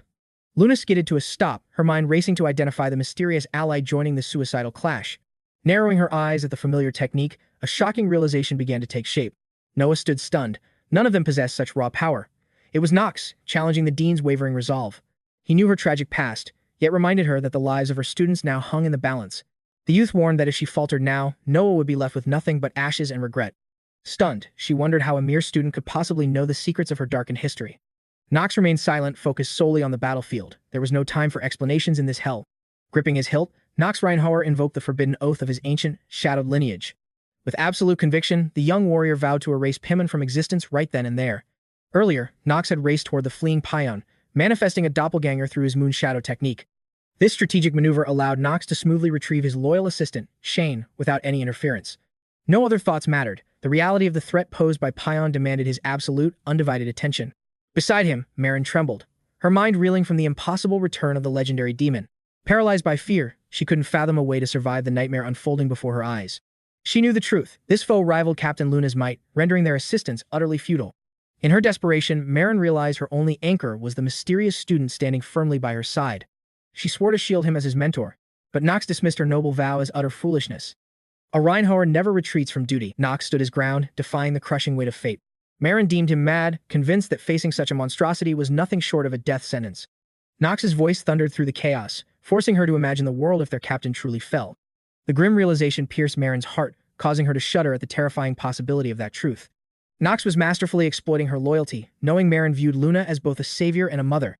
He intended to leverage this deep emotional bond to bend Marin's will to his own design. He brought up the whispers of how Lady Luna had liberated her from that horrific laboratory's experiments. If being a villain was his role in this system Manhwa prophecy, Knox would embrace the darkness. His words cut deep. Unable to bear the weight, the mentor finally yielded, asking for his plan. She reminded him that even the realm's strongest legends and the great sage struggled against Palin's might. Eschewing complex strategies, Knox gave a single, chilling command: draw your bow and fire. Suddenly, a violent surge of demonic energy erupted, slamming into them and sweeping them off their feet. Recognition dawned on Marin, her confusion quickly replaced by a primal, soul-shaking fear of the entity's power. With Paimon closing in, Knox emphasized that only their combined strength could possibly avert total destruction. Bewildered, she questioned his orders, wondering if the captain had revealed the secret of her devastating power. Knox could sense her resolve wavering, the shadow of doubt still clouding her warrior's spirit. He snapped that the time for questions had passed. Survival was the only objective remaining. Marin feared her own unchecked destructive force, terrified that her unleashed shot might kill Knox as well. Looking at her, Knox realized she possessed the same stubborn, unyielding traits of the legendary Marine bloodline. He scoffed, telling her not to flatter herself. Such a pathetic strike would never end his life. Though he knew the danger was real, Knox lied to bolster her confidence and secure her cooperation. His fingers tightened around his blade, fully aware that they were standing at the edge of destiny. To rewrite the prophecy's tragic end, Knox would risk everything, despite Marin's fear of the gamble. Observing his mentor's hesitation, our main character realized it was time to seize control of the situation. Grinning boldly, he asked Marin what had her so shaken. He suspected her heart was involved, fueling this desperate concern for his survival. Knox's bluntness left his mentor stunned and utterly speechless. As she readied her strike, she warned the rookie against regrets. Knox stood his ground with absolute certainty. Marin knew Knox's reckless drive to the edge would eventually invite disaster. Suddenly, Lady Luna's description of this recruit as insolent made perfect sense. Time was a luxury they didn't have as Paion's lethal strike bore down on them. Sensing the threat, he unsheathed his blade. In this system, Manhwa, the Stormbringer, began draining his mana and perception. Suddenly, they synchronized their breathing, timing a counter-strike against the oncoming blast. On 3, they unleashed their power, intercepting Paimon. Exhausted, Knox gasped for air, his mana nearly depleted. Overcome by instinct, Marin prepared to unleash a second, more volatile volley. Realizing her restraint had vanished, he braced himself to evade her chaotic fire. A high-velocity water arrow streaked across the battlefield, locked onto Knox with lethal precision. With superhuman agility, he dodged at the final microsecond, the projectile narrowly missing his skin. He chuckled, mocking her failure to land a direct hit despite her reputation. Infuriated by his taunts, Marin's rage boiled over as she leveled her bow once more. He felt a pang of betrayal. His mentor was truly aiming to kill him. Narrowly escaping the torrent, even the composed Knox felt a chill of genuine alarm. Glancing back, he saw the wake of destruction. Nothing remained where the blast had struck. Sensing a hidden presence, he called out for 𝗧𝗔𝗃 Setter to reveal herself. Surprised at being detected, she emerged from the shadows to face him directly. Flustered, his classmate felt exposed by his uncanny ability to see through her concealment. Skipping the reprimand, Knox immediately presented 𝗧𝗔𝗃 with a crucial request.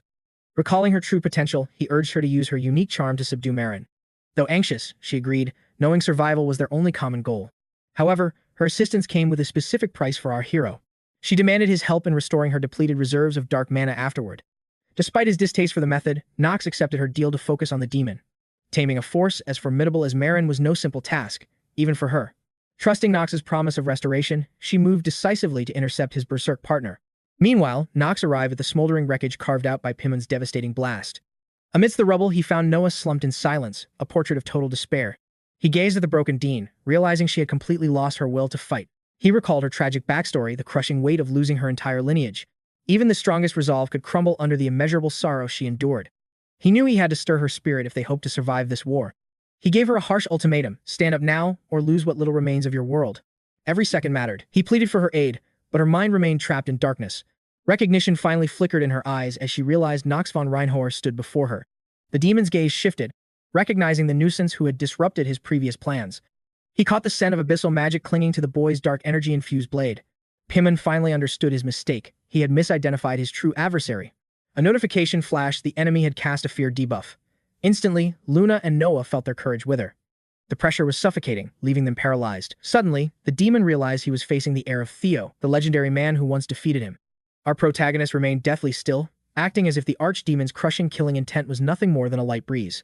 It turned out his steel, mind passive was active, a classic system Manhwa mechanic that completely neutralized the psychological debuff. Unfazed and steady, Knox continued his relentless assault without losing a single ounce of his overwhelming strength. However, the demon was a true monster, casually parrying every one of our hero's desperate strikes with just one hand. Knox narrowed his eyes, wondering how the battle would shift now that his true lineage had finally been revealed. The young man's smirk remained defiant. He wasn't intimidated by 𝗵𝗲 at all, recalling his father's mocking words about this supposed archdemon. To the legendary 𝗧𝗶𝗲𝗿, this creature was merely the weakest entity he had ever been forced to seal away. In fact, the head of the family viewed the title of archdemon as nothing more than a participation trophy for 𝗵𝗲. The demon found these insults amusing, coming from a weak worm, unaware Knox was treating this life-or-death struggle like an easy game. The main character was already calculating his next move, looking for a way to exploit the demon's arrogant pride. He activated his scan and saw the opponent possessed master-tier magical perception along with terrifyingly high base statistics. Knox realized instantly that this foe was on a completely different level than any enemy he had faced before. He recognized the Ignite spell, a terrifying curse capable of incinerating the target's very life force from the inside out. This all-consuming flame inflicted a permanent burning status, rapidly draining his health points in a race against time. Furthermore, the death sentence spell manifested a blade of pure hellfire to execute anyone standing in the demon's way. The main character clicked his tongue, annoyed that this villain possessed such a versatile and lethal arsenal of skills. Suddenly, Luna's voice echoed through his mind, sharply questioning the newcomer's reckless behavior in the heat of battle. The leader demanded to know why he was risking his life, though Knox knew she and 𝗧𝗏 could win if they had the right gear. Unfortunately, that winning scenario was only possible if they possessed specific legendary artifacts they currently lacked. Now, he would have to slay the archdemon with only his current power, firmly asking the leader to trust his lead. The girl hesitated for a moment, her mind flashing back to the state of her loyal subordinate, 𝗲𝗏. With a voice trembling from hidden anxiety, Luna demanded to know for certain if her comrade was still among the living. He confirmed 𝗲𝗏 was safe, even though he had previously threatened to kill her if her power spiraled out of control. Meanwhile, Palin's fury erupted, and he summoned his legendary fire sword to erase our hero from existence once and for all. He was insulted that a mere human dared to let his mind wander while standing before the majesty of an archdemon. 𝗵𝗲 lunged with blinding speed, striking while the main character was distracted and unable to react to the incoming lethality. At the critical limit, Knox barely raised his blade to parry, while a system alert warned that his acting skill was beginning to fail. In that heartbeat of absolute chaos, Knox recognized the activation of the death sentence and shouted for Luna to deploy 𝗲𝗏 as their final trump card. He was betting everything on the girl's hidden potential to finally conquer her inner darkness and master her true strength. The leader of the sleepers ignored the command, charging recklessly at 𝗵𝗲 to satisfy her own burning desire for vengeance. The demon was blindsided by the second challenger as Luna swung her blade with lethal precision, aiming for his throat. The archdemon barely reacted in time, raising his weapon to deflect her strike, causing her desperate attack to fail. Luna snarled in irritation, warning 𝗵𝗲 not to overlook her presence now that their dance with death had truly begun.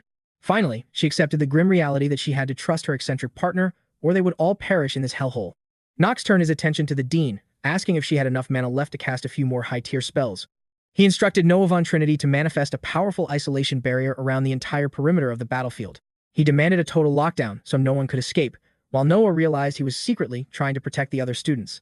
Knox refused to drop his cold mask, keeping his noble intentions hidden behind his usual stoic and calculated demeanor. 𝗏𝗏 laughed at his stubborn personality before beginning the complex incantation to seal the area with a massive magical wall. She ultimately conceded that this mysterious and protective side of him was exactly where Knox's true charm resided. A moment later, a shimmering, indestructible barrier surged toward the heavens, cutting them off from the rest of the world. 𝗵𝗲's rage boiled over, disgusted that these lowly humans thought they could cage an archdemon with such pathetic tricks. He mocked them, asking if they truly believed they could survive a single minute against his full, unbridled demonic wrath. Fueled by rage, the enemy lunged at the protagonist, who remained calm while cycling through his available skills. As their blades collided with immense force, a devastating shockwave erupted, shattering the very air around them. Knox smirked, crushing his opponent's ego by making his lethal strikes appear completely invisible to the naked eye. Then, the demon sneered, mocking the boy for thinking a few successful parries made him his father's equal. 𝗵𝗲 attempted another debuff, claiming 𝗧𝗏 was far stronger, and that Knox's power could never truly kill him. The archdemon charged again with savage vigor, vowing to grind the young master into the dust instantly. Under the weight of such a blow, our hero struggled desperately to withstand the overwhelming crushing force. Finally, through sheer willpower, he managed to shatter and neutralize the debilitating fear status effect. Knox roared his defiance as the system Manhwa interface revealed Stormbringer was draining his mana to the limit. The youth struck back with explosive strength, overbearing the demon's guard in a thunderous clash of steel. The massive drain on his vitality was too much, forcing the main character to cough up crimson blood.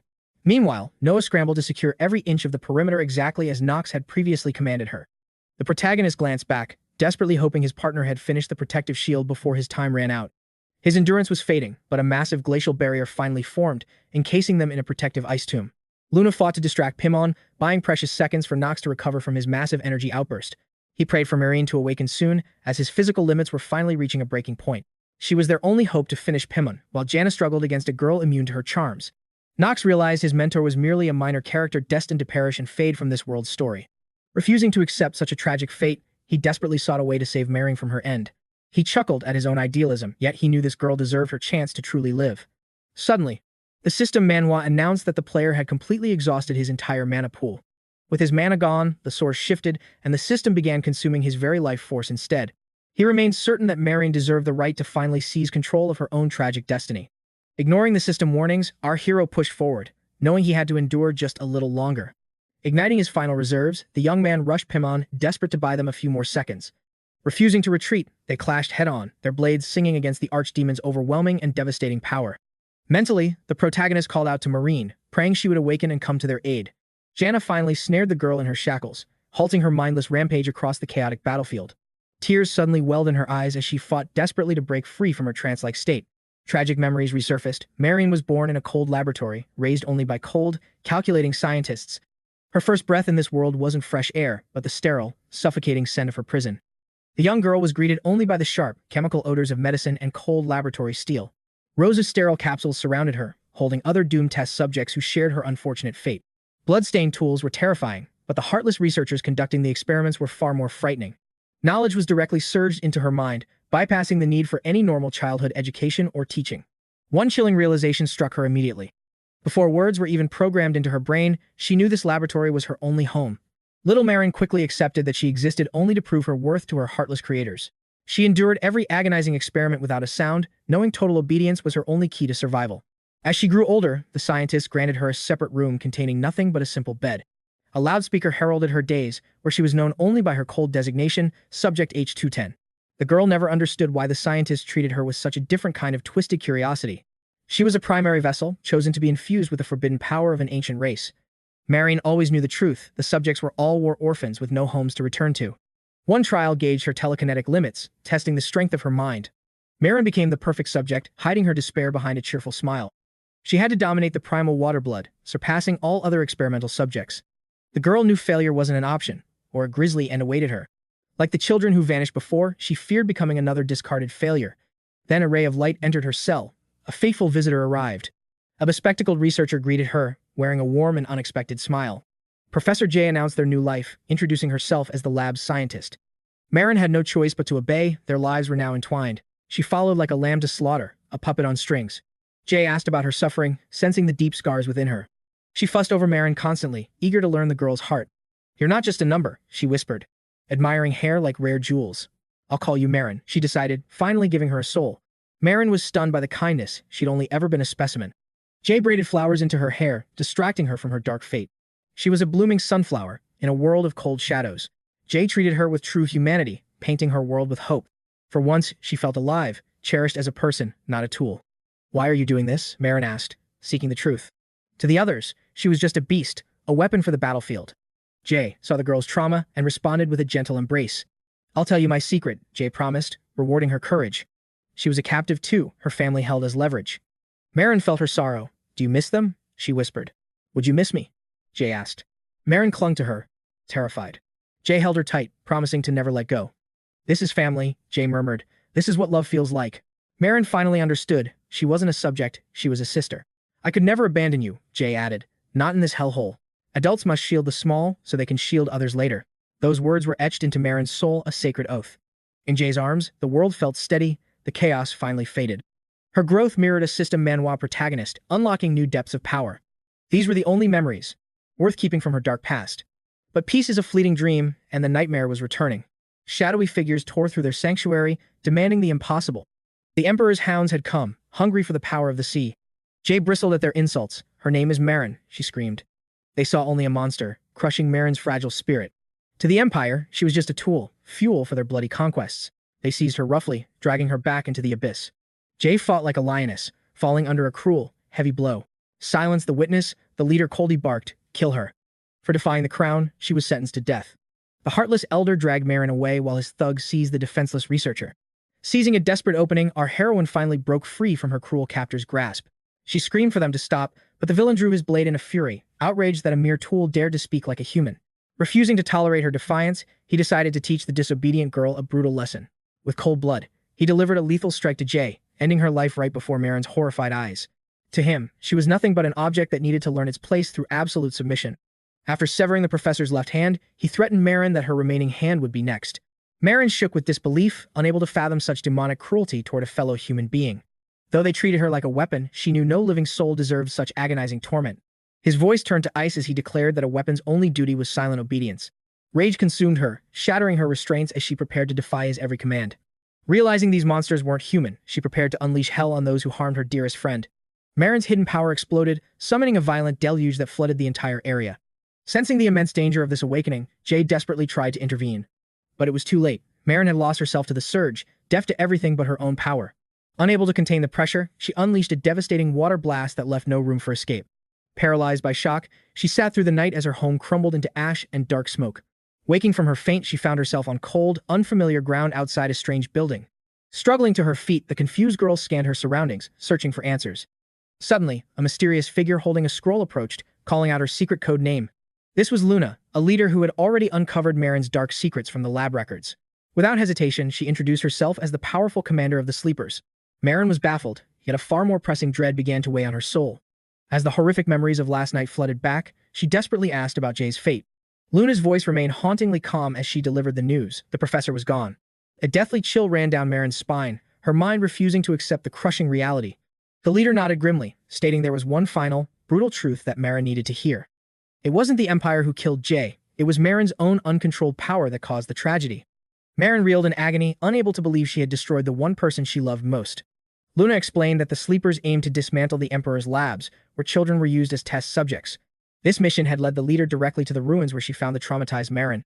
Amidst the smoldering wreckage, she had spotted one final soul, desperately clinging to life.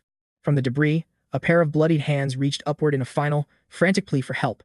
It was the dying Jay, weeping as she begged Luna to save the child instead of herself.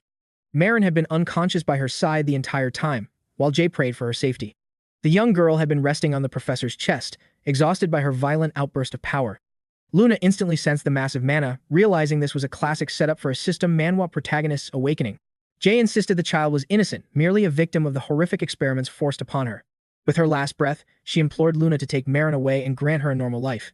The professor died believing in Marin's innocence, certain that her heart remained pure despite the chaos. But Luna knew the dark truth. She could feel the monstrous, untamed energy radiating from the girl. Without mercy, the leader revealed the truth. Marin's own power had slaughtered everyone in that building. The revelation shattered Marin's soul, causing her entire frame to tremble with uncontrollable grief and horror. The agonizing realization that she was Jay's killer burned into her mind, a nightmare she couldn't escape. She had tried to save her friend, but the cursed power within her had only brought destruction. Ultimately, she failed to save anyone, becoming the heartless weapon they always desired. Skipping formalities, Luna offered Marin a place within the mysterious Sleepers organization. She vowed that joining them would grant Marin vengeance against the Imperial Royals. To Marin, the enigmatic leader of this system, Manhwa faction looked like a true devil. Memories of the dark fables Jay once told her suddenly flooded her mind. Demons tempt the lost with false hope, but Marin truly had nothing left. Knowing revenge leads to ruin, she still chose to walk this blood-stained path. Driven by the agony of losing Jay, she begged to join their ranks. In her darkest hour, Luna's cold offer was her only glimmer of hope. Accepting the girl, the leader commanded Marin to address her only as captain. She declared that only raw talent mattered, and Marin possessed terrifying potential. Master your power, Luna promised, and you will rise through the ranks. Like a moth drawn to a lethal flame, Marin surrendered to her fate. Tightening her grip, she braced her soul for the brutal trials ahead. Bound to Luna and haunted by Jay's death, Marin finally awoke in the forest. After an eternity of torment, she broke free from the suffocating memories and finally opened her eyes. A confused Jana greeted her as Marin struggled to recognize the satyr member. Recalling the chaos, she remembered activating Water Shot before losing her very soul. How did this girl survive such a monstrous and unrestrained magical assault? As for Jana, sensing her fear, she explained she used her gift to suppress the madness. The stranger assured Marin that the darkness within was finally under control. Suddenly, everything clicked. She was facing the Satyr clan's legendary charm ability. That hypnotic skill was the only reason her sanity had been restored. Understanding why Knox chose Jana, Marin urgently asked for the hero's location. With a worried expression, Jana revealed the hero was locked in a fierce battle. Without a second thought, the girl sprinted toward the sound of clashing steel. As she neared, Knox's voice echoed in her mind through a mental link. He happily informed his partner that their captain, Luna, was still alive. He added that Dean Noah had escaped with only minor, non-threatening wounds. Irritated by his casual tone, she reminded him to show the captain respect. His playful banter confirmed one thing: the young hero was far from defeated. Knox hoped she realized her status, explaining she was under the 𝗧𝗶𝗲𝗿 spell. Confused by the sudden technicality, Mayron demanded to know his true intention. His request was insane. He wanted his own partner to shoot him down. Mayron froze in shock, never expecting such a suicidal command from her ally. Knox explained that 𝗶𝗲𝗿's speed made conventional attacks from her completely useless. He needed her to fire once he cornered the demon, despite her fears. He dismissed her worries of sacrifice with a confident, sharp tone. Still, Mayron couldn't fathom why he'd ask for a bullet in the back. With no time left for logic, he pleaded for her absolute trust. Smirking, Knox swore he wouldn't die as Mayron reached the scorched battlefield. Doubts still clouded her mind as she questioned if she could trust his life. Blocking 𝗶𝗲𝗿's devastating strike, Knox gave a final, firm nod of affirmation. His ally finally placed her faith in him, offering a rare, trusting smile. Knox's vow to survive anchored her soul. With renewed resolve, Mayron channeled her ultimate strike, signaling the rookie to stay sharp. The mentor drew her bow with lethal precision, swearing her shaft would find its mark. Pal unseathed, certain that at full strength, these ants wouldn't dare meet his gaze. To him, their displays of power were nothing but a desperate, pathetic farce. A chill of primal dread washed over Knox, forcing him to ignore the demon's taunts. Death grazed him by mere inches as Knox executed a desperate, narrow evasion. The impact shattered Noah's defense. Blazing heat swallowed the frost shield, pushing her protection to its breaking point. Knox gasped for air, his stamina draining rapidly as his vision began to blur. Luna materialized behind him, coldly remarking that a true genius would have seen through this trap already. 𝗶𝗲𝗿 wasn't the only one exhausted. Noah's mana reserves were dry, making her barrier dangerously fragile. The captain warned that their shield could only withstand 2 more fiery blasts before collapsing. Time was a luxury they didn't have. She urged the rookie to trigger his final gambit now. Knox knew the stakes. His knuckles whitened as he tightened his grip on his blade. He made one final request for aid. He just needed one opening to shatter the enemy's defense. He revealed the truth. The demon was protected by a triple-layered divine barrier. Only Noah's counter magic kept the demon's lethal strikes from vaporizing Knox instantly. Yet, if that ironclad defense didn't break, Knox's entire strategy would end in total failure. Luna gathered her remaining strength for one last charge, sensing the clock ticking towards 0.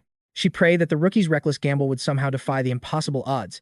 𝗶𝗲𝗿 sneered. A girl who could barely stand was still trying to defy a god. How amusing. Ending his taunts, the demon lunged forward like a predatory shadow, seeking a final kill. Raging, 𝗶𝗲𝗿 swore to crush this arrogant brat until she learned the true meaning of despair. Unflinching, Luna took her stance, readying the third form of her legendary moon sword style. Channeled crimson lunar energy surged into her steel, aimed directly at the demon's heart. She unleashed moon division, striking while her foe was blinded by the chaos of the fray. A blinding radiance ignited behind 𝗶𝗲𝗿, catching the monster off guard for a heartbeat. He scrambled to react, realizing the lunar strike was moving far faster than he anticipated. Sensing imminent peril, the demon raised a hand, letting the impact crash harmlessly against his barrier.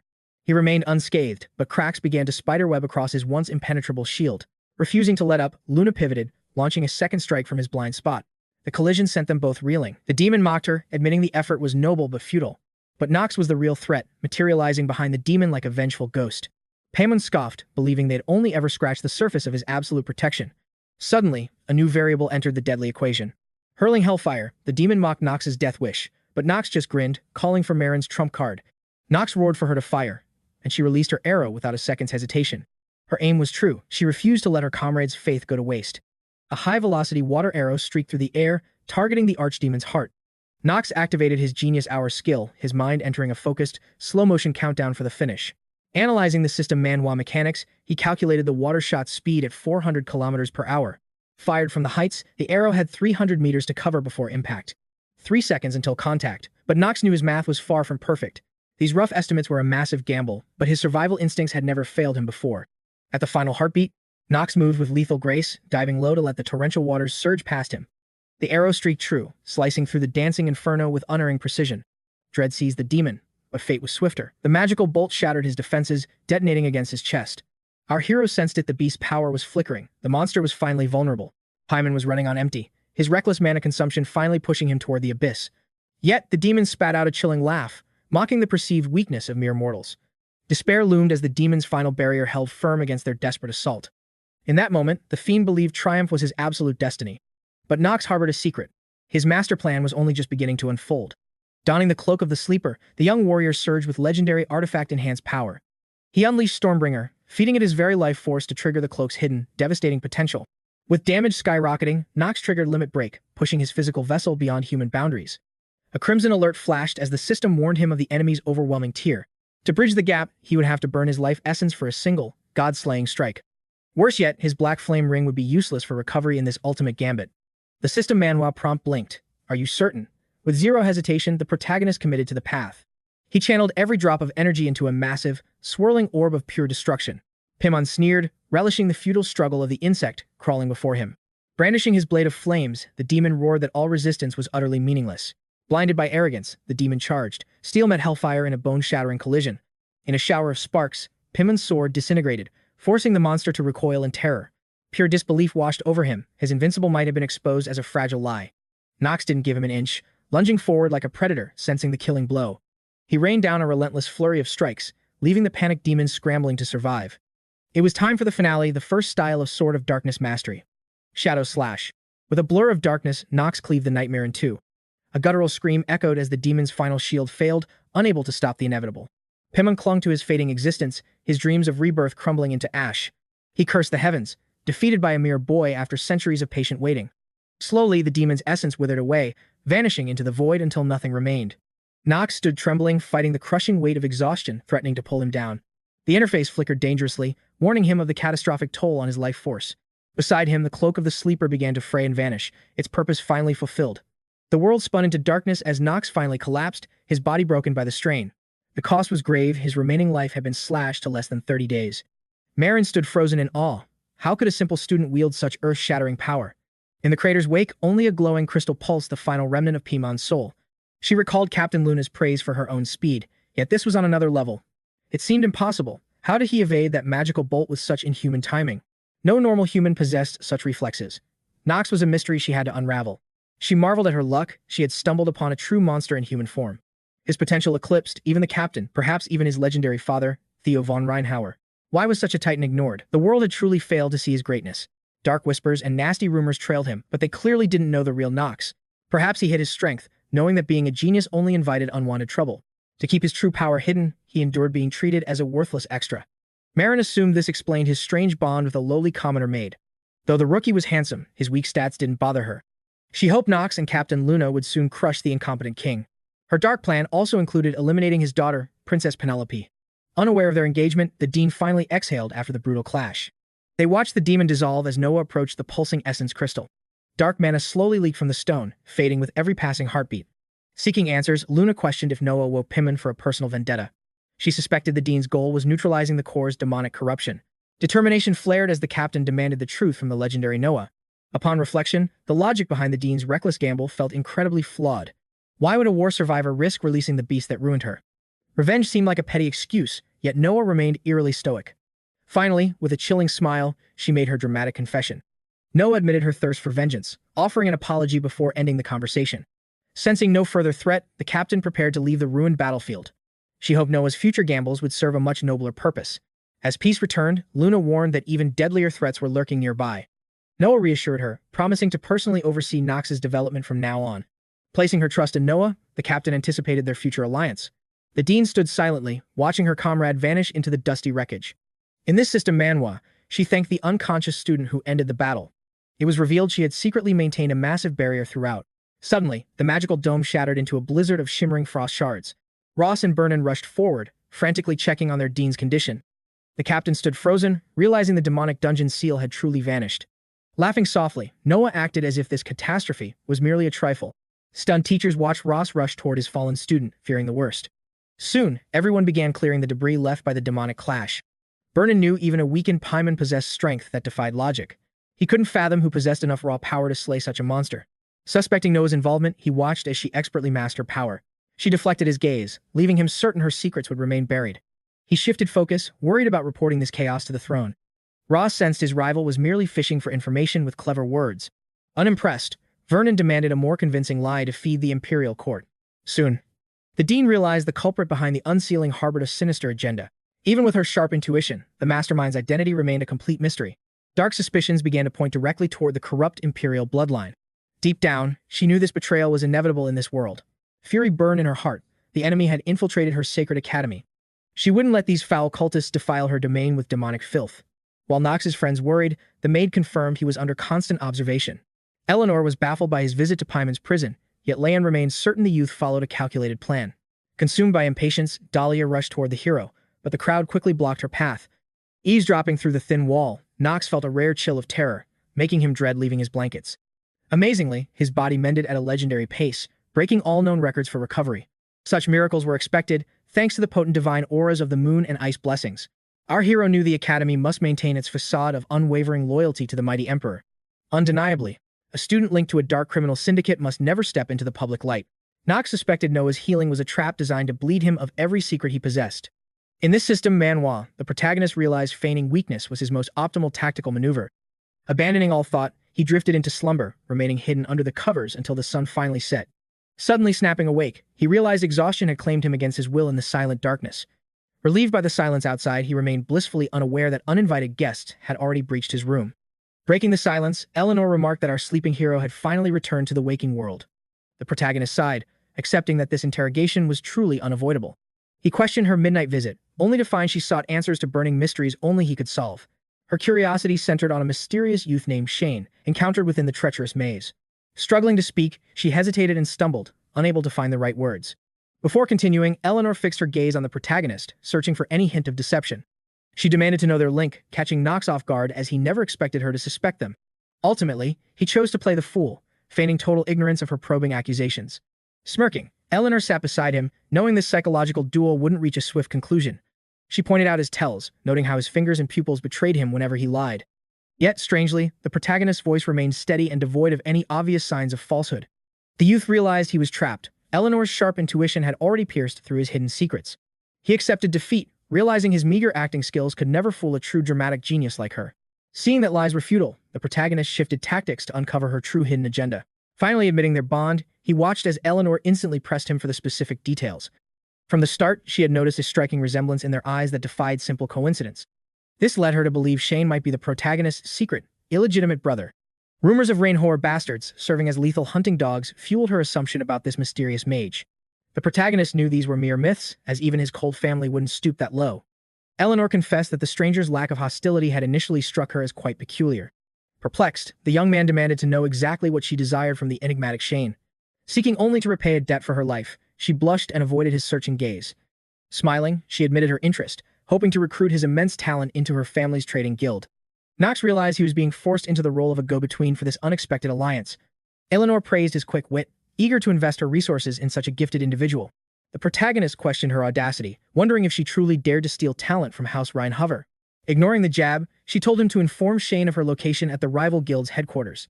Ultimately, she departed with a playful wink, wishing our hero a swift return to full strength.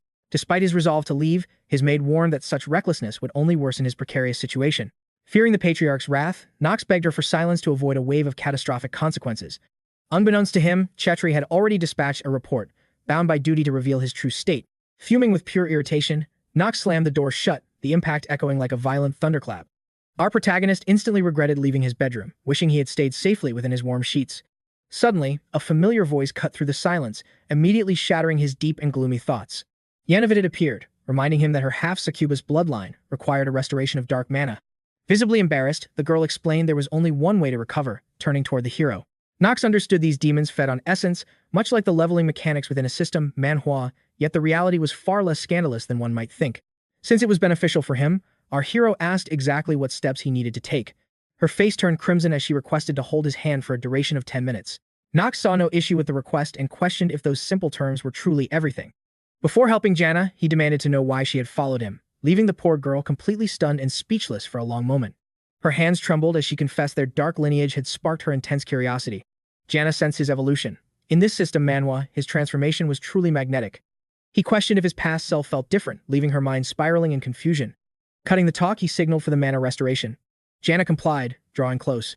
With unshakable composure, the hero waited stoically for the half-succubus to begin.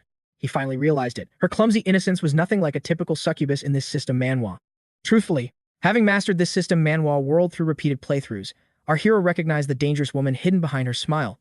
Keeping his guard high, he strictly declared he'd stay for 10 minutes, refusing to grant her even 1 second more. Jana's focus peaked, utilizing system Manhwa logic to siphon the main character's overwhelming energy into herself. Sensing a glitch, the protagonist grew wary, Suddenly, the girl looked up, her identity completely rewritten within this mysterious system Manhwa world. Knox's internal alarms blared. He had to retreat from this danger immediately. He declared their encounter finished and prepared to depart, yet Jana wasn't ready to let him escape, her fingers locking onto his sleeve with iron-willed desperation. With icy boldness, she claimed he hadn't satisfied her yet. Suddenly, a notification flared, the hallmark of a system Manhwa, alerting Knox to her fractured, dual-souled nature. Knox was powerless against Jana. His mana reserves remained dangerously close to zero. He issued a cold warning instead. She would surely regret this decision. Jana was baffled. In this system Manhwa, Knox remained the only man to resist her. She offered to fulfill any fantasy, asking what his perfect woman looked like. Begging for one kiss, she swore the sensation would heal his very soul. Suddenly, Morin slammed the door open, her rage toward her student radiating like a boss in a system Manhwa. Her blood boiled seeing him flirt while his mentor was busy fixing the massive disaster he'd just caused. Jana's focus returned instantly as she recognized the survivor she'd shielded during that brutal battle against the demon. Marin wasted no time, weaving her water magic to snipe the girl's forehead with a sudden, high-pressure liquid strike. Jolted by the impact, Jana collapsed into unconsciousness and finally stopped being a nuisance to our main character. Displeased by the sudden move, Knox immediately demanded to know what his mentor had done to the student. Marin simply giggled, explaining it was a harmless mana-infused splash, leaving Knox utterly confused by her strange, playful laughter. It seemed Marin was convinced he was thrilled to see her, but Knox offered only a cold, sarcastic rebuttal. Soon after, the girl's tone softened as she asked if the young man was truly alright after the incident. Like a true system Manhwa hero, Knox noted his mana was slowly refilling, though he remained dangerously low on energy. For a long moment, Marin's gaze remained fixed on her ward, silently analyzing every breath and movement he made. Suddenly, her cool facade shattered into an embarrassed blush as she began whispering indecipherable thoughts under her breath. Surprisingly, the girl approached Knox to thank him for saving her life. Knox declined. In this system, Manhwa, he had only acted for his survival. Marin bristled at his icy indifference. This wasn't the typical system Manhwa trope she expected. Smothering her irritation, she offered a calm smile rather than quarreling with her protégé. Her agitation spiked at his rude behavior, as she warned him that his master was no ordinary foe. Elsewhere, shadows draped the Reinhover estate, where the household remained restless even in the dead of night. Luna arrived to debrief 𝗧𝗶𝗲𝗺, revealing the truth. His youngest son had indeed executed the traitor 𝗲𝗻. The patriarch repeatedly questioned the news, stunned that his son had achieved such an impossible feat. The sleeper's captain stood firm, testifying that every word of the report was the absolute truth. Rudeld Elnar felt a chill of worry as the legend of young Lord Knox continued to grow. He knew this shift was too massive to ignore, while Theo grinned at his heir's newfound glory. The butler feared this sudden rise would spark a chaotic power struggle within the family. Theo admitted that Knox's mind was a fortress, his true motives remaining a complete mystery to everyone. The man suspected his son's cold heart was forged in the fire of his mother's death. As Theo reflected, the blood-soaked memories of that massacre night came rushing back to haunt him. Young Knox had witnessed the demon's depravity firsthand as his mother sacrificed herself to save him. In the aftermath, a maddening rage had consumed the boy, causing him to isolate himself from everyone. Now, Knox stood transformed, a noble warrior who had emerged victorious from a soul-crushing battle. Theo felt a dark satisfaction. His son had finally avenged his mother with his own two hands. Seeing his reaction, Luna grew wary, suspecting Theo's hidden agenda was far more sinister than he let on. She knew of the terrifying power that could only be awakened through the ancient Reinhover bloodline. This phenomenon of darkness only manifests when its wielder is pushed far beyond their absolute physical limits. Luna still found it hard to believe such a mysterious recruit would join their secretive organization. Suspecting the patriarch was pulling the strings, the captain refused to let his schemes go unpunished. The old man simply laughed, musing that parents are often the last to truly know their children. Spang mocked his sudden fatherly concern before pivoting the conversation toward the eldest Reinhover brother. It appeared the eldest son had defected to the Imperial faction, consorting with demons to gain influence. Theo warned that the entire continent would soon be drenched in blood as the final war approached. A heavy silence followed his grim words as the tension in the room became almost suffocating. Luna offered no reply, turning to leave while reminding Theo of the cold pact they shared. She vowed to kill even the patriarch's own flesh and blood if he dared to obstruct her. Vanishing into the night, she reminded him that such ruthlessness was the true way of the sleepers. Her parting words urged Theo von Reinhover to cast aside every useless emotion for the coming war. Theo stood and gazed out the window, certain that every piece was moving according to his design. This calculated path was necessary to ensure the Empire's fall and their ultimate triumph. Their target remained the 72 demons, while elsewhere, Eleanor began her interviews at the trading house. She pressured the new recruit to join, promising a salary that matched his high-level potential. Without waiting for his consent, she thrust a contract forward, demanding he sign on the dotted line. It turned out the main character had sent Shane to handle her, hoping to avoid further suspicion. Shane offered his apologies, explaining that his family's complex affairs left him no time to assist with her business. Eleanor mentioned the debt Knox claimed he owed, but she told Shane not to worry about it. However, the protagonist wasn't fully committed to this agreement, despite what Eleanor might have assumed. Having recently crushed a boss and boosted his stats like a classic system Manhwa, Knox felt invincible. Yet even with his skyrocketing power, he had no intention of working for his family's rivals. Finally, the young man decided it was time for a serious discussion with Miss Eleanor regarding the matter. She immediately insisted he drop the formalities and call her by her first name instead. Shane had no interest in getting close to her, firmly maintaining his professional distance as he spoke. Eleanor's gaze sharpened. This mysterious stranger felt dangerously similar to Knox himself. Taking a deep breath, she nervously adjusted her hair, desperate to avoid a disaster. She had already discovered that the Reinhards were plotting a truly filthy scheme. She hinted that the family had impulsively planted their own spy within Eldane. Eleanor wondered how 𝗧𝗏 would react to such a grim revelation. Realizing he was being blackmailed, Shane feigned disappointment in her lack of kindness. Sipping her tea, she coldly declared that merchants have no room for kindness. Trapped in a stalemate, the young man finally asked what his next move should be.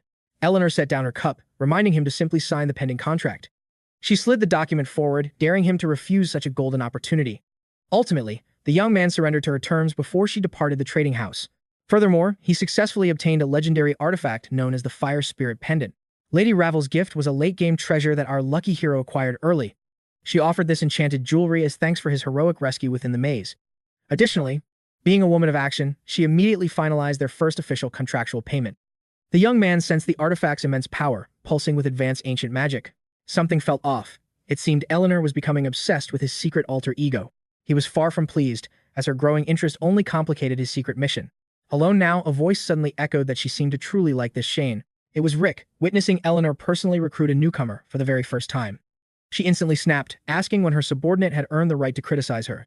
Realizing he had overstepped, the assistant desperately tried to justify his insolent behavior. With a smirk, the assistant told her not to worry about his own intelligence. Eleanor's rage flared. She warned Rick to stay silent as her suspicions of him grew. She noticed his strange behavior began the moment the dean sealed away Pimon. Though it was too early for proof, her instincts screamed that something was wrong. She voiced her doubts directly, but Rick only offered a chilling, knowing smile. He retreated to the streets alone, brooding over the tense conversation with the lady. Rick couldn't shake the feeling that his dark suspicions were correct all along. He realized that Knox von Reinhover was far too volatile and dangerous to ignore. The half-demon concluded he needed to eliminate this threat as quickly as possible. Along with that foolish prince, he believed the hero's failure was now inevitable. The possessed Rick planned to assassinate Knox quietly before he could interfere further. Meanwhile, our hero reflected on his new identity as Knox von Reinhover. That name had existed before, but once belonged to a completely different person. He had claimed the title after stumbling into a prophetic dream by pure chance. Over time, he adapted to a life far beyond any normal human experience. Utilizing his *** system, Manhwa *** abilities like Hour of Genius, he became an unstoppable warrior. After everything he'd endured, his eyes now held zero mercy for his enemies. Knox had recently crushed Palin, proving his godlike level of newfound strength. Even high-ranking demons posed no threat to our overpowered and determined protagonist. Yet, he could never forget the angel girl he encountered within the labyrinth. He had gathered many diverse allies, all ready to bleed for his cause. Paradoxically, the more allies he gained, the deeper his inner loneliness grew. One day, our protagonist awoke to a glowing system Manhwa screen asking if he'd like to begin a new game. Scanning the room, he realized he'd returned to his original world, back before he possessed a stranger's body. Yet, a chilling notification on the monitor caught his eye, echoing a prophetic nightmare he'd recently endured. Yuchen's head throbbed with agony, leaving him baffled by this sudden prompt to restart his tragic journey. Ultimately, reflecting on these bizarre events only deepened his confusion. None of this followed any logical path. Why would fate grant such a chance to a shut-in loser rotting away in a room filled with garbage? He sensed a massive opportunity. This single moment was about to rewrite his entire destiny. Panic surged as an identity crisis tore through him. Who exactly was he supposed to be anymore? What tethered his soul to Knox von Reinhover? The reason for his resurrection remained a terrifying mystery. Overwhelmed, the protagonist collapsed, desperately clutching his head as reality shattered. He realized this life wasn't his. Yu-chan had suspected the truth, yet he refused to fully acknowledge it. Worse yet, the lingering shadow of the original Knox von Reinhover continued to haunt his every move. This crushing uncertainty gnawed at his soul, leaving him adrift in a sea of doubt. This realization broke him. Paralyzed by powerlessness, he finally felt ready to surrender to the darkness. Despite inhabiting Knox's powerful form, the mirror only reflected the same pathetic weakling, Yu-chan, staring back. He was an outsider. His new bonds forged a path far removed from the Knox he'd foreseen. Time rewinds to a critical moment. Our protagonist now has exactly 27 days left to live. Horrified by his impending doom, he struggled to fathom how his fate had spiraled so far out of control. He recalled the desperate trade, his life force exchange for the Stormbird's power during the clash with Paimon. Beyond his ticking clock, he had to endure the relentless nagging of both Xana and Eleonora. He was forced to deflect her constant attention, knowing she would never grant him a moment's peace otherwise. One truth remained: if he didn't extend his lifespan immediately, his journey would reach a permanent end. No matter how hard he tried, he couldn't grasp the logic behind this absurd, chaotic nightmare. He turned his focus to the Fire Spirit Pendant, an artifact granting him a passive affinity for spiritual magic. Activating it required 𝗧𝗨𝗃𝗍𝗁's recognition, a daunting task given Knox's current reputation. Thankfully, the surveillance tracking was inactive, as the item needed to be worn to trigger that effect. Once his mana reached 15 points, he would finally be able to summon a high-ranking spirit. Should his mana hit 20 and endurance reach 15, he could forge a contract with the Spirit King Salamander, an overwhelming surge of legendary power. However, the item was soul-bound, meaning his clone could never utilize its immense strength. If he wore it, 𝗧𝗨𝗃 would instantly deduce that Shane and Knox were actually the same man. Her perception was god tier. His own acting skills couldn't hope to fool her with a simple lie. Classes were suspended for 2 weeks as the Academy scrambled to handle the aftermath of the chaos. Knox decided to return home, using this unexpected reprieve to refine his strategy for survival. It had been ages since he last visited the family estate, a perfect chance to regroup. Memories of Ron, May, and Elena flooded back. He hadn't seen them in what felt like forever. While he dreaded Theo's interrogation regarding the Academy incident, even greater threats loomed on the horizon. His life force was draining fast. He needed a solution immediately, or death would claim him. Elsewhere, Xana remained unconscious in her chambers, recovering from the brutal aftermath of Marin's assault. Her pain expression revealed a nightmare, her mother's voice shaming her for failing to master the mana-draining arts. Her mother believed her sisters were more deserving of the demonic blood, branding Xana unworthy of their clan. Branding her own flesh and blood an abomination. She banished the girl from her sight. Xana suddenly jolted awake, her scream shattering the silence of the room. She clutched her head, her mind reeling from the agonizing pressure. Anxiety flared as she recalled her secret plans for Knox that very evening. Xana thrashed in agony, wishing this system Manhwa provided a memory wipe skill to erase her soul-crushing shame forever. Her stamina hit 0, sending her crashing forward. The impact spiked her pain, forcing a desperate struggle to rise. As she leaned down, the glass shimmered. Like a glitch in a system Manhwa, her alter ego glared back. Xana's heart stopped. She stared at a total stranger, her reflection transformed into someone truly terrifying. That dark persona recoiled as the bashful succubus finally unlocked her forbidden stats within this system Manhwa. Right then, at the estate, the loyal butler warmly welcomed the young master home. In this system, Manhwa, even a simple return felt like a major milestone in his leveling journey. Stepping from the carriage, Knox immediately demanded an audience with the Patriarch, his presence radiating a new, commanding authority. Rudeld Elnar confirmed Lord Theo was in his study, leading Knox and 𝗧𝗏 across the courtyard, while the household staff watched. They couldn't help but whisper, rumors spreading like wildfire about the young master's sudden change. At last, the butler reached the heavy doors, bowing as he invited Knox to enter the lion's den. Inside, Knox felt a crushing pressure, the absolute aura of a top-tier system Manhwa Patriarch. Theo was a true monster. Knox realized that his past self was a fool for ever daring to challenge him. With a voice like thunder, the Patriarch acknowledged the return of Knox von Reinhover. The old man's sharp eyes didn't miss it. His youngest son had clearly undergone a massive power-up. Knox stood calm against the suffocating pressure, proving that the rumors of his new system Manhwa powers were true. Knox emphasized that his progress should already be clear to the Patriarch's legendary, high-level perception. The youth firmly reminded him of his oath: he would never again bring disgrace upon the Reinhover bloodline. Theo acknowledged the rumors. His son was the princess's champion and had crushed Payan. Feeling his father's crushing presence, the system Manhwa interface warned that Knox's poker face was crumbling. Theo probed into his son's hidden secrets, while Knox desperately claimed his victory was just a fluke. Theo instantly saw through the blatant lie, his fury simmering beneath a cold exterior. He warned that even their loyal vassals were screaming for the young lord's immediate punishment. Knox realized that any defiance now would be a fatal mistake. He bowed low, swearing to answer for every one of his actions. Theo watched closely, sensing his son finally understood the true gravity of their position. When Knox asked for clarity, the Patriarch revealed his goal: to silence the treacherous schemers forever. He commanded Knox to obtain power so absolute that no one would dare meet his gaze. Theo then recalled the boy's bold vow to become the next supreme head of their clan. As Knox reaffirmed his burning ambition, a rare smile tugged at the old man's lips. Knox stood frozen. He had never seen the legendary Theo von Reinhover show such emotion. Standing up, the father donned his cloak and declared he would personally lead his son forward. He intended to physically demonstrate the path that Knox was currently trying to avoid. Without another word, he led Knox to the training grounds, preparing for an unexpected, high-stakes duel. Theo's aura shifted to dead serious as he ordered our hero to draw his steel. Sensing the mounting danger, Knox accepted the inevitable and moved with desperate, focused speed. He didn't hesitate, instantly drawing his trusty blade for the coming clash. His father's challenge was simple: block. Knox panicked, knowing his current stats weren't nearly enough. The head of the family lunged forward, testing if his son's words held any real weight. Promising to restrain his power, the old lion told Knox not to fear the coming strike. Even while holding back, Thea's casual strike forced the boy to strain every fiber just to survive. With a final, crushing blow, the father's overwhelming might sent Knox spiraling across the cold stone floor. Ominous, shadowy flames erupted from Theo's blade, engulfing our hero in a scene straight out of a system manhwa. The Elder then revealed their clan's second secret art, the devastating chain shadow slash.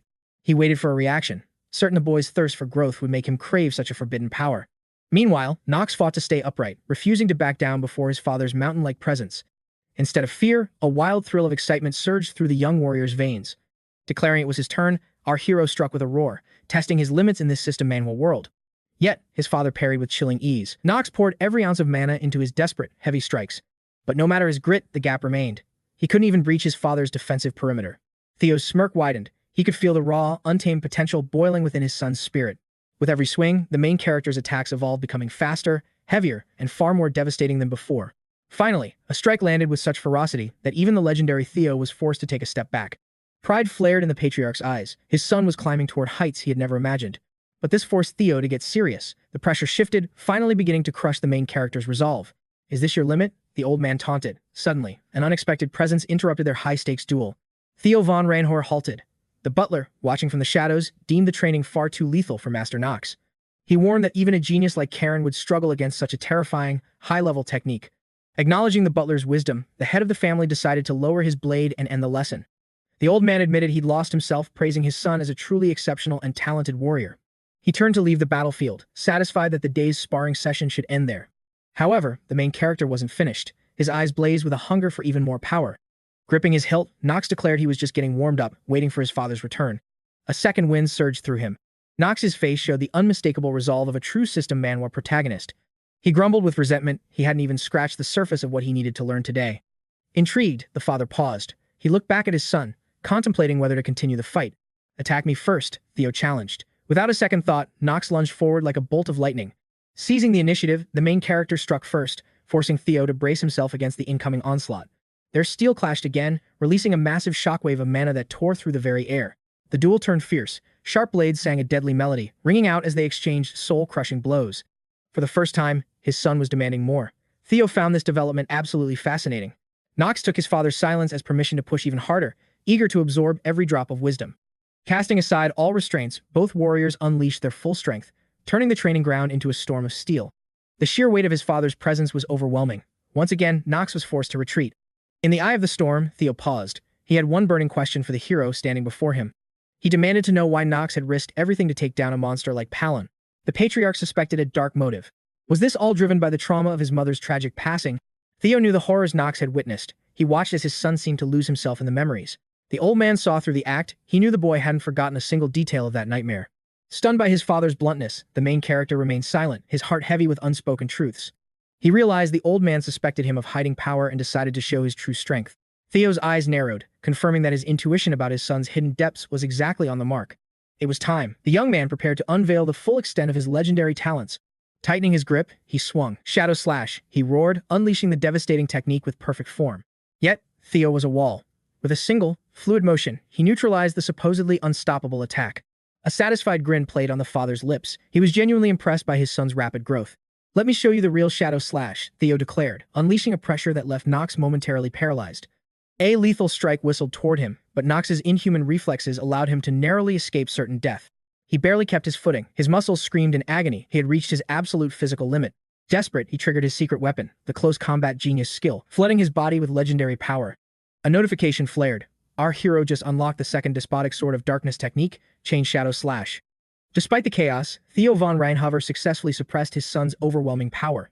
Yet, even the Great Lord struggled to deflect our hero's lightning-fast strike.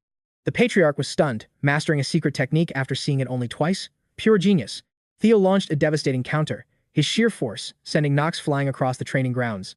His blade, 𝗧𝗶𝗲𝗿, spun into the distance, leaving our hero completely unarmed. They paused, gasping for air. Sweat drenched Knox as his body buckled under the massive strain. "Theo."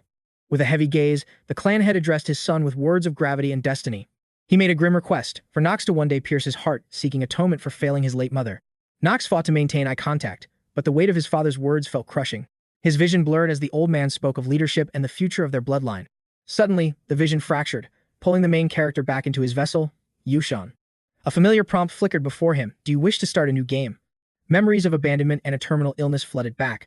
This is the harsh reality of a system manhwa world. It was a cruel fate. No ordinary man could endure such a crushing sequence of tragedies. A chilling suspicion took root was an unseen puppeteer orchestrating every moment of his life. Horror dawned on him. He couldn't even recall his original name before inhabiting this body. The vision snapped shut. Knox jolted awake in bed, the nightmare lingering like a ghost. His eyes widened. The persona of Knox von Reinhover was now fully integrated into his soul. Dazed and confused, he simply stared at the ceiling, trying to process the impossible. Though the dream faded, a lingering sense of its critical importance refused to leave him. As he rose, he realized he wasn't alone. Several figures watched him from the shadows. Alina and the maids surrounded him, their faces practically screaming that they needed something from him. 𝗧𝗶𝗲𝗿's tension was palpable. With a heavy sigh, Knox urged the girls to air their grievances. His personal maid spoke first, her dissatisfaction clear in every word she uttered. She scolded him for the daily chaos, warning that he'd drive them all to total exhaustion. Guilt? None. Knox felt these incidents were simply beyond his control. Alina demanded he stop recklessly, putting his life in constant danger. She tenderly grasped his hand, showing just how deeply they all cared for him. Leaning in close, she lamented their constant worry, though. May quickly realized her friend was tipsy again. Knox pulled away swiftly, dryly stating that he was already well aware of their concern. 𝗧𝗶𝗲𝗿 intervened at once, warning Alina that the young master was clearly uncomfortable with her touch. Pouting at the rejection, Alina was dragged away by May before things got more awkward. However, Knox noticed something odd. Rona remained eerily quiet and distant, not like her usual self. Normally, she'd be right there scolding him for the chaos he caused. Something was wrong. He'd investigate her behavior later. Right now, a more pressing matter required his attention. He announced the plan. Tomorrow morning, the entire team would be heading straight to Chapter's. This move had been calculated long before they even set foot back in the mansion. In this system, Manhwa, only slaying the beasts of Chapter's could extend his dwindling lifespan. Since the battle with 𝗧𝗲𝗿, his vital energy reserves had reached a critical low. He dismissed them to finish their work while he rested. 𝗧𝗶𝗲𝗿 immediately began the mission preparations. Alone at last, Knox reflected on the whirlwind of life-changing events from the past few days. A sudden knock shattered the silence. Surprised, the main character demanded to know who was there. It was Rona. She had something urgent to disclose to the young master. Knox was taken aback by her sudden visit, yet he still beckoned his maid to enter. The girl approached the bed where our hero rested. The young master watched her in silence, waiting for Rona to reveal the critical information she held. Suddenly, the maid's composure shattered. She wept as if a heavy burden had been crushing her soul for years. She sank into the chair beside his bed, gathering her fleeting courage to finally speak the truth. It was time to confront the ghosts of the past, though her voice still trembled with every breath. Tears fell like rain as Rona forced herself to recount that fateful day when Knox's mother perished. Observing her intense grief, the main character realized she carried the same haunting memories he did. Her words were fractured, interrupted by the sharp, agonizing gasps of someone reliving a nightmare. In her mind, the horrifying image of the Reinhover estate burning to ashes appeared with terrifying clarity. A bloodthirsty demon had breached the perimeter, drawn by the unmistakable scent of human life. That primal stench led the monster straight to the hidden seal protecting the mother and her children. His mother clutched Knox tight while a trembling Rona cowered behind them, sensing their impending doom. To save her children, she knew she had to sacrifice everything in one final stand. Channeling her remaining life force, the mother cast a powerful barrier to shield Knox and Rona. She knew the demon craved her soul alone, pleading for the monster to end this senseless slaughter. The beast merely sneered at her magic, mocking the flickering light of her desperate resistance. There was no escape when the creature's massive, jagged claw lunged forward to seize her. He hoisted her by the throat, sneering at her pathetic attempt to defy the dark forces. The demon laughed, stating she was worthless to them, yet he refused to release his grip. With fading strength, she clawed at his massive arm, but her efforts were futile against such power. Sensing the end, she looked toward Rona and smiled, begging her to protect her precious son. She whispered that this boy was destined for greatness, born with a power far too immense. In this system Manhwa world, his mother knew he needed a guide before his mind was wiped clean. The Knox she once loved would vanish, replaced by a stranger born from the ashes of tragedy. The mother made one final request, for Rona to stay by him until the old Knox returned. A blinding explosion of celestial light erupted, obliterating the demon and ending the nightmare. Knox sat in heavy silence, processing the truth of that day while Rona watched him intently. To protect him, the girl had spent years weaving a web of lies among the household servants. She purposely isolated the young master, keeping him far from the cutthroat struggle for family succession. Deep down, playing the role of a traitor had been a bitter poison for her soul. Bound by an unbreakable vow to his mother, she played her part to ensure his survival. Ignoring the lady's final wish was impossible. It was the only thing that kept her going. But now that his memories had awakened, she felt her deception made her unworthy of his side. This self-deprecation sparked a flicker of anger in Knox, as they had already settled this matter. Though Rona clung to her guilt, Knox remained unfazed, accepting the past for what it was. He looked at his loyal aide and asked if she truly understood why he lacked hatred. He remembered the long hours she spent by his sickbed, watching over him when no one else would. Even while playing the gossip, her heart never truly wavered from its devotion to him. Knox knew her rumors were a shield, a desperate act driven by a crushing weight of remorse. He understood the sting of false words, yet he urged her to stop bleeding for the past. His kindness pierced through her defenses, and she finally allowed her tears to flow freely again. Our hero sought to understand the true hearts of those around him in this new life. He wondered about the depth of Theo's love and the bond between a mother and son. He craved the truth behind Rona's feelings, though many mysteries still remained veiled in shadow. It was truly shocking that a boy like Knox was fated to become a villain. At daybreak, Knox approached his father to present a daring and unexpected request. He sought permission to forge an elite anti-demon squad and purge the evil haunting their lands. He then challenged the knights to meet at the training grounds for a week-long trial. Earning Knox's recognition promised a prestigious imperial commission and a substantial royal salary. The gathered warriors crowded the bulletin, reading the young lord's bold conditions with visible, mounting disbelief.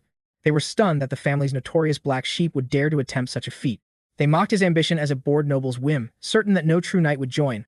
However, the promise of heavy gold coins eventually forced the skeptical warriors to reconsider. They sneered, believing even a toddler could easily overpower such a frail, pathetic weakling. Suddenly, a cloaked stranger entered the tavern, mocking their arrogance with a sharp, biting tongue. Silence gripped the room as the crowd turned toward the shadowed intruder. Tension hung heavy before the stranger broke it by proposing a high-stakes, golden wager. A heavy pouch of gold slammed onto the table, proving he was not joking around. He bet that Knox's trials would break nearly everyone who dared to step forward. A knight scoffed, assuming some rich brat was flaunting wealth, despite Knox's legendary reputation for uselessness. A knowing smirk played on the stranger's lips because he alone knew the true, overwhelming power that Knox was actually hiding. The confused knights watched him laugh, unable to fathom what the stranger found so amusing. The man's roar of laughter shook the tavern before he finally reached up to reveal himself. Shock froze the warriors as the stranger finally revealed his true, legendary identity. It was Lord Garen, who was supposedly away on a secret training mission in Chatters. He swore a solemn oath to keep their treasonous tavern gossip a strict family secret. Garen reminded the stunned crowd that his golden wager was still very much in play. 50 gold coins were on the line, a reward too massive for any warrior to ignore. Betting everything on his brother, Garen watched as a massive horde arrived the next morning. Knox, cold and unshakable, scanned the crowd, his eyes sharp as he sized up every rival. Many were meeting the black sheep for the first time, doubting his rumored academic genius. Ultimately, they sensed no threat, dismissing his reputation as a lie while preparing for an easy fight.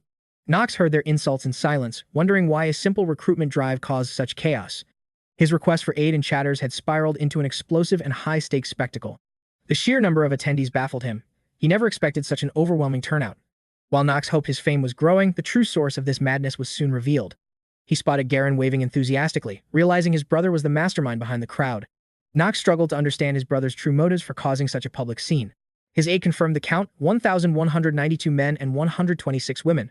Knox shrugged off the pressure, realizing this was the perfect chance to find elite recruits for his ultimate system, Manhwa-inspired squad. Impatience flared as a knight demanded to know exactly what trial they had to face. Such brazen audacity immediately caught the young lord's attention. This warrior radiated an aura of pure power, marking him as a high-level threat. His mana was too intense for a common soldier. He didn't belong in a simple test. Knox grew suspicious, wondering if this powerhouse was actually a plant sent by Garen. He found his brother's little test quite entertaining. Despite his skills, he was no match for a true system Manhwa protagonist. He signaled the man to hear the rules. The terms were lethal. His foe had to strike with murderous intent, holding nothing back in this high-stakes duel. Even if the young lord perished, the knight would be cleared of all charges and consequences. Garen's man sensed something was off. In his records, Knox Reinhover was nothing but a pathetic noble failure. Hired for this simple task, the knight expected an easy victory over the weak young master. He couldn't grasp how this frail child suddenly possessed such overwhelming, unshakable confidence in his power. Meanwhile, the referee signaled for both warriors to take their marks. Though doubt crept in, the opponent masked it with bravado, preparing to unleash his full strength. Knox stood ready, his heart ablaze with a desire to finally reveal his hidden, godlike potential. As the combatants squared off, the assistant's voice rang out, signaling the start of the legendary clash. Without a moment's hesitation, the knight lunged, launching a ferocious opening gambit at the noble. Knox didn't flinch, leading his foe to believe the boy was simply paralyzed by pure stupidity. He was certain the weakling wouldn't even see the strike coming, let alone lead an elite squad of warriors. As a veteran warrior, he intended to crush the main character with overwhelming force and teach him a brutal lesson. But Knox was 10 steps ahead. With a casual pivot, he evaded the blade's deadly arc effortlessly. The knight froze as his steel bit only air, missing the target by a wide margin. This terrifying display of agility shattered the warrior's confidence, leaving him trembling in sudden, icy fear. The protagonist coldly noted that the knight's swings were far too wide. He drove a heavy blow into the man's chest, disarming him instantly as the sword clattered away. Horror filled the knight's gaze as he realized he was now completely at Knox's mercy. A moment later, cold steel grazed his throat, marking the end of the exchange. As the knight shrieked, Knox offered a second chance, demanding he attack again with every ounce of power. If he held back, Knox promised to leave him without a single limb left intact. The warrior slumped down, utterly broken by the realization that resistance was entirely futile. Yet, the young lord grew annoyed that his opponent had yet to reclaim his fallen weapon. Paralyzed by the protagonist's monstrous aura, the man could only shudder in the face of such absolute dominance. He tried to beg for mercy, but the window for apologies had already slammed shut. Before a word could escape, Knox's fist exploded toward his face with the force of a hurricane. The devastating impact sent the man flying, crashing helplessly into the distance like a rag doll. The remaining candidates watched in stunned silence, their own bravado evaporating in an instant. Standing tall, Knox declared that he had zero use for cowards who lacked true martial spirit. He scanned the crowd, challenging the next brave soul to step into the ring. A wave of frantic whispers broke out as the knights realized the young lord was a monster. Garen watched from the shadows, stunned that his little brother had evolved into such a formidable powerhouse. He realized that he might be the only one capable of truly testing this boy's limits. The master smirked, knowing his gamble would pay off 100%. Wealth was a side thought. He now saw his brother as the ultimate key to his survival. The main character had finally unveiled the true extent of his hidden strength. With every victory, Knox's reputation soared, ensuring their family's influence would reach legendary new heights. The humbled knights began to plead, admitting they had gravely underestimated the young master's divine power. But Knox wasn't finished. He commanded them to stay exactly where they were. With a chilling gaze, he reminded them that they were the ones who sought glory. He vowed to turn their lives into a living nightmare if they dared to quit now. Swearing upon Reinhover's sacred name, the youth's resolve chilled the air, proving this was no mere jest. Realizing there was no retreat, the warriors challenged our hero, only to be crushed by his overwhelming power. Cowards fled, but Knox's ruthlessness knew no bounds. He hunted them down, leaving no soul alive. Escape was impossible. He took the full force of the protagonist's devastating strike, shattering his last hope. With a cold gaze, the young lord declared that this knight had earned his place to move forward. Ignoring the stench of a shameful defeat, the main character offered no excuses, coldly stating his absolute decree. Yet, he warned the victor not to celebrate, for passing this trial was merely the beginning of his nightmare. Knox's warning echoed. Every teammate now stood upon the abyss. Pure terror gripped the survivors as regret poisoned their hearts. The following dawn, under a burning sun, the expedition wasted no time, marching toward their destiny in the desolate lands of Chatters. As they traveled, Alina gathered her courage to question the young master about their uncertain path ahead. Recognizing her drunken tone, our hero told May to keep her friends silent until her mind had cleared completely. May forced a recovery potion down Alina's throat. As the fog lifted, she repeated her burning question to the stoic Knox. She demanded to know why they were venturing into such danger instead of returning to safety. Hearing rumors of his new lordship, our hero confirmed the truth. He intended to purge every shadow from these lands. Alina panicked, knowing these barren wastes were graveyard soil where nothing could grow except death and despair. Only monsters roamed here. However, the protagonist remained calm, assuring his assistant that he held the master plan. She marveled at his iron will and reckless courage, while May watched in utter disbelief at her friend's bold admiration. Finally, May silenced her with a firm hand, realizing her friend had spoken far too much for one day. Secretly, the main character wondered why these unlikely souls had chosen to follow him into this certain death trap. Even Rona, a mere palace maid, insisted on braving the journey to the dangerous territories of Chatters. He sensed her lingering guilt over his mother's passing, a debt of the heart she felt compelled to repay. Unexpectedly, the maid praised the hero's noble steed, admitting she simply couldn't resist the thrill of riding such a beast. Knox realized his concern was misplaced. Regardless of her reasons, she was now part of his destiny's grand design. Recruiting this private legion to reclaim the wasteland was proving to be a stroke of genius. A devoted knight watched the young master, seeing the same piercing gaze that defined the legendary head of their house. Dismissing the idle chatter, Knox moved in silence. To him, every unfolding event was just as he had predicted.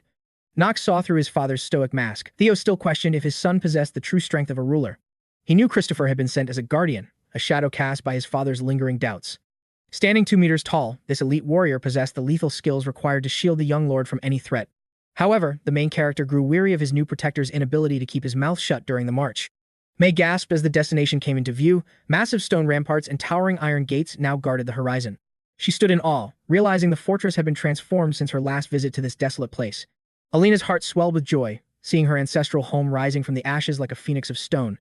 The bodyguard remained critical, sensing flaws in the defense, yet he knew they had to make do with what remained.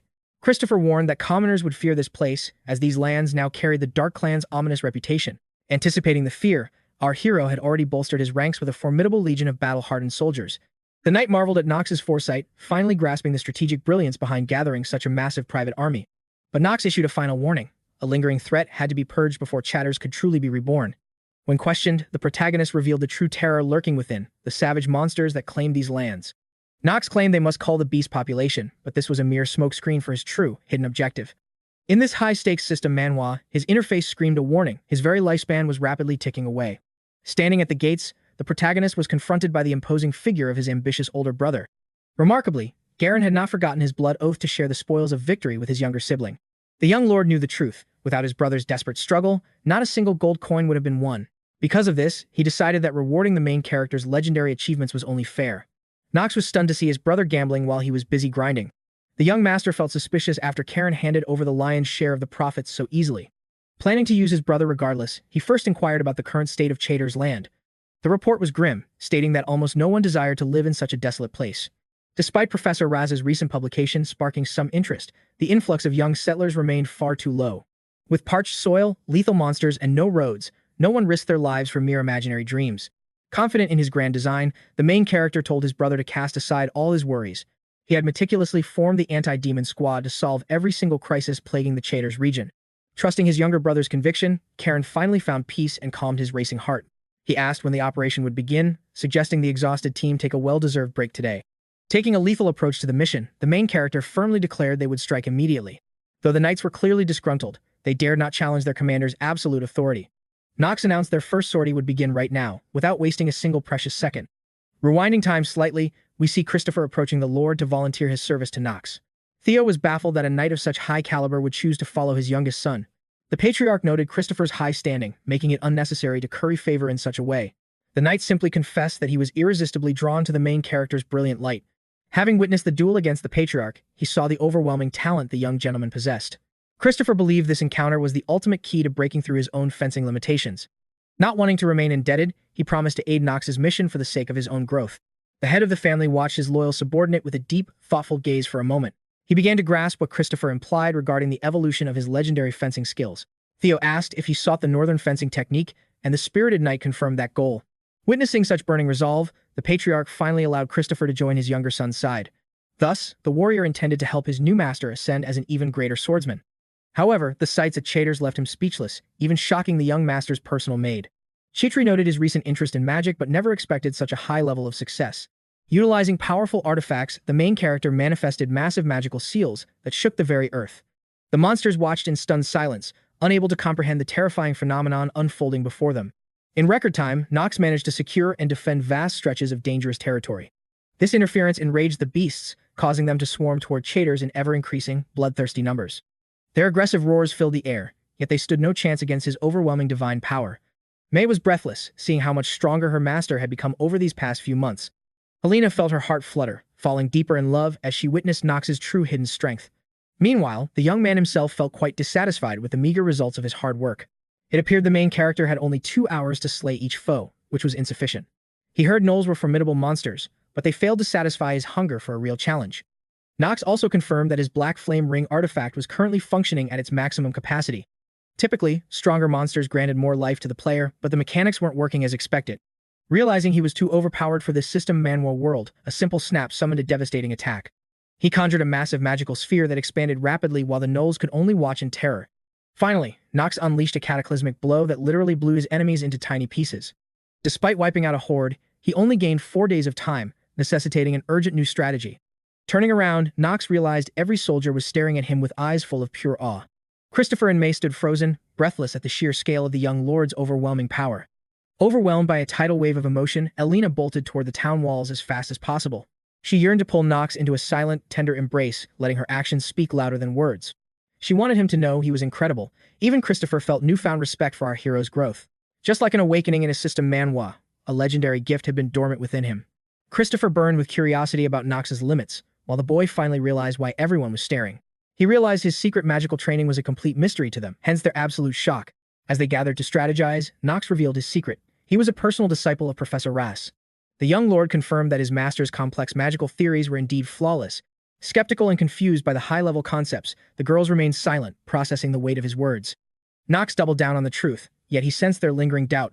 Who would believe such absurdity? She moved to table the discussion, focusing instead on the urgent matters currently demanding their attention. Pointing to the map, the assistant indicated their current position within the northeastern wilds of 𝗧𝗏𝗃s. She questioned their path, and with a sharp nod, Knox confirmed his unwavering intent. Christopher voiced a desperate warning, knowing high-rank monsters infested that territory, far deadlier than anything faced before. Yet, the memory of Knox Reinhover's absolute mastery over magic gave the knight pause.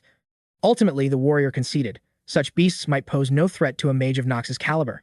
The real danger wasn't monsters, but the kingdom of 𝗧𝗏𝗃, a nation harboring deep-seated hatred for the Reinhovers. Christopher urged extreme caution, but Knox smirked, declaring the danger was exactly why they were going. 𝗧𝗏 and 𝗀𝘆𝘀 stood stunned, hearing such bold, fearless words from their young master. May and Alina exchanged uneasy glances upon hearing that 𝗧𝗏 was indeed their final destination. Brimming with confidence, Knox had already ordered his assistants to dispatch an official letter ahead of them. He commanded them to announce the Reinhover heir's arrival, giving his enemies ample time to prepare. Meanwhile, in the sun-drenched capital of 𝗧𝗏, the prince finally stirred from his long slumber and rose. He moved toward a grand mirror, his eyes narrowing as he inspected his own reflection with intensity.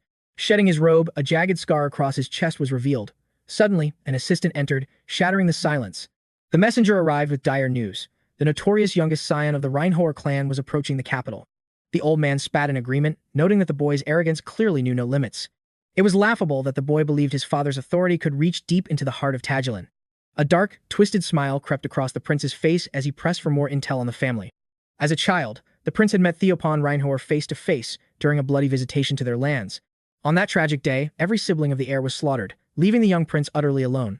The prince recalled every ally from that era, while the old man listened intently to his master's words.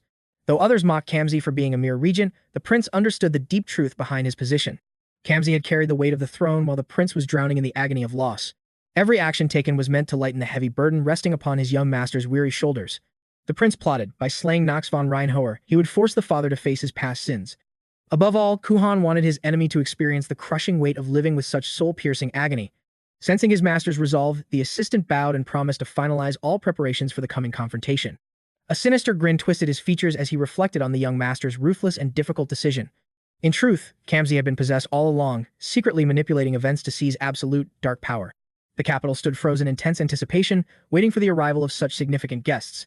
Vigilant guards stood frozen at their posts until they spotted a group of formidable strangers approaching the gates. Soldiers immediately crossed spears, blocking the path and demanding to know who dared enter their city. Tension was palpable. This was no ordinary band, but a large and formidable force. As the most senior and responsible member, their team leader stepped forward to address the 𝗧𝗏 soldiers. Lowering his hood, the main character smirked, asking if a formal introduction was truly necessary for these men. Terror struck the guards as recognition set in. They trembled, instantly offering their most humble and desperate apologies. In a chilling voice, the young man warned that the heat was testing his patience and heads would roll next. One look was enough. The soldiers realized this was a monster they could not afford to provoke. Shaking with fear, they scrambled to offer him an immediate escort directly into their lord's presence. As they reached the castle, the system Manhwa interface flickered, delivering a chilling update: 10 days left to live. Lifespan replenishment was now critical, as the harsh desert sands were actively draining his very life force. Yet the main character remained unbothered. 𝗧𝗏 held the exact key to survival that he had come seeking. Deep within the northern ruins lay a hidden artifact, the ultimate prize needed to rewrite his doomed fate. A demonic pact awaited, promising not just survival, but an explosive surge in his leveling progression speed. The main character was already brimming with confidence, certain that success was well within his grasp. Suddenly, the system triggered a lethal penalty for his low lifespan, crushing the last of Knox's remaining strength. Blood splattered the sand as his stats plummeted by 20%, the countdown penalty ravaging his weakened body. The risk of a fatal illness debuff skyrocketed, leaving him vulnerable in this treacherous and unforgiving wasteland. 𝗀𝘀, walking close behind, noticed the tremor in his hands and became instantly consumed by worry for him. Tears brimmed in the girl's eyes, the terrifying reality of Knox's deteriorating condition striking a chord of despair. He whispered for her silence, masking his agony with the lie that this journey was for his treatment. Choosing faith over fear, she followed him into the royal castle, where a tense reception awaited their arrival. Christopher kept his hand on his hilt, warning the party to remain vigilant within these hostile stone walls. The loyal knight swore to protect his master, offering the hero a brief moment of security amidst chaos. For several long moments, 𝗂han's gaze was like a hawk, meticulously analyzing every newcomer with cold intensity. Beside him, the princess sat like a doll of ice, seemingly indifferent to the high-stakes drama unfolding. The heir was not shocked by the meeting. The Reinhover family's letter had already paved the way. He welcomed the young lord, but Knox had no interest in pleasantries, his hand already reaching for steel. In a flash of violence, the main character shattered the table with a devastating blow to demonstrate power. Fear was non-existent for him. He saw only a mere prince who lacked respect for the Reinhover name. Seated like a king, his voice dripped with malice, asking if the prince desired his kingdom's total annihilation. The main character delivered the ultimate ultimatum. The prince was to fall to his knees right then. Knox's eyes burned with intent. If 𝗂han did not obey instantly, his life would be extinguished first. Back at the estate, the patriarch remained oblivious to the storm, buried in the usual routine and letters. Eventually, Roosevelt broke the silence, questioning why his master allowed Knox to walk into such a death trap. The old man didn't flinch. His absolute faith in his son's potential was his only reason. The butler reminded Theo that losing his chosen successor to such mortal peril would be a catastrophic mistake. The head of the family simply replied that he believed the protagonist would overcome this impossible challenge. However, he could not bring himself to admit his secret envy of the butler's keen insight. Theo could no longer hide the fact that his assistant had peered directly into his true intentions.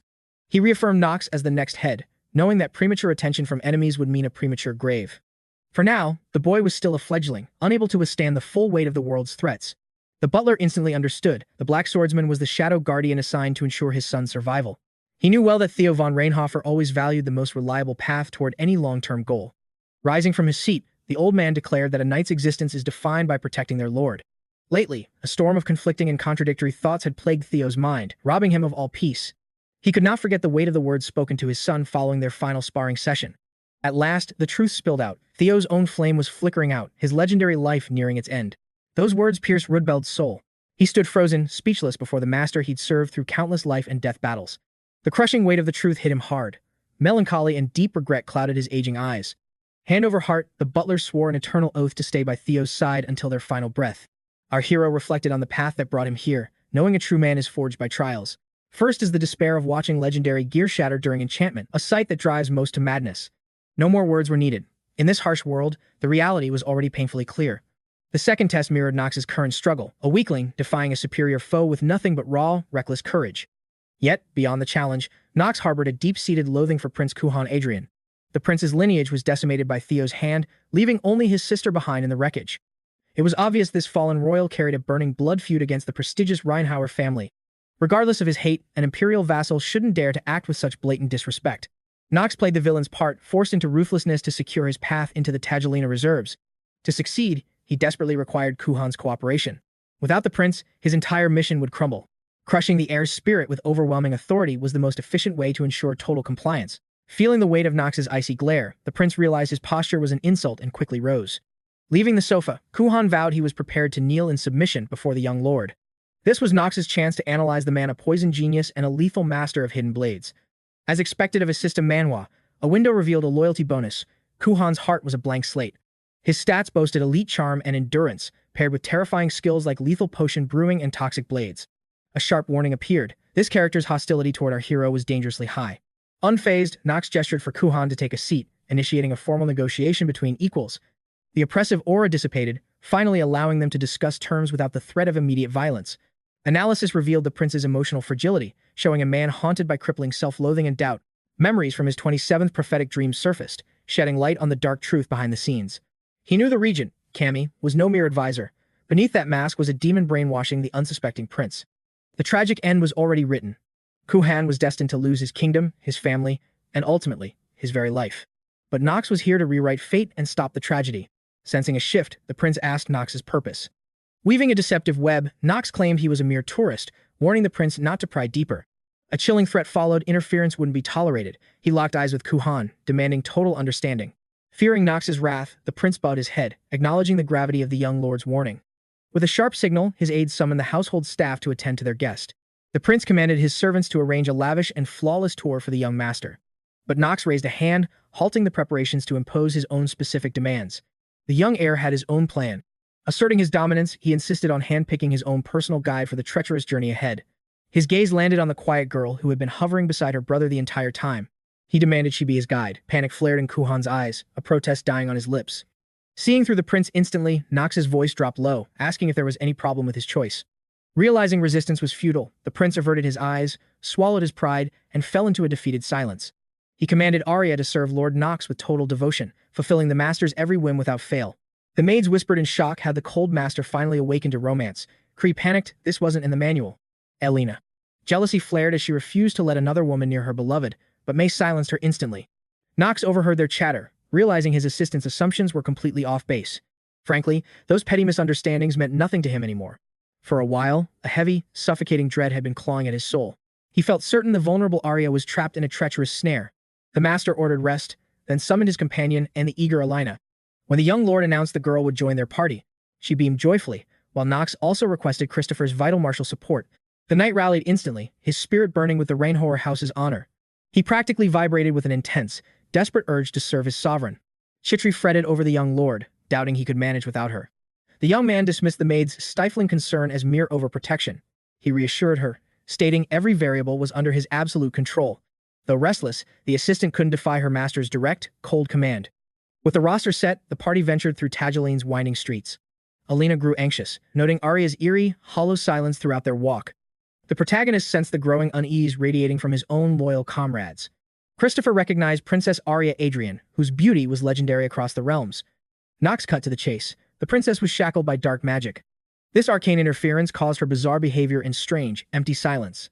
Without hesitation, the master confirmed his allies' darkest suspicions and guesses. Knox declared his new objective, to shatter the curse binding Arya's soul. Christopher feared the black magic's reach and the dire consequences of failure. Seeking privacy, the main character suggested they retreat from prying eyes. He navigated the city precisely, as if following a hidden minimap. Entering a tavern, a friendly hostess greeted them with practiced, warm smiles. Recognizing their noble aura, she stammered an apology, visibly shaken by them. The waitress feared their humble establishment was beneath such prestigious, high-ranking guests. Knox ignored her, focused on 3 goals in this system Manhwa world. His primary quest was shattering the vile curse devouring the poor Arya. Next, he aimed to awaken Elena's dormant, hidden power levels and skills. Pivoting to his third phase, Knox cleared his throat to initiate confrontation. He demanded uprising progress, making the waitress realize they were totally exposed. Snapping into a lethal stance, she lunged at them with murderous intent. Christopher intercepted her, his shield forming an unbreakable wall for his master. The knight was offended a commoner would draw steel so recklessly. He lectured the girl, mocking her lack of grace, manners, and etiquette. Suddenly, another presence joined, forcing the rebel girl to split her focus. Elena refused to let blades touch her lord during this tense negotiation. His subordinates stood ready to crush any further senseless assault attempts. Knox revealed his intent, a parley with the resistance and soldier Liz. His confidence came from mastering complex arcane formulas and spell reverse engineering. To him, deconstructing high-level magic was like untangling a simple thread ball. Yet, such delicate work remains suicidal for those lacking sufficient experience. When time is a luxury, one must seek expert assistance from elves. That was precisely why they entered this loud, unremarkable den of rebels. Knox stepped in, his presence heavy, commanding everyone to drop their steel and cease this madness immediately. Christopher was baffled by his master's mercy. After all, this girl had just attempted to claim his life. Our hero demanded a private audience with her, and the knight had no choice but to obey. Knox, with an icy gaze, he warned the man to vanish immediately if he valued his own safety today. Fear gripped Christopher. As an escort knight, his sole duty was to shield his master from any harm. While the frustrated knight retreated, Knox promised to personally ensure Alina's safety, allowing her to stay. Twilight finally descended, draping the ancient, storied walls of Tagelina in a thick cloak of velvet darkness. Shock hit the girl as she realized Knox had already unmasked her true identity. A faint, knowing smirk played on his lips as he confirmed the truth with absolute, unwavering confidence. He exposed her secret. This humble worker was the last survivor of a long-extinct race. As he detailed her 𝗧𝗶𝗲𝗿 clan bloodline, her human guise fractured, revealing her ancient, true form. Like a system Manhwa, Knox focused solely on finding the legendary spirit summoner, Liz. She was stunned. This noble seemed to possess complete knowledge of her entire hidden history. Realizing deception was futile, Liz surrendered her mask, earning a nod of approval from Knox for her wisdom. She scrutinized our protagonist, desperate to uncover the true nature of this mysterious young man. Recognizing those distinctive features, she deduced he was the youngest son of the legendary Reinhover bloodline. He nodded curtly, then dropped a bombshell. He knew she was the heart of the secret resistance. He even knew their hidden sanctuary lay directly beneath the floorboards of this very tavern. On high alert, Liz tensed like a coiled spring, demanding to know his true purpose for coming here. Knox cut to the chase, seeking a cure for Arya's curse, but Liz prioritized her upcoming revolution. It was unbelievable irony, the ruling elite seeking help from their greatest enemy to save a princess. He warned the rebel that their reckless coup would lead to Tageland's total ruin. Even if they won, the weakened kingdom would inevitably be swallowed whole by the encroaching empire. The young lord knew such a tragic outcome served neither his interests nor her rebel cause. Confused, Liz questioned his motives. Why would the family that crushed Tageland's army now save its princess? Our hero understood that he had to persuade this elf, for her cooperation was vital to his plan. He utilized masterful acting skills, determined to sway Liz with calculated, cold precision. He spoke of her deep bond with this land, leaving the elf bewildered by his uncanny insight. He saw through her mask of calm. Her trembling frame betrayed the storm of emotions swirling within. He questioned why a powerhouse mage was wasting her potential in such a mundane, backwater tavern. Even compared to other mana-sensitive elves, her raw spiritual talent shone like a brilliant star. Since birth, Liz was a gifted prodigy, a spirit summoner without equal in this world. Bonding with spirits since childhood, she contracted a high-ranking entity at 16, becoming a master summoner. Yet, her immense power lacked a guiding purpose, a dangerous flaw that often invited disaster. Fate placed this gifted elf within the weak and small 𝗧𝗶𝗲𝗿 clan from the start. Abandoned by her parents, she wandered for years, her useful but low-impact spirit magic attracting unwanted attention. Countless predators emerged, hungry to exploit her rare abilities and claim her power for themselves. Ruthless bandits, far stronger than the defenseless girl, constantly hunted her across the vast continent. Each encounter left her terrified, as her very life and freedom hung by a fragile thread. Her life became a never-ending escape, an exhausting chase that finally drove her to refuge in 𝗧𝗶𝗲𝗺. Relentless mercenaries nipped at her heels, pushing the exhausted girl to the very brink of death. In her desperation, she reached out and grasped the first hand offered to help her survive. A woman named 𝗧𝗏 sheltered her, misleading the hunters and giving the elf a rare moment's peace. 𝗧𝗏 was a born leader, a beacon of hope who naturally gathered and supported those in need. She became a beacon of hope for street orphans, gathering them like a true family. Watching from the sidelines, Liz realized her savior was a truly extraordinary soul. Among them were broken children, souls desperately needing urgent care and special attention. Witnessing 𝗧𝗏's selfless devotion, Liz's heart remained heavy with a lingering, dark anxiety. Driven by doubt, the elf finally questioned her savior, seeking confirmation about their reality. She asked if their destiny truly required them to continue a life of theft. Without stealing, the orphans would perish, yet the fear of capture haunted them daily. Even so, 𝗧𝗏 stepped into the darkness to protect these disadvantaged, innocent children. Liz admired her deeply, though she dreaded that this path would end in tragedy. To support 𝗧𝗏, Liz used magic to upgrade the slums, mimicking a system Manhwa level up. She built a modest tavern to give them a home, her face glowing with joy. However, the shadows closed in, and the tragic day Liz feared finally arrived. Hearing the news, she raced to the square where a massive crowd had already gathered. Her dreams shattered as she saw her beloved benefactor executed upon the cold gallows.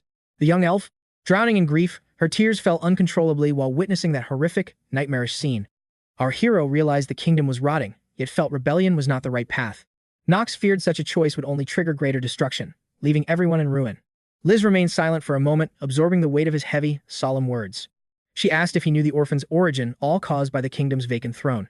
Without a ruler, corrupt aristocrats committed unspeakable atrocities to abuse their unchecked power. Liz believed a true sovereign could have restored order and prevented such widespread misery. In that case, she was certain 𝗧𝗏 would never have faced the hangman's noose. Understanding her agony, our hero agreed, acknowledging the undeniable truth of her painful words. Surprised, Liz wondered why this noble gentleman would choose to stand by her side. With a serious gaze, the young man warned her not to let vengeance cloud her mind. He urged her to find a mature way to protect everyone, beyond this reckless path. Knox emphasized that honoring 𝗧𝗏's legacy was now the elf's ultimate, sacred duty. He revealed his knowledge of her past, of the human friend who died saving her life. Though war caused this pain, he warned her current methods would only worsen the situation. When asked for a solution, our hero declared his plan to restore the true prince. If 𝗀𝗲𝗺 fulfilled his royal destiny, the nation's deep wounds could finally begin to heal. Liz scoffed, doubting anyone truly had the guts to change such a broken world.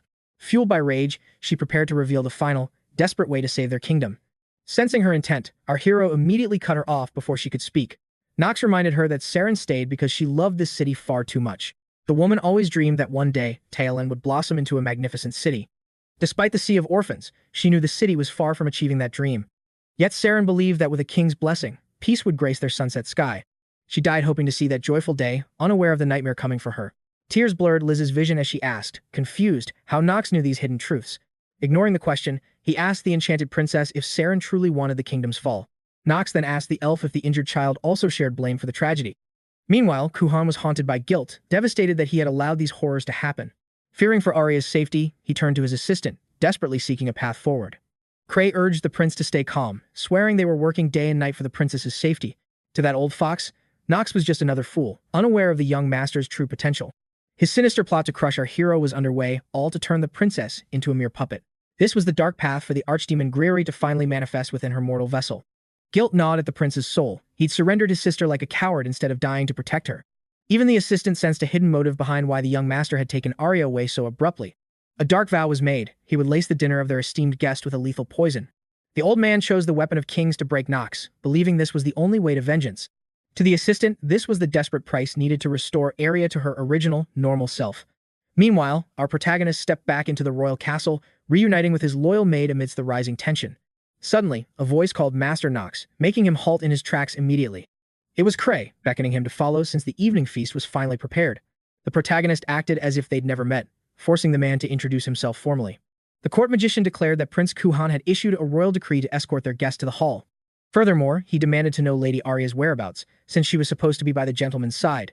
Knox coolly explained he'd left his young companion safely tucked away in a highly reputable tavern. Accepting this, the assistant didn't dare waste another second of the young master's time.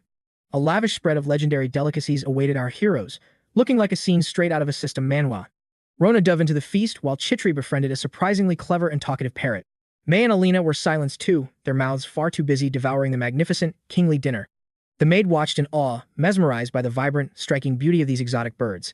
The clever creature hung on every word 𝗧𝗲𝗿 spoke, mimicking her voice perfectly. While the girl dreamed of a pet, May's sharp eyes scanned the room for rare, useful ingredients. Finally, taking a breath, Rona whispered a quiet check-in to see if the young master was all right. Cray maintained his mask of hospitality, acting overjoyed that his guests were enjoying the grand reception. With feigned pride, he presented a special dish he claimed would leave an unforgettable mark on them all. These silver scorpion tails were a rare delicacy, reserved only for those held in the highest regard. This was the assistant's ultimate trump card, a lethal trap meant to destroy Knox von Reinhover.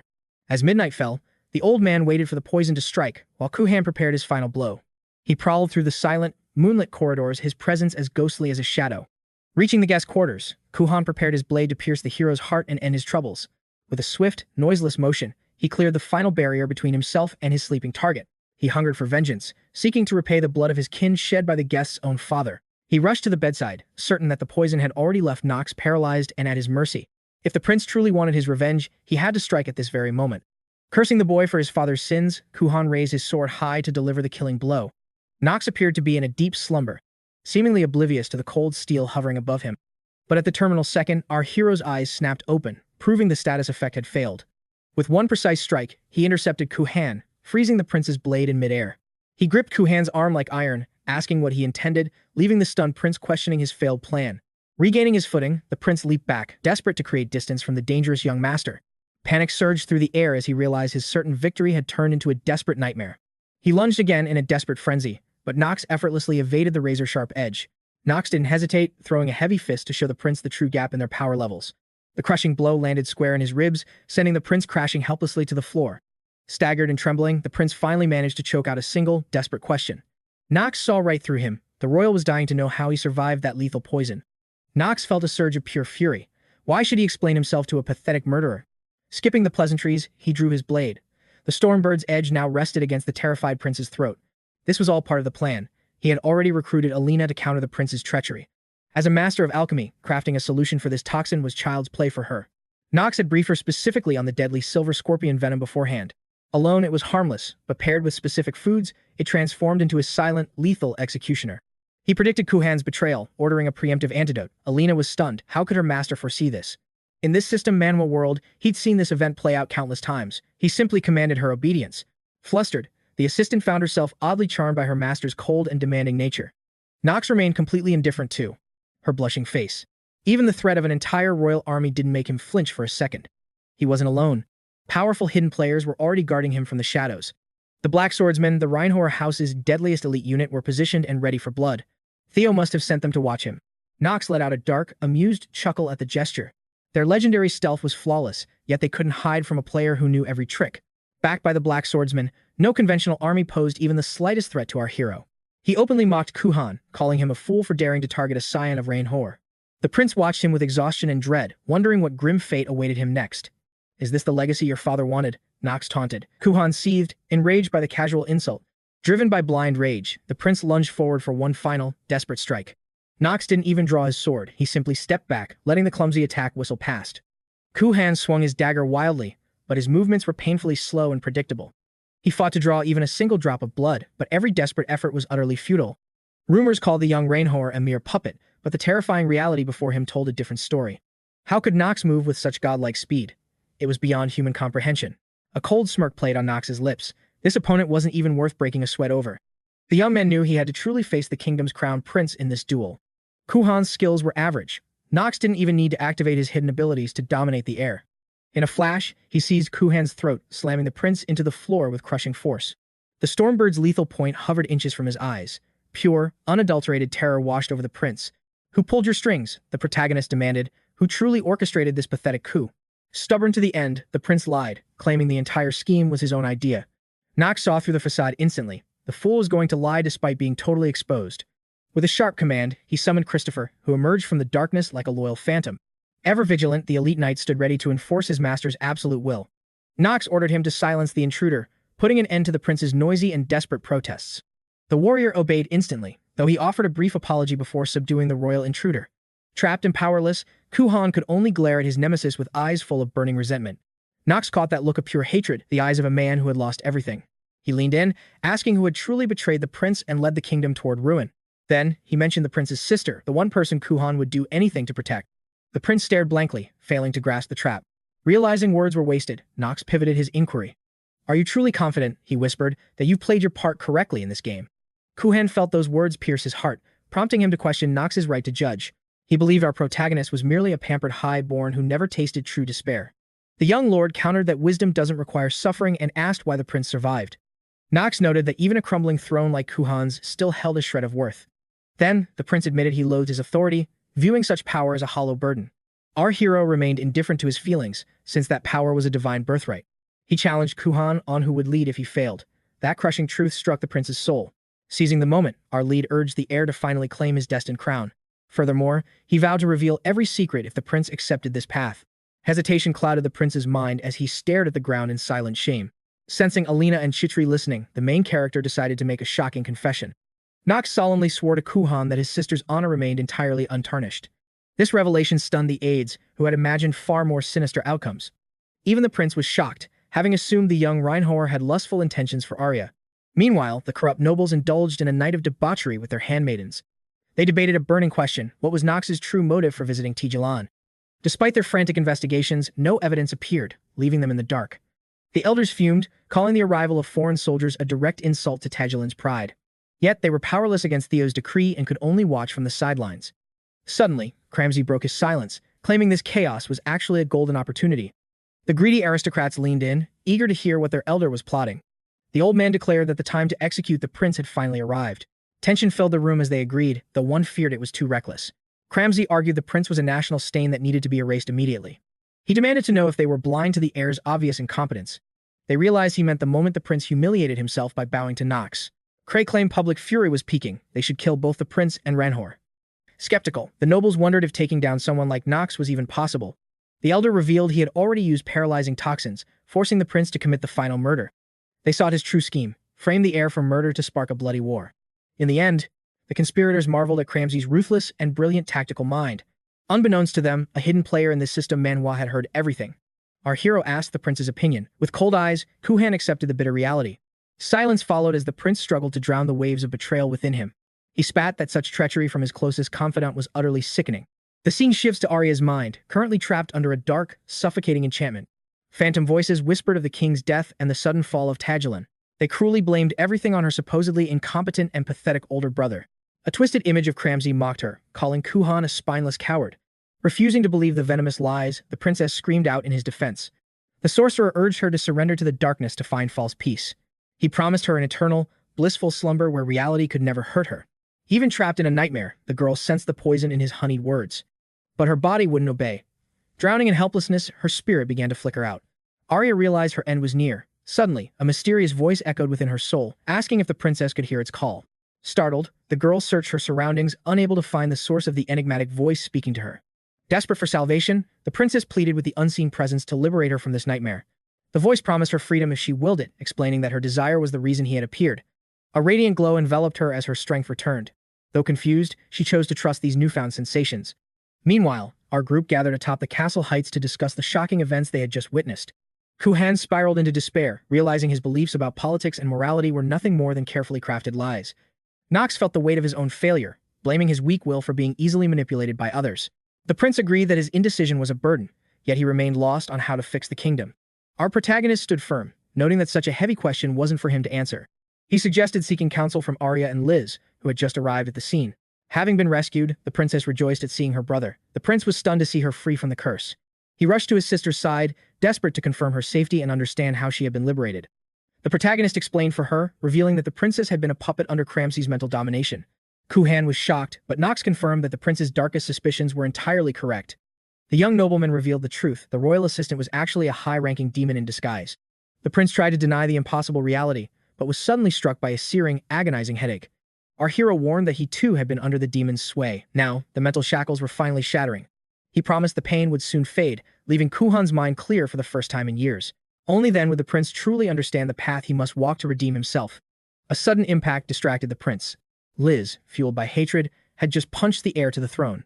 She roared with fury, threatening to mount his head on the palace spire if he didn't leave immediately. To her, 𝗬𝗲𝗺's cowardice and Cammy's cruelty were the twin poisons that had ruined her entire life. The protagonist wasn't surprised, sensing her rage was as intense as a high-level boss in a system manhwa. This was the tragic hidden lore behind the villainous court magician named Cammy. For years, the mage had been a cancer in the kingdom, eroding its foundation while brainwashing the royalty. The old man was a demonic entity seeking to resurrect 𝗧𝗲𝗄, one of the legendary 72 demons. The king and queen were mere victims of his spell, which sparked the fires of a tragic rebellion. The rulers of Arkham fell right into the demon's trap, their outrage blinding them to the truth. This led the Empire to order the Reinhover forces to crush the uprising, bringing 𝗧𝗲𝗄 to this battlefield. The ruthless intervention of Lord Rudolph and the Black Knights had cost the king and his subjects their lives. When our hero first unraveled this twisted history, the sheer scale of the deception left him shaken. Even Liz's burning hatred and 𝗬𝗲𝗺's paralyzing guilt were just consequences of the demon's initial cruelty. He urged his companions to stop fighting, as both were victims of the same senseless, bloody war. Knox reminded them that the past was immutable, written in blood that no magic could ever erase. Instead of blaming one another, they needed to focus on the true architect of their shared misery.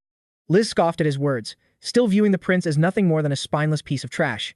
She believed that if he had shown courage, her dear Saren and those children would still be alive. Knox insisted that nothing could be changed now, urging them to move forward from the wreckage. He acknowledged the elf's pain, sensing that she saw the world as a bleak and wretched place. Yet, he urged her to live on. These words struck a chord in Liz, sounding exactly like Salen. Finally, the girl's composure broke. She realized the prince she despised was just as broken as she was. 𝗬𝗲𝗺 had been drowning in the same sorrow, carrying a soul-crushing burden for far too long. He had spent his life wanting to hide, desperate to wake from this endless, waking nightmare. Breaking the silence, Arya spoke up, offering her brother the support he so desperately needed to carry on. With a determined smile, she vowed that this time she would never leave the prince's side. Realizing he still had something to protect, the boy gathered his resolve and thanked his sister for finally awakening his spirit. In this *** system manhwa***, a notification flashed. 𝗬𝗲𝗺 Adrian's loyalty to Knox von Reinhover had reached its absolute maximum. Now standing alongside Liz, they vowed to stop running and face their destiny head-on. Observing from the shadows, Knox realized he cleared the objective, recruiting both 𝗬𝗲𝗺 and Liz in one stroke. Both were elite combat units. Liz thanked Knox, realizing his guidance finally gave her righteous fury a true target. She also realized Knox wasn't the villain the rumors depicted. Arya thanked him for their lives, but Knox simply claimed he'd merely opened their eyes to the truth. The rest was up to them. Suddenly, furious roars from 𝗧𝗏𝗻's citizens echoed against the cold castle walls. The mob demanded Prince 𝗂hana's head, desperate to usher in a new era. They cheered for Lord Cammy's ascension, unaware of the monster hiding behind his mask. Knox knew the battle wasn't over. It was far too early for gratitude. He warned them to prepare for the true enemy. Outside, the masses screamed for the royal's exile. Deemed unfit to rule, the people believed only Lord Cramsey could be their savior. Watching the chaos, the old man smirked. He'd waited ages for this. He believed nobility was a birthright few held, while the masses were born to suffer. Hidden talent is merely barren, worthless soil. This was Cramsey's truth. Years ago, dying in the slums, a sinister voice invaded his mind. A devil had found the weak child, seeing the bottomless greed within his eyes. His low birth was a cage. He was destined to vanish like dust, never achieving his dark ambitions. The devil, 𝗧𝗲𝗄, seduced young, crazy, whispering of the unfairness of their unequal world. She offered the boy a choice: rise through blood or rot in the dirt. To ascend, 𝗧𝗲 sold his very soul to the devil, choosing the easy, dark path to power. Cramsey felt no guilt. He'd gladly crush 1,000 skulls to reach the top. Finally, the obsessed old man's lifetime of schemes was about to bear its poisonous fruit. Through decades of cold deception, he'd manipulated everyone, weaving a web of lies to steal a kingdom. 𝗧𝗲 didn't just crave status. He hungered to enslave an entire nation. The mob demanded the prince's capture, and the corrupt nobles assured them it was underway. Suddenly, the true heir emerged, confronting the traitors and telling them to end their pathetic charade. Shock washed over the old man as Prince 𝗂hān Adrian walked out to face them. With a cold gaze, 𝗂hān questioned his assistant's intent. Crazy felt a chilling shift in the prince's aura. He expected the boy to be broken by vengeance, yet he stood taller than ever. Hours ago, he was a whimpering coward trapped in his own despair. Now, he looked like a completely different warrior. Crazy realized with horror that his mental shackles had been shattered. 𝗂hān had trusted him like family, only to find a viper lurking in his own court. The traitor hungered for the very land 𝗂hān's ancestors had bled to build. Crimsey scoffed, reminding the prince of the 2 years he'd spent orchestrating this grand betrayal. He gestured to the sea of furious citizens, all screaming of his failures, asking if the prince was blind to their overwhelming rage. He sneered that even the dead king was likely cursing his pathetic son from beyond the grave. The mob's roars intensified, refusing to accept the prince as their sovereign. Cramsey savored the moment, certain the mob would tear 𝗂hān apart without him lifting a finger. Though he preferred staying neutral, our hero finally stepped into this family's messy internal feud. Seeing the House of Reinhover back, the prince sent shockwaves through the entire crowd. Knox boldly declared that this man was nothing but a fraud, playing everyone for fools. Panic surged through the old man as he desperately tried to deny the stinging truth. He dismissed the youth as a spoiled noble whose arrogance came only from his family's silver spoon. 𝗬𝗁𝗁 barked, questioning what a highborn Reinhover could possibly know about their kingdom's struggles. To our protagonist, this man was a spineless rat who had murdered his own king 2 years ago. At last, he unmasked the traitor, naming him a vile servant of the demon lord's dark will. Whispers erupted like wildfire. Knox sneered at the mob, asking if they truly didn't realize they'd committed treason. He demanded to know when the late royalty ever sought war between Chalon and the Archime Empire. Silence fell. The young lord explained the rot began when that fool 𝗬𝗁𝗁 joined the court. The weight of their sins finally began to crush the rebels' hearts. As realization dawned, an agonizing migraine suddenly struck every single rebel in the courtyard. Their skulls felt like they were literally about to explode. 𝗬𝗁𝗁 remembered that the backlash of broken mind control magic always causes severe, blinding pain. He finally saw that the entire army had been enslaved by the same dark spell. The old man screamed, telling them not to listen to the son of the tyrant who ruined 𝗧𝗶𝗲𝗺.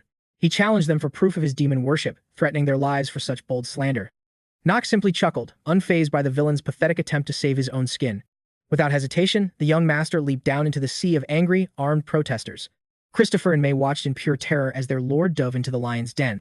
Our hero felt no fear, knowing his skills in this system Manhwa world far surpassed these mobs. He assured his team he had this handled, glaring coldly into the eyes of the crown's traitors. He knew that despite being outnumbered, these loudmouthed cowards were too terrified to actually strike first. Knox mocked them, saying they were blinded by 𝗬𝗁𝗁's empty promises of gold and easy power. He asked if they really thought a bloodless coup was possible, calling the idea absolutely repulsive. The rebels hissed, unable to believe a Reinhover brat would dare lecture the people of Chalon. Seeing him alone, they moved in for the kill, but Knox didn't even blink at their threats. He unsheathed his steel, ready to show them the price of drawing a blade against him. Our hero gave one final warning: any fool who stepped forward would face certain death. The crowd wavered, furious that a complete outsider was interfering in their kingdom's sacred affairs. Knox barked that they needed to realize whose puppet strings were actually moving their hands. The old man felt his grip slipping as the people began breaking free from his mental shackles. Our protagonist summoned 𝗬𝗁𝗁 Adrian, who fearlessly joined him to face the traitors head-on. He told the prince that tonight, the true king must reclaim his throne through blood and steel. Taking the young lord's words to heart, the heir prepared to execute the first traitor. Boiling with rage, 𝗬𝗁𝗁 vowed to cut down anyone standing in the way of justice. Suddenly, a massive blast rocked the castle heights, catching everyone off guard. It was Liz, arriving with her elite forces to fight for the rightful ruler of Chalon. Her warriors charged into the fray, determined to restore the kingdom's lost glory and honor. A brutal bloodbath erupted beneath the ancient walls. 𝗬𝗁𝗁 watched in horror as his power crumbled. Alina and May joined the carnage, raining down devastating combat potions on the enemy. Even Christopher and the princess fought side by side to secure a victory for the ages. Surveying the spiraling chaos, the man realized the tide had turned. He needed to seize control of this battlefield immediately. Even 𝗬𝗁𝗁𝗁, a humble maid, had taken up a blade to join the fray, instantly drawing his sharp gaze. She became the prey of 𝗬𝗁𝗁𝗁, who prepared to deliver a fatal blow then and there. The girl stood frozen. Paralyzed by the sudden shift, she couldn't react in time to dodge the devastating magical strike hurtling her way. Noticing the traitor's blade aimed at his assistant, our hero vanished and reappeared instantly to shield her from harm. Cold fury burned within him. How dare this low-life target someone under his personal protection? The maid stood in stunned silence, unable to find words for the master who had just snatched her from death. Knox ordered 𝗬𝗁𝗁𝗁 to safety while 𝗬𝗁𝗁𝗁 reeled, unable to fathom how a mere brat shattered his ultimate magic. He seethed with rage, loathing that an upstart from the Reinhover house dared to defy his superior power. Desperate aristocrats, no longer able to withstand the counterattack, scrambled toward their leader, begging for a miracle. But the ruthless old man showed no mercy, violently shoving his own loyal pawns aside like useless trash. The prince witnessed the betrayal in horror, while Liz realized the traitor was attempting to activate a hidden portal. 𝗬𝗁𝗁𝗁 planned to vanish into the shadows, hoping to retreat and regroup for a future strike against them. However, his escape failed as the teleportation magic sputtered and died. Knox mocked the magician's pathetic, failing signature spell. With a cold smirk, the young man ridiculed the clumsy and amateurish nature of the traitor's supposed high-tier magic. The old mage gasped in disbelief. He couldn't believe his complex magic circle was rewritten after just one glance. Knox explained that after surviving the hellish training of a certain professor, such a trick was mere child's play. He was referring, of course, to that legendary magic-obsessed lunatic, the one and only 𝗬𝗁 von Celestia. Admitting the lectures were actually useful, our hero lunged forward, hoisting the traitor into the air by his collar. Knox turned his gaze toward the citizens, commanding them to watch the truth unfold before their very eyes. His booming voice echoed, forcing every rebel on the battlefield to halt and focus on their captured leader. He prepared to expose 𝗬𝗁𝗁𝗁𝗁's soul bond with the abyss, using his mana to force the hidden corruption to surface. Unable to withstand the main character's overwhelming pressure, the old man's human facade began to warp and decay. Within seconds, 𝗬𝗁𝗁𝗁𝗁's true, hideous demonic form erupted before the crowd in a display of terrifying, unholy power. Darkness billowed out as the dark mana revealed the monster lurking beneath the skin of the court magician. The rebels watched in horror, finally realizing their leader was nothing but a demon worshipper and a worthless scoundrel. The main character noted coldly that those who followed such a monster were even more pathetic than the beast. Clinging to a final spark of life, the dying mage tried to claw at Knox's arm in desperation. Even as his soul withered, he continued to spit curses and insults at the prestigious Reinhover bloodline. The mage looked down on everyone as mere insects, boasting of the terrifying dark entity he served in secret. He proudly declared his loyalty to Archdemon 𝗧𝗲𝗿, but our hero was finished listening to this demonic trash. With one decisive motion, he pierced the traitor's heart. Terrified, the old man began pathetically begging for his life. He desperately promised the young master fame and infinite fortune through the dark power of the archdemon. Knox replied with cold indifference, needing nothing from a monster, and delivered the final, soul-shattering blow. In an instant, Cramsey's body began to dissolve, crumbling away until nothing but a pile of black ash remained. 𝗀𝗁 stood speechless at the sight, while Knox calmly explained the dark contract involving the entity known as 𝗧𝗲𝗿. Because he bartered his soul, the old man's essence would now serve the demon for eternity after death. A grim fate that awaited every single person who had allowed themselves to be corrupted by this plague. To save the kingdom, the rot had to be purged. Knox urged 𝗀𝗁 and Liz to suppress the rebellion. Inspired by his partner's resolve, the prince charged into the fray, cutting down every remaining traitor in his path. The main character moved like a god of war, his blade claiming the lives of those who chose betrayal. A notification appeared in his system Manhwa interface, granting him extra life hours, though the killing felt heavy. Only now did Knox truly realize the vile and agonizing nature of the curse he was forced to carry. They fought until the first rays of dawn finally illuminated the blood-stained rooftops of the city of 𝗧𝗏𝗻. Rudolnar soon arrived, realizing that this dangerous, war-torn city was no longer a suitable place for the young master. He had sprinted with all his strength to shield Knox, only to find the uprising crushed in a night. The butler stood frozen, paralyzed by the shocking sight within the kingdom's capital. Finally, his gaze fell upon Prince 𝗀𝗁, who seemed utterly caught off guard by the encounter. He recognized the Reinhover butler immediately, but the old man bypassed all pleasantries to demand Knox's location. His accompanying knights drew their steel, fearing the royal family intended to harm their master. With a chilling tone, Rudolf warned that harming Knox meant certain death by the Black Knights. The main character stepped in, commanding his butler to lower his blade and calm his killing intent. The butler finally saw his master was safe, though drenched head to toe in rebel blood. Roosevelt admitted the family had been consumed by anxiety following the latest dire news reports. Thus, their elite forces had immediately mobilized for 𝗧𝗏𝗍. The young man noted their deep concern by the massive number of knights protecting the capital. The butler clarified that only the elite were chosen to ensure the Reinhover bloodline's survival. Knox questioned if the butler feared his father's wrath for making such a risky personal move. Knox told his assistant to inform the head that this was a personal summons to avoid punishment. These words struck Roosevelt to the core, as he never expected such nobility from the young master. He softly replied that the patriarch knew everything, making such a protective gesture unnecessary. The fact that Theo von Reinhover himself orchestrated this move left Knox in complete disbelief. This was an entirely new development. While the butler questioned his sudden alliance with the prince, before he could answer, 𝗀𝗁 declared his pact with this brave and legendary warrior. Clutching his heart, the prince swore that Lord Knox was the true savior of 𝗧𝗏𝗻. Our hero had guided him back to virtue when he had nearly lost his path. The prince hailed this as a divine blessing, a debt of honor he could never repay. 𝗀𝗁 suddenly dropped to one knee, offering the young lord his eternal soul and loyalty. Knox chuckled, warning that a king swearing fealty to a disgraced house would invite eternal public scorn.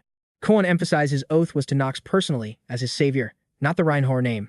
At that moment, Liz appeared, unable to resist offering her heartfelt gratitude to our hero. She and Arya believed this was justice, while Knox rejoiced at recruiting more powerful allies. Meanwhile, Rudolf witnessed firsthand the magnificent leader the young master had truly become. He had once harbored a sliver of doubt regarding the capabilities of the patriarch's youngest son. Today, those doubts vanished as he saw a man ready to shoulder the weight of leadership. Utilizing his unmatched skills, our hero's authority was steadily expanding across every corner of the world. The old man realized that he and the Lord had overlooked this boy's hidden greatness. Now the master had ascended as a true leader, commanding the respect of worthy followers. Suddenly, the interface of this system Manhwa flickered, warning Knox of a fatal restriction. As he checked the notification, his knees buckled, nearly sending him crashing to the earth. Choking back blood, the screen informed him he needed 30 days of life to cleanse the debuff. Rona rushed to his side, her voice trembling with panic as she asked if he was all right.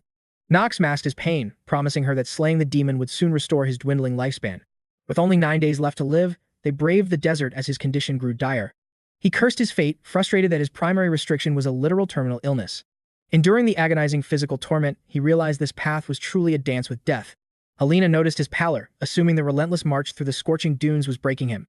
She begged him to stop this self-torture, gently offering her lap as a place to rest.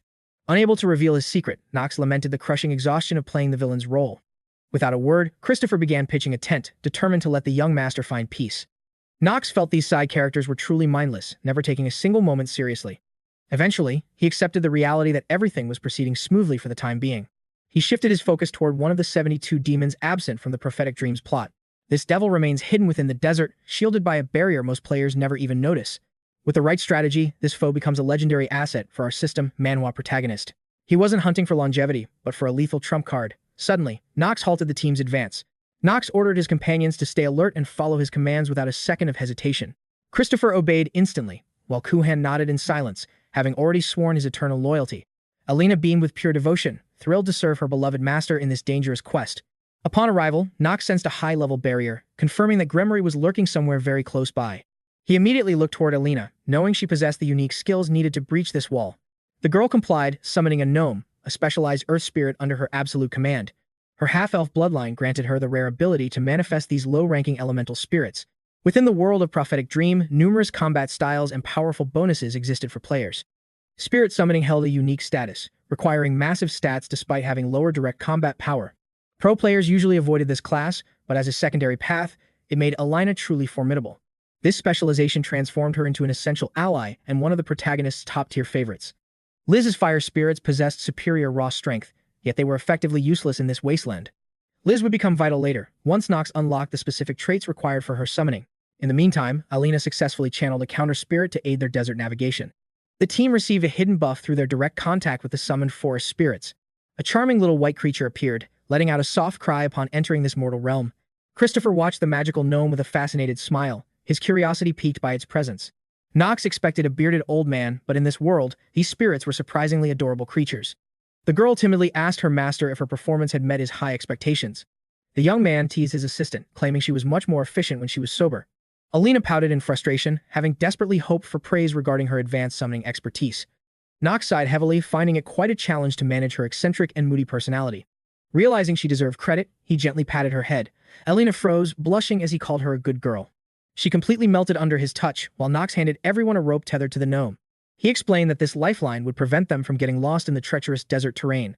As he touched the veil, the system warned of 𝗧𝗏𝗃𝗃𝗃's domain and its lethal, suffocating fog. The young master steeled his resolve for the trial ahead. He warned his team to stay close, so the rising storm wouldn't sweep them away forever. Suddenly, a violent explosion of energy erupted, nearly knocking the entire party off their feet. A massive sandstorm blinded them, made worse by the entrance's habit of relocating every 60 minutes.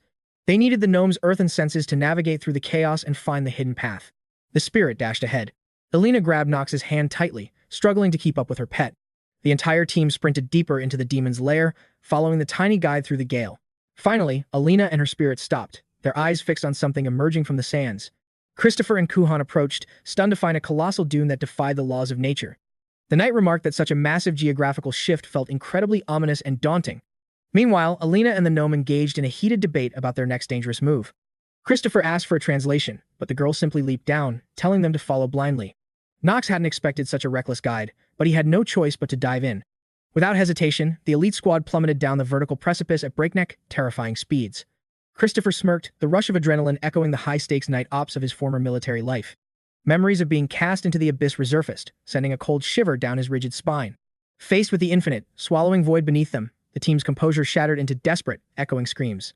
The sheer height was dizzying, fueling the grim certainty that impact meant instant, messy annihilation. Reacting instantly, our hero deployed the mana shield taught by Professor Raz, ensuring a flawless, impact-free landing. Mastery in combat still eluded Knox, yet in this crisis, the defensive art proved absolutely vital. Stepping into the oppressive gloom of a subterranean cavern, they scanned for the path forward. Christopher recognized the ancient ruins immediately, his master's grand designs were always this imposing. The prince signaled for silence as a looming, sinister presence began to stir within the shadows. Suddenly, the cavern floor groaned and buckled as a swarm of monstrous insects surged from the earth. Not just ants, but colossal, razor-limbed mantises emerged, their killing intent heavy in the stagnant air. Knox narrowed his eyes, realizing they were now trapped in a nest of chitinous nightmares. Even he was taken aback by the overwhelming power radiating from these insectoid freaks. Christopher grew livid seeing these vermin threaten the Reinhover air, vowing to slaughter them before Knox exerted himself.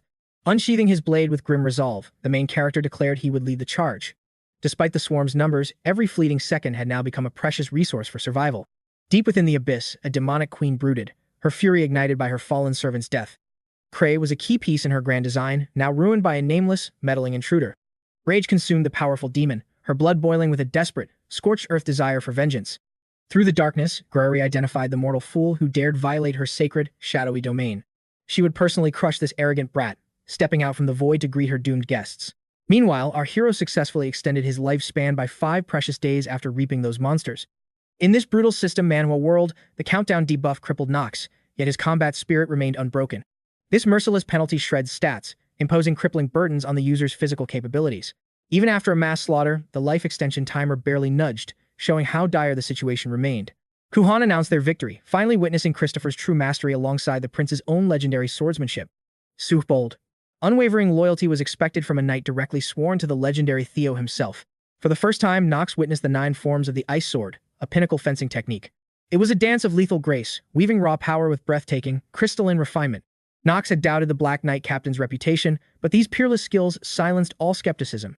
He credited 𝗧𝗁, acknowledging that her support skills had become the team's most indispensable asset. 𝗧𝗁 beamed, her agonizing training sessions under May finally bearing fruit in this desperate hour. Our hero realized her partner also deserved a grand reward for such selfless, painful sacrifice. Guided by the dwarf, Knox approached the massive, ancient doors guarding a realm of absolute darkness. Suddenly, a monstrosity of nightmares lunged from the void, launching a lethal, lightning-fast surprise attack. 𝗬𝗁 braced himself, knowing this demonic den would vomit forth an endless, soul-chilling tide of monsters. Christopher surged forward, demanding the prince step back as he prepared to cleave through everything. To his horror, the strike landed but dealt 0 damage to the ethereal, haunting beast. Confusion gripped him. He had clearly felt his steel pass through the creature's spectral heart. Knox commanded them to hold position, sensing that their eyes were being deceived by dark illusions. Panic flared in Christopher as he struggled to distinguish between lethal reality and spectral shadows. However, the main character analyzed the mechanics perfectly, utilizing his veteran gamer knowledge of the system. Any rookie would perish in this monster-filled labyrinth, but Knox knew every secret shortcut to survive. 𝗧𝗁 trembled with fear, unable to fathom how this gentleman navigated the chaos so effortlessly. In truth, our protagonist possessed hidden knowledge to breeze through this lethal trial. He followed the skeleton's gaze. They pointed directly toward the boss room, but that wasn't his only trick. Our hero warned his party to draw their steel. The next threat was no mere phantom. Distinguishing fact from fiction was actually simple if you knew what to look for. One only needed to observe the bony fingers reaching from the dungeon's ancient walls. Glowing mana rings would pulse with light whenever a true monster was summoned into reality. This trial blurred the lines of fate, but these mind games were useless against him. The difficulty only spiked for those foolish enough to lose their way in the darkness. Knox marched forward undeterred until they reached a throne room where a skeletal figure waited. Seeing the mortals reach the heart of the lair, the demon ceased its deceptive charade. In a chilling, bone-deep roar, he commanded the worthless insects to fall into an eternal slumber immediately. With a thunderous boom, the illusion shattered like glass, turning into fine obsidian sand. A violent dust storm erupted, but Knox remained standing while the others recoiled in fear. He saw right through these cheap cinematic effects and didn't flinch for even a second. Suddenly, a system Manhwa notification appeared. He had resisted the poison debuff and taken 0 damage. With one devastating swing of his blade, he cleaved through the air, dispersing the storm completely. Knox demanded the demon stop hiding behind parlor tricks and face him like a true adversary. 𝗧𝗲𝗿 watched with intrigue, realizing this was the man who had crushed her servant, 𝗬𝗂𝗃. Christopher and the party finally realized they were facing the mastermind behind the kingdom's ultimate betrayal. As the demoness finally shed her disguise, Knox calmly identified her to his shocked companions, the great demon 𝗧𝗲𝗿 herself. She was fascinated. Knox was the first human ever to be completely immune to her mental arts. The prince unsheathed his sword, raging at the monster who had corrupted his people's hearts. He swore to execute the demon who had poisoned their world with such foul, deceptive lies. But 𝗧𝗲𝗿 countered, claiming a world built on rigid hierarchy was destined to burn anyway. She argued that reality was crueler than any dream, claiming she was the one bringing justice. 𝗬𝗁 demanded answers, but Knox told him to stay silent. Reasoning with demons is pure futility. Our hero knew the truth. Every devil only craves one thing: rebirth into the mortal realm. 𝗧𝗲𝗿 laughed at his insight, finding the boy far more perceptive than the crown prince. Knox smirked, admitting he knew far more secrets than she could ever imagine. He revealed her greatest shame, that an archangel had sealed her away centuries ago. The demoness gasped, her composure shattering at the mention of her ancient, humiliating defeat. She couldn't fathom how a mere human knew her secrets, but Knox only looked down on her. 𝗧𝗲𝗿's pride flared. She was an archdemon who could crush a mortal with a single thought. Unmoved, Knox gripped his hilt and told her to end this pathetic, desperate performance. He deliberately sliced his finger, letting a single drop of crimson blood fall to the floor. 𝗧𝗲𝗿's eyes widened in terror as she realized exactly what he was planning to do. Knox knew this chamber held the angel's pact, which forbade the sealed demon from harming humans. Bound by holy chains, the demon cursed the ancient contract that had turned against her. 𝗧𝗁 watched in awe as the monster froze, while Christopher finally understood the weird layout. It wasn't that she chose to use illusions, it was that she was physically incapable of fighting. Having cornered the now powerless demoness, Knox prepared to finish his ultimate play. Knox demanded total honesty. Perhaps a successful task would earn her a sliver of mercy. First, the youth sought the name of the divine being who originally imprisoned 𝗧𝗲𝗄𝗃. The demoness hissed that she had zero interest in remembering the names of heaven's dogs. Our hero threatened her instantly, recalling how easily he had purged the last petty demon. Feeling cold steel at her throat, 𝗧𝗲𝗃 stammered that she could only describe the archangel. Knox mocked her sudden wit and ordered her to reveal every detail about this being. Fury boiled within the devil as she suffered the humiliation of being toyed with. Yet, his chilling tone felt hauntingly familiar and far too dangerous to ignore. She nudged the blade aside, describing a figure with massive, 2-meter-wide white wings. Knox scoffed, noting that wings on an angel were as predictable as horns on demons. He leveled Stormbringer at her heart, warning that stalling would be her final mistake. Trembling, 𝗧𝗲𝗄𝗃 noticed a shocking detail. The angel looked exactly like the young man himself. She vividly recalled those piercing lavender eyes that shone like priceless, mystical gems. Knox was stunned. Legend portrayed these beings as the ultimate symbols of godlike righteousness. In this world, they were the absolute antithesis to the corruption of demonkind. Though angels existed in the prophetic dream, they remained a mystery even to veteran players. In this system, Manhwa, fans wondered why demons roamed freely while the divine remained hidden. They were ghosts in the code, appearing only in cryptic lore or secret item descriptions. Knox had personally scoured game files to uncover the truth behind these hidden celestial entities. These beings were the key to the ultimate secrets of this system, Manhwa. 𝗧𝗲𝗄𝗃's encounter meant she held vital clues about the nature of these mysterious beings. Our protagonist silently weighed the implications of the demoness's startling testimony. Ultimately, his anger flared because her fragmented memories seemed completely useless for his quest. The devil defended herself, arguing that more knowledge would have let her hunt her enemy. She only remembered blinding light, the scent of summer, and a winged woman with lavender eyes. A singular, devastating strike followed, tearing through the devil's chest like paper. Since then, her demonic strength had been completely shackled by divinity. Broken, 𝗧𝗲𝗄𝗃 had begged for a swift end rather than enduring such endless torture. Before vanishing, the silent angel finally spoke, leaving behind a debt that echoed through time. With a mysterious smile, she offered the demoness one final, crucial piece of advice. Her parting words were a promise. One day, 𝗧𝗲𝗄𝗃 would have to repay this favor. Knox realized that lavender eyes were the exclusive bloodline trait of the Reinhover family. He pondered the connection between the legendary archangel and the Reinhover patriarch, 𝗧𝗏. Knox refused to back down, driving the devil further into a state of panic. He demanded the trial of honor, using his skills to expose her rare mouth of truth trait. Within this system, Manhwa, a demon unable to lie, was a tool he could exploit. The main character ordered the devil to explain the mechanics of this ancient challenge. She explained the rules were simple. The challenger must answer one single question honestly. Colossal gates erupted from the earth as 𝗧𝗲𝗄𝗃 beckoned him to step inside the chamber. Now, the young master had to decide what he was willing to sacrifice for the test. Greater risks promised higher rewards, but Christopher sensed a lethal trap within the simplicity. 𝗧𝗲𝗄𝗃 warned that the query would involve a loved one, and they would hear every word. For instance, if he wished to abandon his annoying assistant, the truth would be revealed.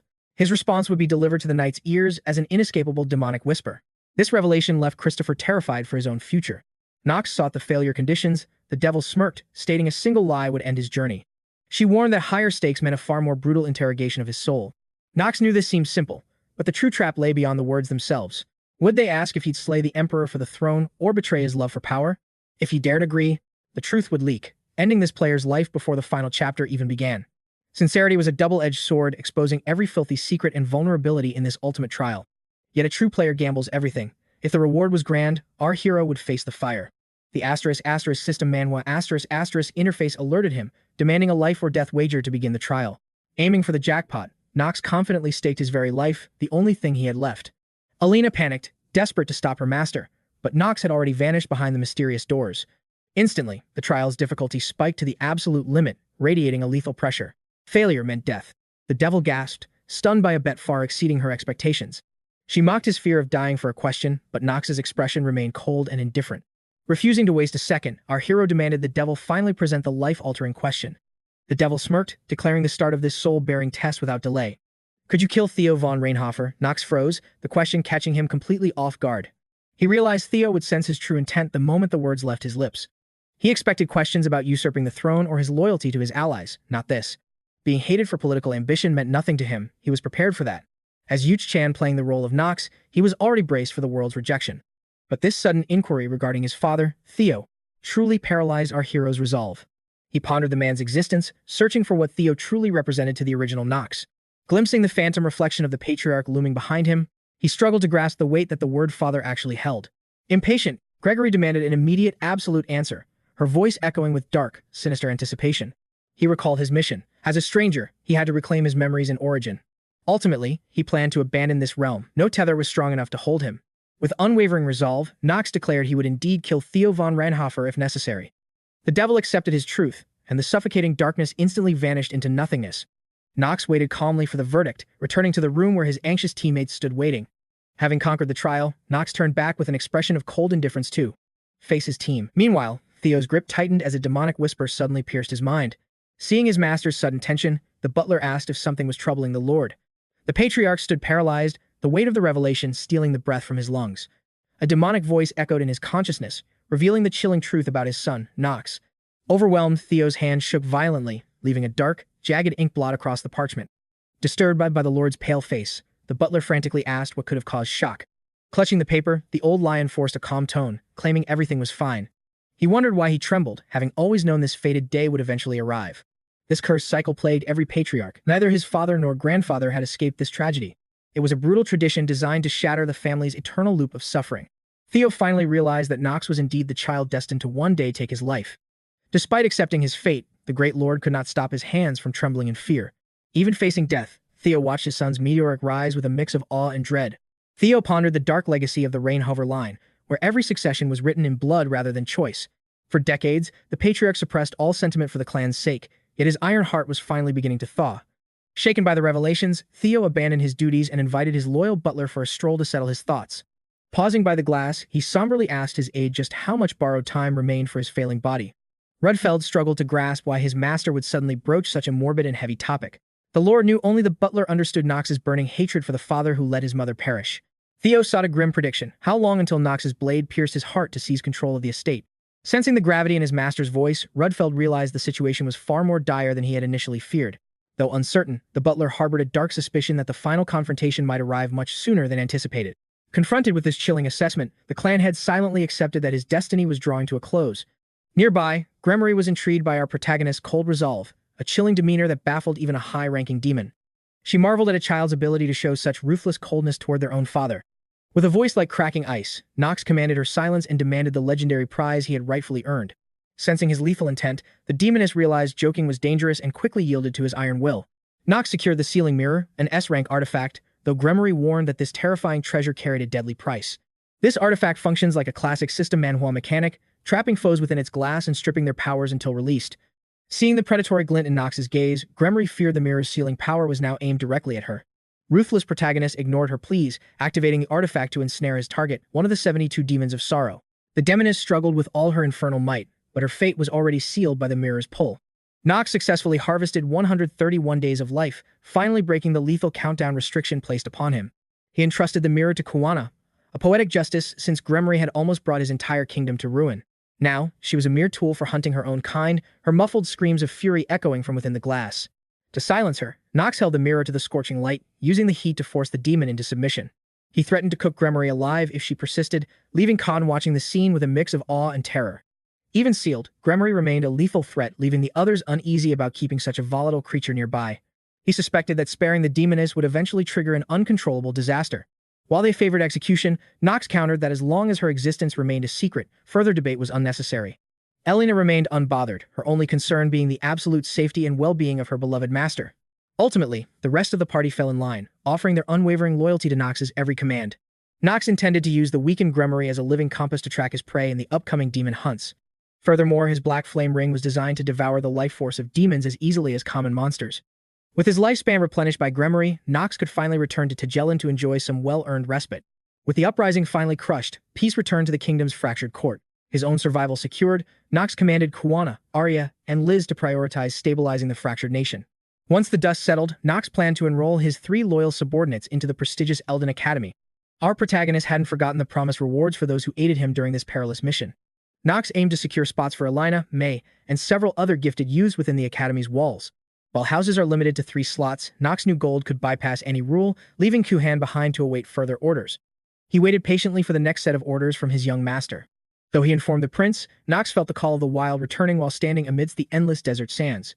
Knox dreamed of a warm bath and his own soft bed to recover from his grueling and exhausting trek. Their business concluded, the group finally crossed the threshold of the Grand Reinhover estate once again. Yet peace eluded him as 𝗬𝗏𝗿 awaited his return, her face lighting up with joy upon seeing him. Caught off guard by her sudden presence, Knox bluntly asked why she had traveled so far to see him. A cold, familiar voice echoed from behind, sending a sharp shiver down our hero's spine. The girl's father had arrived, visibly displeased that Knox had his precious daughter chasing after him.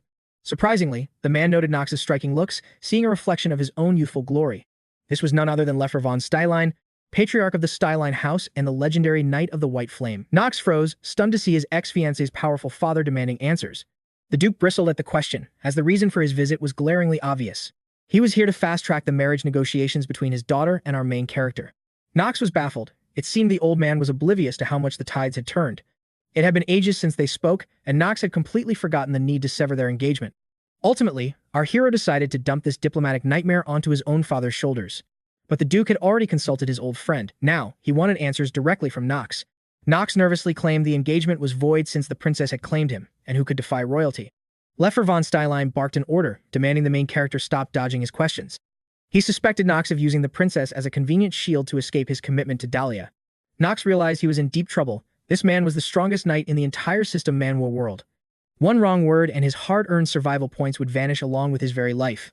Dahlia sensed the atmosphere growing dangerously volatile between the two men. Stepping in, she frantically asked why her father was being so harsh on poor, overwhelmed Knox. 𝗧𝗏𝗏's oppressive aura vanished instantly at the sound of his precious daughter's plea. The stern warrior melted into a doting father, flashing a gentle smile to appease his darling girl. Knox had anticipated such a confrontation after meeting Penelope, so he managed to keep his cool. He wondered why they'd risk tangling with the princess's favorite, as it only invited disaster. Dahlia snapped him back to reality, leaning in to whisper softly to our hero. She explained she only wanted a private visit, but her overprotective father had insisted on tagging along.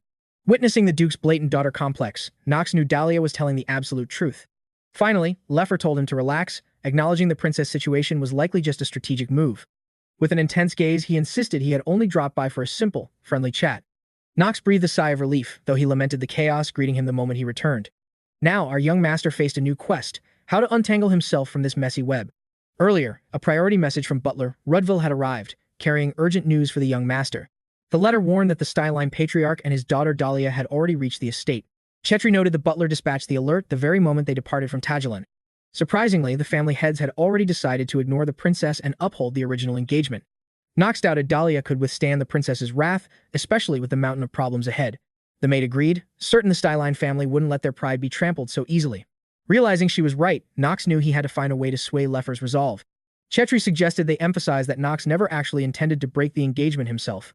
She and the staff pledged to do everything in their power to smooth things over with the master. Knox smiled. He expected nothing less from a maid possessing the genius of service trait.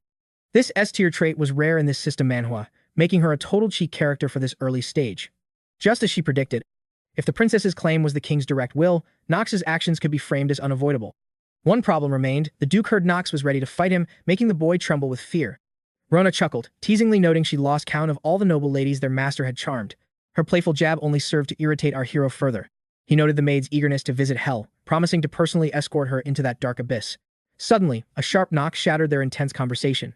Dahlia appeared, requesting a private word with Knox. 𝗬𝗏𝗏𝗏 watched closely, curious how the young lord would survive this. Stepping outside was inevitable. To dismantle this crisis, Dahlia was the ultimate master key. Naturally, Knox had one final trump card hidden up his sleeve. His ultimate weapon? That lethal, handsome face. In this system, Manhwa, a charming appearance is often the most broken skill. It was a desperate gambit to carve out a narrow escape route for his survival. Dahlia seemed dazed by his radiance. Blushing, she suggested a quiet stroll to discuss matters of the heart. Shadows stirred in the corridor. They weren't alone. A hidden observer lurked just around the corner. Knox hesitated, unaware that her father was watching them from the darkness like a predator. 𝗧𝗏𝗏𝗏's stylin's murderous, scorching gaze locked onto him, leaving no room for retreat. Knox played along, fearing the madman would incinerate the entire mansion if he refused this romantic walk. Lord Steele's fury simmered. He couldn't forgive Knox's hesitation toward his daughter's hand. The pair stepped into the garden, greeted by the biting chill of the midnight air.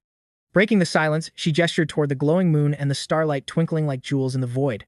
Her visible anxiety sent alarm bells ringing through Knox's mind. Something was wrong. Despite his efforts to play the villain, his reputation was shifting in ways he hadn't anticipated. Only one story arc was over, yet the cost of these lingering bonds was already becoming heavy.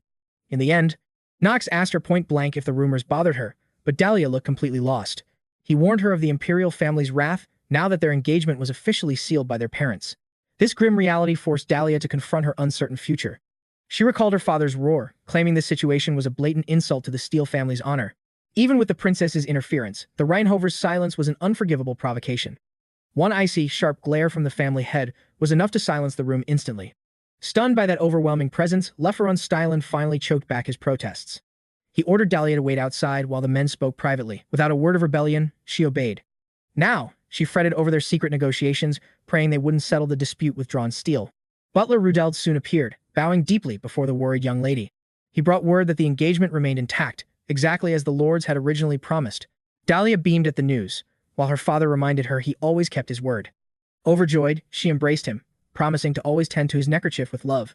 Bliss clouded her mind for a moment, but soon, difficult questions began to surface. How could she coexist with the princess? What dark bargains had their fathers truly made? Knox realized that royal decrees and family pacts mattered little compared to Dahlia's true heart. He looked at her and asked what she truly desired. Flustered, she admitted she hadn't considered her own path. With a deep blush, she confessed she didn't reject this union. Knox accepted this, remembering her role in the game as a walking, breathing natural disaster. In the original timeline, those melancholic eyes watched him bleed as she drove a blade through his heart. They were destined for a tragic, soul-shattering obsession. Dahlia then asked if Knox was chasing some secret purpose. She had sensed his inner turmoil while watching him struggle through life at the academy. Spending nights grinding in the library and perfecting his swordsmanship, his desperate drive to level up was undeniable. She understood that his heart was often detached from those standing right beside him. Yet, these quiet moments and heart-to-heart talks were treasures she held dear. With a radiant smile, she confessed that even a tiny bit of affection was plenty, laughing about her boldness as his bride. Our protagonist realized it was futile to deny the truth. The Dahlia in this system Manhwa reality was worlds apart from the game. Ultimately, he dismissed her as being far too innocent, yet she met his critique with a serene, knowing silence. Her gentle demeanor remained unruffled by his words as she leaned closer, finding warmth against the one she truly adored. Dahlia then chose to reveal her sibling's existence, despite sensing that our hero likely possessed that knowledge already. This sister held immense power, and though she lacked Knox's monstrous strength, she harbored a mysterious, deep-seated hatred for Dahlia. The young lady confessed her desperate wish to bridge the gap and uncover the roots of that bitter animosity, however foolish. To reach her, Dahlia knew she had to transcend her limits and eventually eclipse her sister's formidable power. Despite her perceived lack of natural genius, she refused to waver, determined to save both her sister and her bond with Knox. She recalled a memory of her father, reminiscing about the adorable things she used to say when she was just a child. The Duke couldn't resist teasing her about how she once tearfully lamented that she could never actually marry her own father. But now, he lamented that his precious daughter's heart had been stolen by a man with such a notorious, dark reputation. Dahlia fired back, insisting her beloved was far more courageous and resilient than any of her father's unfair assumptions. 𝗧𝗶𝗲𝗿 von Stylen saw the truth in her eyes. His daughter was truly, deeply captivated by this mysterious young man. With a heavy yet tender heart, he took her hands, preparing to offer his final piece of fatherly wisdom. He pleaded that his eldest daughter's internal storms never break the bond between them, as both remained his most cherished treasures. She offered him reassurance, vowing to become strong enough to finally confront her sister and heal their fractured relationship. Knox then advised her that surpassing her sister required casting aside all hesitation and purging the pain from her heart. The main character felt certain that this courageous girl possessed the inner fire needed to conquer such a daunting trial. He declared with absolute certainty that Dahlia was exceptionally powerful, a praise that filled the young bride with pure, radiant joy. Unbeknownst to them, 𝗧𝗶𝗲𝗿 von Stylen had been lurking in the shadows, witnessing their entire intimate exchange. Consumed by fatherly rage after overhearing them, he felt a sudden, violent urge to throttle Knox with his bare hands. Though his subordinates tried to calm the lord, he departed the very next morning to hunt down our protagonist. Unexpectedly, Knox approached the Duke first, seeking a private audience to offer a formal apology for the engagement's complications. Finally, exhaling his tension, the old man relented, realizing he could no longer stand in the way of Dahlia's genuine happiness. He was well aware that Knox's father led the underworld families and was currently orchestrating a grand revolt against the crown. In a surprising turn, 𝗧𝗶𝗲𝗿 von Stylen confessed that he was actually rooting for Chang Reinhover's inevitable triumph. He calculated that the fall of the monarchy would effectively eliminate any potential rivals standing in his daughter's path to glory. Knox thanked him, but his mind raced. He finally deduced the secret deal between Chang and 𝗧𝗶𝗲𝗿 that Dahlia mentioned. Stylen had clearly weaponized his knowledge of the impending rebellion to blackmail the head of the Reinhover family into submission. The scene shifts to a solemn church, nestled near the Reinhover estate, the air thick with ancient, holy energy. Legends name Arden as the world's first deity, explaining why her sacred shrines grace the grounds of every noble house. Within these hallowed walls, the secret union between Knox von Reinhover and Dahlia von Stylen was finally etched into fate. Dahlia whispered a soft apology to our hero, caught off guard by her father's sudden demand for an immediate ceremony. Yet, Knox understood perfectly. There was no way she could have anticipated her father's impulsive, protective schemes. As the rite reached its peak, he requested the high-born pair to finally trade eternal vows. These wedding rings were mana-infused artifacts, capable of harboring 10% of their master's total magical reserves. Dahlia's eyes sparkled as she admired the band, a divine tether that now bound her destiny to the main character. While Knox knew the ring wasn't for daily wear, its hidden power could prove life-saving during a sudden, dire emergency. Nearby, Christopher was moved to tears, his heart swelling with overwhelming joy after witnessing such a breathtakingly beautiful union.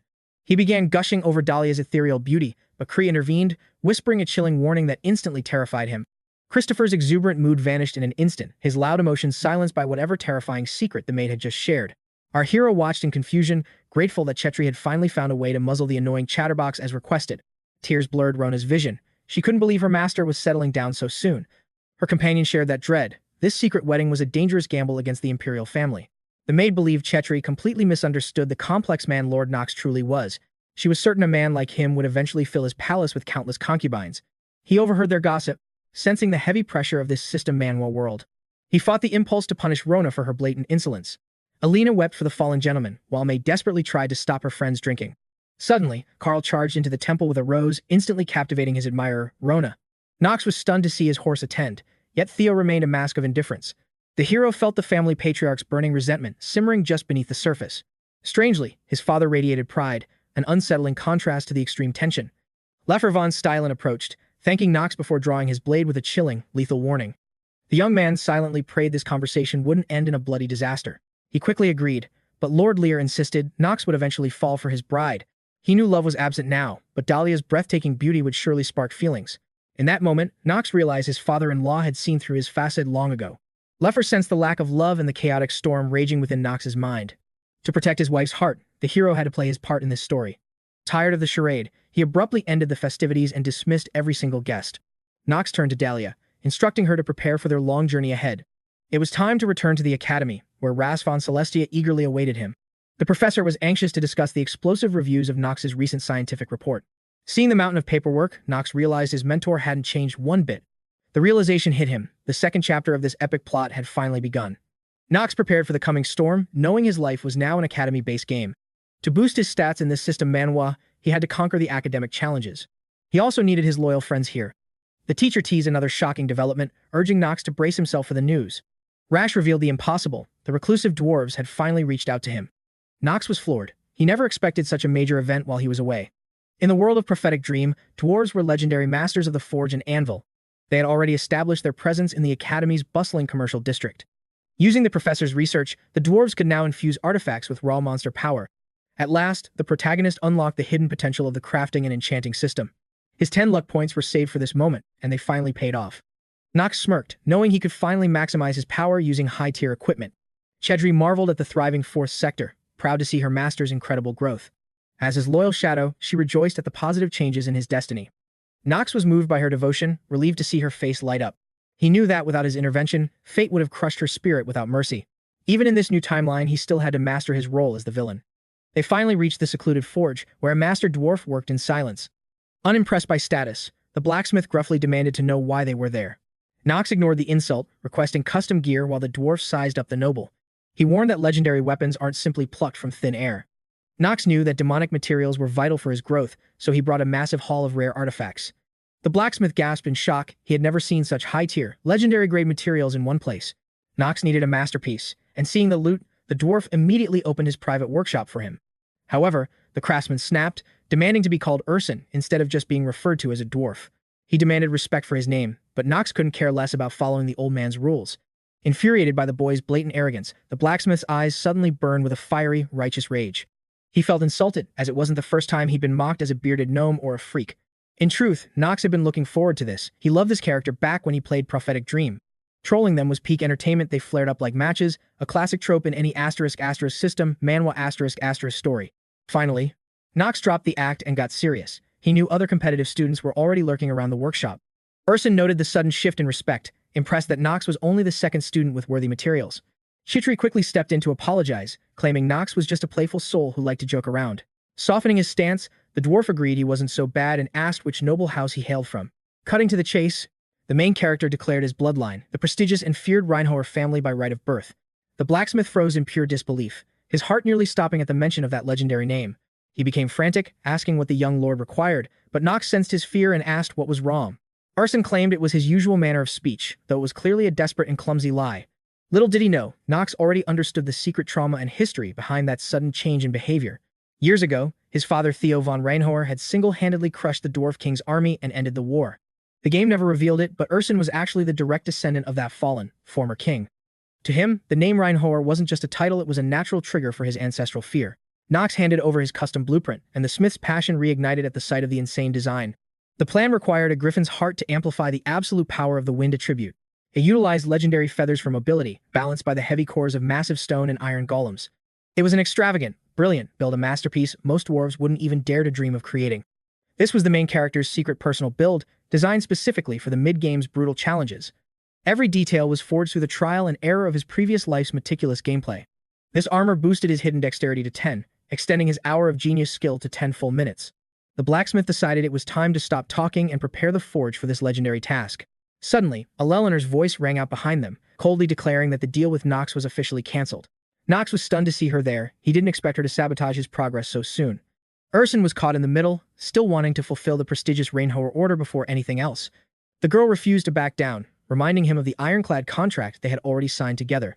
She noted it was a massive wholesale order, meaning the smith's own rights wouldn't kick in for months. 𝗧𝗏 emphasized how unfortunate this situation was, throwing the blacksmith's own rules back at him. Knox realized that according to the original canon, he shouldn't have met the dwarf this early. He suspected this timeline shift was a side effect of his heavy interference in the main story. In his excitement for Knox's rare materials, 𝗧𝗏 had completely forgotten about the girl's previous order.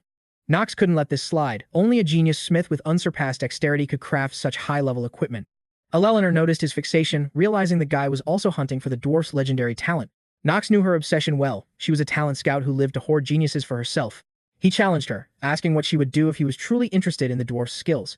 Sensing his defiance, 𝗧𝗏 finally suggested they have a real talk about the main character's intentions. She agreed to forfeit her spot if Knox's guild provided rare monster attributes. Knox grew wary, suspecting Garen's schemes, but felt a moment of relief. He realized 𝗧𝗏 signed the contract, but her material supply was a disaster. Mid-game resources are usually supplied by the region of 𝗧𝗏rs. With the Reinhovers in control, mass production was simply impossible for her. This suggested her demands were a desperate bluff to get her way.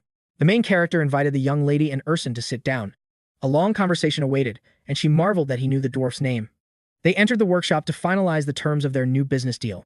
𝗧𝗏 confessed she never expected Knox to launch a guild and bypass approvals. Our hero shrugged, claiming everything fell into place without his direct involvement. She was shocked someone could build a guild around monsters from the shaders. For the first time, she doubted her own mastery of trade. Knox wondered why she was stalling, but she finally got to the point. 𝗧𝗏 declared her intent to buy every monster attribute Knox's guild possessed. Pledging her guild's honor, she promised to pay the agreed price in full. Knox knew 𝗧𝗏 was only sensitive to things that promised massive profit. Years of seeking her father's attention had fueled an insatiable thirst for status.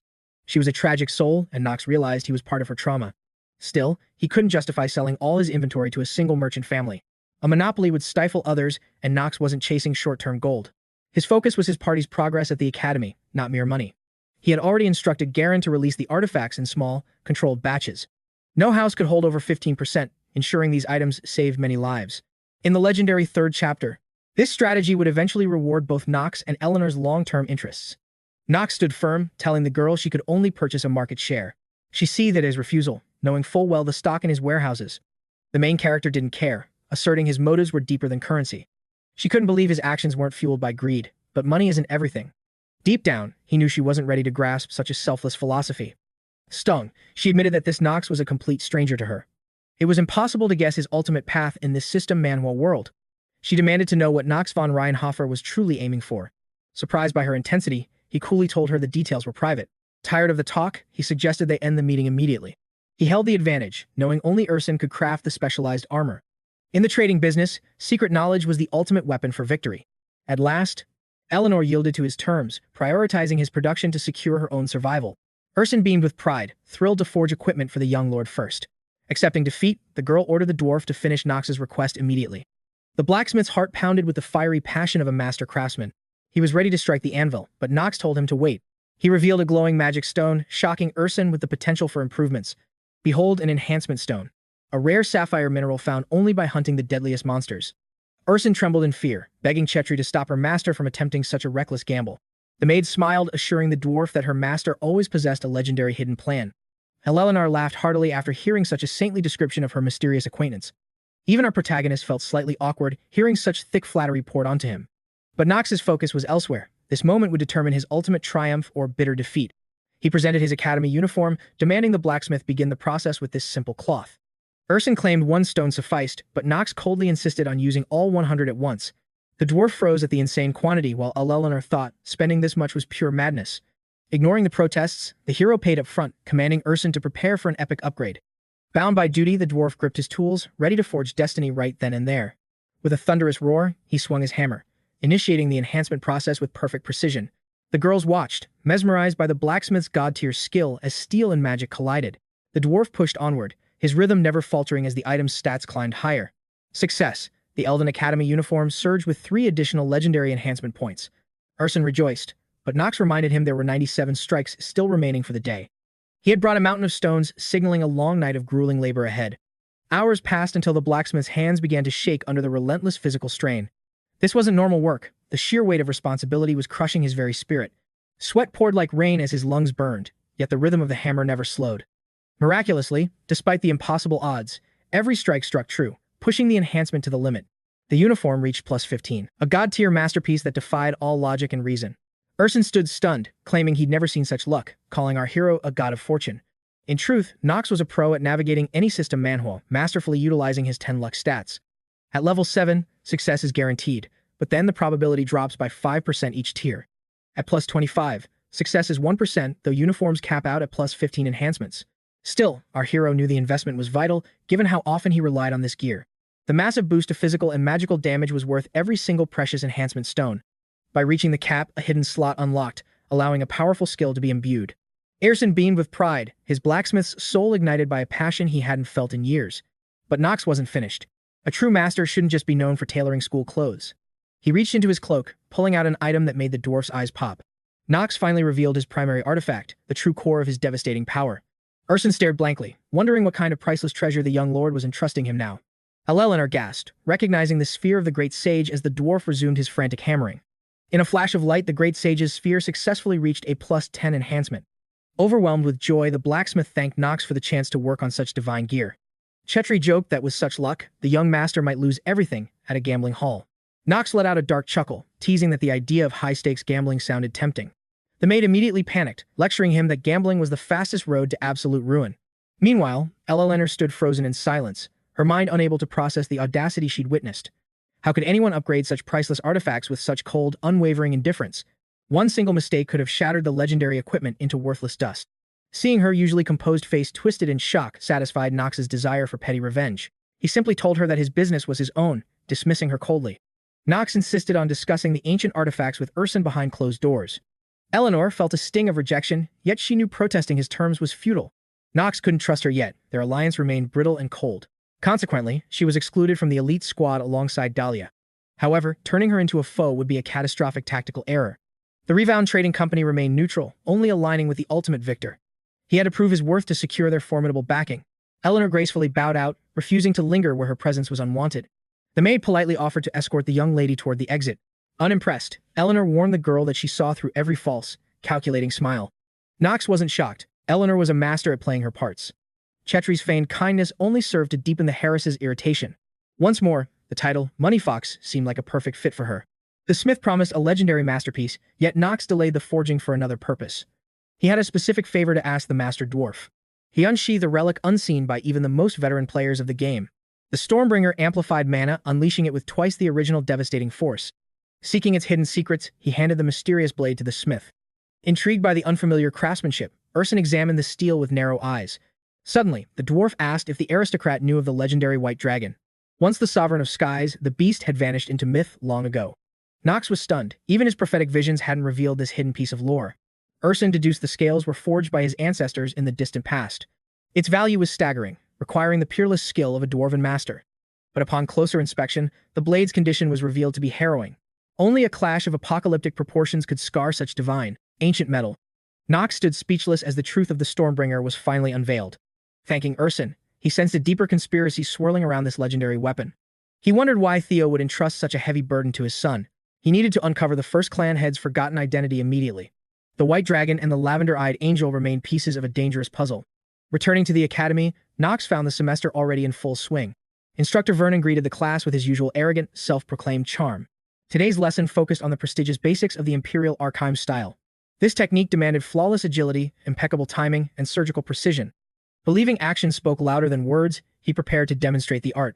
As he scanned for volunteers, Knox felt the weight of his unavoidable selection. His reluctant sparring partner was none other than the stoic 𝗧𝗃𝗃. The fiery 𝗧𝗃𝗃 was summoned next, recognized for her latent, untapped potential. The three students stood ready, awaiting the master's next harsh command. Despite his tone, the instructor acknowledged their undeniable, formidable auras. 𝗧𝗃𝗃𝗃 was the commoner's hero, a swordsman of peerless grace. Dahlia's brilliance often flickered beneath the shadow of her sister's immense fame. Yet her talent blazed with a fierce, quiet intensity. Lastly, Knox von Reinhover stood the Academy's apex genius within this legendary system Manhwa. Vernon saw their potential and burned with the desire to scatter these fools instantly. He ordered everyone to watch, challenging his opponents to attack together to expose their fatal flaws. 𝗧𝗃𝗃𝗃 grinned at the excitement, but Dahlia remained cold and focused, her eyes tracking every move. Vernon lunged forward with his wooden blade, having already locked onto his first target for this test. Our hero met the strike head-on, effortlessly blocking an attack that would have crushed any rookie. Knox was stunned. A mere wooden sword was producing the sharp, lethal whistle of true-tempered steel. But Knox was no match yet. With a lightning-fast swing, the instructor sent our protagonist flying backward. Feeling his opponent's overwhelming pressure, Knox realized he hadn't been pushed like this in a long time. The boy decided to stop holding back, preparing a strike so powerful that even Vernon couldn't deflect it. Without wasting a second, he unleashed the first form of his catastrophic black sword technique to end this. This was the Shadow Slash, a dark art that few opponents could ever hope to survive. Vernon sensed the shift in the air, a rare flicker of anxiety touching his veteran heart. At the very last millisecond, he dodged as the strike pulverized the stone wall behind him like paper. Knox was amazed. His skill worked on a legend, feeling his brutal training was finally starting to pay off. In any system Manhwa, the hidden power of a genius always shatters every logic and preconceived expectation. This applies to the elite who ascend to the peak of their abilities through sheer, unwavering will. These geniuses gain a special vision, seeing the world's flow differently, a divine trait found in prophetic dreams. Their talent shines like a star, but as fate dictates, every genius hides dark skeletons within their closet. Meanwhile, the young lady decided she had waited long enough and charged into the fray with fury. Vernon's instincts were sharp, allowing him to intercept his student's reckless assault just in time. The instructor was a monster. In an instant, he vanished and reappeared behind her, knocking her out of the fight. Seizing the momentary opening, 𝗧𝗃𝗃𝗃 ghosted behind the instructor, hoping to land a decisive surprise blow. Vernon reacted with inhuman speed, moving to crush the student's plan before his blade could even connect. With one razor-sharp, devastating strike, he easily repelled the daring attack. The students retreated, realizing their teacher was an insurmountable wall. Knox watched closely, realizing his peers were being pushed to their limits, especially the battle-hardened Dahlia. Her talent for close-quarters combat would eventually make her the strongest among all geniuses as the plot progressed. Vernon sighed, thinking this harsh world was only lenient to those blessed with a full head of hair. He was especially annoyed by Knox, calling him Snow White because it was clear the boy wasn't even using half his strength. Knox knew the instructor had seen through his act, sensing that he was still hiding his true potential. But revealing his hand was fatal. Demon worshippers were lurking in 𝗧𝗃𝗃𝗃, waiting for the perfect moment to kill. Finally, the teacher remarked that Knox's skills had sharpened significantly since the last time they had crossed blades. He couldn't fathom the hellish training Knox endured to develop such godlike, lightning-fast reflexes. Vernon turned from Knox to the others, demanding to know why their perfect attacks had missed their mark. Dahlia hesitated but swore the teacher's blade had physically vanished for a split second during the exchange. 𝗧𝗃𝗃𝗃𝗃 admitted his focus had wavered, which was why he failed to connect. The teacher nodded at their insights, then turned to Knox von Reinhover to hear his tactical opinion. Our hero stated that the core failure of his classmates lay entirely within their inefficient footwork. The other students gasped. Every warrior knew that movement techniques were the most guarded secrets of any style. Some were thrilled to finally receive a practical lesson, having grown sick of the endless lectures on theory. The instructor was shocked. Knox had identified a flaw usually only noticed by advanced masters of the sword. He reminded them that 𝗧𝗃𝗃𝗃 only bred the elite, so he would be accelerating the curriculum immediately. Vernon announced that their next trial would be mastering the legendary light step movement technique. As the name implies, this legacy belongs to the Archive royalty. Once cadets master the fundamentals, they can unlock high-tier secret techniques. However, before the real grind begins, the instructor demands a brutal test of their current abilities. With a cold gaze, he warned that measuring their strength in a one-on-one duel wouldn't be pleasant. He ordered them to pick an opponent from the 3 elite warriors he just faced, testing their courage. He suspected a few hidden gems among the students might actually be capable of claiming victory. Put simply, this trial meant clashing against the absolute brightest stars of the entire academy course. Vernon's eyes locked onto a student at the back, calling him forward. Leon von Marvis froze, totally blindsided. Confusion clouded his face, knowing his swordplay was far from reaching any legendary status yet. The instructor silenced all protests, declaring this mage was every bit as formidable as a seasoned swordsman. He warned that healers are always the first targets. Leon realized he needed power to protect his life. Ultimately, the boy accepted his fate. He would have to trade blows with one of these monsters. Yet, despite the harsh warning, Burn expected his students to maintain their warrior's honor in the arena. Since any combat technique was legal, Leon's anxiety faded. He took a breath and made his choice. With newfound confidence, the youth stepped forward and challenged Knox Reinhover to a duel. Even our protagonist was stunned by the pick, never anticipating such a bold move from the boy. Leon embraced the inevitable, sensing that a clash with Knox would provide the most thrilling challenge possible. Our hero wasn't rushing into the fray, calmly asking the instructor for a brief moment of patience. He argued he lacked a blade while Leon held a powerful artifact, but Burn dismissed the complaint. The youth bristled at the logic, realizing his opponent was already looking down on him with arrogance. His classmate countered, admitting he viewed our hero as the strongest. He chose to test his limits. Knox remained uneasy, feeling that raising the dead was a foul violation of a sacred duel's rules. The instructor shrugged it off, granting his student total freedom to use any method to win. When asked for a reason, Vernon smirked, saying it'd be more fun, and told him to stop whining. He knew Leon could be a persistent thorn in anyone's side during a fight, but he had to admit, Knox was the most irritating cadet he had ever tried to train. This kid pushed the captain's buttons with his odd eyes, pretty face, and that insufferably arrogant aura. Unstoppable in his mockery, Vernon labeled the protagonist as the ultimate enemy of all men. The young noble couldn't fathom the sudden hostility, convinced the instructor had finally lost his mind. Since Leon had practically begged for this, our hero wasn't about to back down now. At this point, our hero threw the rulebook away. Any method was on the table for him. He coldly warned Leon von Marvis not to shed tears once his crushing defeat was finally realized. A tide of undead swarmed toward Knox, hungry to rip him apart in an instant. Despite allowing all styles, Vernon didn't expect a literal army. Each skeleton radiated the power of knights. Within this system, Manhwa world, summoning an army of undead requires mana reserves that defy all logical limits. Such overwhelming power rivaled Penelope herself, the direct bloodline of the Imperial House of Archime. The instructor finally saw a true heir, a leader worthy of a house reborn from the Great War's ashes. From this moment, the instructor realized the winner of this duel was far too difficult to predict. House Marvis stood as one of the three legendary dark families, equal to the Reinhovers and Cedars. But as they declined, treacherous neighbors began tearing the family apart with shadow alliances and schemes. This betrayal led to the public execution of Leon's father, the former head, Run von Marvis. The ensuing war pushed House Marvis toward annihilation. That day, young Leon saw the aristocracy's cruel face. Because of that trauma, he views this world through a much darker lens than his fellow students. To claim victory, this youth would discard his honor without hesitation, always finding a path to success. He stopped caring about the price of victory a long time ago. This cold desperation allowed him to dominate the territorial war, protecting his lands against all odds. He realized even a top-tier protagonist would struggle here. Suddenly, the undead horde froze, paralyzed by an unseen force. Ultimately, with a flash of steel, Knox obliterated the skeletal ranks, turning the once lethal threat into piles of dust.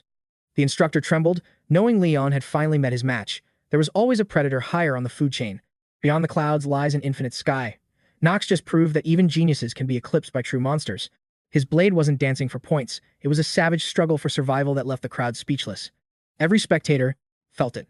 A suffocating, terrifying aura exploded from him, crushing the spirit of everyone standing nearby. Ignoring the noise, Leon focused solely on the deadly aura before him. He knew he'd have to go all out. With the stage set, they clashed with earth-shattering force, releasing every ounce of their latent power in a single, devastating collision. Spectators gasped as Leon barely deflected the blow. Even the protagonist had to hesitate. This foe was no common mob. Knox finally saw the raw, unbridled strength Leon had been hiding. Utilizing the forbidden Necronomicon, the youth could now call forth nightmarish entities from the deepest abyss. He unearthed that ancient grimoire from the Marva estate, where it had gathered dust for centuries. Abandoned by his own kin, Leon awakened his dormant mana and single-handedly secured victory in the territorial conquest.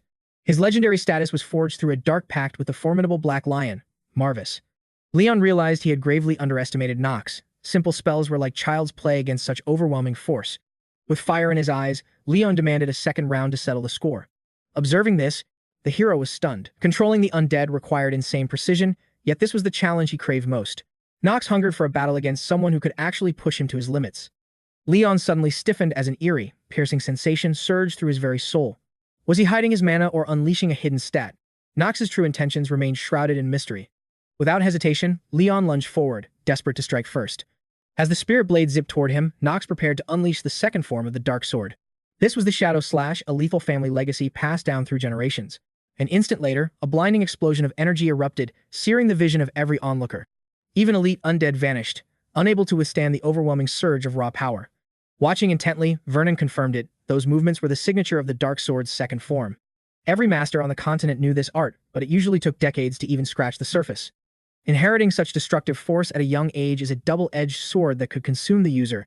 The teacher stood frozen. Mastering a divine tier skill at 15 was simply unheard of. Remarkably, Knox achieved this legendary feat while wielding a simple wooden sword. Outmatched, Leon confessed the gap between them. Knox teased that he'd happily dominate him again whenever requested. Refusing to yield, the youth prepared to launch yet another high-rank offensive against Knox. He was destined to become the strongest character within this world's lore. In this world's unique system, Manhwa logic, only Knox can force Leon to truly evolve. Knox intended to shatter Leon's ego, forcing him to face his weakness and climb to new heights. This burden rested on Knox, the man playing both the role of the villain and the hidden hero. Blades shrieked as they met again, with Leon struggling frantically to survive Knox's relentless pressure. Knox wouldn't stop. He was prepared to pulverize anyone foolish enough to block his path to dominance. Finally, Leon's weapon snapped. He bowed to Knox von Reinhover, acknowledging the gap in their true power. Knox gave credit where it was due, praising the boy's exceptional mastery over the undead arts. Stunned by the unexpected compliment, Leon offered his gratitude, his respect for Knox growing even deeper. The instructor's voice boomed, declaring the intense duel finally over. Snow White claimed victory, leaving Knox fuming as the teacher ignored his name. 𝗏𝗏𝗏 then called for more matches, letting students hunt for their next targets. Naturally, everyone targeted them, desperate to avoid facing that absolute monster. 𝗏𝗏𝗏 seethed with rage as his classmates looked down on him. Our hero finally relaxed, knowing no one dared challenge his overwhelming power. Penelope stepped toward Vernon, ready to announce the opponent she had chosen. A heavy silence fell when the princess declared she would spar with Knox. Disbelief filled the air as she asked the main character to accept. The watching students began to suspect Her Highness had a hidden, calculated motive. Knowing their history, they guessed she was out for cold-blooded revenge. Even Knox was baffled, unable to grasp why Penelope would pick him. With a smirk, she noted her sharp hearing while the system Manhwa warned him. He panicked, fearing the princess discovered his secret engagement to Dahlia. The princess urged him to stay calm and fight with his usual intensity. But she warned him not to go too far and risk imperial treason. Knox found it funny, noting her sword stance was completely useless. As a mage, her blade was weak, yet our hero lacked a strategy. The instructor didn't waste a second, ordering the fateful duel to begin. He fought recklessly, but the system Manhwa reported a level 5 nervous breakdown. The tension reached its limit. His legs buckled, but Penelope charged forward, sensing no deception. Darkness claimed him as he fainted, allowing a clean strike to his head. He hit the ground hard, leaving the princess standing in confusion. The crowd gasped, never imagining she would actually take him down. Thinking he lost on purpose, 𝗏𝗏𝗏 declared Princess Penelope the winner. The boys blamed her beauty, while the girls whispered he was still in love. Knox wanted to protest, but his drained strength left him speechless. Later, the main character woke in the infirmary, processing that bizarre duel. Staring blankly at the ceiling, he felt the weight of his disgrace. The guy couldn't understand why he fainted, a brutal reminder of his illness. Grimmery spoke from the mirror, annoyed her master slept like the dead. The devil was baffled how a sick man could ever seal her. The main character groaned, telling her to shut up as his ears rang. Tears welled in the demon's eyes, terrified her master might perish. Knox dismissed her worries, telling the powerful Grimmery to stop grumbling. She mocked him, calling him a beast who fainted like a lady. The young man sighed, explaining it was a side effect of his illness. A wicked smirk played on Grimmy's lips, delighted to find his weakness. She offered healing for freedom, but he silenced her by knocking the mirror. Knox knew better. This demon was only obsessed with her escape. The main character vowed that even in hell, he would drag her with him. Someone entered the room, forcing Knox to hide the mirror and order silence. Seeing him awake, the princess finally allowed herself to step inside. She requested a moment to speak, seeing that the young gentleman had recovered. Knox agreed, feeling relieved that Grimmery wasn't around to eavesdrop on them. Penelope asked point-blank why Knox had chosen to let her win that duel. He couldn't reveal the deadly status debuffs from this system Manhwa world. Claiming it was his own choice, he apologized for disappointing the girl. The princess noted they could have at least exchanged a few real blows. Knox bluntly admitted she lacked the skill to truly oppose his blade. Holding back or stalling the fight would have looked pathetic for both. It was a harsh truth. She was a complete novice with a sword. She assumed he simply wanted to uphold the imperial family's dignity. By yielding, he'd essentially declared his support for her over the prince. Suspecting she was overthinking things, Knox opted for a heavy silence. Penelope hoped one day he wouldn't hold back at 𝗏𝗏𝗏 Academy. She had entered not as a mere princess, but as a warrior. Understanding her pride, the young man promised to remember her wish. She then mentioned the rumors regarding his engagement to Dahlia 𝗏𝗏𝗏. The main character realized he could no longer hide the truth. Surprisingly, the girl didn't condemn him for his scandalous, forbidden love. A romance blooming against public opinion and even the emperor's direct will. She admitted she only became close to him for her own gain. She realized righteousness alone wasn't enough to rule the entire nation. Knox nearly laughed at her romanticized view of his dire situation. He felt ashamed that his careful plans had still caused such trouble. Nevertheless, Penelope thanked him, appreciating his good intentions and care.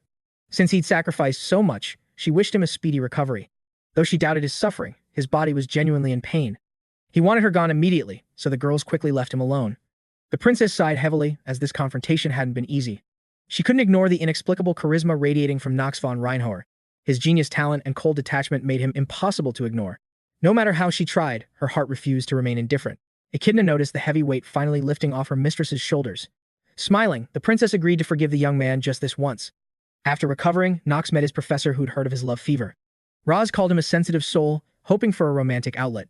He hoped this sudden passion would fuel his upcoming magical studies. Knox wished they'd stop their delusions and just shut up already. While prepping for this system Manhwa scenario, a brochure caught his eye. The hero immediately grabbed the poster to study its secrets closely. A smirk appeared. He found a shortcut through episode 2. The strategy was simple. It required a massive amount of gold. He immediately decided it was time to start farming some serious gold. Then, he turned to studying the fundamentals of imperial magic, a subject covering the basic attributes needed to cultivate magical abilities. Recognizing hidden attributes is the Academy's first trial. Students must channel mana into evaluation crystals. Elements manifest as vibrant colors and light. These sensations define their personal growth path. Ras summoned the first row to test. Knox scoffed, certain of his dark system Manhwa stats. Nobles typically inherit fixed elemental traits. Divine power belongs solely to House Xenos. As Dark Clan, Knox expected only shadows. Suddenly, blinding light pierced his dark mana. Shocked, he never expected dual elemental power. A massive energy surge erupted from within. Knox froze while Ras questioned the result. He lied, claiming he only saw purple. This white attribute was hidden from the system Manhwa interface. This anomaly shattered all known character lore. A secret past existed beyond his knowledge. The mystery of this power consumed him. Later, 𝗏𝗏𝗏 lectured on elite footwork control. Mastering movement requires a new tactical perspective. The instructor prepared his lightning-fast move. He vanished, moving with legendary speed. True mastery makes one invisible to foes. Knox knew his skills would easily dominate. He triggered Genius Hour, freezing time instantly. In this stopped realm, he moved alone. Knox laughed as the slow strike approached. Dodging effortlessly, he humbled his arrogant teacher. Students gasped at his impossible reaction speed. He coldly stated he understood the essence. A furious 𝗏𝗏𝗏 cursed his natural talent. He lied, claiming he merely studied theory. The instructor was stunned by godly reflexes. Knox was ordered to stay for training. Whispers of jealousy filled the training hall. 𝗏𝗏𝗏 snapped that only geniuses deserve time. He roared that demons would slaughter them. One student mocked the instructor's baldness. Snatching his hair, 𝗏𝗏𝗏 promised agony. He then explained the legendary light steps. The first stage requires mana transformation. Mana must be converted and focused downward. Phase 2 builds tension for explosive flow. The final leap grants speed beyond sight. 𝗏𝗏𝗏 knew rookies would struggle with mana. With that in mind, he declared the day's mission: total immersion in grueling mana conversion training. Knox grinned, eager to test his system Manhwa growth on advanced footwork, while 𝗏𝗏𝗏 watched him intently. Memories surfaced of him questioning his master about whether the continent's 7 pillars were truly that formidable. The young warrior knew all too well that 𝗏𝗏𝗏 stood among those legendary figures. Driven by curiosity, he had asked exactly where his master ranked among them. The old man laughed, admitting his talent was the weakest compared to the despotic Dark Sword and the Heaven Destroyer. Despite being called the Pillar of the Sword, his talent was nowhere near those monstrous titans. But 𝗏𝗏𝗏 found it hard to believe. To him, the old man was an unreachable peak of power. 𝗏𝗏𝗏 confessed that even in his prime, he couldn't match the boy's overwhelming gift, a talent that transcended age and experience. He snapped back to reality as his master barked at him to stop idling and get back to work. A sharp flick to the forehead followed, earning the master a look of pure resentment from the boy. The boy understood perfectly the terrifying strength and high status his master commanded. It was staggering that such a legendary figure acknowledged him as a true genius. Now, watching Knox, 𝗏𝗏𝗏 questioned if he could ever close the gap between their disparate levels of talent. Witnessing the protagonist's growth, he finally understood his master's warning about a gift that was pointless to try to surpass. He muttered aloud that Knox was far more terrifying than he had initially imagined. Dahlia sensed his thoughts and felt a wave of shame at her own inadequacy compared to her husband's brilliance. After a day of brutal training, exhaustion set in. The girl realized mana conversion demanded near-impossible focus. The instructor noted this was the wall where most fail, never mastering the essence of the technique. He then turned to Knox, demanding a demonstration of his current progress. A confident smirk crossed Knox's face as he channeled his surging mana directly into his palms. Thick tension filled the air as he shifted that raw energy down into his lower body. Unleashing his hidden reserves, he executed a lightning-fast leap, tearing through the air like a guided bolt. The protagonist vanished in a blur of speed, showcasing success that defied all common sense. His peers stood frozen. How could he master a complex technique in just a single afternoon? 𝗏𝗏𝗏 refused to offer any praise, his pride stinging at the maddening speed of his student's evolution. Knox finally skidded to a halt, scanning the crowd with eyes that burned with cold defiance. Meanwhile, Theo sat in his dim office, completely oblivious to his son's legendary breakthrough. The butler burst in, bowing low as he apologized for the urgent and unexpected interruption. The madam demanded an immediate audience, ordering the staff to bypass every scrap of noble etiquette. Formality had died long ago between them, yet Theo still grumbled about her lack of warning. Sensing his sour mood, the lady decided to cut through the tension and speak her mind directly. She had come with a singular purpose, to discuss the child born of his former wife. Her topic was Knox von Reinhover, and the family head knew this was a storm he couldn't ignore. He signaled for her to proceed as Priscilla brought up the rumors of Knox's dominance at Eldon Academy. Anxiety flickered in the old man's eyes as he demanded to know her true intentions. She pleaded for Theo to acknowledge Hartz and Alan, reminding him they were his flesh and blood too. Theo coldly reminded her of the law. Only 3 heirs per noble house could enter the academy. Therefore, his other sons would be relegated to a lesser, secondary institution. Priscilla bristled. Her sons deserved the best, and secondary schools were beneath their noble standing. Furthermore, she complained that only Knox received the family's second sword form, but Theo maintained it was his sole right to judge worth. She warned of the vassals' disapproval, but the patriarch declared he didn't give a damn about their petty opinions. Ultimately, Priscilla reached her breaking point, unable to fathom why Theo favored a son who brought only disgrace. She suspected the patriarch's bias stemmed from the boy's different maternal bloodline. The old master kept his composure, coldly warning his wife to guard her tongue immediately. Priscilla gnashed her teeth in silent fury, silenced by his overwhelming authority. She stormed out, leaving Rudfeld to desperately attempt to mend the fractured atmosphere. The butler knew their union was merely a hollow, contractual arrangement from the beginning. Despite their 4 children, the master's heart belonged solely to his second wife. It was that beloved woman who gave birth to young Master Knox. In this system Manhwa world, raw talent often outweighs the bond of blood. Theo feared his clumsy attempts at fatherhood would only push Knox further away. Rudfeld realized that not everyone possessed the vision to recognize true greatness. He hoped Knox's feats would sway her, but Theo knew her heart was stone. Whispers spread that she was already bribing the Council of Elders for support. It was clear that a bloody struggle for succession would soon ignite. The patriarch knew he must formally present his chosen successor to the vassals now. The butler found the decision ruthless, yet he had to agree with his master. Priscilla rallied her sons, urging Alan and Hartz to seize their rightful inheritance. The twins trembled, unsure how to face a brother who had become a monster. Knox had conquered the academy and secured the backing of the new ruler, 𝗧𝗶𝗲𝗍. Their mother had a plan. They only needed to train and await her signal. Noah gathered the faculty to discuss the students' transition into lethal practical training. Brass reported that several rookies were already gunning for high-tier red missions. He had come to seek the dean's final approval for the dangerous request. Another professor gasped, shocked that the protective dean would allow such reckless behavior.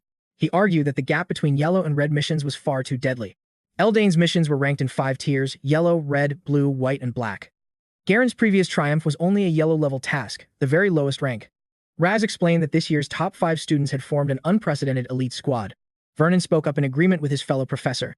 He noted that only red missions suited such monsters, especially with Snow White present.